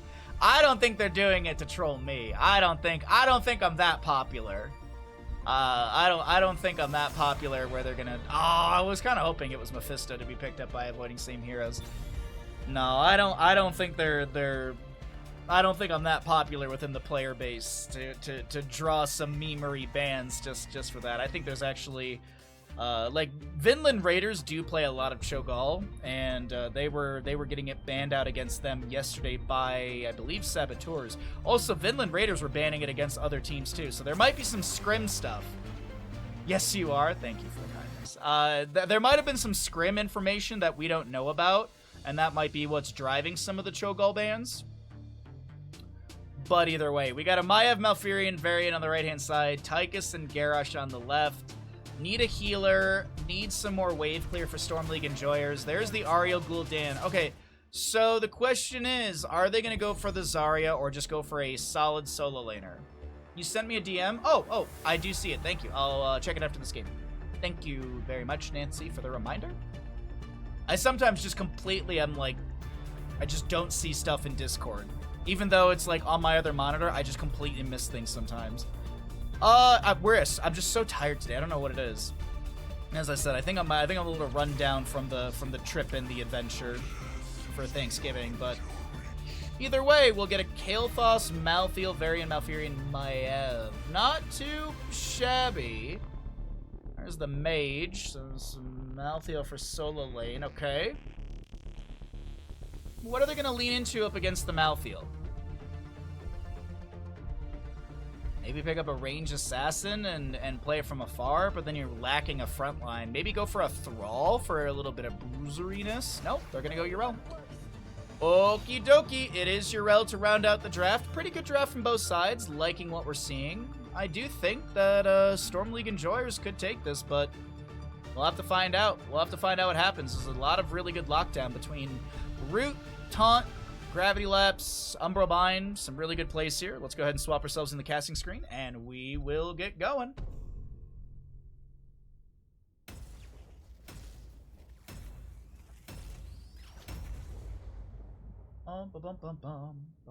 Where is my prediction? There you are. Alright, which team wins Infernal Shrines? Teabag while we have this load in as well. Believe that's steeped long enough. Alrighty, here we go. Left-hand side of the map. Map number 3 in the lower bracket semifinal. Winner goes on to the lower bracket finals. Loser, that's the end of their qualifier number 4 run with the members of Storm League Enjoyers on the left-hand side. A Lovekull, an Ariel. We've got an Alvarez Gul'dan. Aryan will play a Tychus, Aether Yrel, and Itrex Garrosh. The battle begins in 10 seconds. To the right-hand side of the map, we've got avoiding same heroes here on Infernal Shrines. Bish to play a Maiev, Skizakid Varian. Mai on our Malthael. Ren to play a Malfurion. And last but not least, we got a whole Paka Kael'thas. Alright, the level 1s are shown at the bottom of the screen. A Warbreaker Garrosh, an Echo Corruption Gul'dan, Mana Addict for the Kael'thas when it comes to scaling or questing talents. Our Tychus is a quarterback, Ariel with the Searing Light, Dauntless for the Yrel, Emerald Dreams on Malfurion, Death's Reach on the Malthael. See the Overpower for Varian and Naisha's Memento on our Maiev. No kills early on, just a little bit of poke here and there, so I'm going to pose this question to all of you at home. How many? No, who's going to be winning Infernal Shrines? Sorry, Battlefield was our last map. Which team will win Infernal Shrines? Cannot talk today. Itrex getting low. Is there enough to get a kill? The Fan of Knives, the Flame Strike, and the damage from Maiev is enough. They will be able to take down Garrosh. First blood to the side of avoiding same heroes. Thank you, Ash Mantle, for the gamble reminder.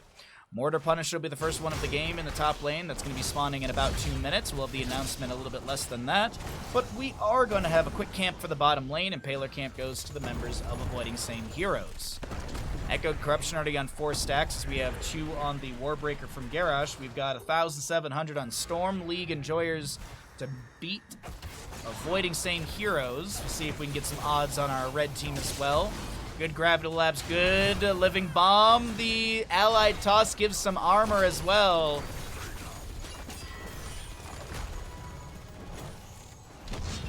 Into the fray. Activate to throw a nearby ally and grant them 20 armor for 3 seconds. Into the fray, the Allied Toss helping out right there, as we do have some odds on the gamble. Thank you all so very much for participating in the bet. Paler Camp on the bottom right of our screen will be grabbed as the rotations continue between mid and bottom from these 2 teams. Storm League Enjoyers will make quick work of the bottom lane, and Avoiding Same Heroes will do the same for their camp. Varian trying to pressure onto Itrex. There's going to be a Indomitable activated by him. Umbral Bind pulls Garrosh back into the enemy. Taunt follow up by Varian. Gravity Lapse out from Hopaka. They see the Yrel above. They can't get the last damage into Itrex. Somebody will get the last auto attack. Unfortunately, no one will be able to. Hey, listen. Oh, Nancy, by the way, I was thinking about it. A thing to consider for the laptops. I haven't shopped or looked at laptops in a while.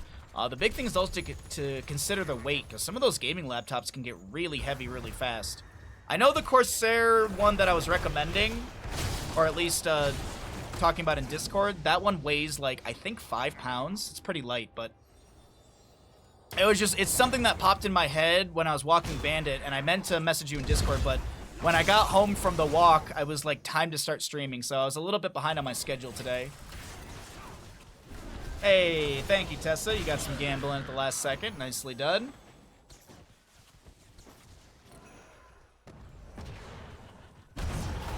Gul'dan throws in a little Echoed Corruption level 1, or excuse me, throws in a little Corruption, picks up more stacks on the level 1. You're thinking about that too? Okay, cool, yeah.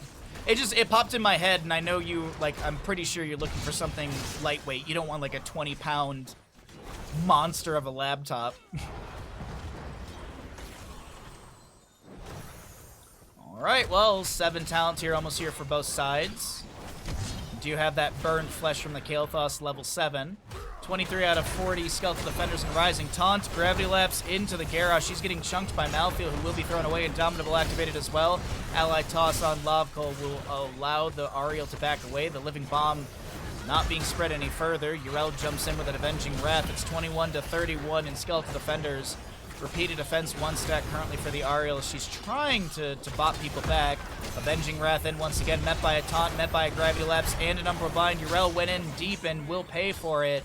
She does go down, and objective, first of the game, Mortar Punisher to the members of Avoiding Same Heroes, pushing onto the fort front gate, which already has taken a bit of damage.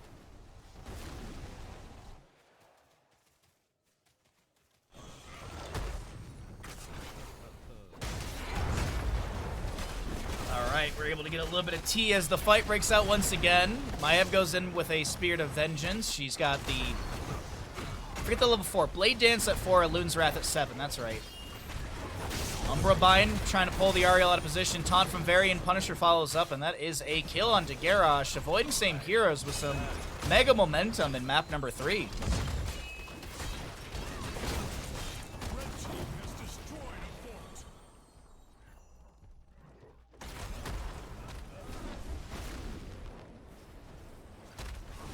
Alright, so Punisher goes down. Top lane fort will be removed. 1 regeneration needed for Kael'thas to get his Mana Addict activation of the Arcane Barrier.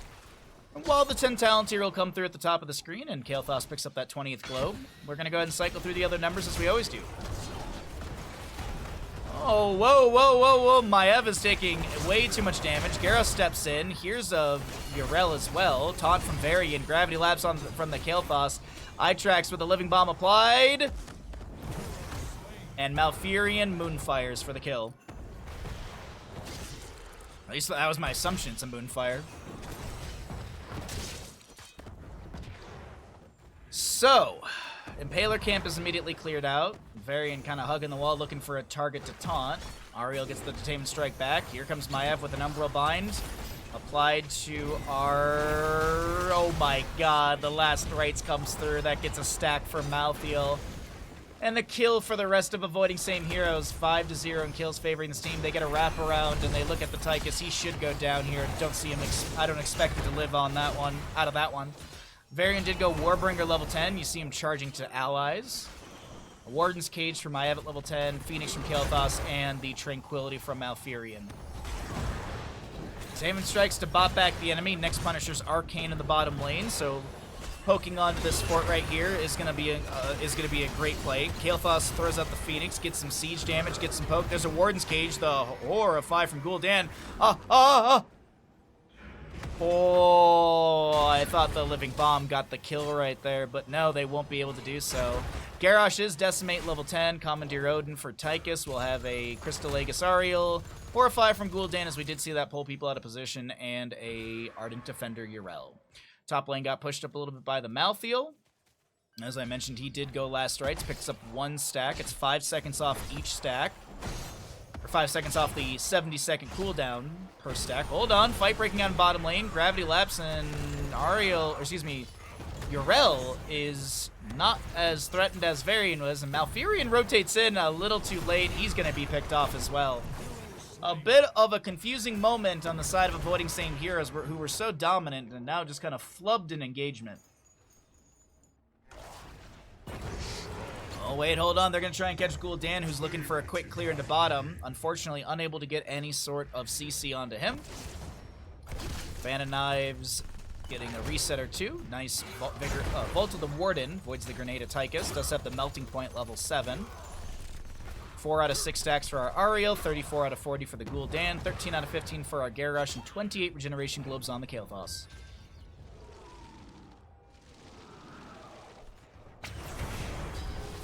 Self-cleanse, so Malthael cannot be thrown away. That's the level 7 inevitable end. Inevitable end.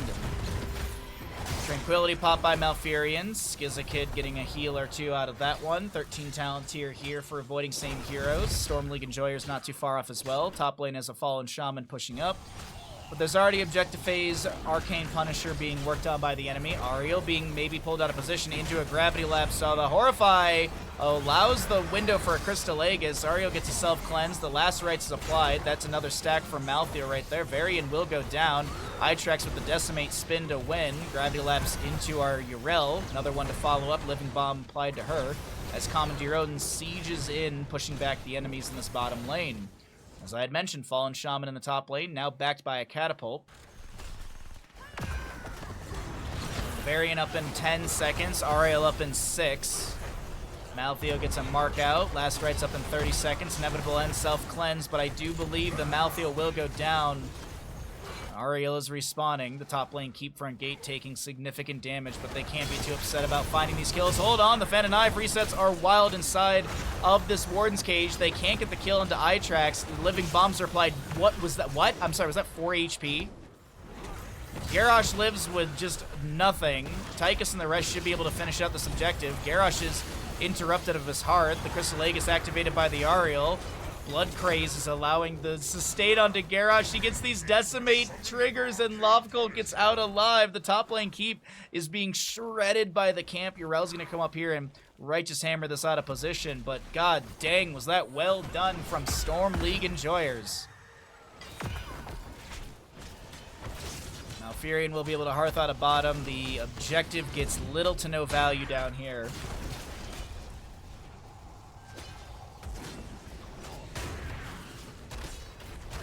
Little to no value in the bottom lane, and Impaler camp to be grabbed as well.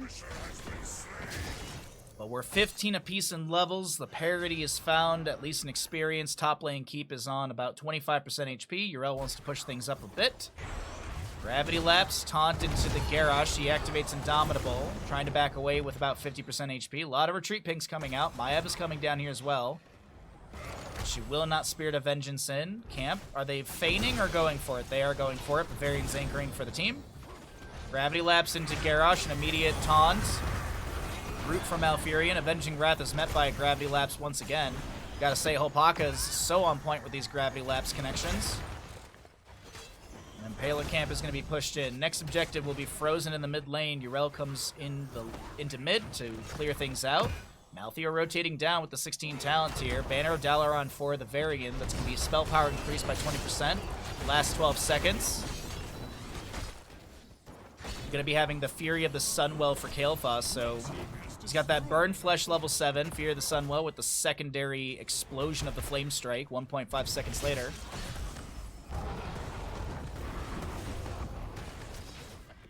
One stack for Ariel's needed. She already has the increased detainment distance, but you get the extra damage is nice on it.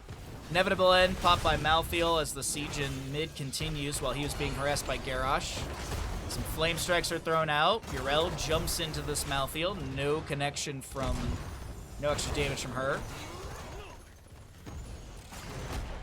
39 globes for our Kael'thas right now.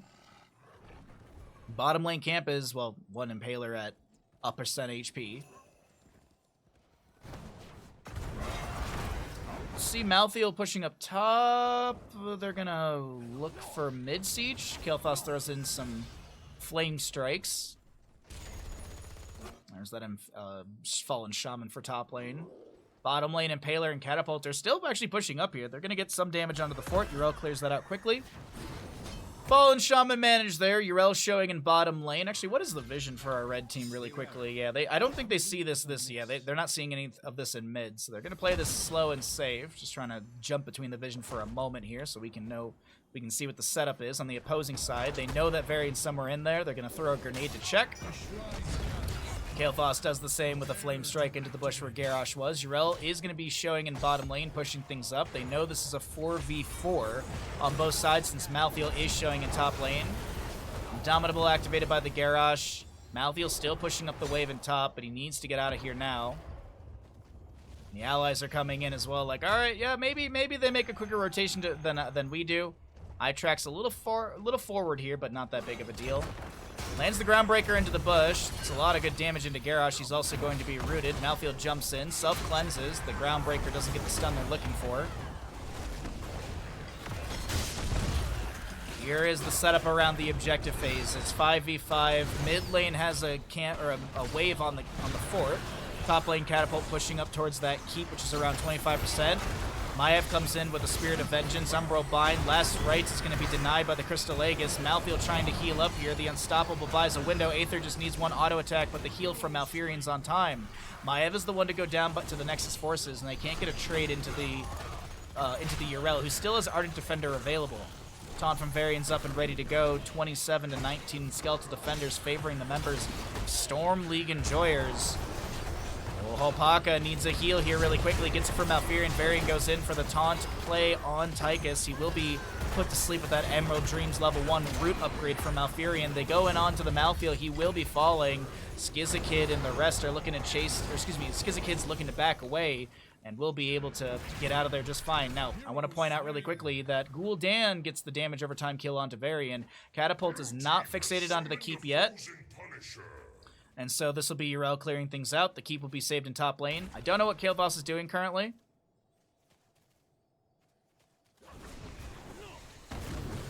Not 100% sure about this split siege bottom lane. Mid fort will go down. I guess they do get a wave bottom. They get some experience. They put some pressure onto the keep front gate. But either way, it is going to be Punisher pulled into the keep area. It's going to be dropping down to about 50% quite quickly here as the keep front gate does go down. Frozen Punisher does lock down structures for a few seconds, so we'll see that activated onto this keep, which is going to be melted. Maiev is going to try and get the Vault of the Wardens there and not eat the jump stun, but still happens. Mid keep will go down. The Punisher is left to be cleared up by the core. The members of Avoiding Same Heroes want to chase in further for a potential kill, but they're not going to find anything. 10 stacks on the Reservoir of Hope for Ariel. Does that show us the scale value? I don't know. Bonus stored 750. God dang. Shield of Hope level 20. Deadly Calm for the Garrosh. We'll see the Haunt on Gul'dan, Seraphim, Yrel, and a big red button Tychus.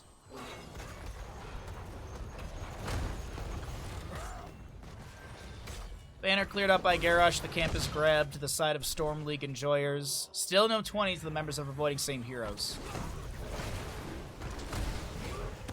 Well, just dancing just above against the Maiev. The fort front gate does go down. Next Punisher Mortar in the bottom lane. Mid lane has a camp plus a catapult coming through. Top lane has got a wave approaching. And there's the 20 for the side of Avoiding Same Heroes. Lunar Shower Malfurion. You have the buyback or the no one can stop death on Malfield. 3-minute cooldown on that one. Lord of the Alliance for Varian. The Shadow Orb Huntress, I believe, for Maiev. And this will be our Flamethrower for Kael'thas. Makes sense with his level 7. His level 16. As the camp will go over to the enemy side, or the members of Storm League Enjoyers. Avoiding Same Heroes going to get bopped into the wall. That Yrel is trying to back off. Bish will go down. Loftcall on the left-hand side will not be picked off. Malfurion pops the Tranquility. There's a toss on to Varian out of position. Taunt into the Stukov, or into the Garrosh, but he seems to be fine. Gravity lapses from Kael'thas are being thrown out. The Living Bomb is applied. Another Gravity Lapse connect. The Ariel's thrown into the enemy team. The Horrify from Gul'dan does have the upgrade.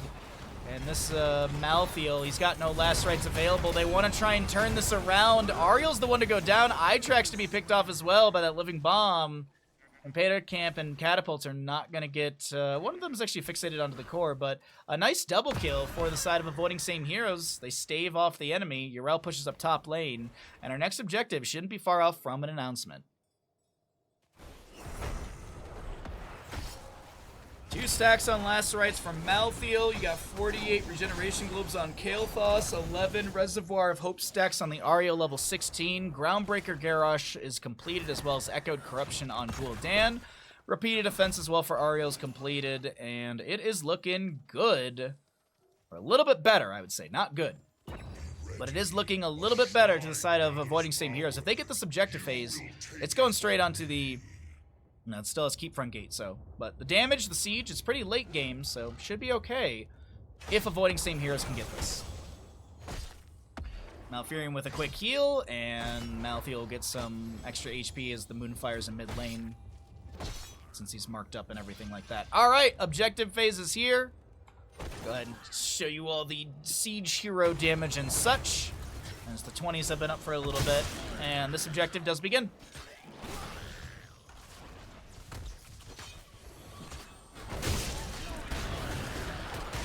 Varian charges in with a taunt immediately, cleanse onto Yrel.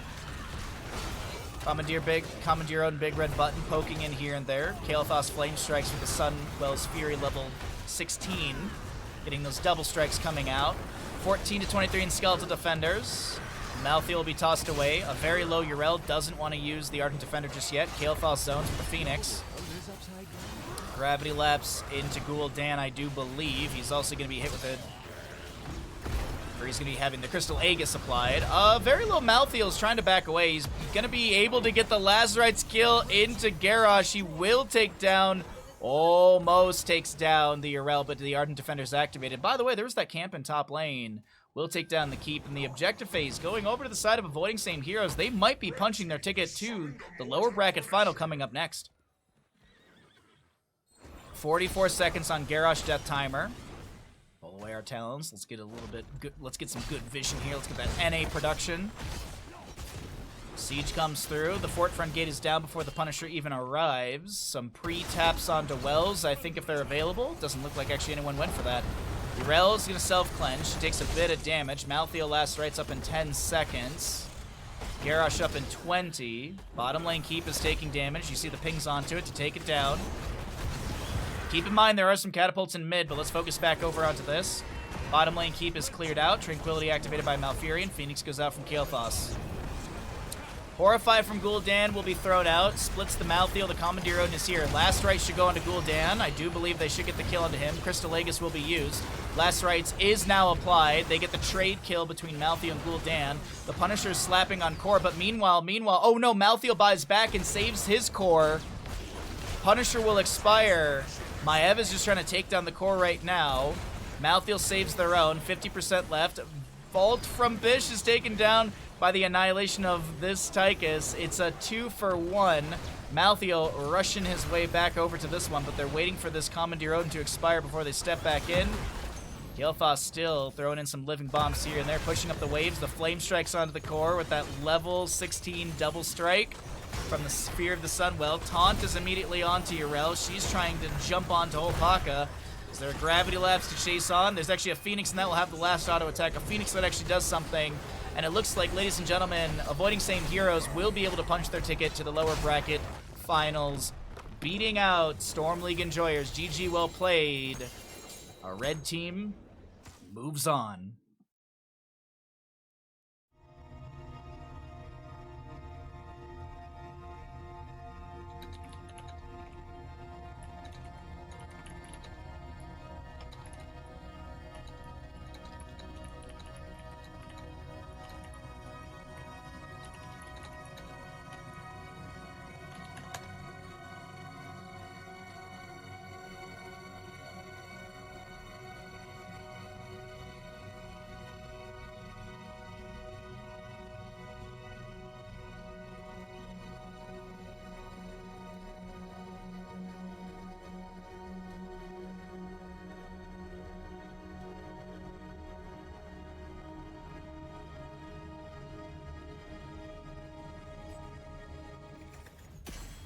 Welcome back, ladies and gentlemen, into the Meta Madness Qualifier number 4. We're in the lower bracket finals. On the left-hand side, we have Saboteurs. On the right is Avoiding Same Heroes.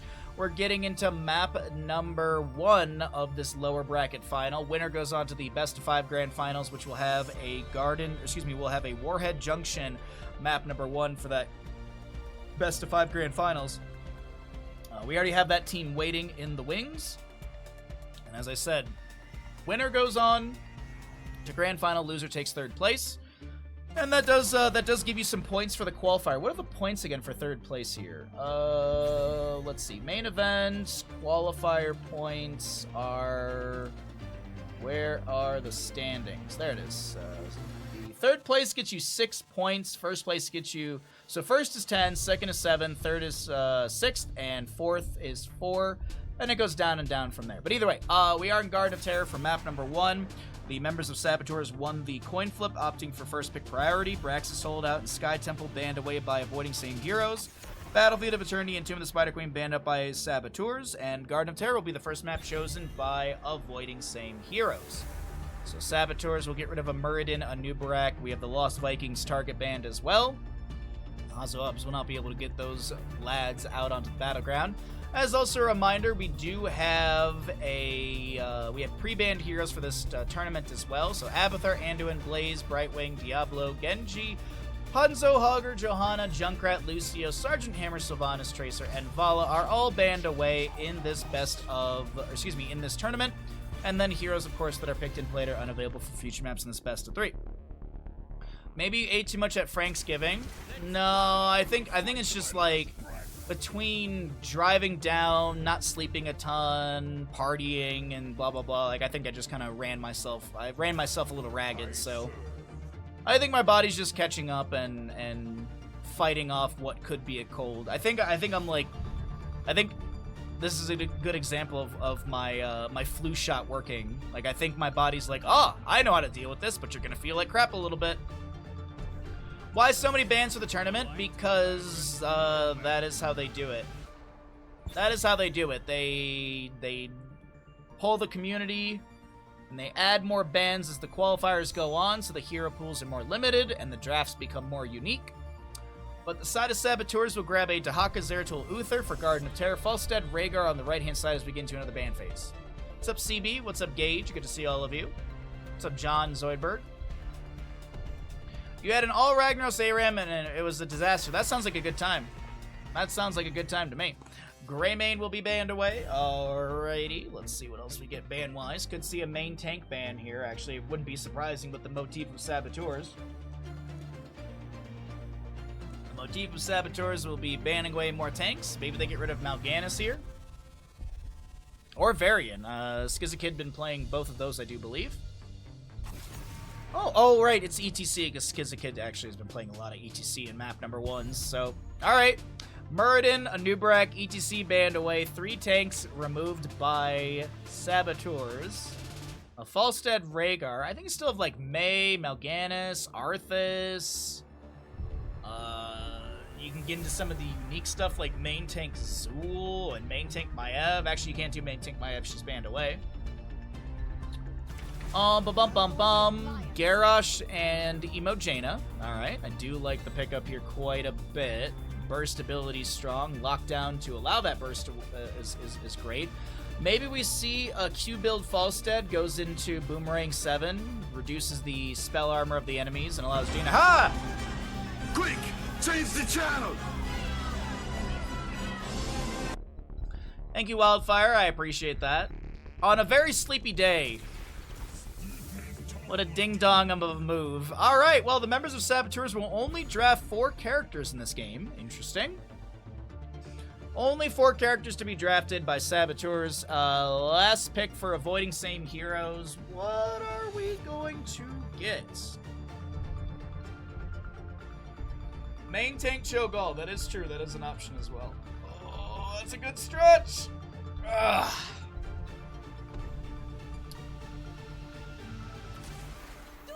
Alright, Urels. So it's a fairly standard draft from avoiding same heroes, Saboteurs with, as I mentioned, only 4 characters. Very interesting.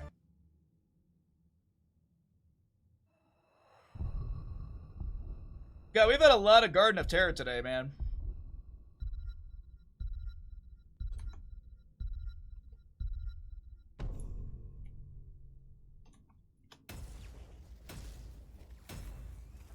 It's a bold strategy, Cotton. We'll see if it pays off. Oh man, what's that actor's name? What's that actor's name? What's that actor's name? Jason Bateman. Dude, Jason Bateman as the bro-y commentator was so good. That cameo, I don't know if you call it a cameo, but that's so good. That bit that he does is hilarious to me. The battle Oh man, Dodgeball, what a movie. Alright, the right side of the map, we've got Avoiding Same Heroes. Here in the lower bracket final, best of 3, map number 1, Garden of Terror, Skizakid, Garrosh, Alpaca, Jaina, Bish to play a Falstad, Ren on Rhaegar, and Mai on that Yrel. Ooh. Body check Garrosh, you don't say. 10 seconds. Over on the left-hand side of the map, it is Saboteurs. Hazuab's on Dahaka, Yasu on our Uther, Dino, Phoenix, Rutso, Zeratul, and Bad Benny will round out the draft with the Stitches. He's going to be a hungry for more Stitches. We've got Enhanced Agility Dahaka, Hammer the Lightbringer for our... Uh-oh. Hook into drag into tower shots. A singular strike. Shadow Hunter for the Zeratul. Yeah, auto attack Falstad, Jaina with Fingers of Frost level 1. And I already mentioned the body check. Alright, let's go ahead and start this prediction. First blood has already been achieved with the hook drag combo. The color commentator is Jason, isn't it Jason Bateman in Dodgeball? Like there's like the serious older dude, and then Jason Bateman, I swear, does the like the broy dude who says the line, "Bold move, Cotton. We'll see how it plays out." Hey, Day, what's up, cutie?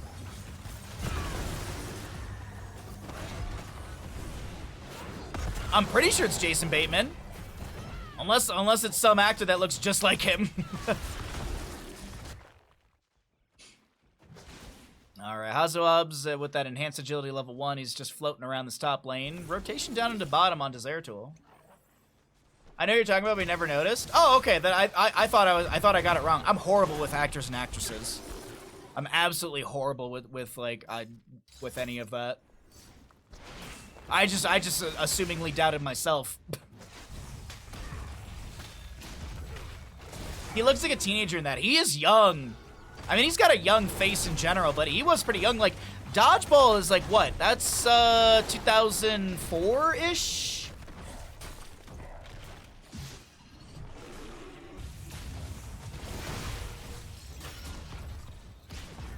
Your mind is blown? You're welcome. Glad to blow your mind on stream. Heroes, you're just in time for the seeds of my vengeance to sprout. Alright. Lurk Restrained, Dahaka, Phoenix is going auto attack build, Stitches is holding level 4. Well met at level... Is that well met? No, Pursuit of Justice for the Uther. He's going full stun build on this. He was nearly 40 in that move. Yeah, no, it's he's got such a young face. I mean, hell, Extract was made many years later, and he still looks so goddamn young in that. Same thing with Bad Words. That's a good movie. I like that one quite a bit. First objective is up and available. Zeratul just floating on past that. We have a singular kill still from that earlier hook combo. Nope, just blowing people's minds. Invade onto the camp. They're going to try and pull this over to the right-hand side from Avoiding Same Heroes. Zeratul is not going to focus in onto the objective. Jaina gets hooked in. And Bad Benny sets up the kill with Uther. Bad Benny thrown into the fort front gate, but Skizakid pops Indomitable, trying to back away. Yrel Rex's hammer. Camp will go over to the side of Avoiding Same Heroes. Hazuabs gets chunked a little bit, but he's fine. Moving up to the top lane. 9 stacks on the Jaina. Fingers of Frost. Fort front gate will take some damage here. Bad Benny just gonna slam his way through all this. Yrel in bottom lane soaking up as well. 7 talents here, almost here for both sides. And neither team has looked at the objective. Maybe we actually see that right now. Yrel pulls the skeleton of the sappers over. And Jaina with the channel. Top lane camp is cleared out. I don't think there's a delay onto Hopaki here. And about 4 minutes in, first seed goes over to the right. Indomitable activated. The drag from Dahaka is good. Ren with the cleanse. Skizakid trying to back away. Jaina comes in with some burst damage. And she does have that Ice Flows level 7, but it's just not providing enough to counteract all the damage Saboteurs have brought to the table. A double kill to the side of Saboteurs. 4 kills in total for our blue squad as they're maybe looking for a Yrel here. Follow up to the hook will be a righteous hammer from Uther. Hazuabs on this Dahaka will go into Feeding Frenzy level 7, gets the cooldown reduction on his drag. Cleanse from Uther level 7. Wormhole on the Zeratul. Totem at 1 and 7 for our Rhaegar. There's that Ice Flows. I was thinking that might be the big bursty moment for our Jaina player, but not gonna be enough right there. Secret Weapon level 7 on the Falstad, and let's cycle through the other numbers, everybody. Let's get an idea of what the damage healing experience looks like here so far in map number 1 of our lower bracket finals. While our second seed on the map in the top center will be spawning. Also, 10 talent tier, half a level away for Saboteurs.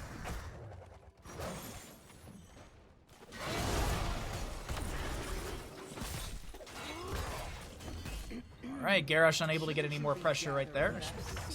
Peter on.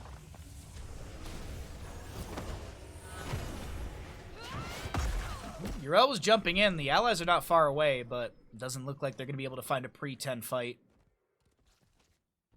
Falstad to bottom. It's a quick clear down over here, and I do believe this objective will be given away. Hold on, Yrel in top lane, getting dove on. She gets the Divine Steed mount, stunned by the Uther, dragged by Hazoabs, Dino providing sustained damage, and they will get the kill. But Zeratul in bottom, I believe, falls to the Falstad. They're going to chase down this Garrosh. Putrid Bile activated by Benny.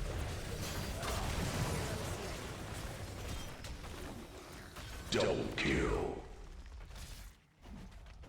Dahaka brush talks down to bottom lane. He'll clear out these sappers quickly, grabbing one and pulling it back into the range of towers. Hammer of the Lightbringer's done for the Uthers, so the basic attacks restore 1.5% of Uther's mana. That's passive, but now that there is the hold up, there's a gust into the wall. Salvo from Phoenix does something. Jaina with the water elemental trying to slow and chase things down. One more, not enough room to chase down the enemy. Hazoab's not showing in bottom lane for a moment, pretending like he was making his way up there. And looks like we'll get another seed over to the side of avoiding same heroes. Another seed to our red team. Jaina's done with her Fingers of Frost level 1. Dahaka's pushing up bottom lane onto the fort front gate. Zeratul catches some soak in mid. 6-1 in kills. We got about a level lead to the side of Saboteurs.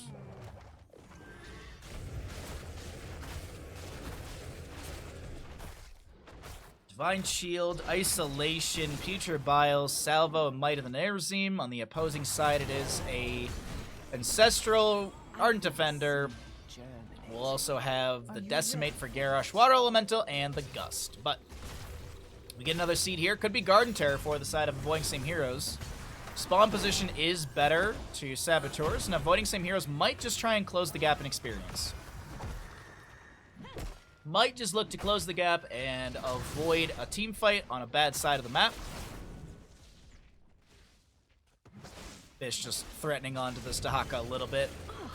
As Hazoabs keeps tapping bush and stepping into lane. Now, the seed is completely ignored by both sides. Top lane camp is being pushed in.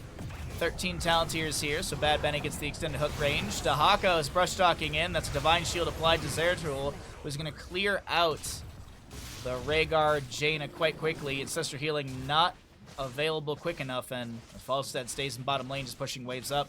Dahaka manages top, and things are looking good for Saboteurs in map number 1 of the lower bracket finals. Bad Benny, by the way, does have the 5% from just taking this talent, but every 20 regeneration globes you get another 10%. 5%, excuse me. So in 3 globe stitches, we'll be able to have 10% movement speed when unmounted. And Dahaka in top lane pushes up a wave once again. That top lane fort getting a little bit low. Yrel, he's going to try and delay her out, so the top lane fort does go down to the minion wave. And I think this will actually work out, unless Yrel gets a big Righteous Hammer into this in time. No! Top fort does go down. First structure out of this game in favor of Saboteurs. Avoiding Same Heroes have put some pressure onto the bottom lane fort, and we are getting another seed here. It's going to be on the top right of the map. ISO, thank you for the tier 1 for 22 months. I'll resend your alert when we get out of game. Thank you so much for the continued support in the channel. Prepare to gather it.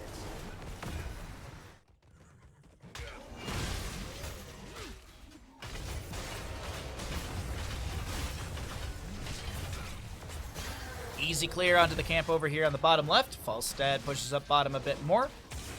8-1 in kills. we got a setup around this objective area already. Let's just check some global factors. Hazu and Bish both have their globals available. Falstead to Haka.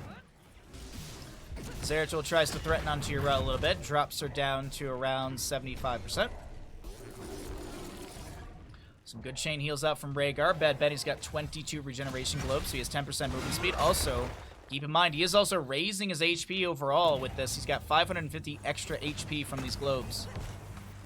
Jaina, she's really isolated from the team. Not sure what happened with all that displacement. A hook from Stitches actually helps Jaina out. Opaka's now in a better position because of Bad Benny's hook. There's going to be a Future Bile activated. Falstead looking for a flank here onto Dino.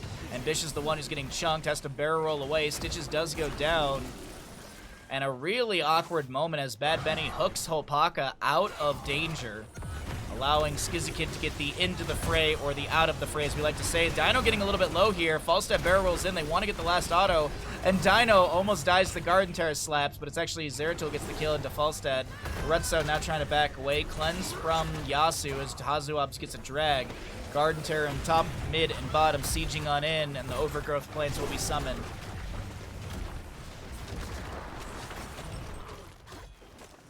Microsoft brings back out some hype to play as Clippy. I like how we have all these like amazing characters in different universes, StarCraft and Warcraft. I mean, we're not going to talk about Overwatch, but Diablo. Like, there's so many cool heroes you could pull from all these different universes, and people are like, Clippy! I want to be an annoying paperclip. Yasu, allied hook out of that by Bad Benny, slams on the ground, does have that pulverized level 16 for the extra slow and armor reduction. Dude, I want to play as, like, Selendis or, I want to play as, Naisha? The worm lady in part of the swarm. Salvo out from Phoenix, doesn't get a kill. Ren is going to fall to the Stitches. Bish is getting low. Stitches with a double kill. Phoenix going to make it a triple. Slam. Bad Benny. Bad Benny with a triple kill. As the mid fort is going to be just walk past. Clippy is the perfect support here. Why do you hurt me like this, chat? Why do you really want to hurt me? You really want to make me cry? Do you really think that in a very slim chance they bring back HOTS, they wouldn't add their own IPs? I think that there's so much better stuff to pull from, personally. I think there's so much more to pull from, and there's so much more the community wants. Like, I think Clippy would be a fantastic April Fool's joke. Like when they did the first-person perspective in Heroes of the Storm as an April Fool's joke. I don't want it. I don't want it. I want, like, cool characters with a bunch of lore from StarCraft, Warcraft, Diablo. That's so much cooler to me. I mean, if you have Master Chief, what's the difference between Master Chief, Raynor, and Tychus? Like, why do we need another man with gun? It's like when people were like, let's get Soldier 76 in from Overwatch. It's like, why? We already have man with gun. We have two men with gun. Gather the seed, heroes, quickly.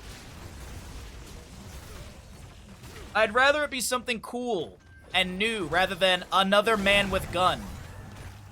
It's like, you know, remember when Smash would add in their 17th person with sword? 17th anime type character with sword. It's like, oh wow, so exciting. Like, let's get a cool Naga type character from World of Warcraft. Let's get more StarCraft 2 characters. Let's get more Prime Evils and stuff like that from Diablo. I mean, let's get Lilith in. I'd rather see Lilith in Here's the Storm. That's a great hook onto the Falstad. Stank, thank you for the gifted sub. I appreciate that very much. We'll resend your alert when we get out of game.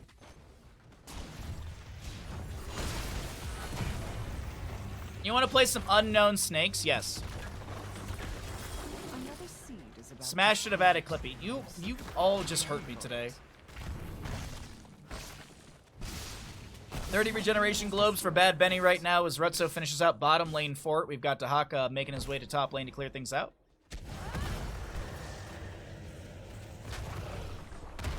We're talking about Microsoft. Well, during the keynote speech during BlizzCon, Microsoft, quite literally, they had the Microsoft dude come out and he was like, we want Blizzard to do Blizzard things. We're gonna be kind of hands-off. That's the short of that speech. I'm sure there's already someone in chat like, well, actually, Bahamut, he phrased it differently. But that's the short of it. Is Microsoft is like, we bought Blizzard, we want you to make games. We want you to make cool stuff. So make some cool stuff.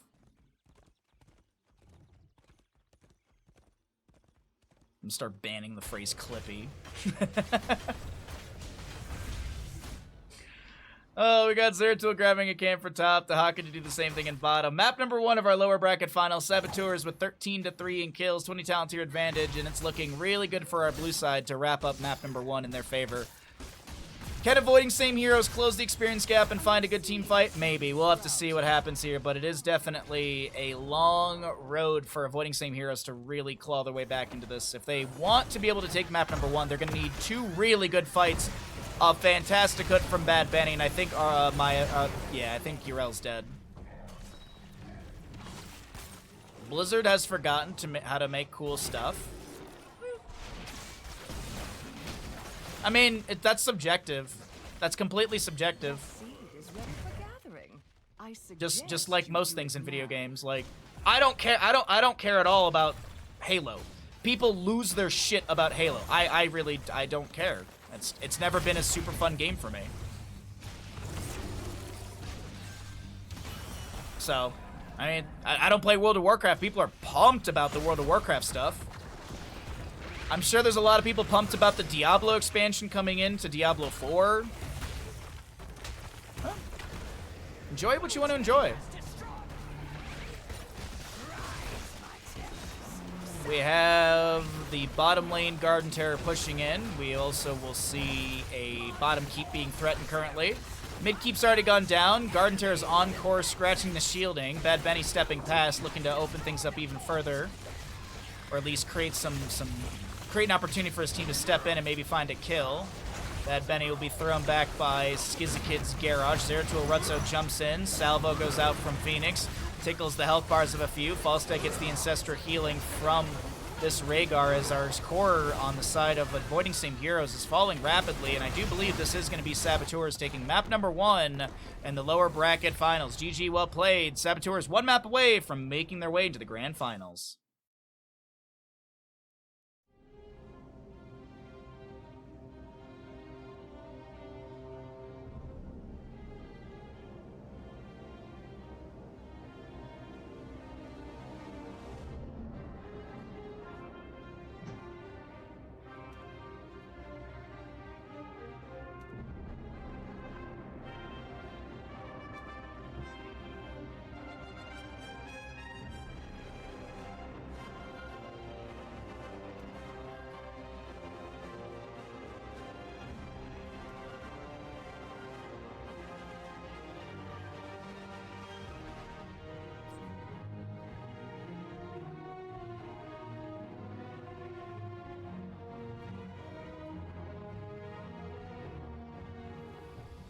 Well, I waited too long, and here we are in Dragonshire, map number 2 of our lower bracket finals. Saboteurs on the left-hand side, avoiding same heroes on the right. God, I have that that brain fog, like when you like you're a little feverish. I have that brain fog today. Oh man, it's been a little bit of a rough day on my end, but we're powering through. We're doing great. We're having a good time. Thanks for being here, chat. And we are getting into Dragonshire for map number 2. As always, it's Meta Badness. Here's a band away that are picked. You have the 15 bands for the tournament. Blah, blah, blah. This is going to be the map choice of avoiding same heroes. They actually opted in for map pick priority, which will give first pick over to the side of Saboteurs. If you pre-cook 2 pounds of taco meat and your roommate eats it all without asking, is it grounds for legal eviction? Yes, it is. Yes, it is. Yes, it is. You made that taco meat. You made it. It's all yours. ETC will be banned away as well as Chen, so still getting targeted, or Skizzy Kid still getting The ETC targeted, Maiev will be banned out, and what? Do we see a Hazuab's priority? On to Lost Vikings. Decapitation, eviction possibly. Yes, chat agrees. Sorry to your roommate. Sorry to Darth Looper's roommate. Turns out the roommate he's talking about is his kid. Alright, let's see. First pick for the side of Saboteurs. Do they just grab a solid healer to kick things off? Could just grab like an early Stukov, I think, right? Oh, this tea is gonna be too high if I do that. Oh! Okay. Kerrigan first picked on the side of Saboteurs, so dive heavy composition. Not my roommate, literally asking for a friend. Oh, well, yeah, kick him out. And they have to pay, and they don't get their deposit back either. There's that taco meat clause about their deposit. Oh! Stabby Daddy and Muradin. Okay. Imperius will be jumping on into map number 2. I don't hate this at all. Sorry, my eyes very, very tired today. I apologize. I'm trying to stay awake right now. I don't know what it is. As I said, I think I'm fighting off a little bug right now. My body's doing its best to hang in there. I've been sleeping a lot the last couple nights, so there's definitely something going on. I usually don't sleep this much. Stukov, Kerrigan, a new Barak. Okay, good dive, good lockdown, fairly strong composition to start, well-rounded, and you can kind of slot in whatever you want to this. There is going to be a Vikings target ban onto Hazuabs, alright. He also got target banned his Rexar.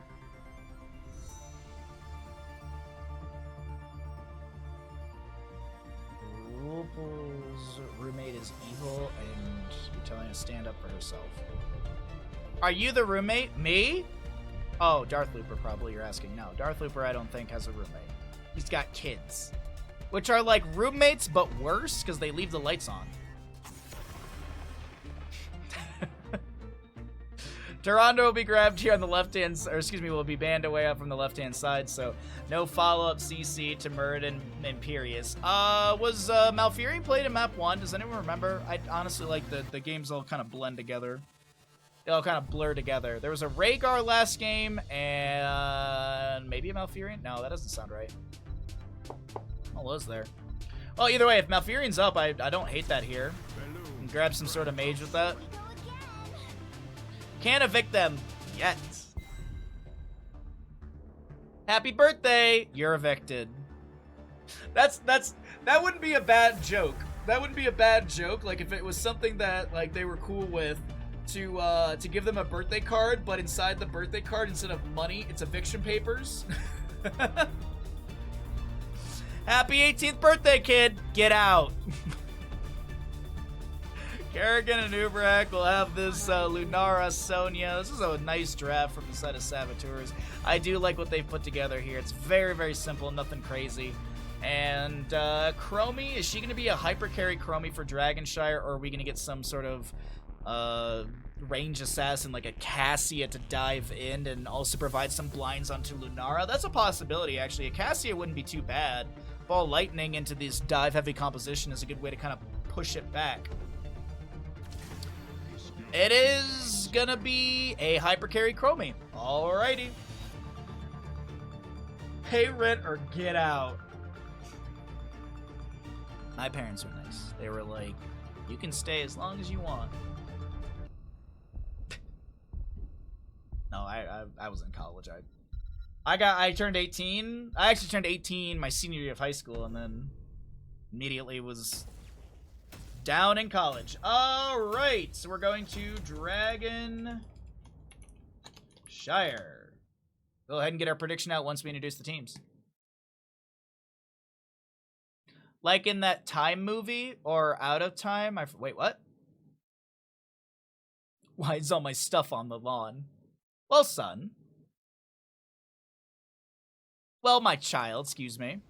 Welcome back, ladies and gentlemen, into to Meta Madness Qualifier number 4. We are in the lower bracket finals. If Saboteurs can take a victory here, they'll move into the grand finals. But we got avoiding same heroes on the right-hand side. Skizikid, Muradin, Ren to play a Malfurion, Mayon, Leoric, Opaka, Chromie, and Bish on the Stabby Daddy Imperius.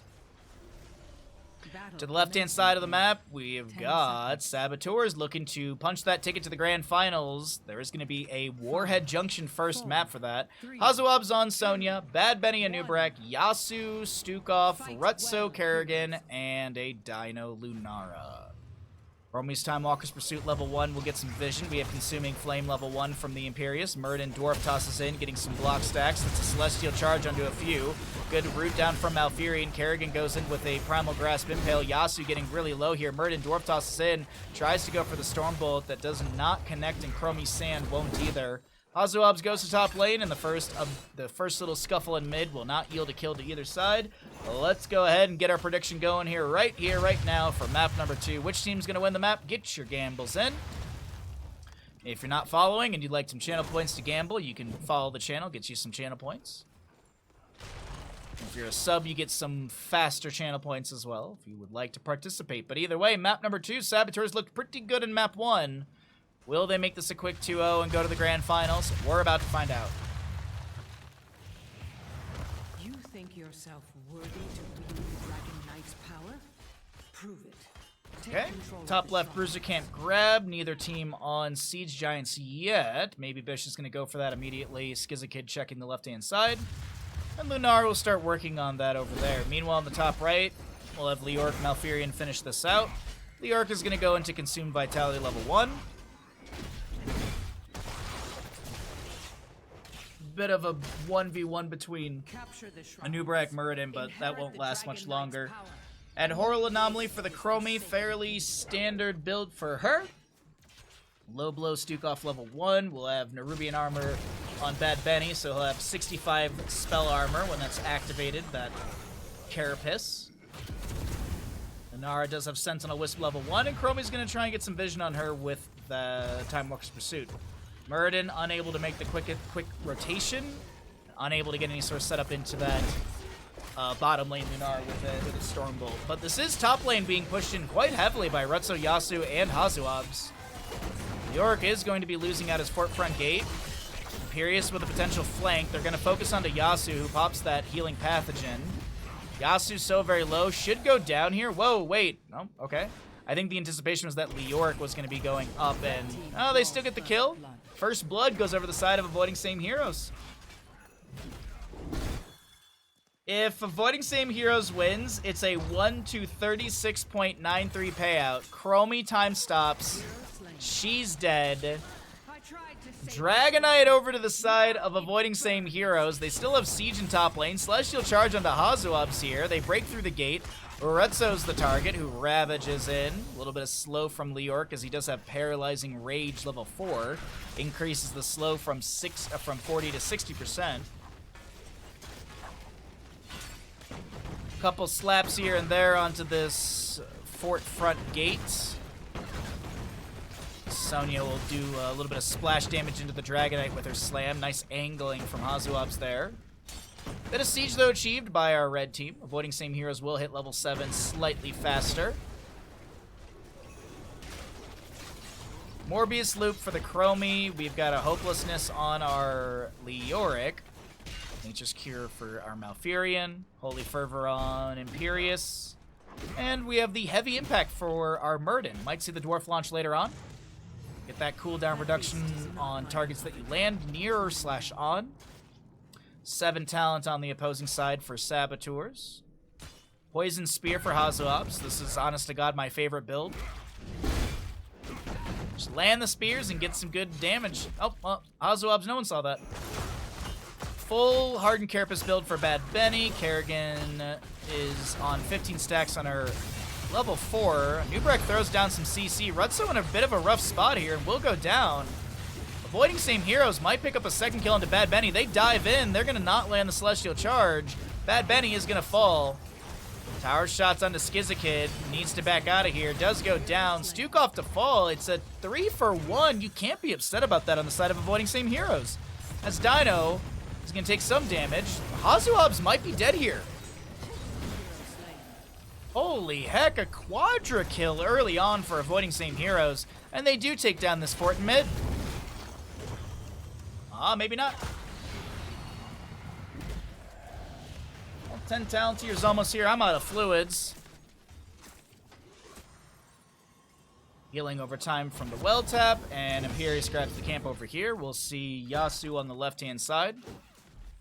Leoric will soak up the top lane wave. So Chromie Slowing Sands was her 10. She, of course, gets her talents early because of the trait. Invade over here. Muradin Dwarf tosses in as the camp is unfinished. Celestial Charge onto Bad Benny. Kerrigan looks for the Ravage or the Impale in the Primal Grasp. The Oracle Wraith walks in, lands the Entomb onto Yasu. He's going to be going to the beach. Stukov will take a nap for the next 21 seconds, and the Siege Giants will be stolen away. Bish is not going to be picked off by the damage over time from Lunara. And Hazuab says, maybe I can find consolation in top lane.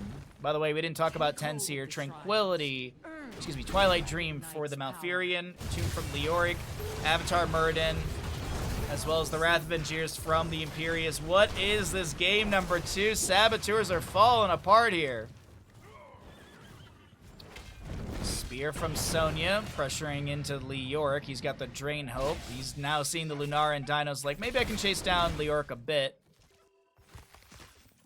Let's see, we have Leap for Sonya, Ultralisk for Kerrigan, Thornwood Vines, Lunara, Massive Shove on Stukov, and Cocoon for Anubarak. No Locust Swarm.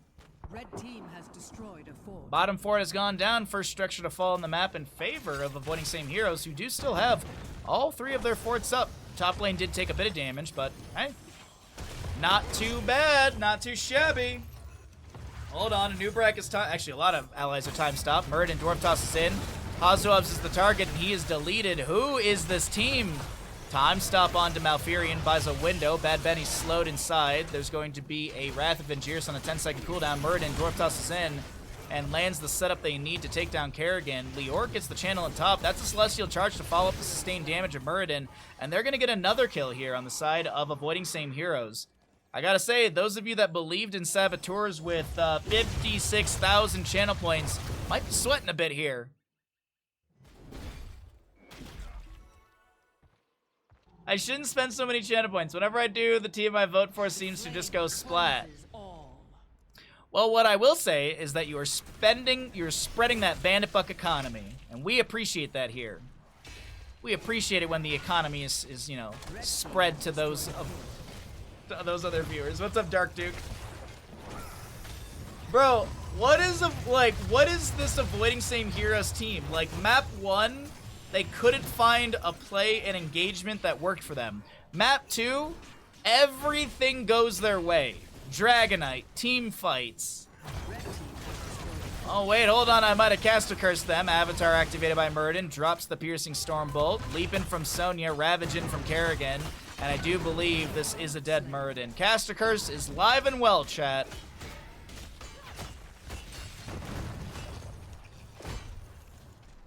Oh, bottom lane camp will be cleared out by Dino. Gonna send that Wisp out to get some vision for the team. Scouts out the Imperius Chromie Malfurion.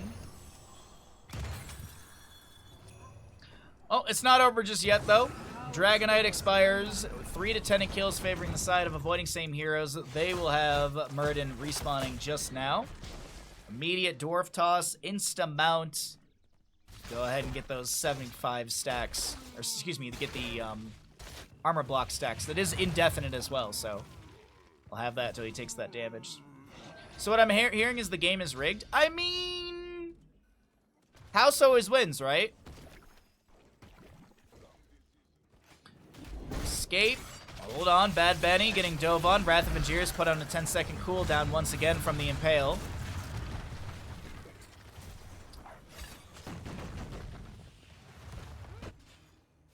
Okay.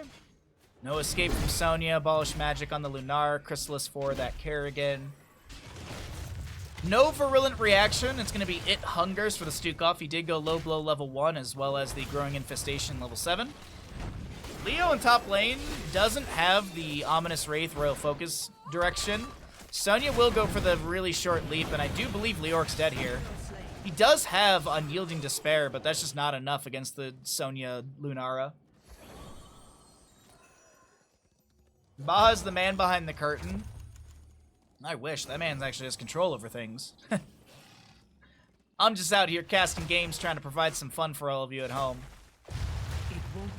As always, if you're enjoying the stream here at Twitch, be sure to drop a follow. If you're watching over on YouTube, be sure to like and subscribe so we can grow the YouTube channel. If you're not subscribed to the YouTube, be sure to subscribe. Costs you $0, and as I said, we can grow that channel a little bit further. 10-4 in kills, 16 talent to your advantage to the side of avoiding same heroes, as it is the Crushing Hope on top of the Unyielding Despair from Leoric. We've got our Divine Rage as well as the Melting Touch from Imperius. No Valorous Pursuit. Murden gets bottom, or at least he's set up for bottom. Chromie's set up for mid. Time Traps are going to scout out the Sentinel Wisp of Lunara. You can actually see right now how much vision that is providing. Unfortunately, the fire comes for you. Without 16 talents here, and Sharp Blades are actually just about to finish out, this is going to be Saboteurs having to give the third Dragonite of the game to the members of Avoiding Same Heroes, and this is Avoiding Same Heroes. Celestial Charge into the bush, find Bad Benny. Root's going to be there. Wrath of Angiers to pull him out of position. Down towards the bottom lane. Bad Benny looking for an angle to get out of here. Gonna throw the Impale down. Murden with the Dwarf Toss and the Slow. Kick from Dragonite pushes Bad Benny down towards the lower side of the lane. Bish gets a Celestial Charge. Holy Fervor's activated. Cocoon buys Bad Benny a moment here. Yasu getting low. He's going to be falling. Cocoon into the Imperius. Leoric will fall on the trade as the Dragonite has expired. Big Celestial Charge on the 2 time stop as well. Kerrigan gets inside the Chrysalis, but Sonya's the one to fall. We've got ourselves a Kerrigan still trying to ravage around, but she does go down. Zypher, thank you for the follow. Glad you're enjoying the content, bud.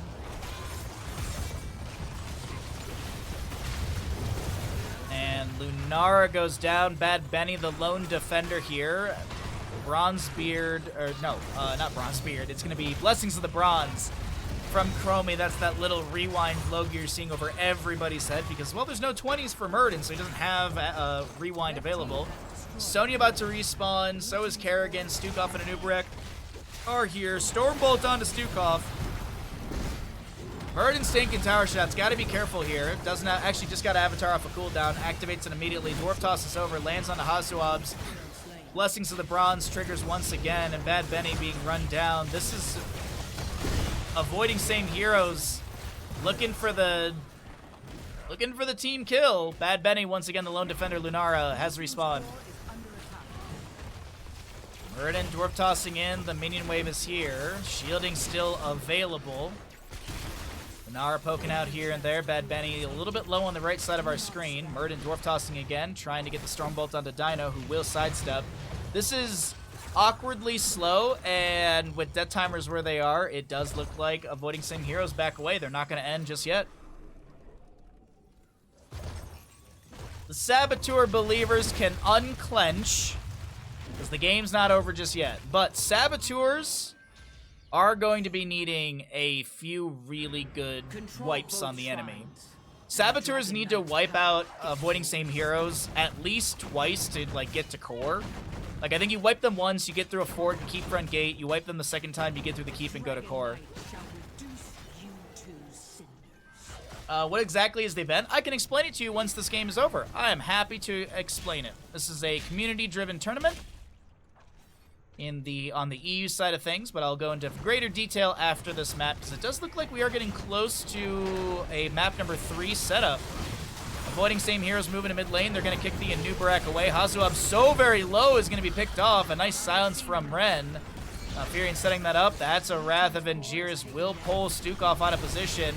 Blessings of the Bronze from Chromie activated. Lurking Arm thrown down on the ground, but Yasu still falls. Chromie picked off. The Dragonite's done. Rutso so very low is going to be picked off by Malfurion. Mid lane keep does not need to be worked on whatsoever. Chromie did die early. Lunara will fall. Team kill! Achieved by the members of Avoiding Same Heroes as they move towards core. Who should I root for? Bandit, my dog. Well, so right now we're in Qualifier.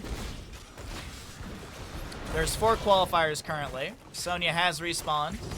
But the core will fall, and ladies and gentlemen, we're heading to a map number 3 in the lower bracket finals of Qualifier number 4.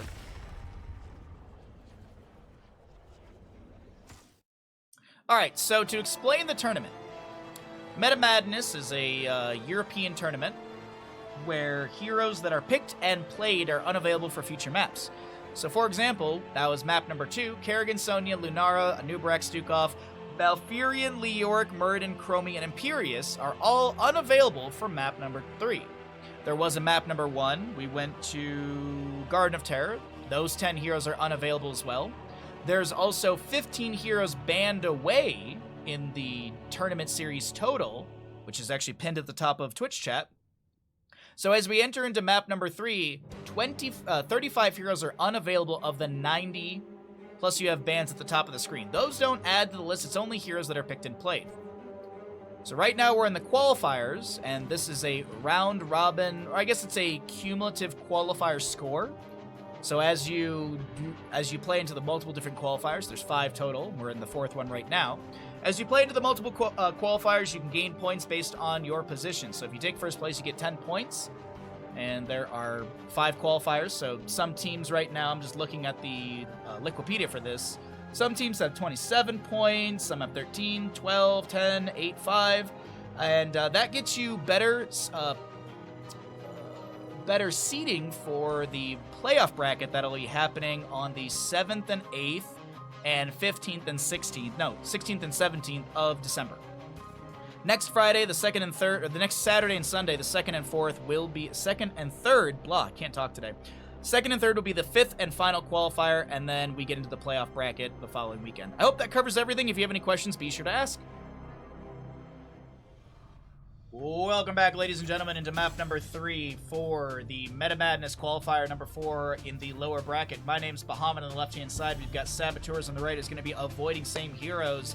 And we're in map number 3, Curse Hollow.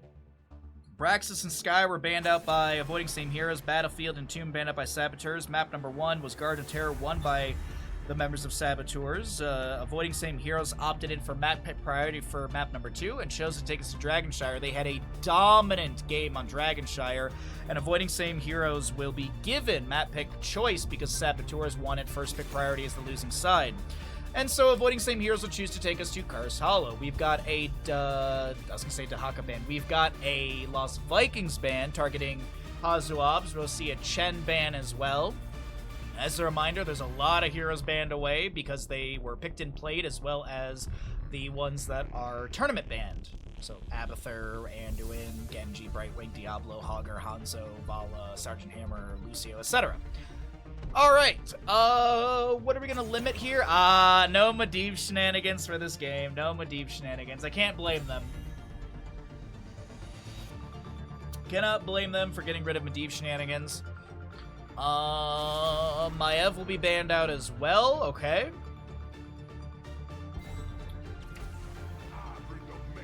Skizakid was having the ETC target banned against him, and I was wondering where that ban was this game.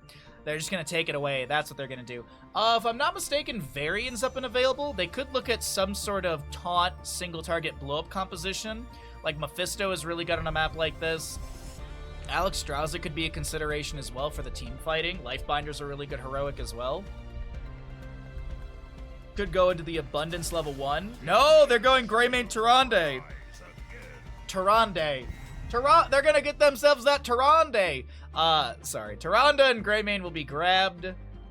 So that's a nice combo right there. Huntress Mark and Greymane kind of diving in, and burst ability is a nice combo.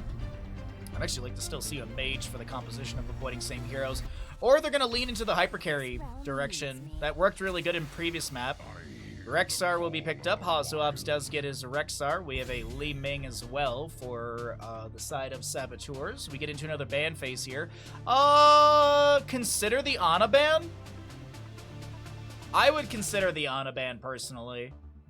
Nano boosted Li Ming. Biotic Grenade for healing reduction. It's a 100% healing reduction to the enemy for 1.75 seconds, so... Yep. See, my goal when I do casting, it's never to just try and predict what they're gonna do, it's to put some logic behind it. I think a lot of people get caught up with like, yes, look at me and my crystal ball, I know the answer, but the answer is in front of our faces, you just have to do the addition.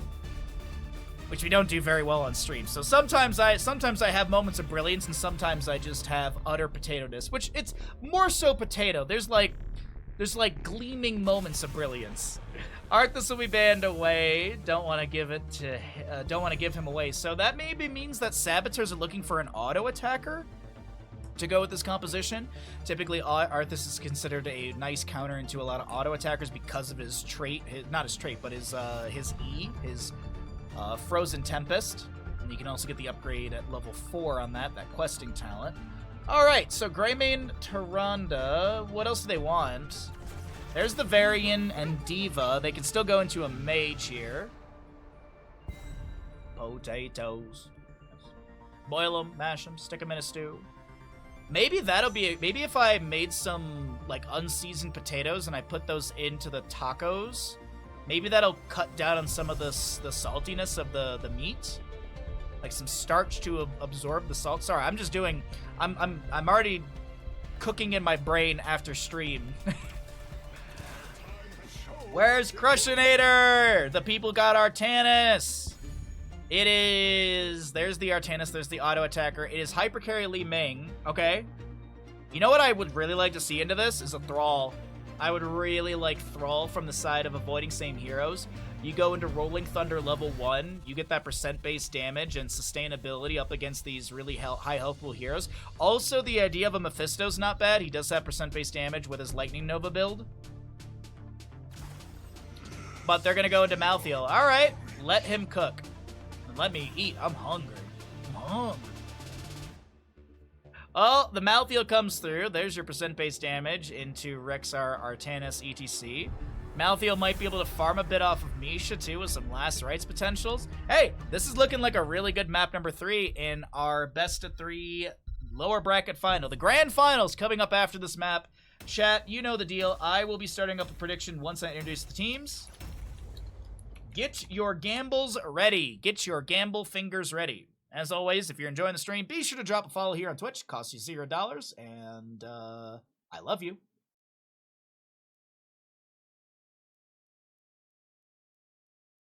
If you're watching on YouTube, be sure to like and subscribe. I love you too. Just not as much as the Twitch viewers. Just kidding. Or am I? No. Or am I? On the right-hand side, avoiding same heroes. Can we restart? It looks like we have an issue. Never mind. This is why we hold off on the gamble. This is why we hold off on the gamble. Nope. I do not want to rejoin the lobby. No rejoin from me, so I'm just looking at my friends list to see who gets the rehost immediately. There's the rehost on the game. What if you're both? Well, I don't even know what to say anymore. I don't even know what to say to that. Panic.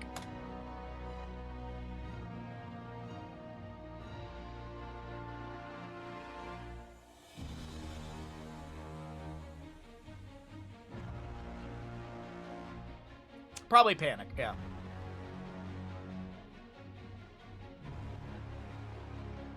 Alright, we're in the lobby. We got everybody in here, I do believe. Okay, no, we need one more player and then we'll get going.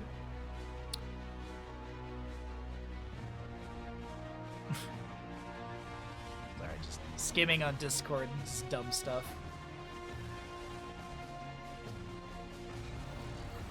Alright, that noise means I need to ready up as an observer.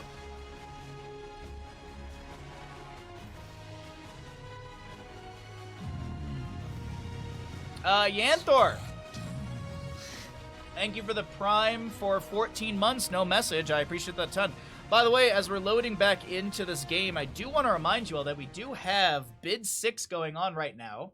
If you're interested in potentially getting yourself a painting, you can follow the Bid 6 link in Twitch chat. There we go. You can find the Bid 6 link in chat, and you can get yourself over if you'd like to make a potential bid for the painting on the left-hand side of the scene. This was painted by me. You can see how excited Bandit is. And it was so very excited. Alright. Looks like Yasu in bathroom typed Yasu.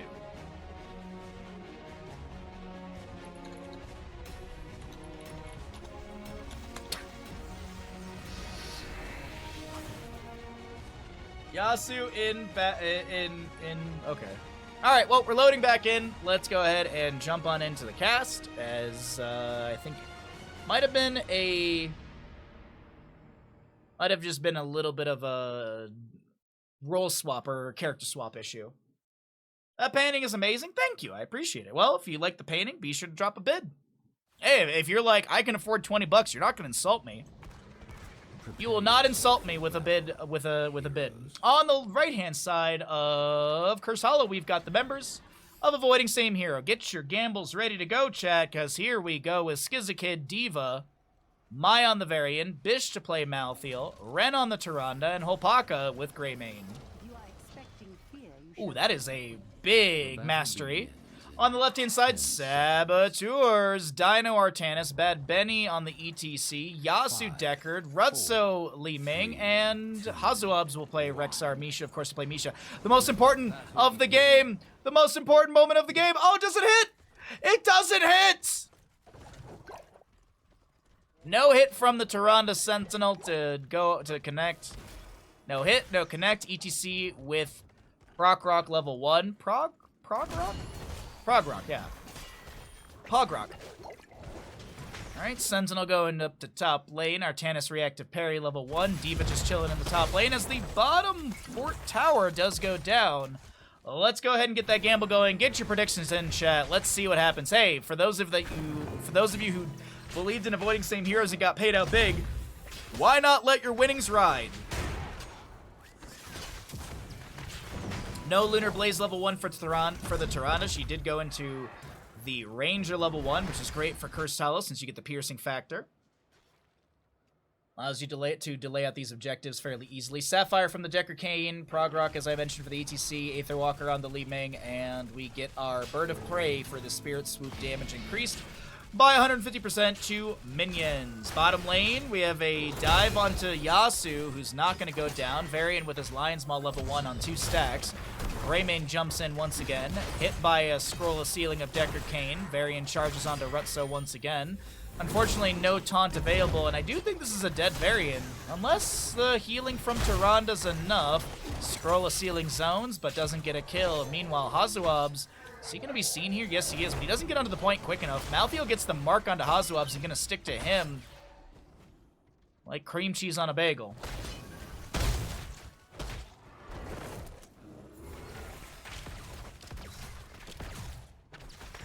Last night, someone was telling me that their favorite snack is Cheez-Its and cream cheese.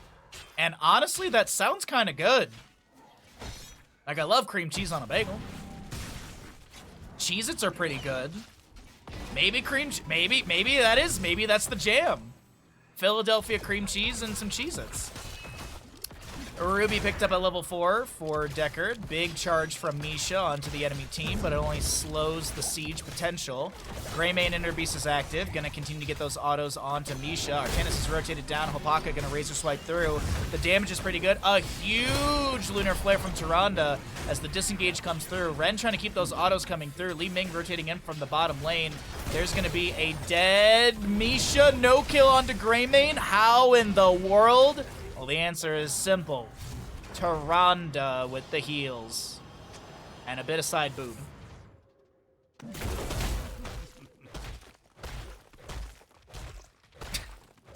I am a very mature male.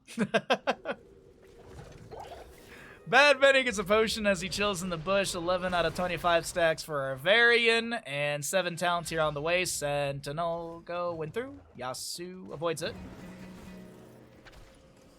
Malthael maybe looking for a delay here. It won't be in time. Yasu gets the channel, and this Varian's a little bit low. He is a taunt Varian. Could look to taunt the Misha in front of the gate, but the minion wave's here to tank those tower shots. Let's see. We also see the shield battery level 4 upgrade for the Artanis. BTC trying to power slide onto Greymane. He does have the eyes in the dark, which is going to be interrupted immediately, and Greymane does go down as Misha is picked off once again. Wizened Duelist level 7 for Greymane. Every 6 human attacks against heroes increase the basic attack damage by 1% up to 30%. Worgens grant credit for 3 basic attacks. Half the bonus is lost upon death, and I don't think Greymane had anything to lose right there.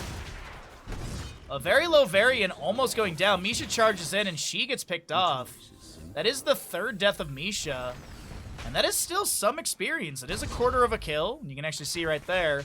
It's 1 to 0 in kills. Obviously, 1 to 7.5 or whatever. It doesn't show at the top of your screen, but you can actually see there is still some experience being pulled in for those Misha kills. You don't know how to act your age. You've never been this bold before.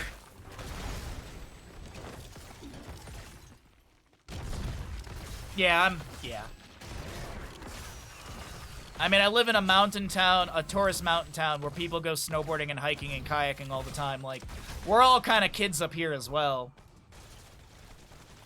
You don't really move to Tahoe to be an adult.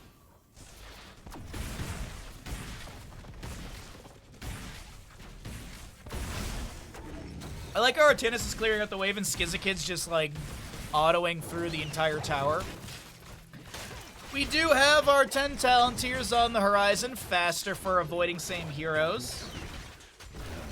Oh, by the way, thank you all for the gambles. Decent bets on this one, thank you very much.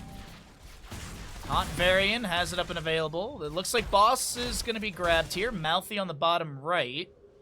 Our Boss is traded. Ooh, wait, hold on, ETC. Where are we going? We know the enemy's on Boss. Bad Benny has to just assume that. They're not showing on map. Mouthy hasn't really been seen anywhere. Yep, ETC scouts it out. Boss goes to the enemy as well as the 10 talent tier. Last right, Curse Bullets, Varian, will he be... Whoa, Varian, what are you doing, bud? Alright, so he popped his W, which means he went into Warbringer level 10. The entire team is rotating, and Greymane is sieging in top lane. This is a Starfall. Yasuo is going to go down to the last rights. Diva Mech Explosion zones out the enemy. Misha goes down. Boss in top and bottom to the side of avoiding same heroes who pick up the double kill, steal the boss. What? And Greymane wasn't there the entire time. Greymane was up there in top helping take down the fort. No one gets the objective. Oh, wait, no. No, this is a new objective. Malthea got the one over here. I just realized that this is a new one spawning. Whoa! What a play!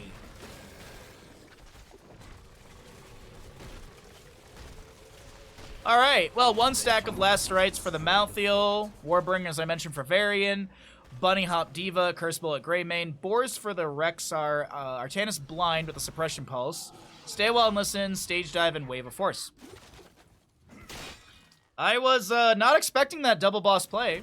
Full gem build, 1, 4, and 7 for Deckard. We didn't really talk about that. I'd like to see perfect gems level 20, but it seems like Deckards are more inclined to go respect the elderly for the upgrade on Stay Well and Listen. I just feel like if you're going into all the gems, you might as well go perfect gems at 20, right?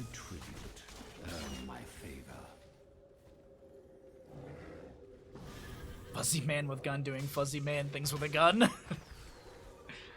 Oh, 15 prog rock stacks for ETC. Bad Benny gonna be clearing up that catapult in top lane. Keep front gate took a bit of damage. Keep front gate and bottom did the same. And this will be cursed to the side of avoiding same heroes who are on a roll for the grand finals.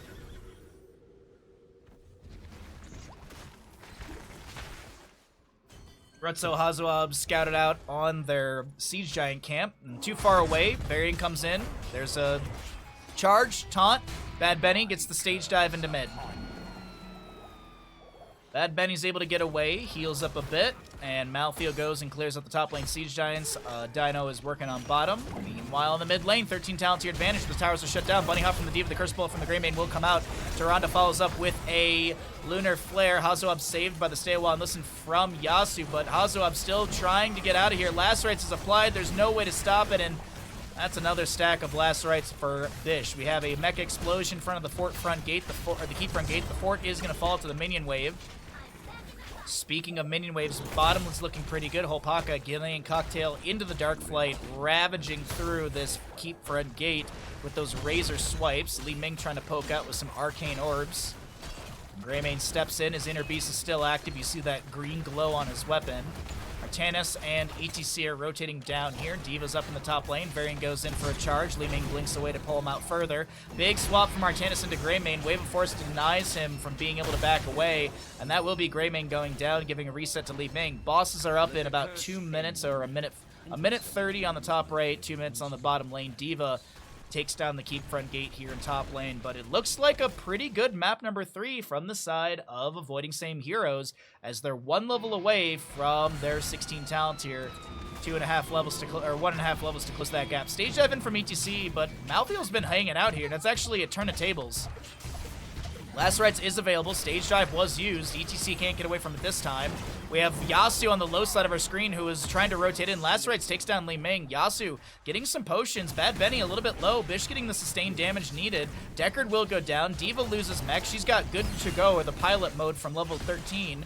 Bish is going to avoid the blade dash from when the Artanis gets a little bit of self-heal. Hazuab's low on the left-hand side. Artanis will get the kill onto Malthael, but Hazuab's does go down. It's a lone Artanis up against the D.Va who torpedo dashes forward. Swap will be right next to the Tyrande, but she will be able to get the last autos through onto Dino, and he does go down. A team kill achieved by Avoiding Same Heroes, and they move in for this top lane keep.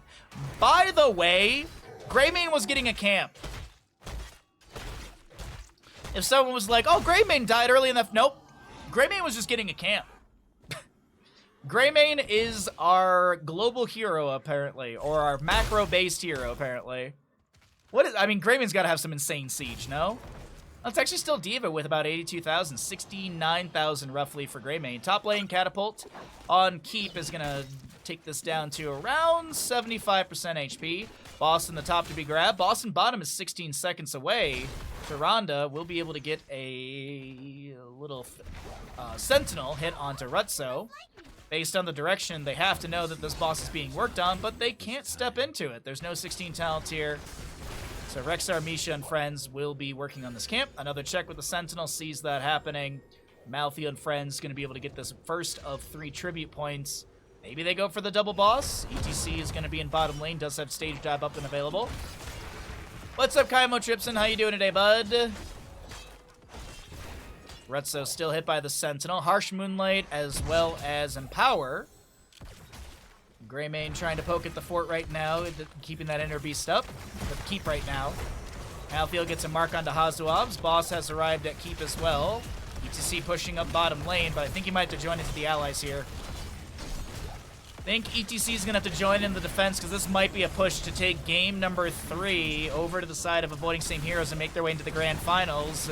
Misha will go down, Curse Bullet onto Dino. He's going to be picked off as well. Stage dive in from the ETC as the Stay Well and Listen from Deckard is activated. Mech Explosion from D.Va. She pushes back the enemy with the Concussive Blast. That's a feigned death from Hazuab's. Last Right goes on to ETC or someone.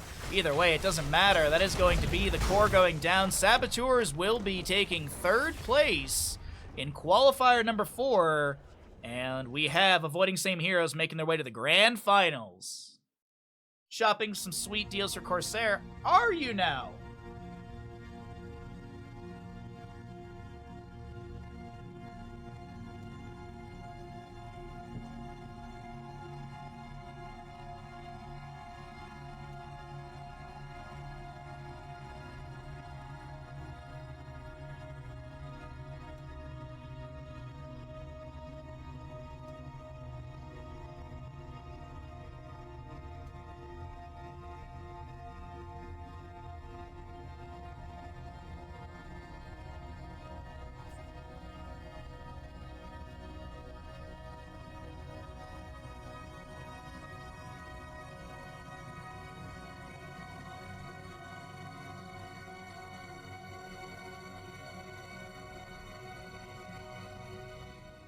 Welcome back, ladies and gentlemen, to the grand finals of Meta Madness Qualifier number 4. My name is Bahamut. On the left-hand side, it is, I was going to say Warhead Junction. It's going to be Vinland Raiders. On the right, it is going to be Avoiding Same Heroes. We're going to Warhead Junction for map number 1. Welcome into the stream. If you got a gifted sub from Nancy or from Kagiri earlier, welcome to the Bahamuts. Thank you all so much for the generosity today. Thank you all so much for the amazing support. We are going to be seeing a map number 1 will be Warhead Junction. We actually don't know what the map bans are because Sven did not ban a second map yet. Or did not ban a map. We know that Tomb of the Spider Queen was banned away by Avoiding Same Heroes on the right. But either way, Warhead Junction will be map number 1. As always, we'd like to remind you with Meta Madness that we do have the pre-ban 15 heroes for Qualifier number 4. That is going to be an Abathur, Anduin, Blaze, Brightwing, Diablo, Genji, Hanzo, Hogger, Johanna, Junkrat, Lucio, Sergeant Hammer, Sylvanas, Tracer, and Vala. All 15 of those heroes are permaban for the entire tournament. Heroes that are picked and played are unavailable for future maps in this best of 5 grand finals. And Falstad, Dahaka, the globals are immediately removed. You went and got kebab and a burger. Oh, freaky. Don't rub it in. Oh, kebab sounds so good. Oh, I haven't had kebab in years. I'm just very hungry at this point. I am just very hungry at this point. We'll see. You're eating Wendy's? Oh, no. Oh, that sounds so good too. But there's no Wendy's near me. There's no Wendy's. I'm not driving down the mountain for Wendy's. That's not a smart thing to do. Oh man, that sounds good though. Baconator, some spicy chicken nuggets. Order of fries. Get a lemonade as well. Medivh will be banned away with the Dahaka, Muradin, and Falstad. Now, I do want to point out, Sven does have a Pocket Vikings. I wouldn't even call it Pocket. Like, everyone kind of knows about it, so it's like, will we see it? Is it going to be something? I actually wonder, is Avoiding Same Heroes just not too concerned about the Viking threat? I don't think they're going to go for it themselves. I'd DoorDash you something if I could figure out how to make DoorDash gifting work. Wildfire. Unfortunately, in my area, DoorDash is so goddamn expensive that I wouldn't even... I appreciate it, but I wouldn't want to ask that of any of you because it's just so expensive. Like, 3 items from Taco Bell with tip, delivery, blah, blah, blah, ends up being like $30. That feels ridiculous. I feel like it's not that expensive everywhere, but there's this thing called Treat Stream, and I was looking at that just now, and they're like, we've added new things in your area. They didn't add anything new to my area. I was wondering, because I was like, hey, if they add, like, Taco Bell to Treat Stream, that'd be cool, but nope. Yeah, DoorDash up here is it's just way too expensive. Way too expensive, man.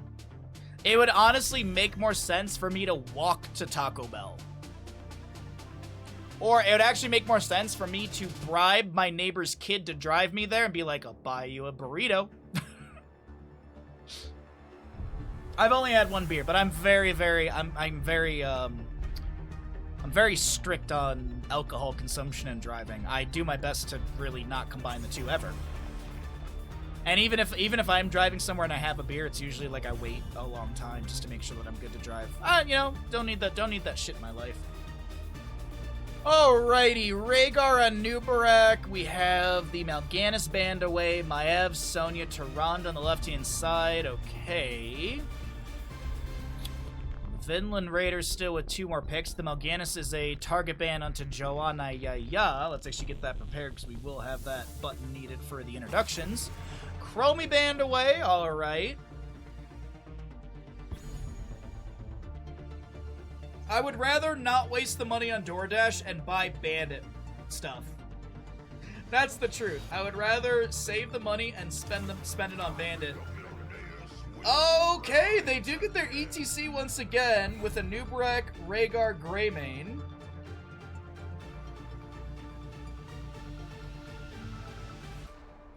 Tyrande, Maiev, Sonya. Will they go for an early Vikings?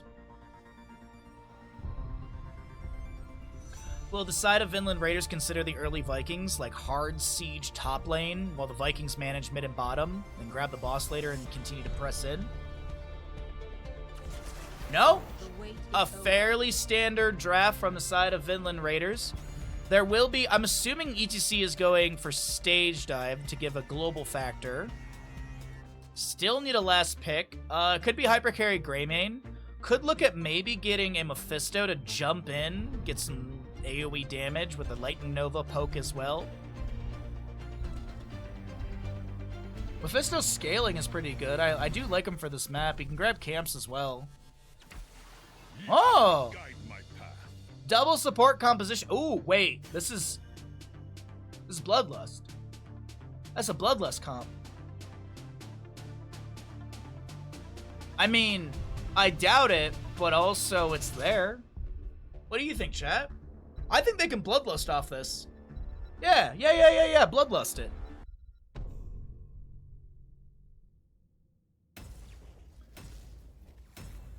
Does Karazim take Bloodlust? No, I'm just kidding. It's not Karazim, I know. Warhead Junction. And we have Vinland Raiders versus Avoiding Same Heroes. All right, you know the dealio. We'll start the prediction once we load in and introduce the teams. Let's get into it. Cheers, chat. Happy Sunday. Karazim Rhaegar is scary good. I honestly want the Bloodlust. Like, as much as we kind of maybe meme about it, I think Bloodlust is a brilliant idea right now. It's a brilliant idea, excuse me, for this map. Interesting comp. Yep, I agree a lot. Excuse me, a lot. There we go. Gotta pronounce that underscore.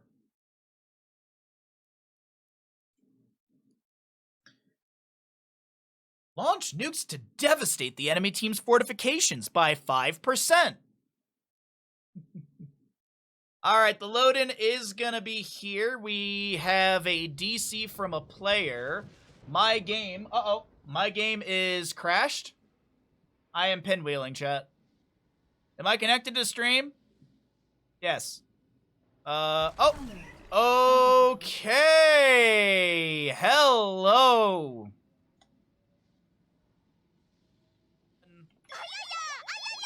To play the Arthas, Sven, Sonya, Nano, Cassia, Swamp to play Maev, and Hunter Orc will be your Tyrande. Wait, this is important. Where are you going? Alright, well that's not going to be connecting onto any enemies, as we have on the right-hand side, Avoiding Same Heroes. We will have Skizakid ETC, Bish on this Nubarak, Holpaka Karazim, Ren on the Rhaegar, and Mai will play the Greymane, jumping in onto Arthas, and he will be First Blood. Chat, excuse me. Get your gambles in as we have the prediction up and available for all of you. Which team is going to be winning Warhead Junction, map number 1 of the grand finals for our qualifier number 4. As always, not really as always, we haven't done that in a while. Ninja, you're just in time to gamble. Pause UI might be broken, the actual game did. Oh, no, it looks, I guess it just maybe the message went away or something. I don't know, dude. What's up, Island? Good to see you. Well, we're here on Warhead Junction, first map of the grand finals, with a kill onto Arthas. Nano trying to back away. Bish does not land the burrow charge, but Nano is picked off. Another kill to the side of Avoiding Same Heroes as Hunter Orc is being chased down.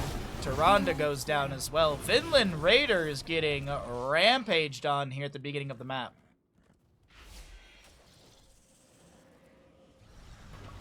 Arthas is taking a very aggressive rotation all by himself.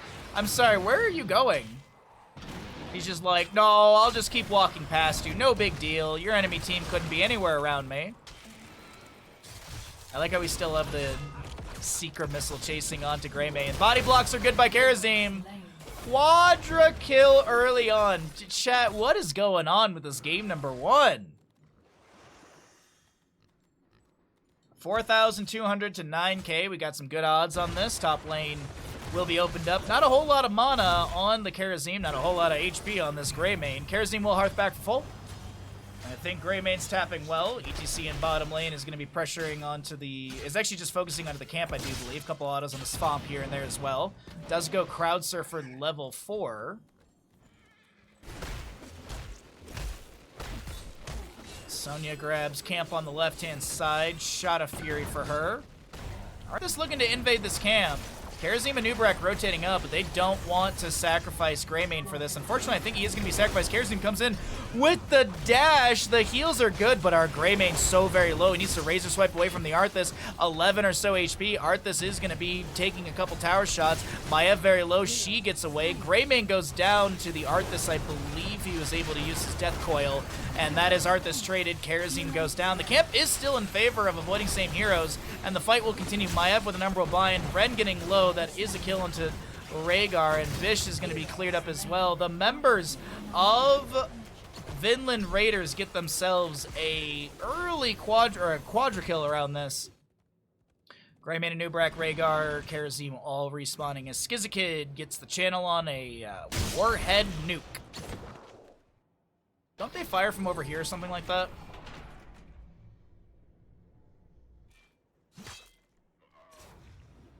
Maiev unfortunately delayed out by a wave. ETC comes down and gets another delay. Crowd Surfer through the wall.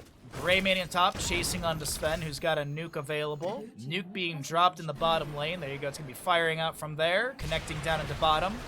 Opens up the fort front gate a little bit further. Meanwhile, in the top lane, Greymane and Nubrak push things up here as well. Does the carried objective show nukes? It does! Hey, we can actually use this little stat screen.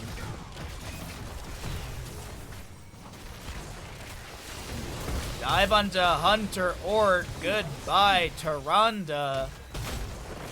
The Arthas in the bottom lane is going to be pushing into ETC, and Nuke will be summoned for the top lane. Bop! Wait, was that defensive nuke from Sven? It was. Sven used the nuke to clear things out. Meanwhile, in the bottom lane, oh, Maiev, she's dead. Nuke dropped by her, and Sven goes and grabs a camp over here in the top area. Death Coil, by the way, 4 and 7 for our Arthas right now. He'll be having those upgrades as Greymane, Nubrak invade the camp on the left-hand side. Sonya has to give it away.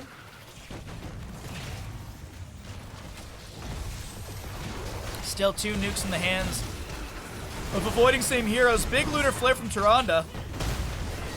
Nuke dropped in the fight. Arthas trying to get away from that damage. Will be hit by it. Goes down by 50%. Rhaegar the one to fall. Arthas power slowed, and they traded kill. Arthas for Rhaegar. Karazim, Greymane rotate out, and Skizakid should be able to do the same. This is the, by the way, the Raven, I believe. Yeah, the Raven is out of structure range, so those missiles will continually connect into the keep front gate. I don't think a minion wave will catch on to this. How much is that dealing? Is there stats we can check for this? Attacks per second, 0.2. Damage to structures is 8. That can't be right. Is there a way to actually see the missile, maybe? No, okay. Huh, interesting. Huh. Ha ha ha ha ha. Boss in the top lane. Sven is going to be scouted by that totem. Rhaegar goes down to Maiev in the bottom lane. They know that they're on this boss. Sven steps in. The portal is... Oh, no. Oh, no, wait. Sven goes in. He's going to get chunked. There's a cocoon onto the Maiev, or onto the Cassia. Oh, no. Sonya picked off. It was looking so good. Greymane able to roll away from the containment disc. Gonna take a tower shot. Gonna go down. By the way, Raven's still opening up this top lane keep front gate. No one plays the ghost character on the map with all the nukes? Oh, you mean Nova. Speaking of characters, we had this slight conversation earlier. You know who I'd love to get in this game? Tosh. And you might be like, well, but Bahamut, he's just man with gun. Wrong, he's a Spectre. No, I still want the serpent lady from Heart of the Swarm, who's kind of like your advisor to Kerrigan. That is like that, and like I think Minx could be really interesting as well for Heroes of the Storm.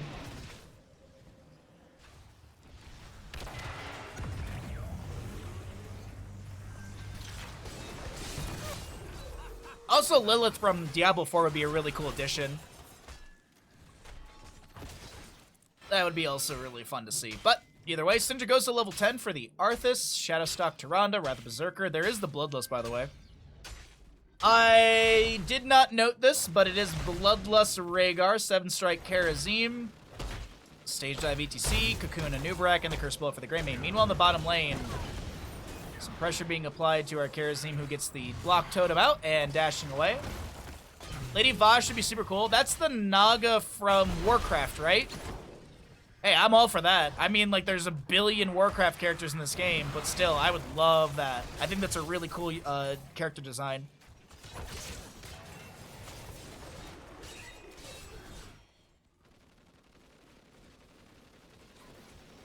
I mean, even then, like, some really cool map ideas that you can grab from some of these games as well.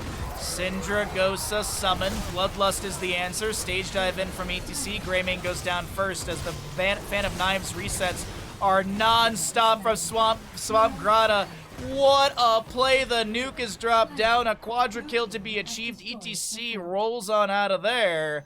Top lane does have a wave crashing onto the fort right now. That will be going down. But meanwhile in bottom, this is going to be Keep Front Gate assailed by the members of Vinland Raiders. Donnie Vermillion announcer? Dude, I am with you on that. Oh, for sure. I'd love a map.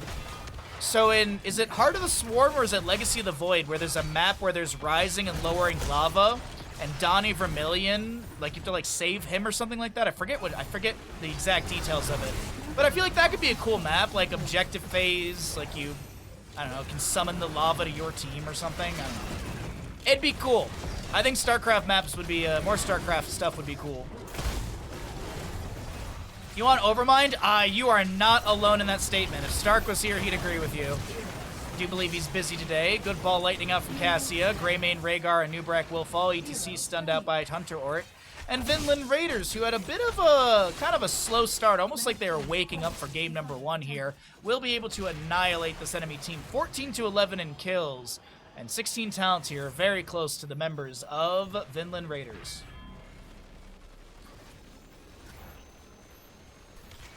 The issue is with Overmind is I feel like he would be used as such a troll hero. Granted, just about every character can be used as a troll hero, so...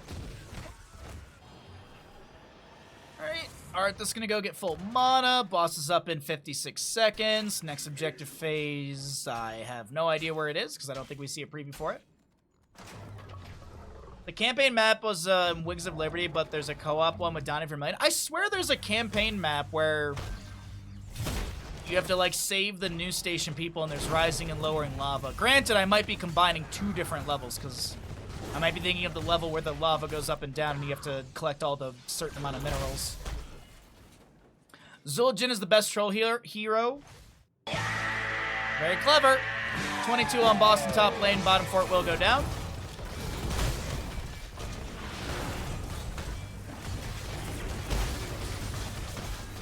But even then, like, Carax or Swan would be really cool. So, like, some sort of character to summon, I don't know, not machinery, but, like, units.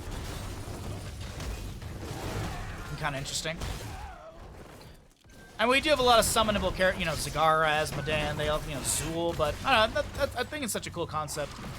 Wizard, thank you for the tier 1 for 4 months. I'll resend alert when we get out of game as the Syndragosa is summoned by Arthas to zone back the enemy. We've got ETC clearing out a camp in top. Boss will be grabbed by the enemy for that top lane as well. Hopaka to Hearth out, and the rest of the team will defend. Yeah, it looks like they'll be able to defend this. Next objective phase is quadra nukes on the map.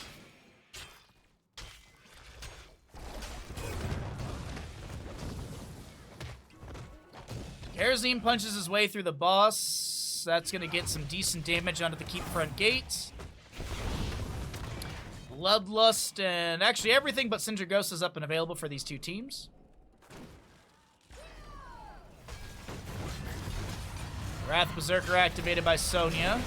Nubrak gets the burrow charge. There's a Curse Bullet. Nuke being dropped in mid. ETC is going to try and back away from that splash damage.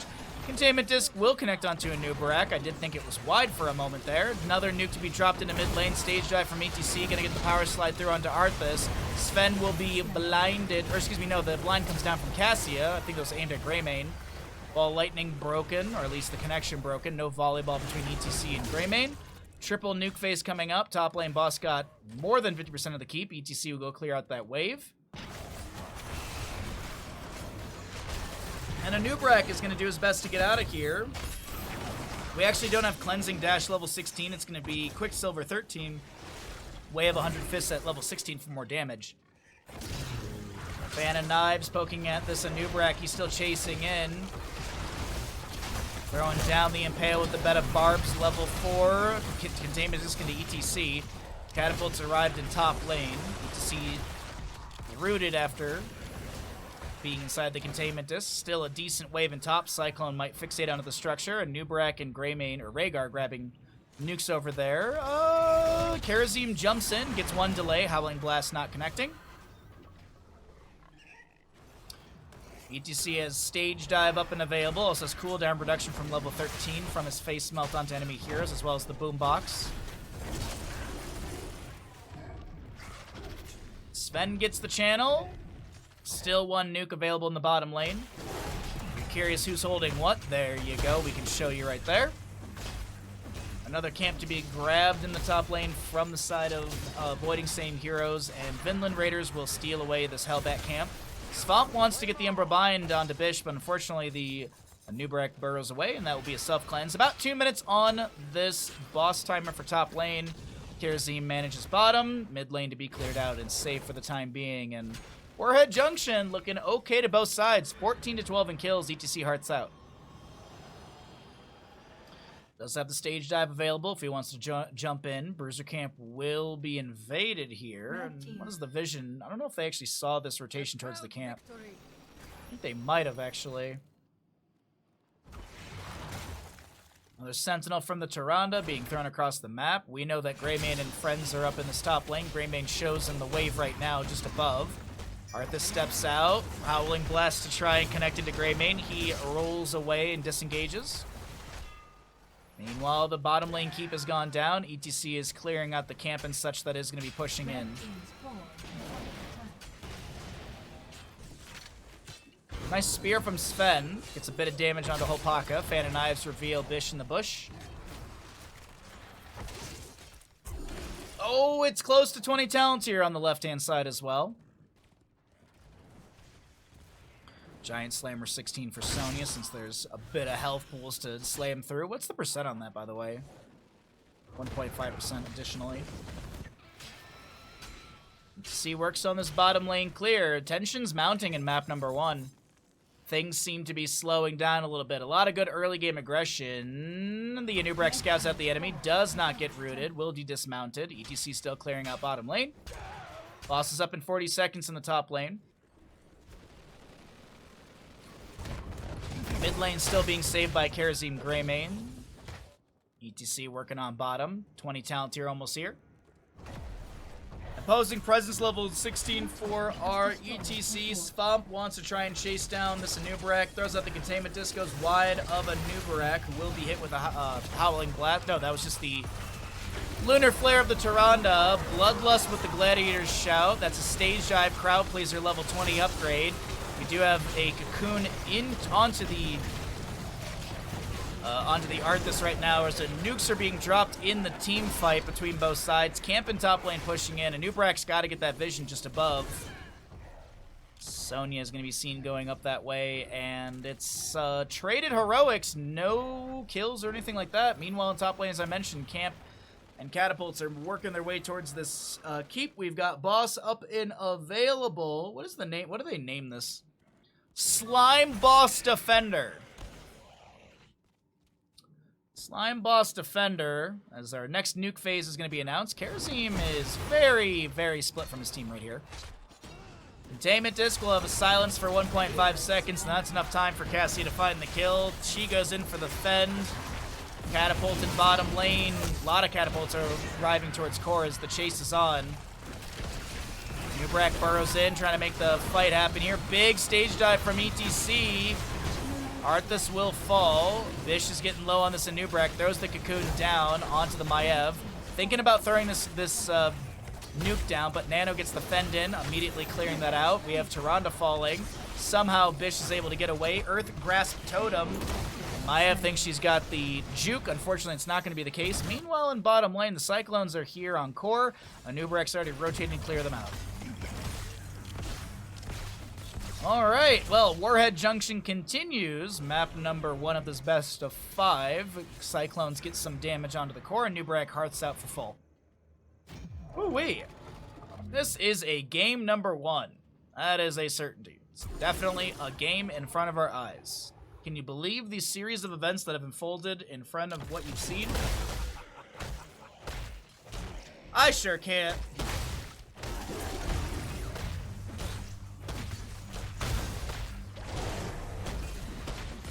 Alright.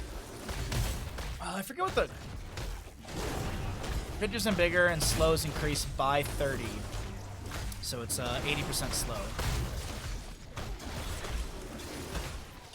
And this is also increasing Bloodlust by 100%, so 12 seconds duration, but also more AoE onto that. Maev is going to respawn, Tyrande as well. Boston top lane with a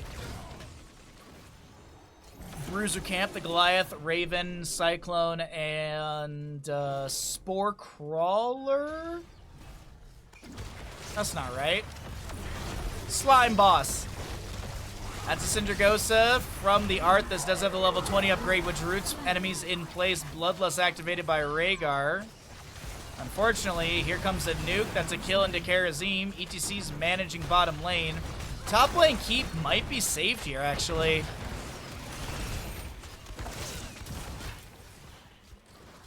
Uh-oh, they left it. No, they left it. No, if they had all focused on boss a little bit more, they would have had it. But I think with the death timers, they want to run across the map and take this map number 1 for Vinland Raiders. Oh, no, but I don't think... Yeah, I think they realized, like, hey, death timers are still kind of long. We could just go at their core. Red team's core. Sonya, Maev coming through. The core defenses will start launching nukes here. Yes, that is the core defenses throwing out the nukes. You can see them firing on the right side of your screen. Core shielding is going to start taking some damage. Sven looking for the slams onto all of this. No one with a nuke available. Sven's going to be the target of a whole lot of CC. Nubrak popping the rewind. There's a stage dive in from ETC. Sven trying to spin through that pain. Going to be able to get the activatable as well. The core shielding is dropped. 2% off the core right now, and the respawns are through. That is a cocoon onto Cassia. Shadow Stalk activated, but Arthas is still the one to go down, and Nubrak lands a big burrow charge onto the enemy. Arthas dead for 58 seconds more. We still have catapults arriving towards top lane keep, and the longer this is delayed out, the better it is for the side of avoiding same heroes in that top lane. Arthas still dead for 48. That's a power slide onto the Sonya. Tyrande goes down. And Winions are arriving at core right now. Maev, Cassia, they're trying to hearth away. Maev does go down. Cassia running on out of this. Shizakid will chase down Sven. As I had mentioned, those catapults are going to be fixated onto core, getting the rockets out. But unfortunately, I'll be taking a bit too much damage and just get some core scratches. Meanwhile, though, the members of Avoiding Same Heroes have all rushed into top lane to try and take down Vinland Raiders in map number 1 of this best of 5 grand finals, coming through a hard-fought bottom bracket, and they will get technically a team kill. I think they're actually going to find it off of Sven right here. No, they're focused on the core. They don't care about Sonya. She's going to be cocooned.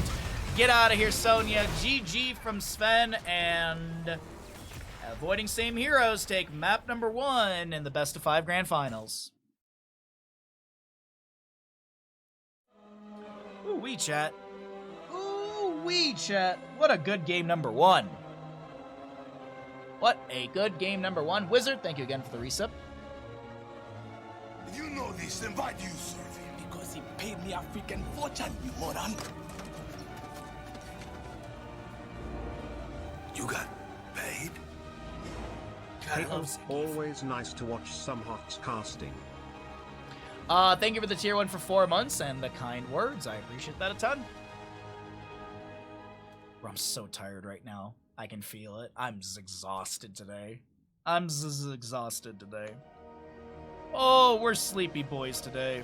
We're doing our best. It's been good games. Appreciate all of you hanging out, supporting the stream. Let's pay out the bet. Avoiding Same Heroes did win the game.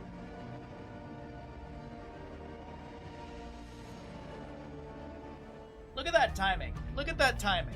I step away, I grab myself a beverage, I run to the bathroom, and here we are, Dragonshire map number 2 in the best of 5 grand finals for the Meta Madness. Welcome in, everybody. As a reminder, this is the Meta Madness style of draft heroes that are picked and played are unavailable for future maps in this best of 5 grand finals. We also have 15 heroes that are banned away that is pinned to the top of Twitch chat. And let's go ahead and see what we got here for Dragonshire map number 2. Ron should get ads when there's uptime on stream. Oh, you mean like when I start stream, Ron should run a block of ads? He does. There's a block of ads that are run right at the start of the stream to try and get ahead, but I did not run a block after the last best of 3 because I was distracted by weird apple juice. How you doing today, Kaimo? How was D&D yesterday? Did we all die? Am I rolling my orc barbarian bard? Only Ron should get ads. I see what you mean. Okay. But then how would I make ad revenue? How would I make like $100 a month off of ad revenue? That's like $100. That's $100 extra dollars. Speaking of $100, somehow my auto insurance went back up for no reason, so now I have to call the auto insurance place. Also, I got an electricity bill and it was like, you haven't paid. You didn't pay last month. And I was like, yes, I did. So I logged in and the website says I have a credit. Like, my bill says, like, you owe $250 for 2 months of electricity that you didn't pay for yet. And then I go on the website, it's like, you have $26 credit. So I'm like, all right, I ain't gonna complain about that. Wife's parents were over and made me eat food with them instead of playing D&D. Well, I'm very sorry, but I'm gonna side with your wife and her parents on this one. Eating food is healthy, because I feel like sometimes you don't do that, mister. Dahaka, Vikings, Lunara, and Falstead will be banned away, so no globals in this game. You didn't pay the correct amount, so you pay again. Typically, when I pay my electricity bill, I actually overpay the bill. So it actually kind of makes sense to have a credit. But I don't understand, because I didn't pay this month yet, and I still have a credit, so I'm confused. I'm gonna call them Monday. I have to call the auto insurance place anyways. Alrighty, Chromie Muradin.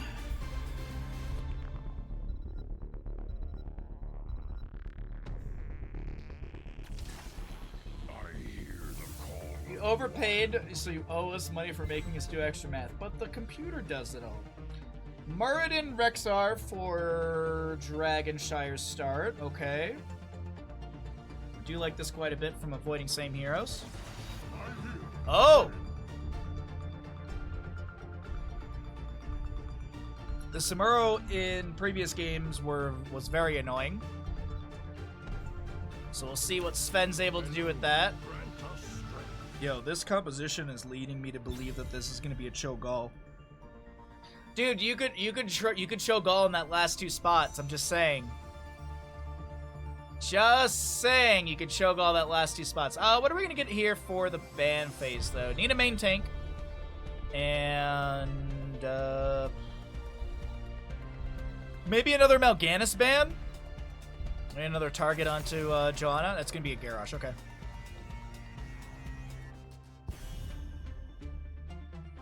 Garrosh will be banned away. We will get rid of probably a healer here for Rexar and Muradin. Get rid of some sort of healer that they don't want to deal with. I don't think it's an Ana ban. Okay. Sorry, excuse me. We're very tired today. I'm trying my best, but woke up groggy and we've been... Well, the beer doesn't help us. The beer only makes us more cozy and sleepy. Let's see what they pair in for the Muradin Rexar. Still need that healer, still need some damage. Jaina's up and available if they just want to get some nice bursty mage damage. The wait is over. Okay, Cassia. Wait, didn't they just play Cassia? Wasn't Cassia in the last game? Wasn't Cassia in the previous map? Was she? Maybe they're just gonna fully draft and then do the DC. Maybe that's it.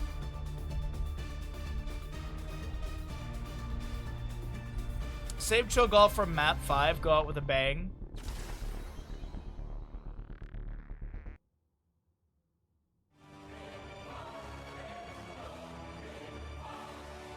Alright, well, that's the DC, but we are going to redraft the entire thing. The Cassia was a Kerrigan. Let's say it's Kerrigan. Uh-huh. Alright, well, we gotta wait for our player to get back into lobby, and then the draft will begin. Until then, cheers, chat. Why not? Cheers. What if there's no map 5? Then we all get sad.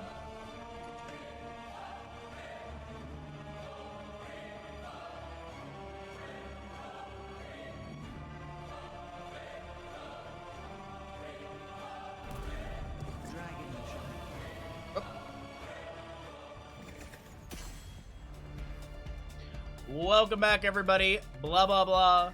Draft. Have faith in map 5. So gotta have faith. Alright.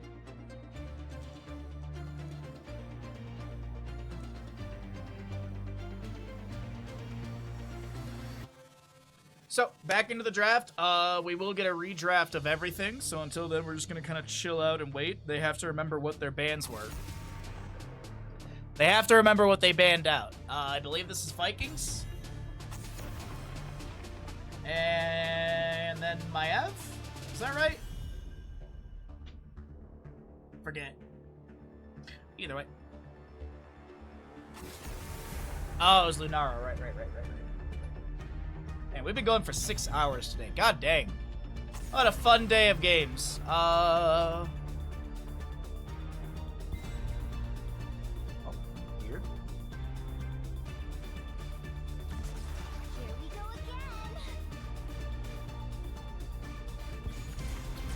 Chromie, Muradin, Rexar, this is the Malfurion and Samuro. Ban phase, we will get a Garrosh, and then it is the Uther ban. Oh my god, I'm just so smart. I'm just so smart, like I just predict everything. I'm so brilliant, chat. That's why you need to give me all of your Prime Gamings. Alright, Uther ban. And then we get into the Kerrigan pick with what? It was Cassia, and then which was the accidental Stukov, right? Yeah.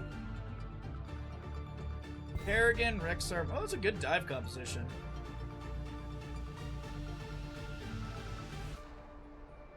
Okay.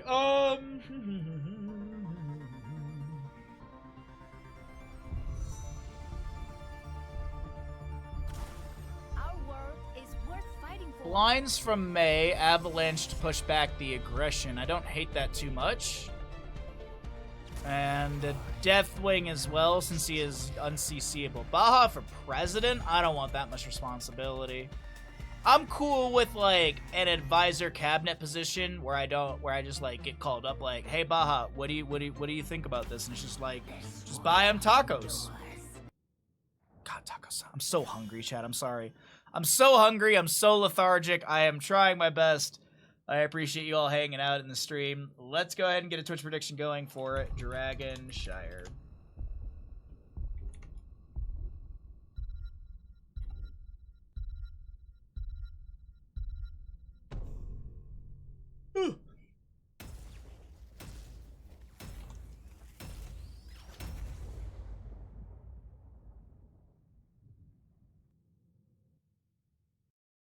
President is a step down from Celestial God. That's fair.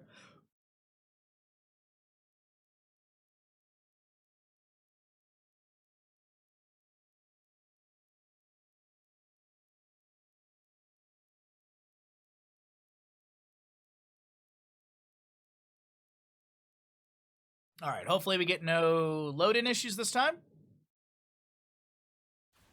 And we're into it, ladies and gentlemen. Map number 2 of our grand finals for Meta Madness. Map number 2 is going to be Dragonshire. On the right-hand side, avoiding same heroes with a Skizakid Muradin, Ren playing Stukov, a Bish on Kerrigan, Mai on the Rexar. We'll see a solo lane or a bottom lane Hopaka Zagara. One of the best tints, by the way. One of the best skins. God dang, that's such a good skin for Zagara. And of course, last but not least, and most importantly, we have Misha to be played by Misha.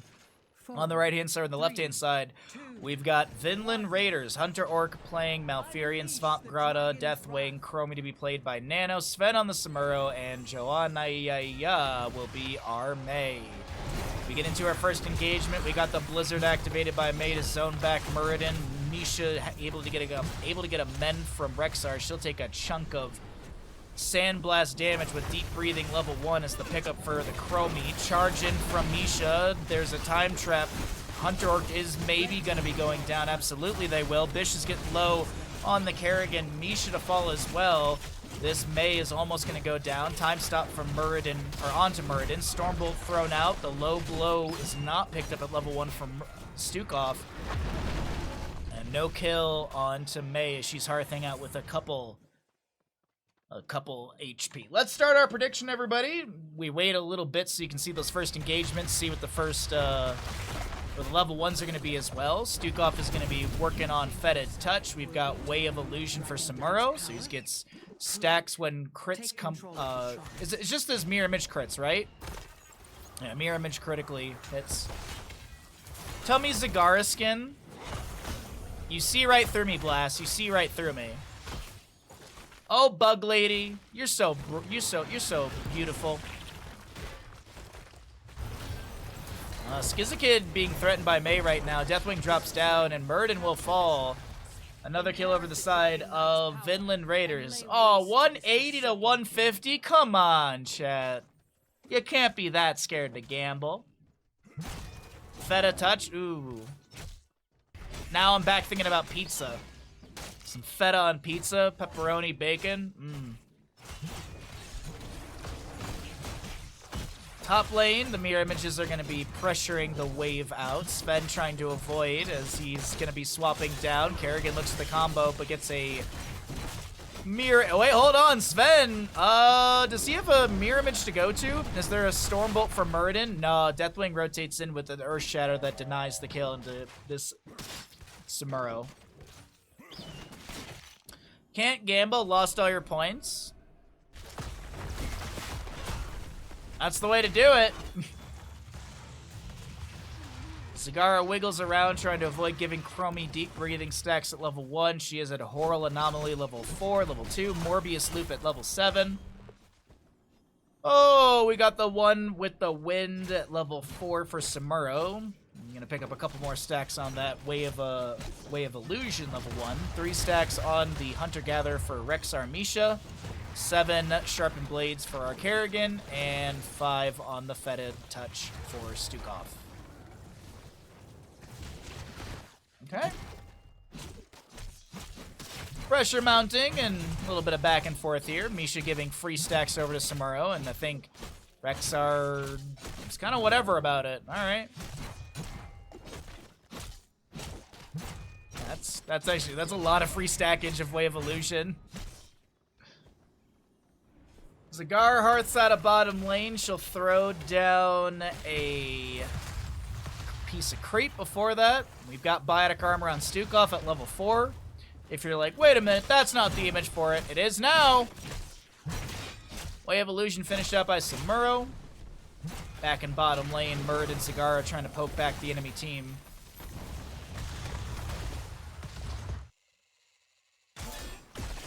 Zagara did pick up Bile Drop level 10 or level 7, makes sense with a level 1, since you are going to be having the corpse feeders.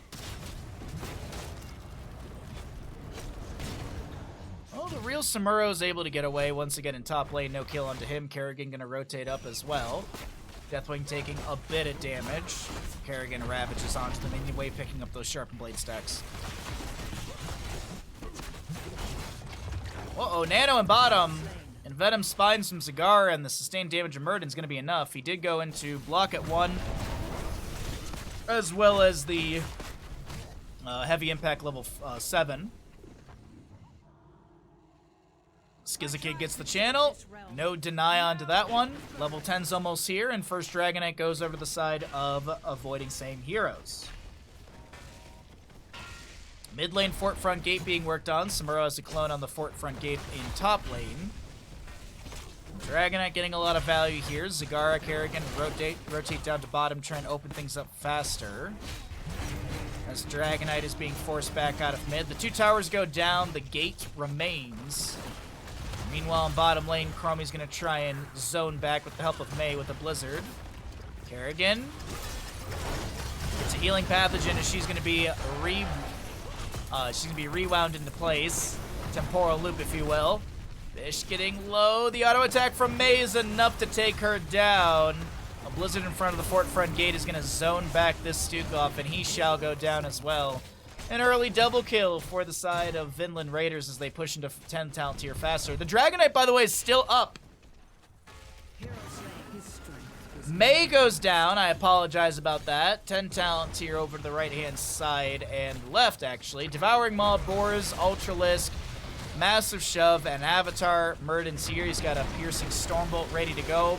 Malfurion will be able to get his Tranquility off in time. Muradin trying to chase in. Time stop by the Chromie. Kerrigan coming in as well. We got Samuro seen on the creep. Time trap thrown onto the ground. Hunter Orc getting chased down, and that is Kerrigan with the kill. Temporal loop onto a Kerrigan who will be pushed away by the bellowing roar of Swamp Grotto. And I apologize about that. Zagara does go down to Samuro as he backs off towards mid lane. Kerrigan gets the combo. The real Samuro's been discovered. But unfortunately, they get 50% of his HP. The Samuro taps well. There's a Blizzard Ice Wall underneath the Muradin, who does get his Avatar off just as that expires. Trying to back away. I don't think he's got a Dwarf Toss available. Must have been on cooldown, and he will go down. Bit of a bloodbath early on, 6-4 in kills.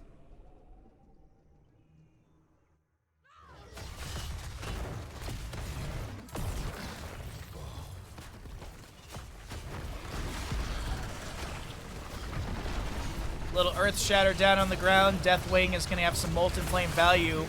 Mei pops her Cryo Freeze, and it seemingly does nothing for her. She's going to get picked off as well. Temporal Loop goes with Feta Touch. Oh, Wildfire. I'm just so tired and hungry. Oh, that just makes like I was talking about this with some friends actually when we were in Sacramento. Like, I'm not a fish guy. I don't care about sushi. But the spider roll is like one of the few things I love sushi-wise. Like, I don't want a whole like roll of spider roll, but like a couple pieces. Oh, spider roll is so good. Mid fort will go down. Mei is threatening on to the Kerrigan. Bellowing roar from Deathwing. Kerrigan's gonna try and jump around, get some assimilation shields off the minion wave. Does she have another Ravage? Stukov! No! Where's the biotic armor? Muradin will get the channel on the objective, though, during all this. 12 Feta touch stacks. We've got 53 sharpened blades, 16 on the Hunter-Gatherer for Rexar Misha, 7 out of 12 on the Bile Drop of Zagara. Way of Illusion's done. Lurking Arm with the Virulent Reaction will be on to Joanna Yaya. Malfurion pops the Tranquility. Ice Wall out from the Mei. Now Samuro chasing on to this Rexar. Does he have Boars to unleash? He must have just used it, honestly. Dragon Knight in top lane pushes up further. Chromie gets the kill on Demisha. That's a quarter kill to the enemies, or to the members of Vinland Raiders. Temporal Loop onto Chromie. Massive Shove goes out. Zagara just stands there. I mean, it's not by choice. She was rooted, but not booted. So it's a very low Rexar trying to back out of this bottom lane engagement. Misha does get the respawn. Healing Pathogen somehow. Oh my god, actually I don't think the Healing Pathogen hit onto Rexar. No, it did actually. You can kind of see the green glow on his model. The Mei is very low. Muradin looking for the flank. Mei is going to be able to icing out. Muradin gets the Stormbolt piercing through. Malfurion's going to go down. Avatar activated. Muradin still wants the chase. He's got the Bronzebeard Rage. Lands the Stormbolt and the Goomba Stomp into Mei. As Chromie goes down and Vinland Raiders lose a few members here, will not have the camp for bottom. Muradin and Kerrigan are going to be threatening onto Samuro here. Bish is a little bit low. Kerrigan looking for the mount up. Swamp Grotto's doing their best to Earth Shatter and provide some damage onto the enemy. Rexar Misha, they will Hearth back for full. They need mana more than HP. Zagara getting some free stackage off of the Deathwing, who locks himself into place with the Molten Flame. She's done with that level 7 Bile Drop. Rexar gets his 20th out of 25 Regeneration Globe. Zagara taps well for mana, and top lane fort should go down. Misha tanks some tower shots. Stukov up here with some extra damage as well. Muradin anchoring below. He's got a Stormbolt, I bet, to slow things down. And third Dragonite phase is up and available here. Two of them have already gone to the side of avoiding same heroes.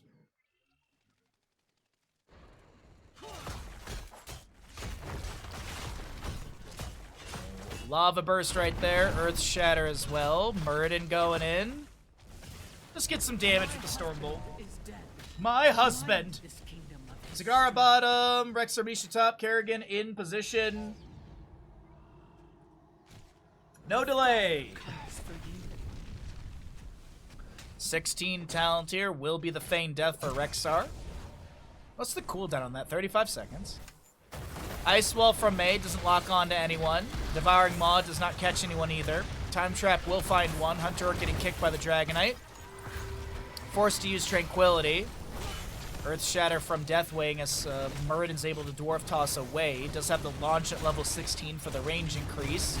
Hunter Gatherer is done for Rexar in the mid lane. Kerrigan does have Sharpened Blades at 7. What? Conflagration, Wicked Inferno, Chromie damage coming through, and Zagara gets squashed. And here's a Cataclysm in from Deathwing. Bellowing Roar pushes Muradin the same way he's already going. Icing in from the May. As a reminder, she does have Ice Wall level 10, but that's on a 10-second cooldown.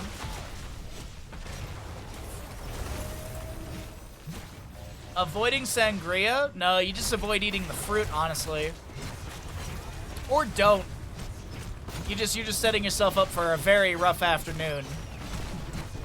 Kerrigan finds the real Samuro. Hisakuchi's in. The combo will land in the Fetid Touch, Lurking Arm, Weighted Pustule, Virulent Reaction. Nicely done from Stukov right there. Muradin Dwarf tosses it. Looks at the Stormbolt. Doesn't land on anyone. That's going to be a temporal loop onto him. He's going to be picked off by the Deathwing Conflagration. Ice Wall coming out from May. Chromie does go down. Big fight in this bottom lane. Kerrigan pops the Chrysalis. Lurking Arm from Stukov will go out. He's got that Weighted Pustule applied to the May, and she will be picked off. Devouring Maw forces Hunter to double back into the enemy team. He'll take a bunch of Banelings to the butt. Bellowing Roar pushes back the enemy, but Kerrigan's still here. Kerrigan's still got some great damage. Earth Shatter onto the ground, or excuse me, the Lava Burst onto the ground. But bottom fort will go down. All forts have been removed on the side of Vinland Raiders, and Siege Giants will be grabbed as well. It won't be long before the shrines are ready for the taking. Alright, Samuro pushing up the top lane. More camp pressure into the bottom. Banelings being thrown in here and there. The Siege Giants make quick work of one tower. Deathwing drops down. He's going to try and Earth Shatter and zone back the enemy. They did not find the real Samuro, unfortunately. It is a Way of Illusion Samuro, so he's going to be able to micro those illusions around. Muradin running to top lane immediately. Stukov going to start working on this camp on the right-hand side. It'll take him about 400 years to do so with his very slow auto-attack speed. Muradin, oh, they don't have Misha going to the point quick enough, and Muradin, I think, will be delayed out. Oh, and actually May gets bottom as well.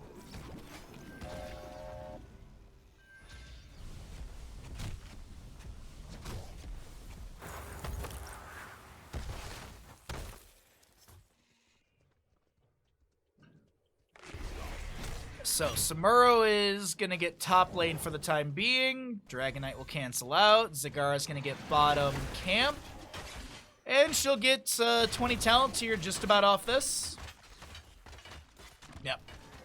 Pack Instincts, probably for Zagara. We've got the Sonic Shift for Kerrigan. That also gives you some assimilation shields based on the damage dealt. Super Strain or top off for our Stukov. Super Strain's at 16. Muradin with the Rewind. And Kill Command on their Rexar Misha. Boar's Unleashed in the top lane. Rexar feigns death. He's a root as well underneath. He's rooted, slept. Can he get out of this alive? No, he will go down. But meanwhile in bottom lane, Deathwing is going to be picked up. So is Chromie. And this keep is going to fall. I think actually avoiding same heroes is going to go for Cord. Look at their positioning. Dwarf Toss in from Muradin. Gets those block stacks. Stormbolt into the May. She's annihilated before Hunter can get the healing out in time. Opaka is going to be saved by the massive shove. Samuro is going to be shoved all the way down towards the objective area. He's going to hearth out. Malfurion will fall as well. Get the spray before going down. The course shielding is dropping. And ladies and gentlemen, Avoiding Same Hero are on the warpath for a 3-0 best of 5. Well, we're going to find out in just a moment because a team kill is achieved. GG, well played from Sven. We're going to map number 3, ladies and gentlemen. Ghouls and Ghosts. We're going to map number 3. Could be the final map of the best of 5 grand finals.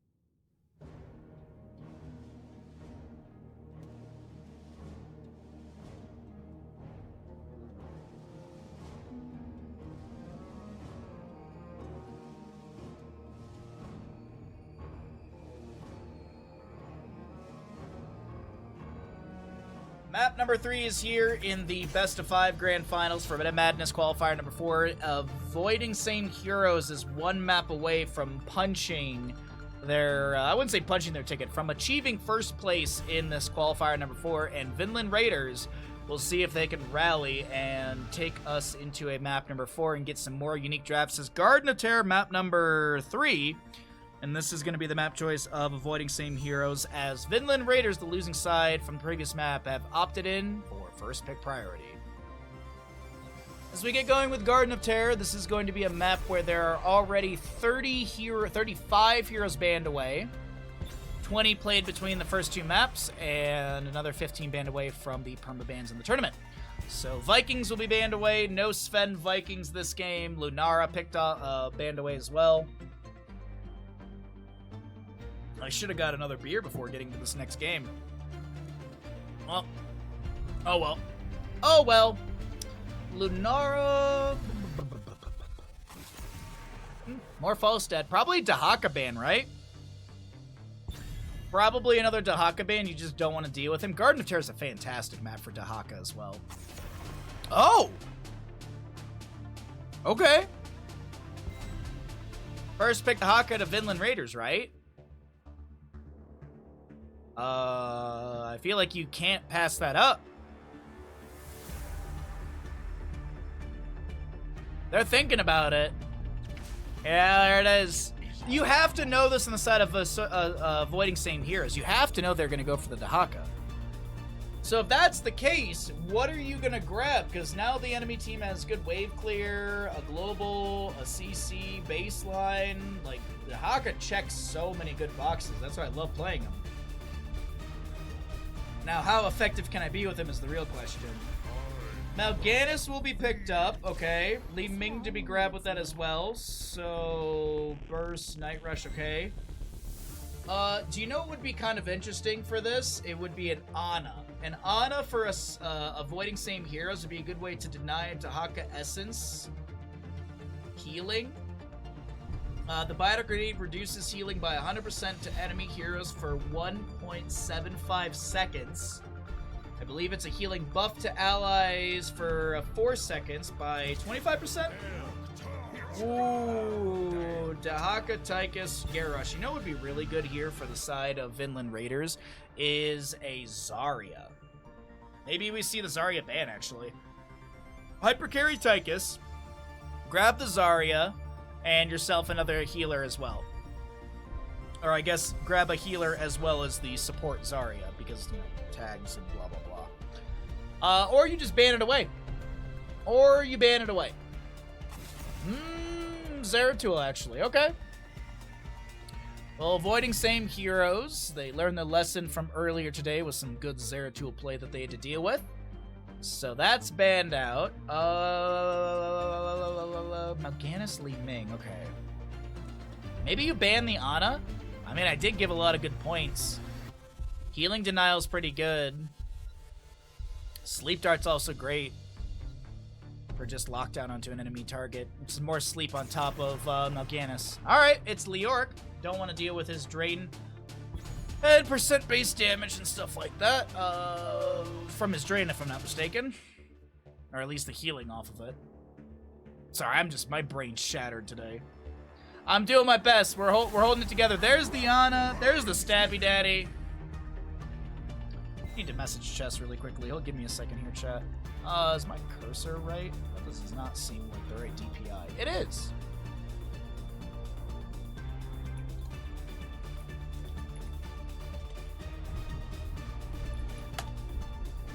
Alright. We have informed Chess about the Stabby Daddiness today. Li Ming, Ana, Mal'Ganis, okay. Last pick on the left-hand side will be the White Mane Kael'thas. So they're gonna get a Burst Mage with a White Mane. White Mane is such a difficult healer, honestly. Is it Hypercarry Li Ming? Into the Kael'thas Tychus. Could go Thrall if you wanted. It's not that bad. Thrall wouldn't be a horrible pickup for this composition. More roots, good percent base damage. Sundering is a really good pickup into the... Okay, Ethereal. No shot they picked the fun build. What's the fun build, Chess? You can give numbers if you want to. Like, you know, control 1, 2, blah, blah, blah. The Imperious builds today have been Solarian Flare 1. I'm blanking on the rest. Sorry, I'm staring out the window at birds, apparently. Like, it's Solarian Flare 1. I'm blanking on the 4. Holy Fervor at 7. Wrath of Angiers 10. Someone went into double Molten Armor at level 13, 16. So there's like a flock of birds out there, like, circling something. It's weird. It's creepy. And then... What have I seen at 20? Unrelenting Descent. Yeah. All right, chat. Let's start a prediction. Which team's going to win Gordon of Terror? Let's introduce our teams as always and get our prediction written it up. On the right-hand side, looking for a quick 3-0 grand finals in qualifier number 4 for Meta Madness, we've got Bish playing Imperious, Mai on the Tyrael, Hopaka to play a Li Ming, Ren on the Ana, and last but not least, Skizakid gets Mal'Ganis. Ooh, Biter Grenade level 1. To the west of the map, looking to continue this fun best-of-5 series, it is Vinland Raiders. Nano Kael'thas, Hunter Orc Whitemane. We've got a Sven Dahaka and a Johanna Yaya will play Garrosh. Of course, a Tychus played by Svamp Garada. Imperious is going to go into Burn the Impure level 1. Mal'Ganis is going to go Time to Feed. We've got Contact Healing, Biter Grenade build for Ana. We'll see Ardent Restoration Tyrael and Aetherwalker for the Li Ming. Dahaka does have Enhanced Agility. We've got a Unrivaled Strength Garrosh. Pity the Frail on Whitemane. See quarterback Kael'thas, or excuse me, quarterback Tychus, and Kael'thas does have his Mana Addict. There's the Biter Grenade going out. Li Ming looking for the combo. Skizakid low, but the healing darts from Ren are on point. All right, let's start our prediction, ladies and gentlemen. Could be the final game of the day. Go ahead and get your gambles in. Q at 1, 7, and 20. You'll probably see W with an offlane setup, which is silly. Q is... I'm blanking. Q is Spear, right? My brain's kind of poopy today. Yeah, it is Spear. Okay. Yeah, we have not seen Q at 1 and 7 at all. Thank you for the gamble. Yes, we do have gambles going on right now for the next 2 minutes. Garrosh almost falling in bottom lane. This could be the final game of the day. Let's get some strong gambles in, chat. I believe in you. Celestial Charge into Sven. And that's about it. No, there's a minute left. No believers, no doubt. 1 set. There we go. Let's get it, chat.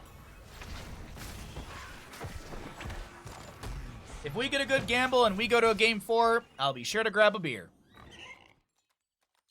Try and steal my points, chat. There you go. You like to see that. 690 on Vinland Raiders to win.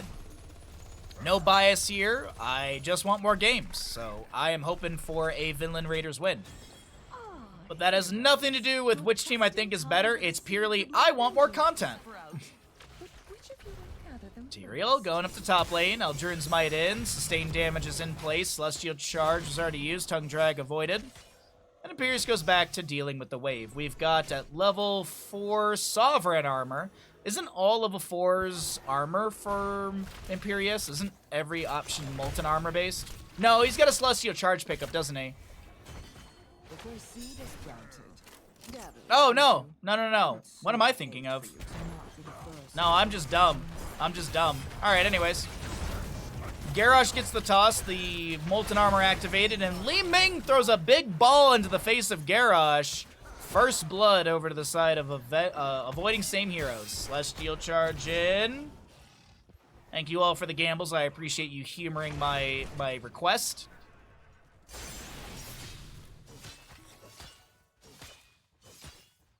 Indulgence level 4. You can see this here and there from white mains. Tychus with the bigger they are. Indomitable Garrosh. Lurker Strain for Dahaka.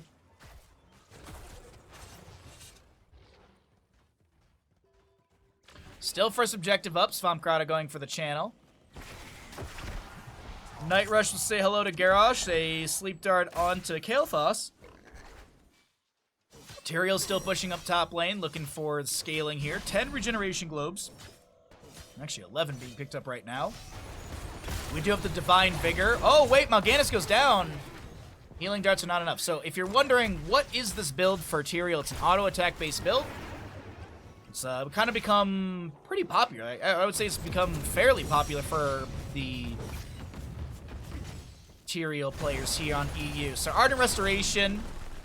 Every regeneration globe gather increases the heal amount by 1%. So we're going to hold on to this for a second. Gravity Lapse onto 2 enemy heroes. There's some nice arcane orbs from the Li Ming, but it's not enough. So it is going to be dealing damage to heroes. Heals Tyrael for 26 health over 5 seconds. Dealing damage resets this timer and heal amount stacking up to 10 times. Y'all can do that math and figure it out. Every regeneration globe gather increases the heal amount by 1%. Divine Vigor at level 4.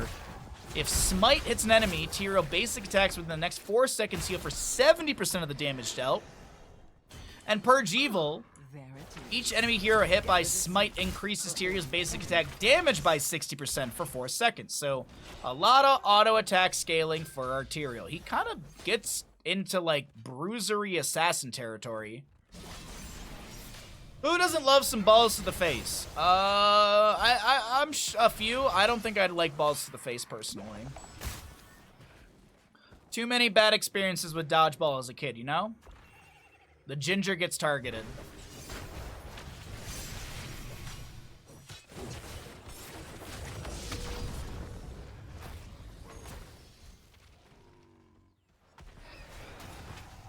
Oh boy. All right. You had Skitties for dinner. You know, my brain first read that as Skittles for dinner, and I was like, dude, hell yes, Skittles for dinner. And then my TMJ, like, flared up in my brain. I went on a kayaking, like, day with some friends one time, and I took Skittles because I was like, oh, you know, we're on the river, you know, sugar, blah, blah, blah. Gotta put some sweets, you know, you gotta get things back into your body energy-wise. I ate so many Skittles that I caused my TMJ, it's basically like a muscle issue with your jaw. I caused that to flare up so bad that I couldn't close my mouth properly for like 2 days straight. By the way, while I talk about TMJ issues, the members of Vinland Raiders will lose 3 members in bottom. Shouldn't you be gathering that seed? They're not gathering the seeds, Spore Queen, because they're getting a triple kill in the bottom lane, you dum-dum. We do have Nano Boost for the Ana. We'll see Carrion Swarm. We've also got a Wrath of Angiras, Judgment Tyrael, and Wave of Force Li Ming. On the opposing side, it's Decimate, Pyroblast, a Commandeer Odin, Isolation, and Scarlet Aegis. Here comes the Wrath of Angiras on Tychus. The Li Ming Arcane Orb is not going to connect, but Tychus is still gonna go down. Yo, avoiding same heroes are just playing so well today. Very good play from our... Oh, wait, hold on. Dahaka's fine. Imperius in mid lane, still soaking up a little bit. 13 talent here working its way through. Garrosh with a few decimates to get the slows, but our Melganis is not too threatened by that. He's gonna Night Rush out. There's a Sleep Dart from Ana, Judgment from Tyrael. Goodbye, Kael'thas. Drag from Dahaka. He's gonna burrow, pop the Essence. Garrosh Decimate doesn't get a toss right there.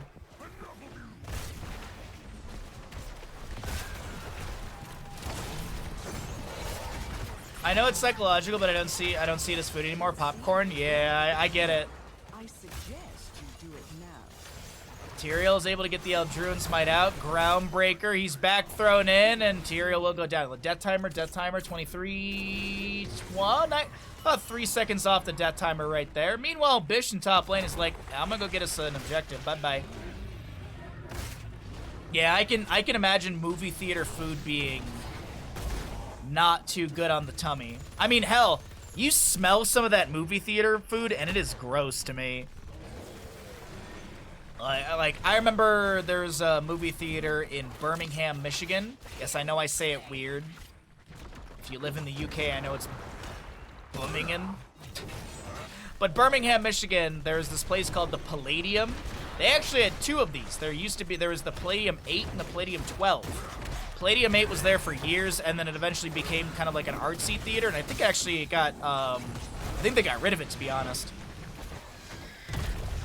Toss, nice job from Joanna, gets the kill into the Imperius in the respectful 1v1. Granted, I wouldn't say it's that respectful, because Nano did throw a Pyroblast out.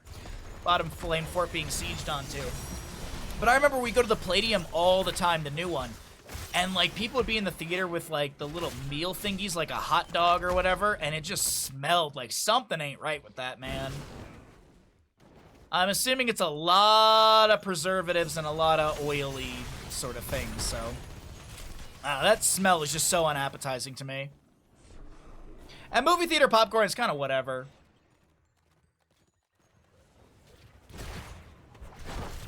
As you can tell, I'm very hungry and very distracted.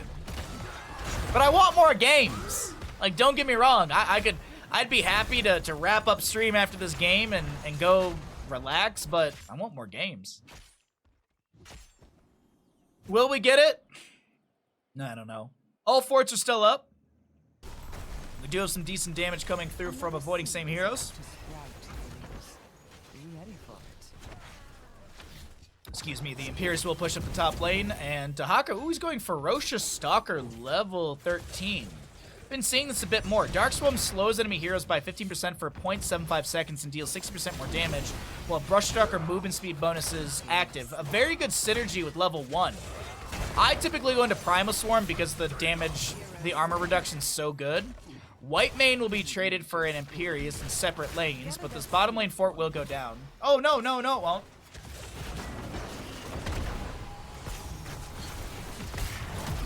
Pyroblast onto the Ana. She will be taken down. Something ain't right with it, man. I hear that a lot. Yeah. I don't know. I've also never been like a big movie theater food guy. If I go to the movies, like, I don't need like a candy bar to snack on for the entire movie.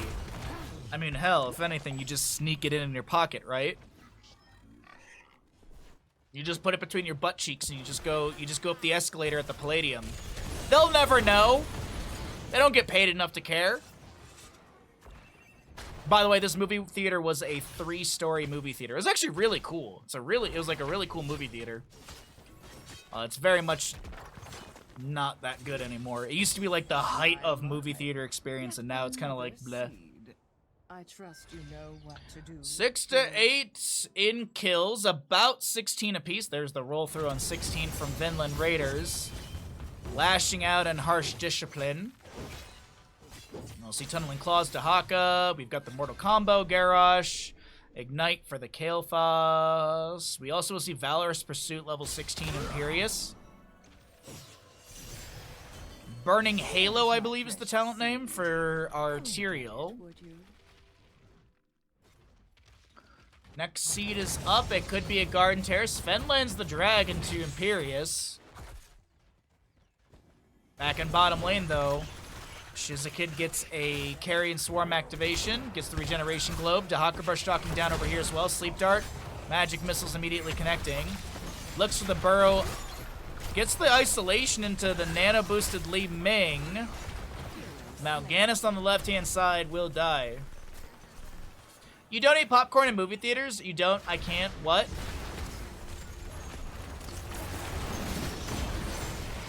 I don't know. There's just, I'm not a big snacker. That's the thing, is like, snacking wasn't like a big thing in our, it's not really a big thing in our family, and it's never really been a big thing for me, so.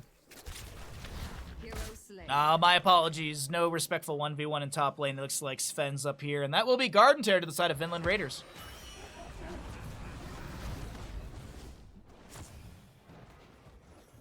Unpopped hard popcorn kernels. I ate a lot of those. And then I was like, I feel like I'll break my teeth on this eventually. Gravity Labs, Commandeer Odin, Tyrael will fall. It's 9-8 in kills, and Vinland Raiders are rallying for that map number 4, chat. Vinland Raider believers in chat have to be feeling pretty good because the double kill comes through. Garden Terra phase as well. Mid keep is annihilated. Bottom keep is guaranteed. Top lane keep is guaranteed, or fort is guaranteed. All outer forts have been removed by Vinland Raiders as they look to go for Skizakid. The toss on to Mal'Ganis. He's going to get the Night Rush. There's going to be a Wrath of Angiris attempt to grab someone. Celestial Charge into Dahaka. Sven drops down quite low, quite quick. Biter Grenade coming out. Ana tries to get the active reload heals. It's not enough. This is a good toss in from Garrosh. The Pyroblast into Ana. Is it going to be enough damage to take her down? Yes, it is. Vinland Raiders are on the roll for a map number 4. Ladies and gentlemen, you could say they're raiding through the map. That was horrible, but take it. Sup, Friga? Frigera, sorry. Misread your name, as I always do. Vinland Raiders have a triple kill in their hands. Judgment from Tyrael. Bish jumps in with his activatable, the Valorous Pursuit. Garden Terror through bottom lane is already getting core damage. Dahaka's on course. Sven wants this, and I think, ladies and gentlemen, your prayers have been answered. More games are coming your way.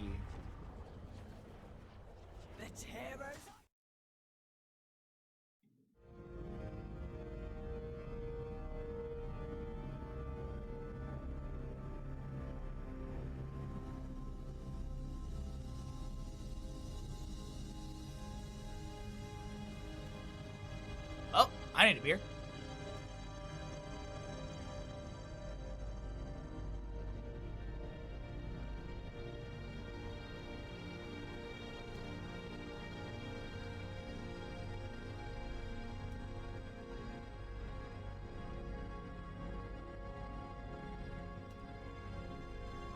Sad stabbing noises. How quickly the tide turns. Also, Chess, I hope you're doing well, bud. Hope your sports teams have been doing well. Always good to see you, bud. We just got some treats for the good boy. We're heading into Battlefield of Eternity. This will be the map choice of avoiding same heroes, as they opted in for map pick priority as the losing team from Garden of Terror. This will give first pick to Vinland Raiders. Poor Bandit. Baja throwing treats at his face. I know, I'm just the worst. I'm just the worst. None of you redeem treats for the good boy. I have to sacrifice my infinite channel points for all of you. How rude. As a reminder, this is Meta Madness. Heroes picked and played are unavailable for future maps. We're in map 4. That means there's 30 heroes that have been played. They're unavailable. Bans at the top of the screen. Don't add to the list. We also will be having a 15 hero ban for the entire tournament. If you want to know those heroes, I've already listed them earlier. It is a pinned message at the top of Twitch chat. And we'll get a Chen ban as we head to Battlefield of Eternity. We've had Warhead Junction, Dragonshire, Garden of Terror, and now Battlefield of Eternity. Will be our 4th map of this Grand Finals. Medivh ban? I mean, it's not his best map, but it could be a consideration.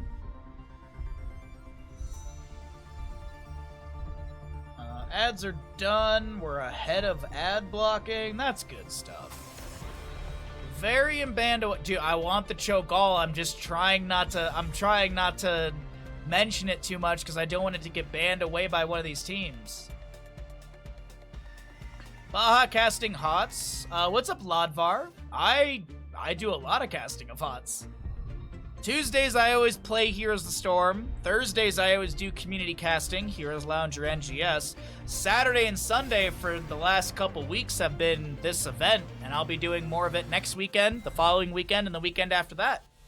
The 2nd and 3rd is the last qualifier.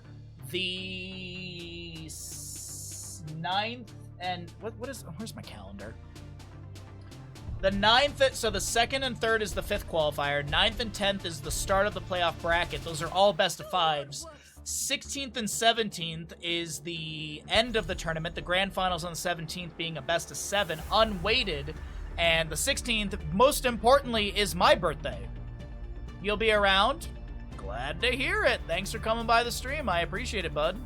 I do stream, as a reminder for anyone in Twitch chat that might be coming into this a little bit late. Didn't we already get an Artanis in this best of 5? Didn't Artanis get played here? Didn't Artanis get played? Or was that Saboteurs versus Avoiding Same Heroes? I forget. But yeah, I do stream 6 days a week. Mondays are my only days off on from stream. That's a Cho'Gall setup right there, by the way. That's a Cho'Gall setup. But yeah, as I said, I do stream 6 days a week. Mondays are my only days off. I pretty much start every day at 9 a.m. PST, noon EST, and 18 CET. Unless I'm doing some tournament stuff, or I start stream at 7 a.m. for these tournament days. I rarely start stream late. I rarely skip a day. So yeah. Got a lot of fun stuff happening here. Be sure to drop a follow if you are new to the stream. If you're watching over on YouTube, be sure to like and subscribe on the VODs, and be sure to subscribe over on YouTube. We are trying to grow that channel, and I do have a video going up every single day on YouTube at the same time I start my Twitch stream. So if you're like, oh, I can't watch all the streams, but maybe you want something to watch during your lunch breaks and you can watch YouTube at work, I got you covered, homies. And homettes. I got you ghouls and ghosts. Lieutenant Morales will be banned away. This is actually a really smart ban, so you don't have to deal with the stim onto Azul Jin Artanis. Deckard, Gul'dan, Yrel, and Deckard. I think I saw his name twice.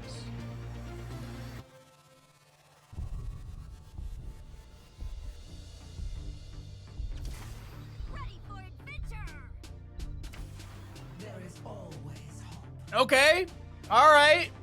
Double support. Double support, double blind. Is Artanis a solo laner here? I assume he is. Are they gonna do it? Bro, you can so Cho'Gall here. No, that's not a Cho'Gall. That's 3 Bruisers, a Decker Kane, and a Gul'dan. Thrall and Leoric will be the last 2 picks for the side of Vinland Raiders. Last pick over to Avoiding Same Heroes. How do they want to wrap up their draft? Another Bruiser? Another healer?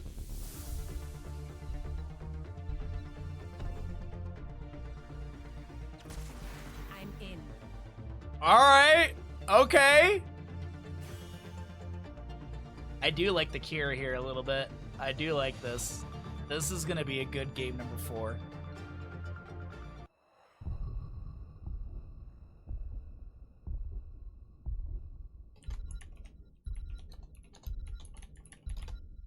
Alright, a Twitch prediction is ready to go for all of you. I will introduce the teams. We'll watch a minute or so of our first little skirmish or engagement, and then we'll start the predictions. So be sure to get your predictions ready. As a reminder, if you're enjoying the stream, drop a follow. If you'd like to support the stream further, it's always very much appreciated. Get yourself some ad-free viewing. Get yourself some amazing emotes. We have so many good emotes on the channel.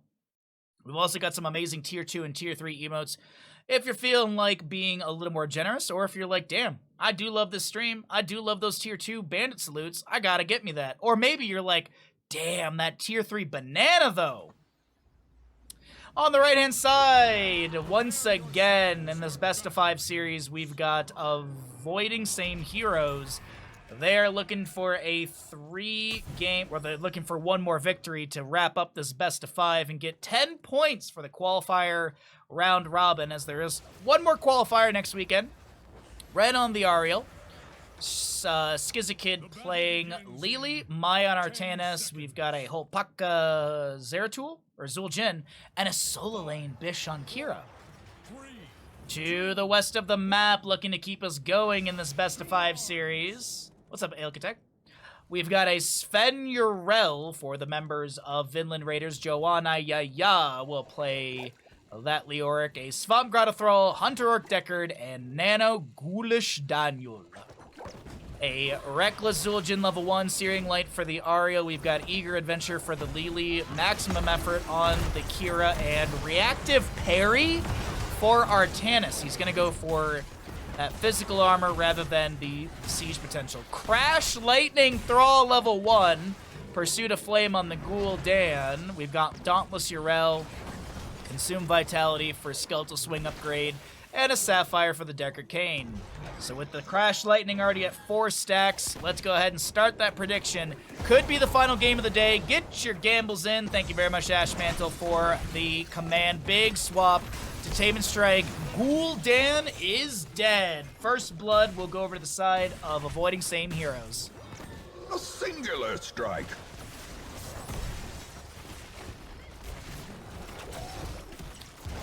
A root goes down onto the ground. A little bit of poke out from the Thrall. 8 stacks on Crash Lightning. Vinland Raiders, we got a little bit of points put onto them. Got a little bit of points on Avoiding Same Heroes. Avenging Wrath in. Revolving Sweep. Good grapple over to the fort front gate, as Lili's made her rotation up here as well to help out the Kira. If we go to match 5, you'll all in on Reverse Sweep. Hey, they've got the momentum for it.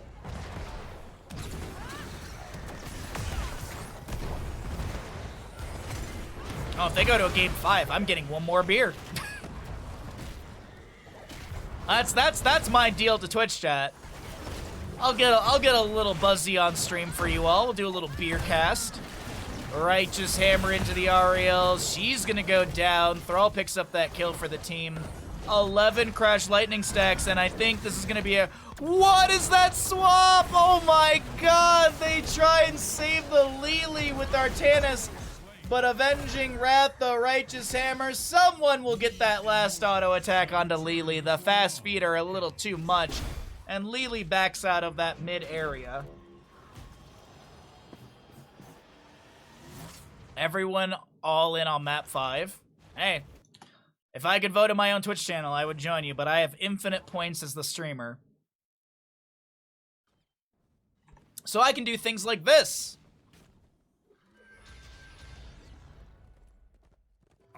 SCV ready. Alrighty, let's go ahead and see what we got going on here. Pursuit of Flame picking up 23rd stack. Another one off the Artanis right there. Tame and Strike upgrade. We've got Voodoo Shuffle for the Zul'jin. Also, the passive, it lowers the cooldown and mana cost of regeneration by 40%. Am I on max zoom? I was. That was weird, yeah. The shield battery on Artanis. Rotation down. Hunter Orc scouts out a lot of this. Tame and Strike into the wall. Revolving Sweep from the Kira. Zul'jin on 8 stacks currently. Pursuit of Flame is done. Bish is able to chase down the old man and take him to the retirement home. Blade dash from Artanis, and that'll be the end of this engagement. Cheats. Twitch just loves me more. That's why. No, they don't. They don't like me. I'm a ginger. Thank you, Ashmantle. Oh, big damage in onto Sven. A lot of red health bars are kind of low here. Leoric will rotate in. There's going to be a grapple hook in from the Kira. Leoric is gonna get picked off. The Crash Lightning's at 15. I'm sorry, what? Bro, homie, is at 16 Crash Lightning stacks 4 minutes in. So many red health bars are low here. Yrel's Ariel's the one to go down. Yrel and friends. Yrel will actually leave the friends. Artanis is going to go to the left-hand side, so that way he is not going to... Well, he creates a little bit of room for his allies to back away.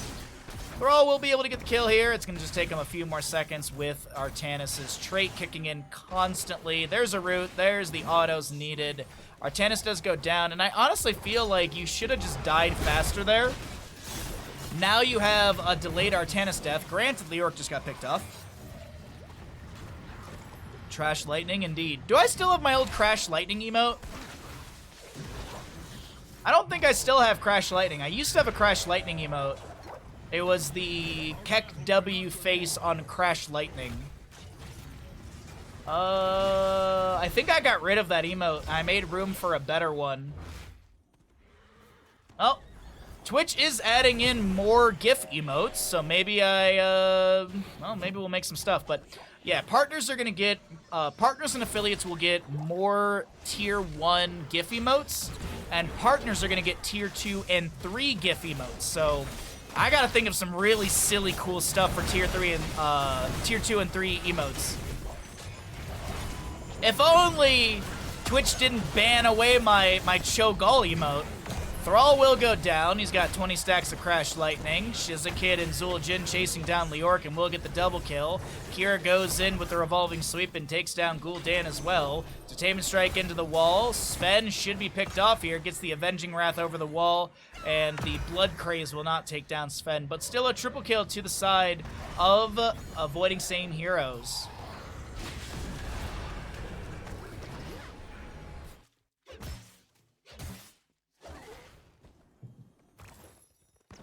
Let's see what we got here. Arcanite Axes, 11 stacks. Zul'jin with his Reckless Scaling on 28 out of 30. And here comes the first Immortal of the game into top lane. Detainment strike into the wall. Sven so low. Zul'jin's done with the stacks. There's a boss in Mario RPG you might want to consider for an emote. What is it, the Booba Lady?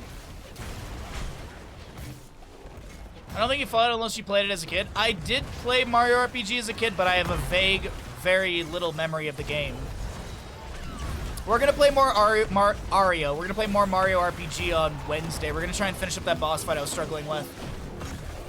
I'm sorry, did Kira go for my favorite heroic? Well, not favorite heroic, but my favorite heroic choice for her.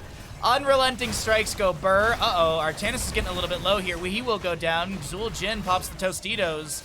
He's going to be picked off as well. The Immortal's ignored. Ren is getting slowed. Ariel gets a Detainment Strike back. Gul'dan is... Oh, no. Wait, do they find the Kira? She's able to get away in time. Oh, we were talking about this earlier. Do you know what I'd also like if they did bring back heroes is more Nexus-inspired heroes. Like, I know there's a lot of lore. I know we can pull from everything. Yes, I know Twitch chat wants Clippy. But I really do think, like, the design of Kira and Orphea is really cool. I would love to have seen more Nexus-born characters. I would have also loved to see the comic series actually finished out, because there was some really cool lore about the Nexus, about the Raven Lord. Such a cool opportunity.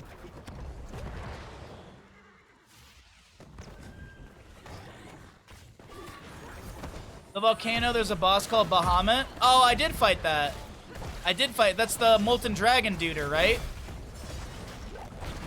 Sundering from Thrall. That's a target into Zul'jin. He's not able to get out of this alive. No Tostitos available for 10 more seconds. Crystal Aegis was used. Stay well and listen from the Decker Kane as this Kira is able to get a grappling hook over towards her fort. I like... A lot of people got upset about Orphea being put into the game because they're like, they put a loli in the game and that's the reason Hots is gonna die. That's literally what someone said to me, actually. I was at that BlizzCon when it was announced and I was like, I think you guys are getting a little too I'm getting a little too into the weeds on this one, but okay. That is, yeah. I think Orphea was actually a really cool addition because it opened up the opportunity for Nexus lore to be established. Like, if you don't know, Orphea is the daughter of the Raven Lord. And there's like this whole, like, we did the Dark Nexus event, and we had the comic book series released, so we learned a little bit more about the origins of the Raven Lord and the Nexus. Like, oh man, there's so much lore being developed, it was awesome.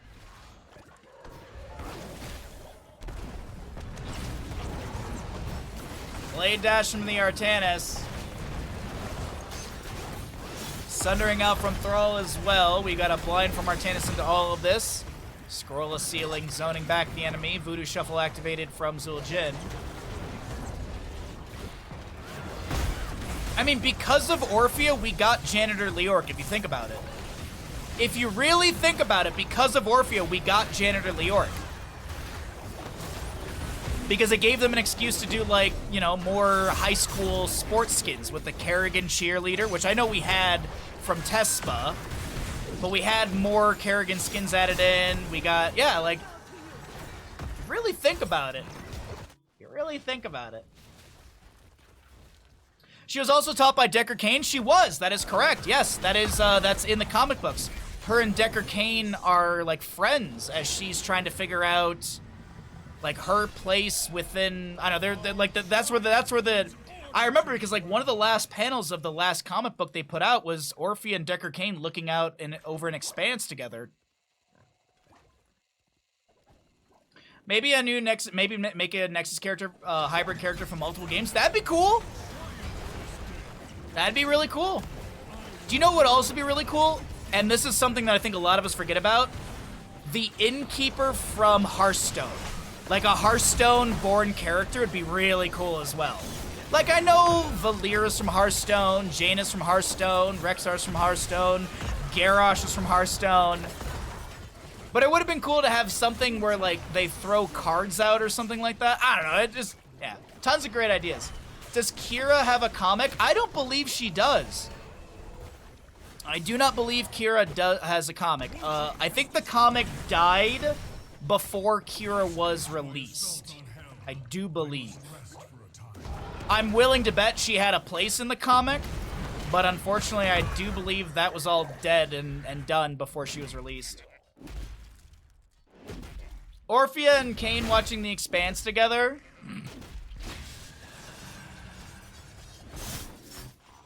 Could summon pets using Hearthstone cards? Yeah, no, I think there's a lot of cool design that you could have pulled in with that.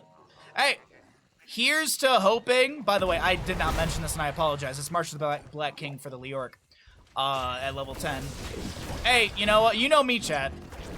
I don't have a lot of faith in HOTS being revived by Microsoft, but I still hope for it. I would be ecstatic to be wrong. I would be happy to be wrong on this factor. By the way, Crash Lightning's done by Thrall. Blood from the Artanis, Sundering from Thrall. Vinland Raiders making a case for map number 5, chat. Vinland Raiders are making a case for a map number 5. 47 stacks for Zul'jin, 63 on his Arcanite axes. The Horrified doesn't get the pull onto Holpaka that they're hoping for, and Zul'jin's able to back away for safety. By the way, Thunderstorm for Thrall at level 16, really good with the Crash Lightning because it does... Crash Lightning, when it's completed, prioritizes heroes, and Thunderstorm is just really good damage against heroes.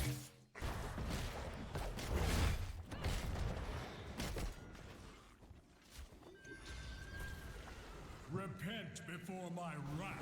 Alrighty. Decker Kane went Super Potions at level 13. No Ancient Blessings on this map, and honestly, I'm very happy with the Super Potions here. The extra burst healing is really good. Kira's gonna have her healing reduced by 65%, armor reduced as well. Crystal Aegis will come through. Sundering from the Thrall pushes a few enemies up against the wall. Zul'jin will go down. Lili to fall. Ariel will go down. It's a... Team kill! Aced. If Dota 2 can have a RNG character like Ogre Magi, HOTS definitely have something like that with the random effects from a deck. Or is it Ogre Magi or Magi? The amount of anime I've watched, Magi is what comes to brain, but I think I'm not right on that pronunciation. Well, Pentakill comes through. The death timers are low here, and the respawns are out from the members of Avoiding Same Heroes. Ladies and gentlemen, chat, we're gonna get that game number 5. Get your channel points ready, because you said y'all going all in for game 5, and we got a potential reverse sweep on the horizon from Vinland Raiders. Innkeeper ult forced 2 players to duel. That's kind of like Mordekaiser from League of Legends. Like, he takes you to like the Shadow Realm, and you have to fight Mordekaiser 1v1 in the Shadow Realm.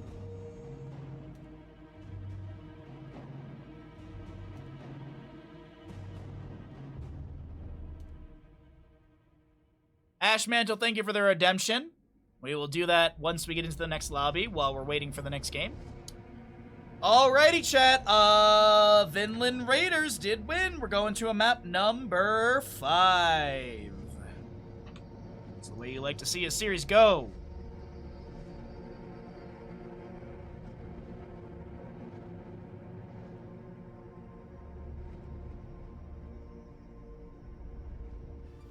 Cheers, chat. Welcome into the grand finals. Map number 5 of qualifier number 4 of Meta Madness. We got ourselves a beverage or 2. So Scooby-Doo. All right, I'm all over the place right now. I apologize. Let's get into Sky Temple map number 5. We're going to see who's going to be able to take the victory here in this qualifier number 4. Now, here is the thing to note. Here's the difference. So there's 5 qualifiers for Meta Madness. By the way, 4 maps have been played, 40 heroes are banned away, plus the 15. 55 heroes are unavailable. As we start the draft, there's going to be bans at the top of the screen. Those don't add to the list, but there's no more maps to have. So technically, these can, you know, there's going to be 59 heroes. Is that right? Yeah, 59 heroes will be banned away at the start of the draft. 59 of the 90. So there you go. For anyone that is wondering, it is a round-robin type system. And first place gets you 10 points. Second is 7. Third is 6. Fourth is 4. Fifth, sixth are 3. And 7th and 8th is 1. We still have Meta Madness qualifier number 5 next weekend. If the members of Avoiding Same Heroes take a victory in first, they're going to jump up quite a few places. I'm trying to look at Vinland Raiders. Vinland Raiders are sitting in a really good spot already, but if they take first place, that's a nice jump in their stats as well. But if you want to know more about that, use or find the Liquipedia. If you want to know about the bracket, be sure to use exclamation bracket. All right, final game of the day, final match of the day. We've got a Varian Alexstrasza band, a Uther, and Lieutenant Morales band away. I don't have a cheat sheet to know what heroes are picked and banned already, so I'm just going to go by the seat of my pants and keep doing my casting. Falstad hasn't been played in this best of 5 yet, I don't believe. He was banned away for the vast majority of the games. Sky Temple's a pretty good map for him. Probably see a Falstad here. Lunaro is the first pick on the side of Vinland Raiders. Chen Zeratul. Okay, alright. Are there any healers remaining? I don't know. See, I've been casting for almost 8 hours straight. I don't have a cheat sheet, and everything kind of blends together. Also, we've had 1 or more beers, so we're kind of forgetting things a little bit. You've been lurking all day, Cho'Gall yet? No. This is where we get the Cho'Gall, right here, right now. This is the Cho'Gall territory. Zul, Lunara, Medivh. They can still do Cho'Gall. It's just a very weird composition for him. Ariel was played in the last game. Oh, you still got things like Probius available. Vikings will be banned out. All right, okay. I'm like racking my brain right now trying to think. Asmodan's up. Asmodan's available. Yo! Honest to God, if Vinland Raiders goes Asmodan like Zarya, that actually could work insanely good for them. They would have Barriers of Zarya, Force of Will Medivh, good summonables from Zool and Asmodan. Tanks available?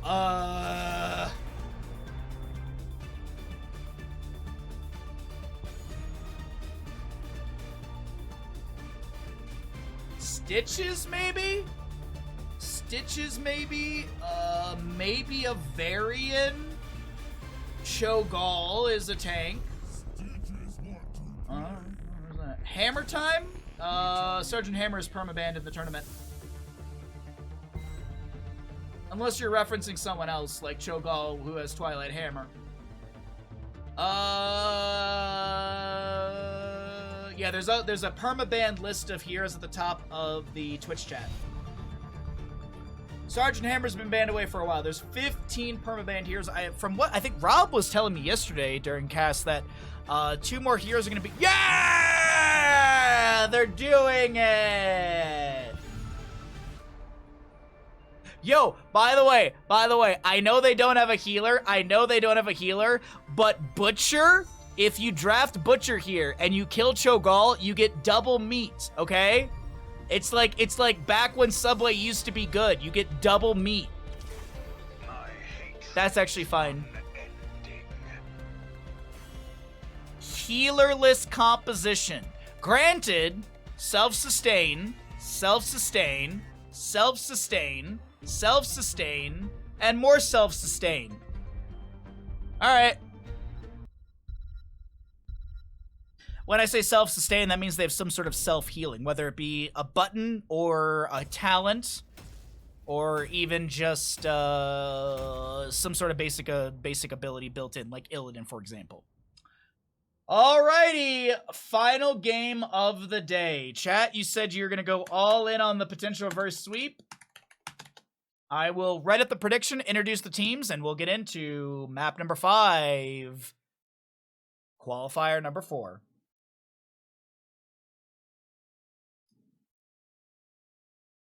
Chat doesn't read titles. Why would they read pinned messages? I don't know, dude. I'm just trying to do my best to create a wonderful environment for my community and the Heroes of Storm community as well. If you enjoy the stream, be sure to follow. If you don't, heck you. No, I was gonna say Ashmantle. Avoiding same heroes will be on the right side of the map here on Sky Temple. Final game of the day. Shizakid will play Chen. Ren on Stitches. Hopaka on that Illidan. My playing Varian, who am I talking about? That is going to be a Raynor, Jimmy right click, and Bish to play the Zeratul. To the left of the map, a happy stream will see a Cho'Gall played by Joanna Yaya, Gall to be played by Hunter Orc, Zool to be played by Sven, Nano on Lunara, and Swamp Grata with your Medivh. Now, of course, we're going to watch this for a moment or two. Check out the level 1s. We got a Shade for our Zool.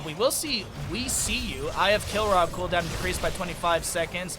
Its range is increased by 25. A hook from Stitches onto Lunara, but she gets the portal out, and Hopaka very low in the Illidan is going to be going down. The number of basic attacks required to kill is increased by 1, so the eye gets a little bit more hardy, and it's down to a 20-second cooldown. Not too bad. I pushed away the wrong thing. Let's go ahead and start that prediction for all of you at home.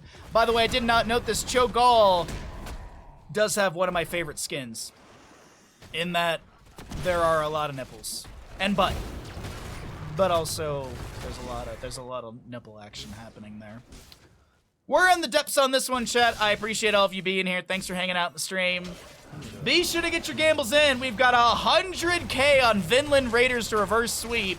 Shen's gonna go down. Anyone playing those odds? Or is anyone believing in Vinland Raiders avoiding same heroes? Will the healerless comp beat the Cho'Gall comp? We're gonna find out. Holy crap, this is the biggest bet we've had in the channel. This is the biggest bet we've ever had in the channel. Let's go, chat. I appreciate it a ton. You have no idea. It's the simple things in life that make me very happy, and this is one of them. I don't know why. I don't know how to explain it. It just brings a smile to my face. Hey, cheers to you, Wildfire. Cheers to you for holding up your part of the bargain. Your end of the bargain is the phrasing. Rising Dread for Cho. Excuse me, for Gaul. Cho is going to be going into Searing Flesh auto attack build. If you don't know, Searing Flesh, each consecutive basic attack to enemy heroes deals 20% more damage to a maximum of 60% damage. This bonus lasts 5 seconds or until non-heroic enemy is attacked. You died in Path of Exile for this bet, come on. Well, I hope it wasn't a hardcore character.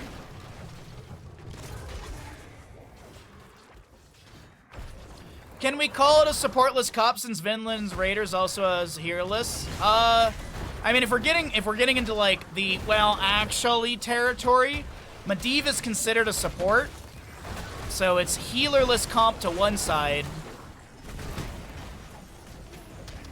I don't know. We can get into the weeds on it, but yeah. Either way, there's no healer on either side. You do have Medivh who will supply some support to the allies with the Force of Will, but neither of them have a proper healer. I do want to point out Withering Flames from Chen at level 4. This is going to be a 60% spell power reduction. Cho'Gall in top lane is going to be forced off the point. Illidan working on a minion wave. Nano's up here as well. Illidan dives onto the Chen. This is a the Cho'Gall, excuse me. The Stitches will fall. Medivh is going to be jumping up here as well. Hopaka going to get picked off. You're messing around, Standard. I got you.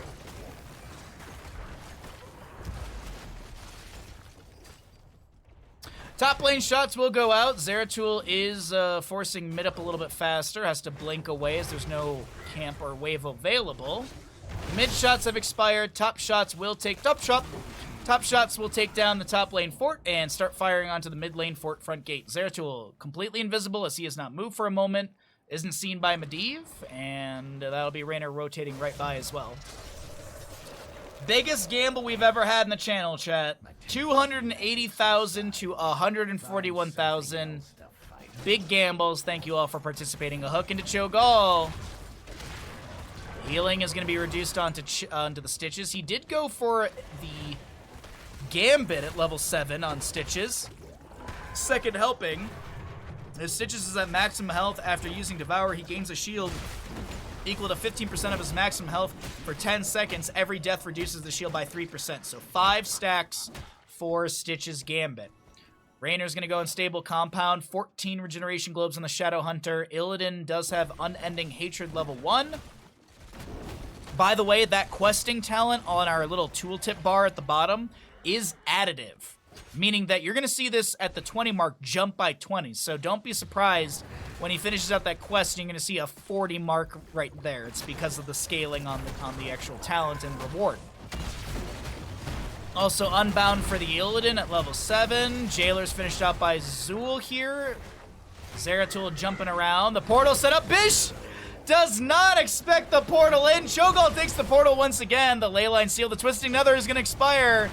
Leyline Seal, a little anti-synergistic, but they don't care. Cho'Gall lives and the bottom lane siege continues.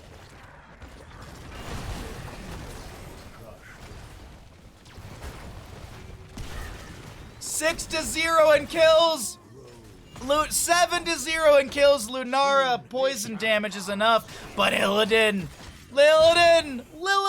gets the kill. First blood to the side of avoiding same heroes who will be able to open up this bottom lane. Keep front gate. Fort front gate, excuse me. Skeletal mages have been summoned.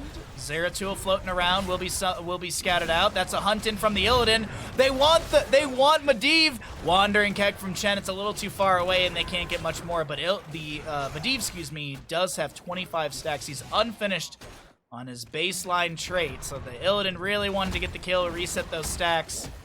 We'll have to hover over the flush button for a moment once that hunt comes off cooldown. 63 seconds. Gorge onto Cho'Gall. Portal set up by Medivh. Force of Will is there. Shizakid drinking through the pain. No! Medivh! Illidan does go down, but they reset the Medivh stacks to 0. Toilet flush down the drain. Twisting Nether, helping hand, and that's a dead Raynor. Uh-oh, Wandering Keg from Chen. He's taking a lot of damage over time, and will go down to the Lunara poison and the stagger damage. As Chen kills Chen. 10-2 in kills right now.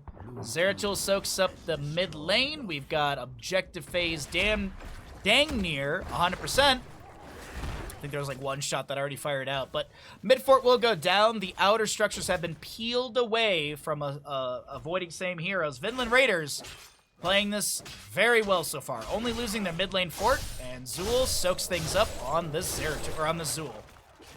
Amplified damage for level 13. Increased the root duration by Bone Prison by a point. What is the duration baseline? I don't know. Baseline root is 2 seconds. Right? Is that right? Did I skim that quick enough? Here for root the target enemy hero for 2 seconds. So you're increasing it to 2.25 seconds. And you get a armor reduction onto that target for 2 seconds as well. Okay. Is it? Enemies rooted by bonus and lose for 2 seconds. Okay, so it's probably during the root phase. So Medivh back down to 0 stacks. We're getting close to Leaden Orb level 16 for Cho'Gall. Twilight Nova was picked up.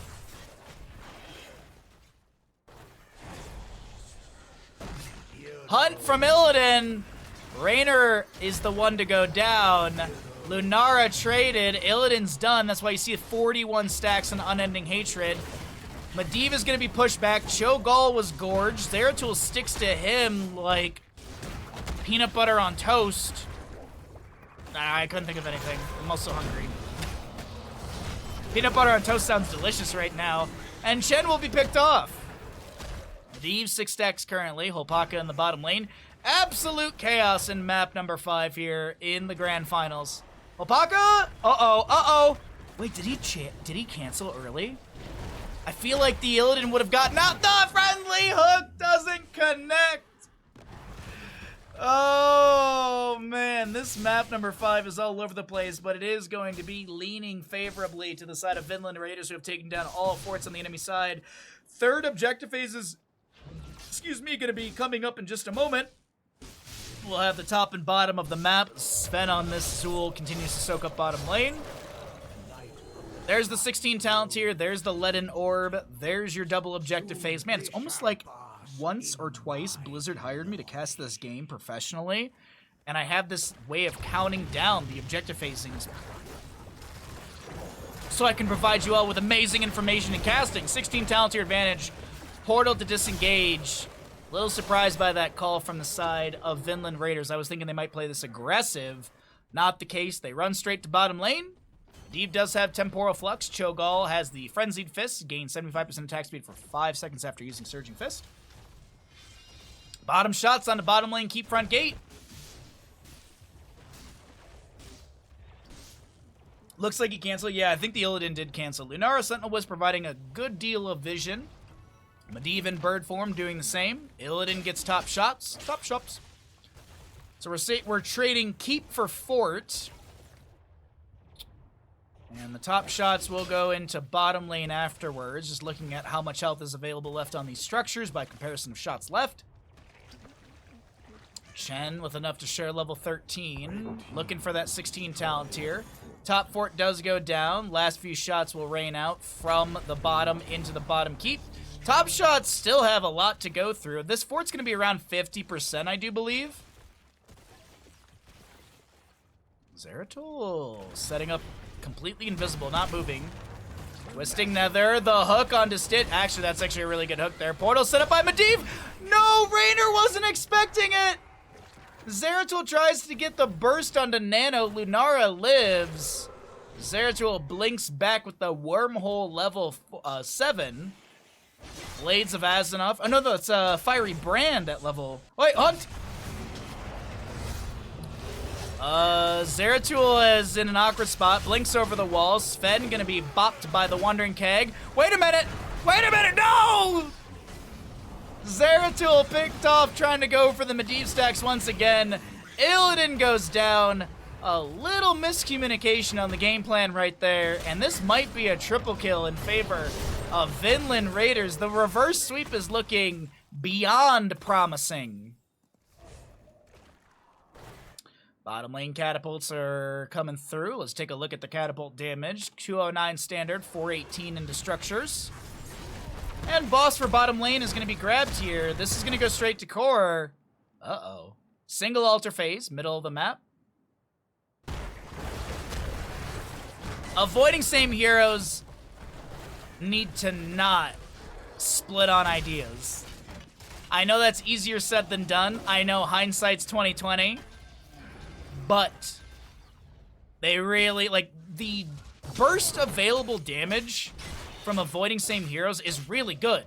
But they're spreading to so many targets, they're unable to confirm these kills. Like, if they all just stuck around this camp area, that I think they would have found an easy kill. But went in a little too deep, going for the Medivh stacks, lose the Zeratul, the Illidan now split, goes down, Chen then staggers out of death. The boss is cleared, or at least diminished below 50% on the health bar. Gonna get some smacks onto the core, dealing some shield damage, but I believe the math is good from the side of avoiding same heroes, and they will not lose much more than shielding. The boss will be cleared out by the core. Mid shots go down to bottom lane fort, and avoiding same heroes are starting to gain some control, but I say this, 20 talent here is a minion away of experience. Elusive Brawler activated. Friendly hook not connecting. Mid fort or bottom fort goes down. Chen gets objective. These are going to be onto shots. Shots onto mid lane keep. 11 stacks out of 40 for Medivh's trait. Illidan, 50 stacks. That's additive, by the way, so it is considering the additional 20 you get from hitting the 20 mark. I really hope that when we get future UI updates for this, because I know there was changes because of talent icons, blah, blah, blah. When we get 7.5 or 0.75 version of this, I really want all the additive abilities to do that. Vala, Fire at Will, as well as Falstad, Gathering Storm. Zeratul, not sure what the game plan was here. Chen goes in with a Wandering Keg. Raynor was like in mid. Illidan's still in bottom. He's got Hunt available, but the Hunt range is not that big. Hunt range is like maybe... Illidan's just gonna split. So here you go. If you want to see Hunt range, it's to the like that's how far it is. It's not even half the map at this point. But level 20 could be the upgrade they want. Could see Nexus Blades GG. Oh, they're going core. Yeah, they were gonna try and base race this, but you just can't. Well, ladies and gentlemen, the reverse sweep is in play. There's no way Raynor Illidan stops this. GG. 20-3 in kills, Cho'Gall's supremacy. I didn't even open up my next beer. God dang, chat.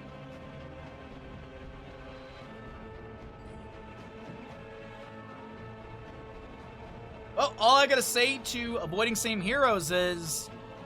how quickly the tide turns.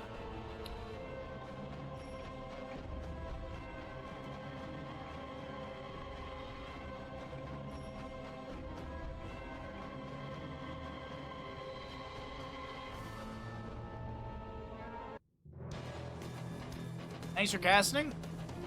Hey, thanks for hanging out. If you enjoyed the stream, be sure to drop a follow. If you want to support the stream further, it's always very much appreciated. We do full-time stream. We do stream 6 days a week. My only day off is Mondays, so I will not be streaming tomorrow, but I'll be back on Tuesdays. Tuesdays, HOTS content. Wednesdays is variety. Thursday is HOTS content. Friday is variety. And Saturday and Sunday, until this tournament is over, is what we'll be doing casting-wise. So, if you enjoyed the stream, drop a follow. If you'd like to support further, it is very much appreciated, as every little bit helps us sustain this dream of full-time streaming and providing great, awesome content for all of you at home.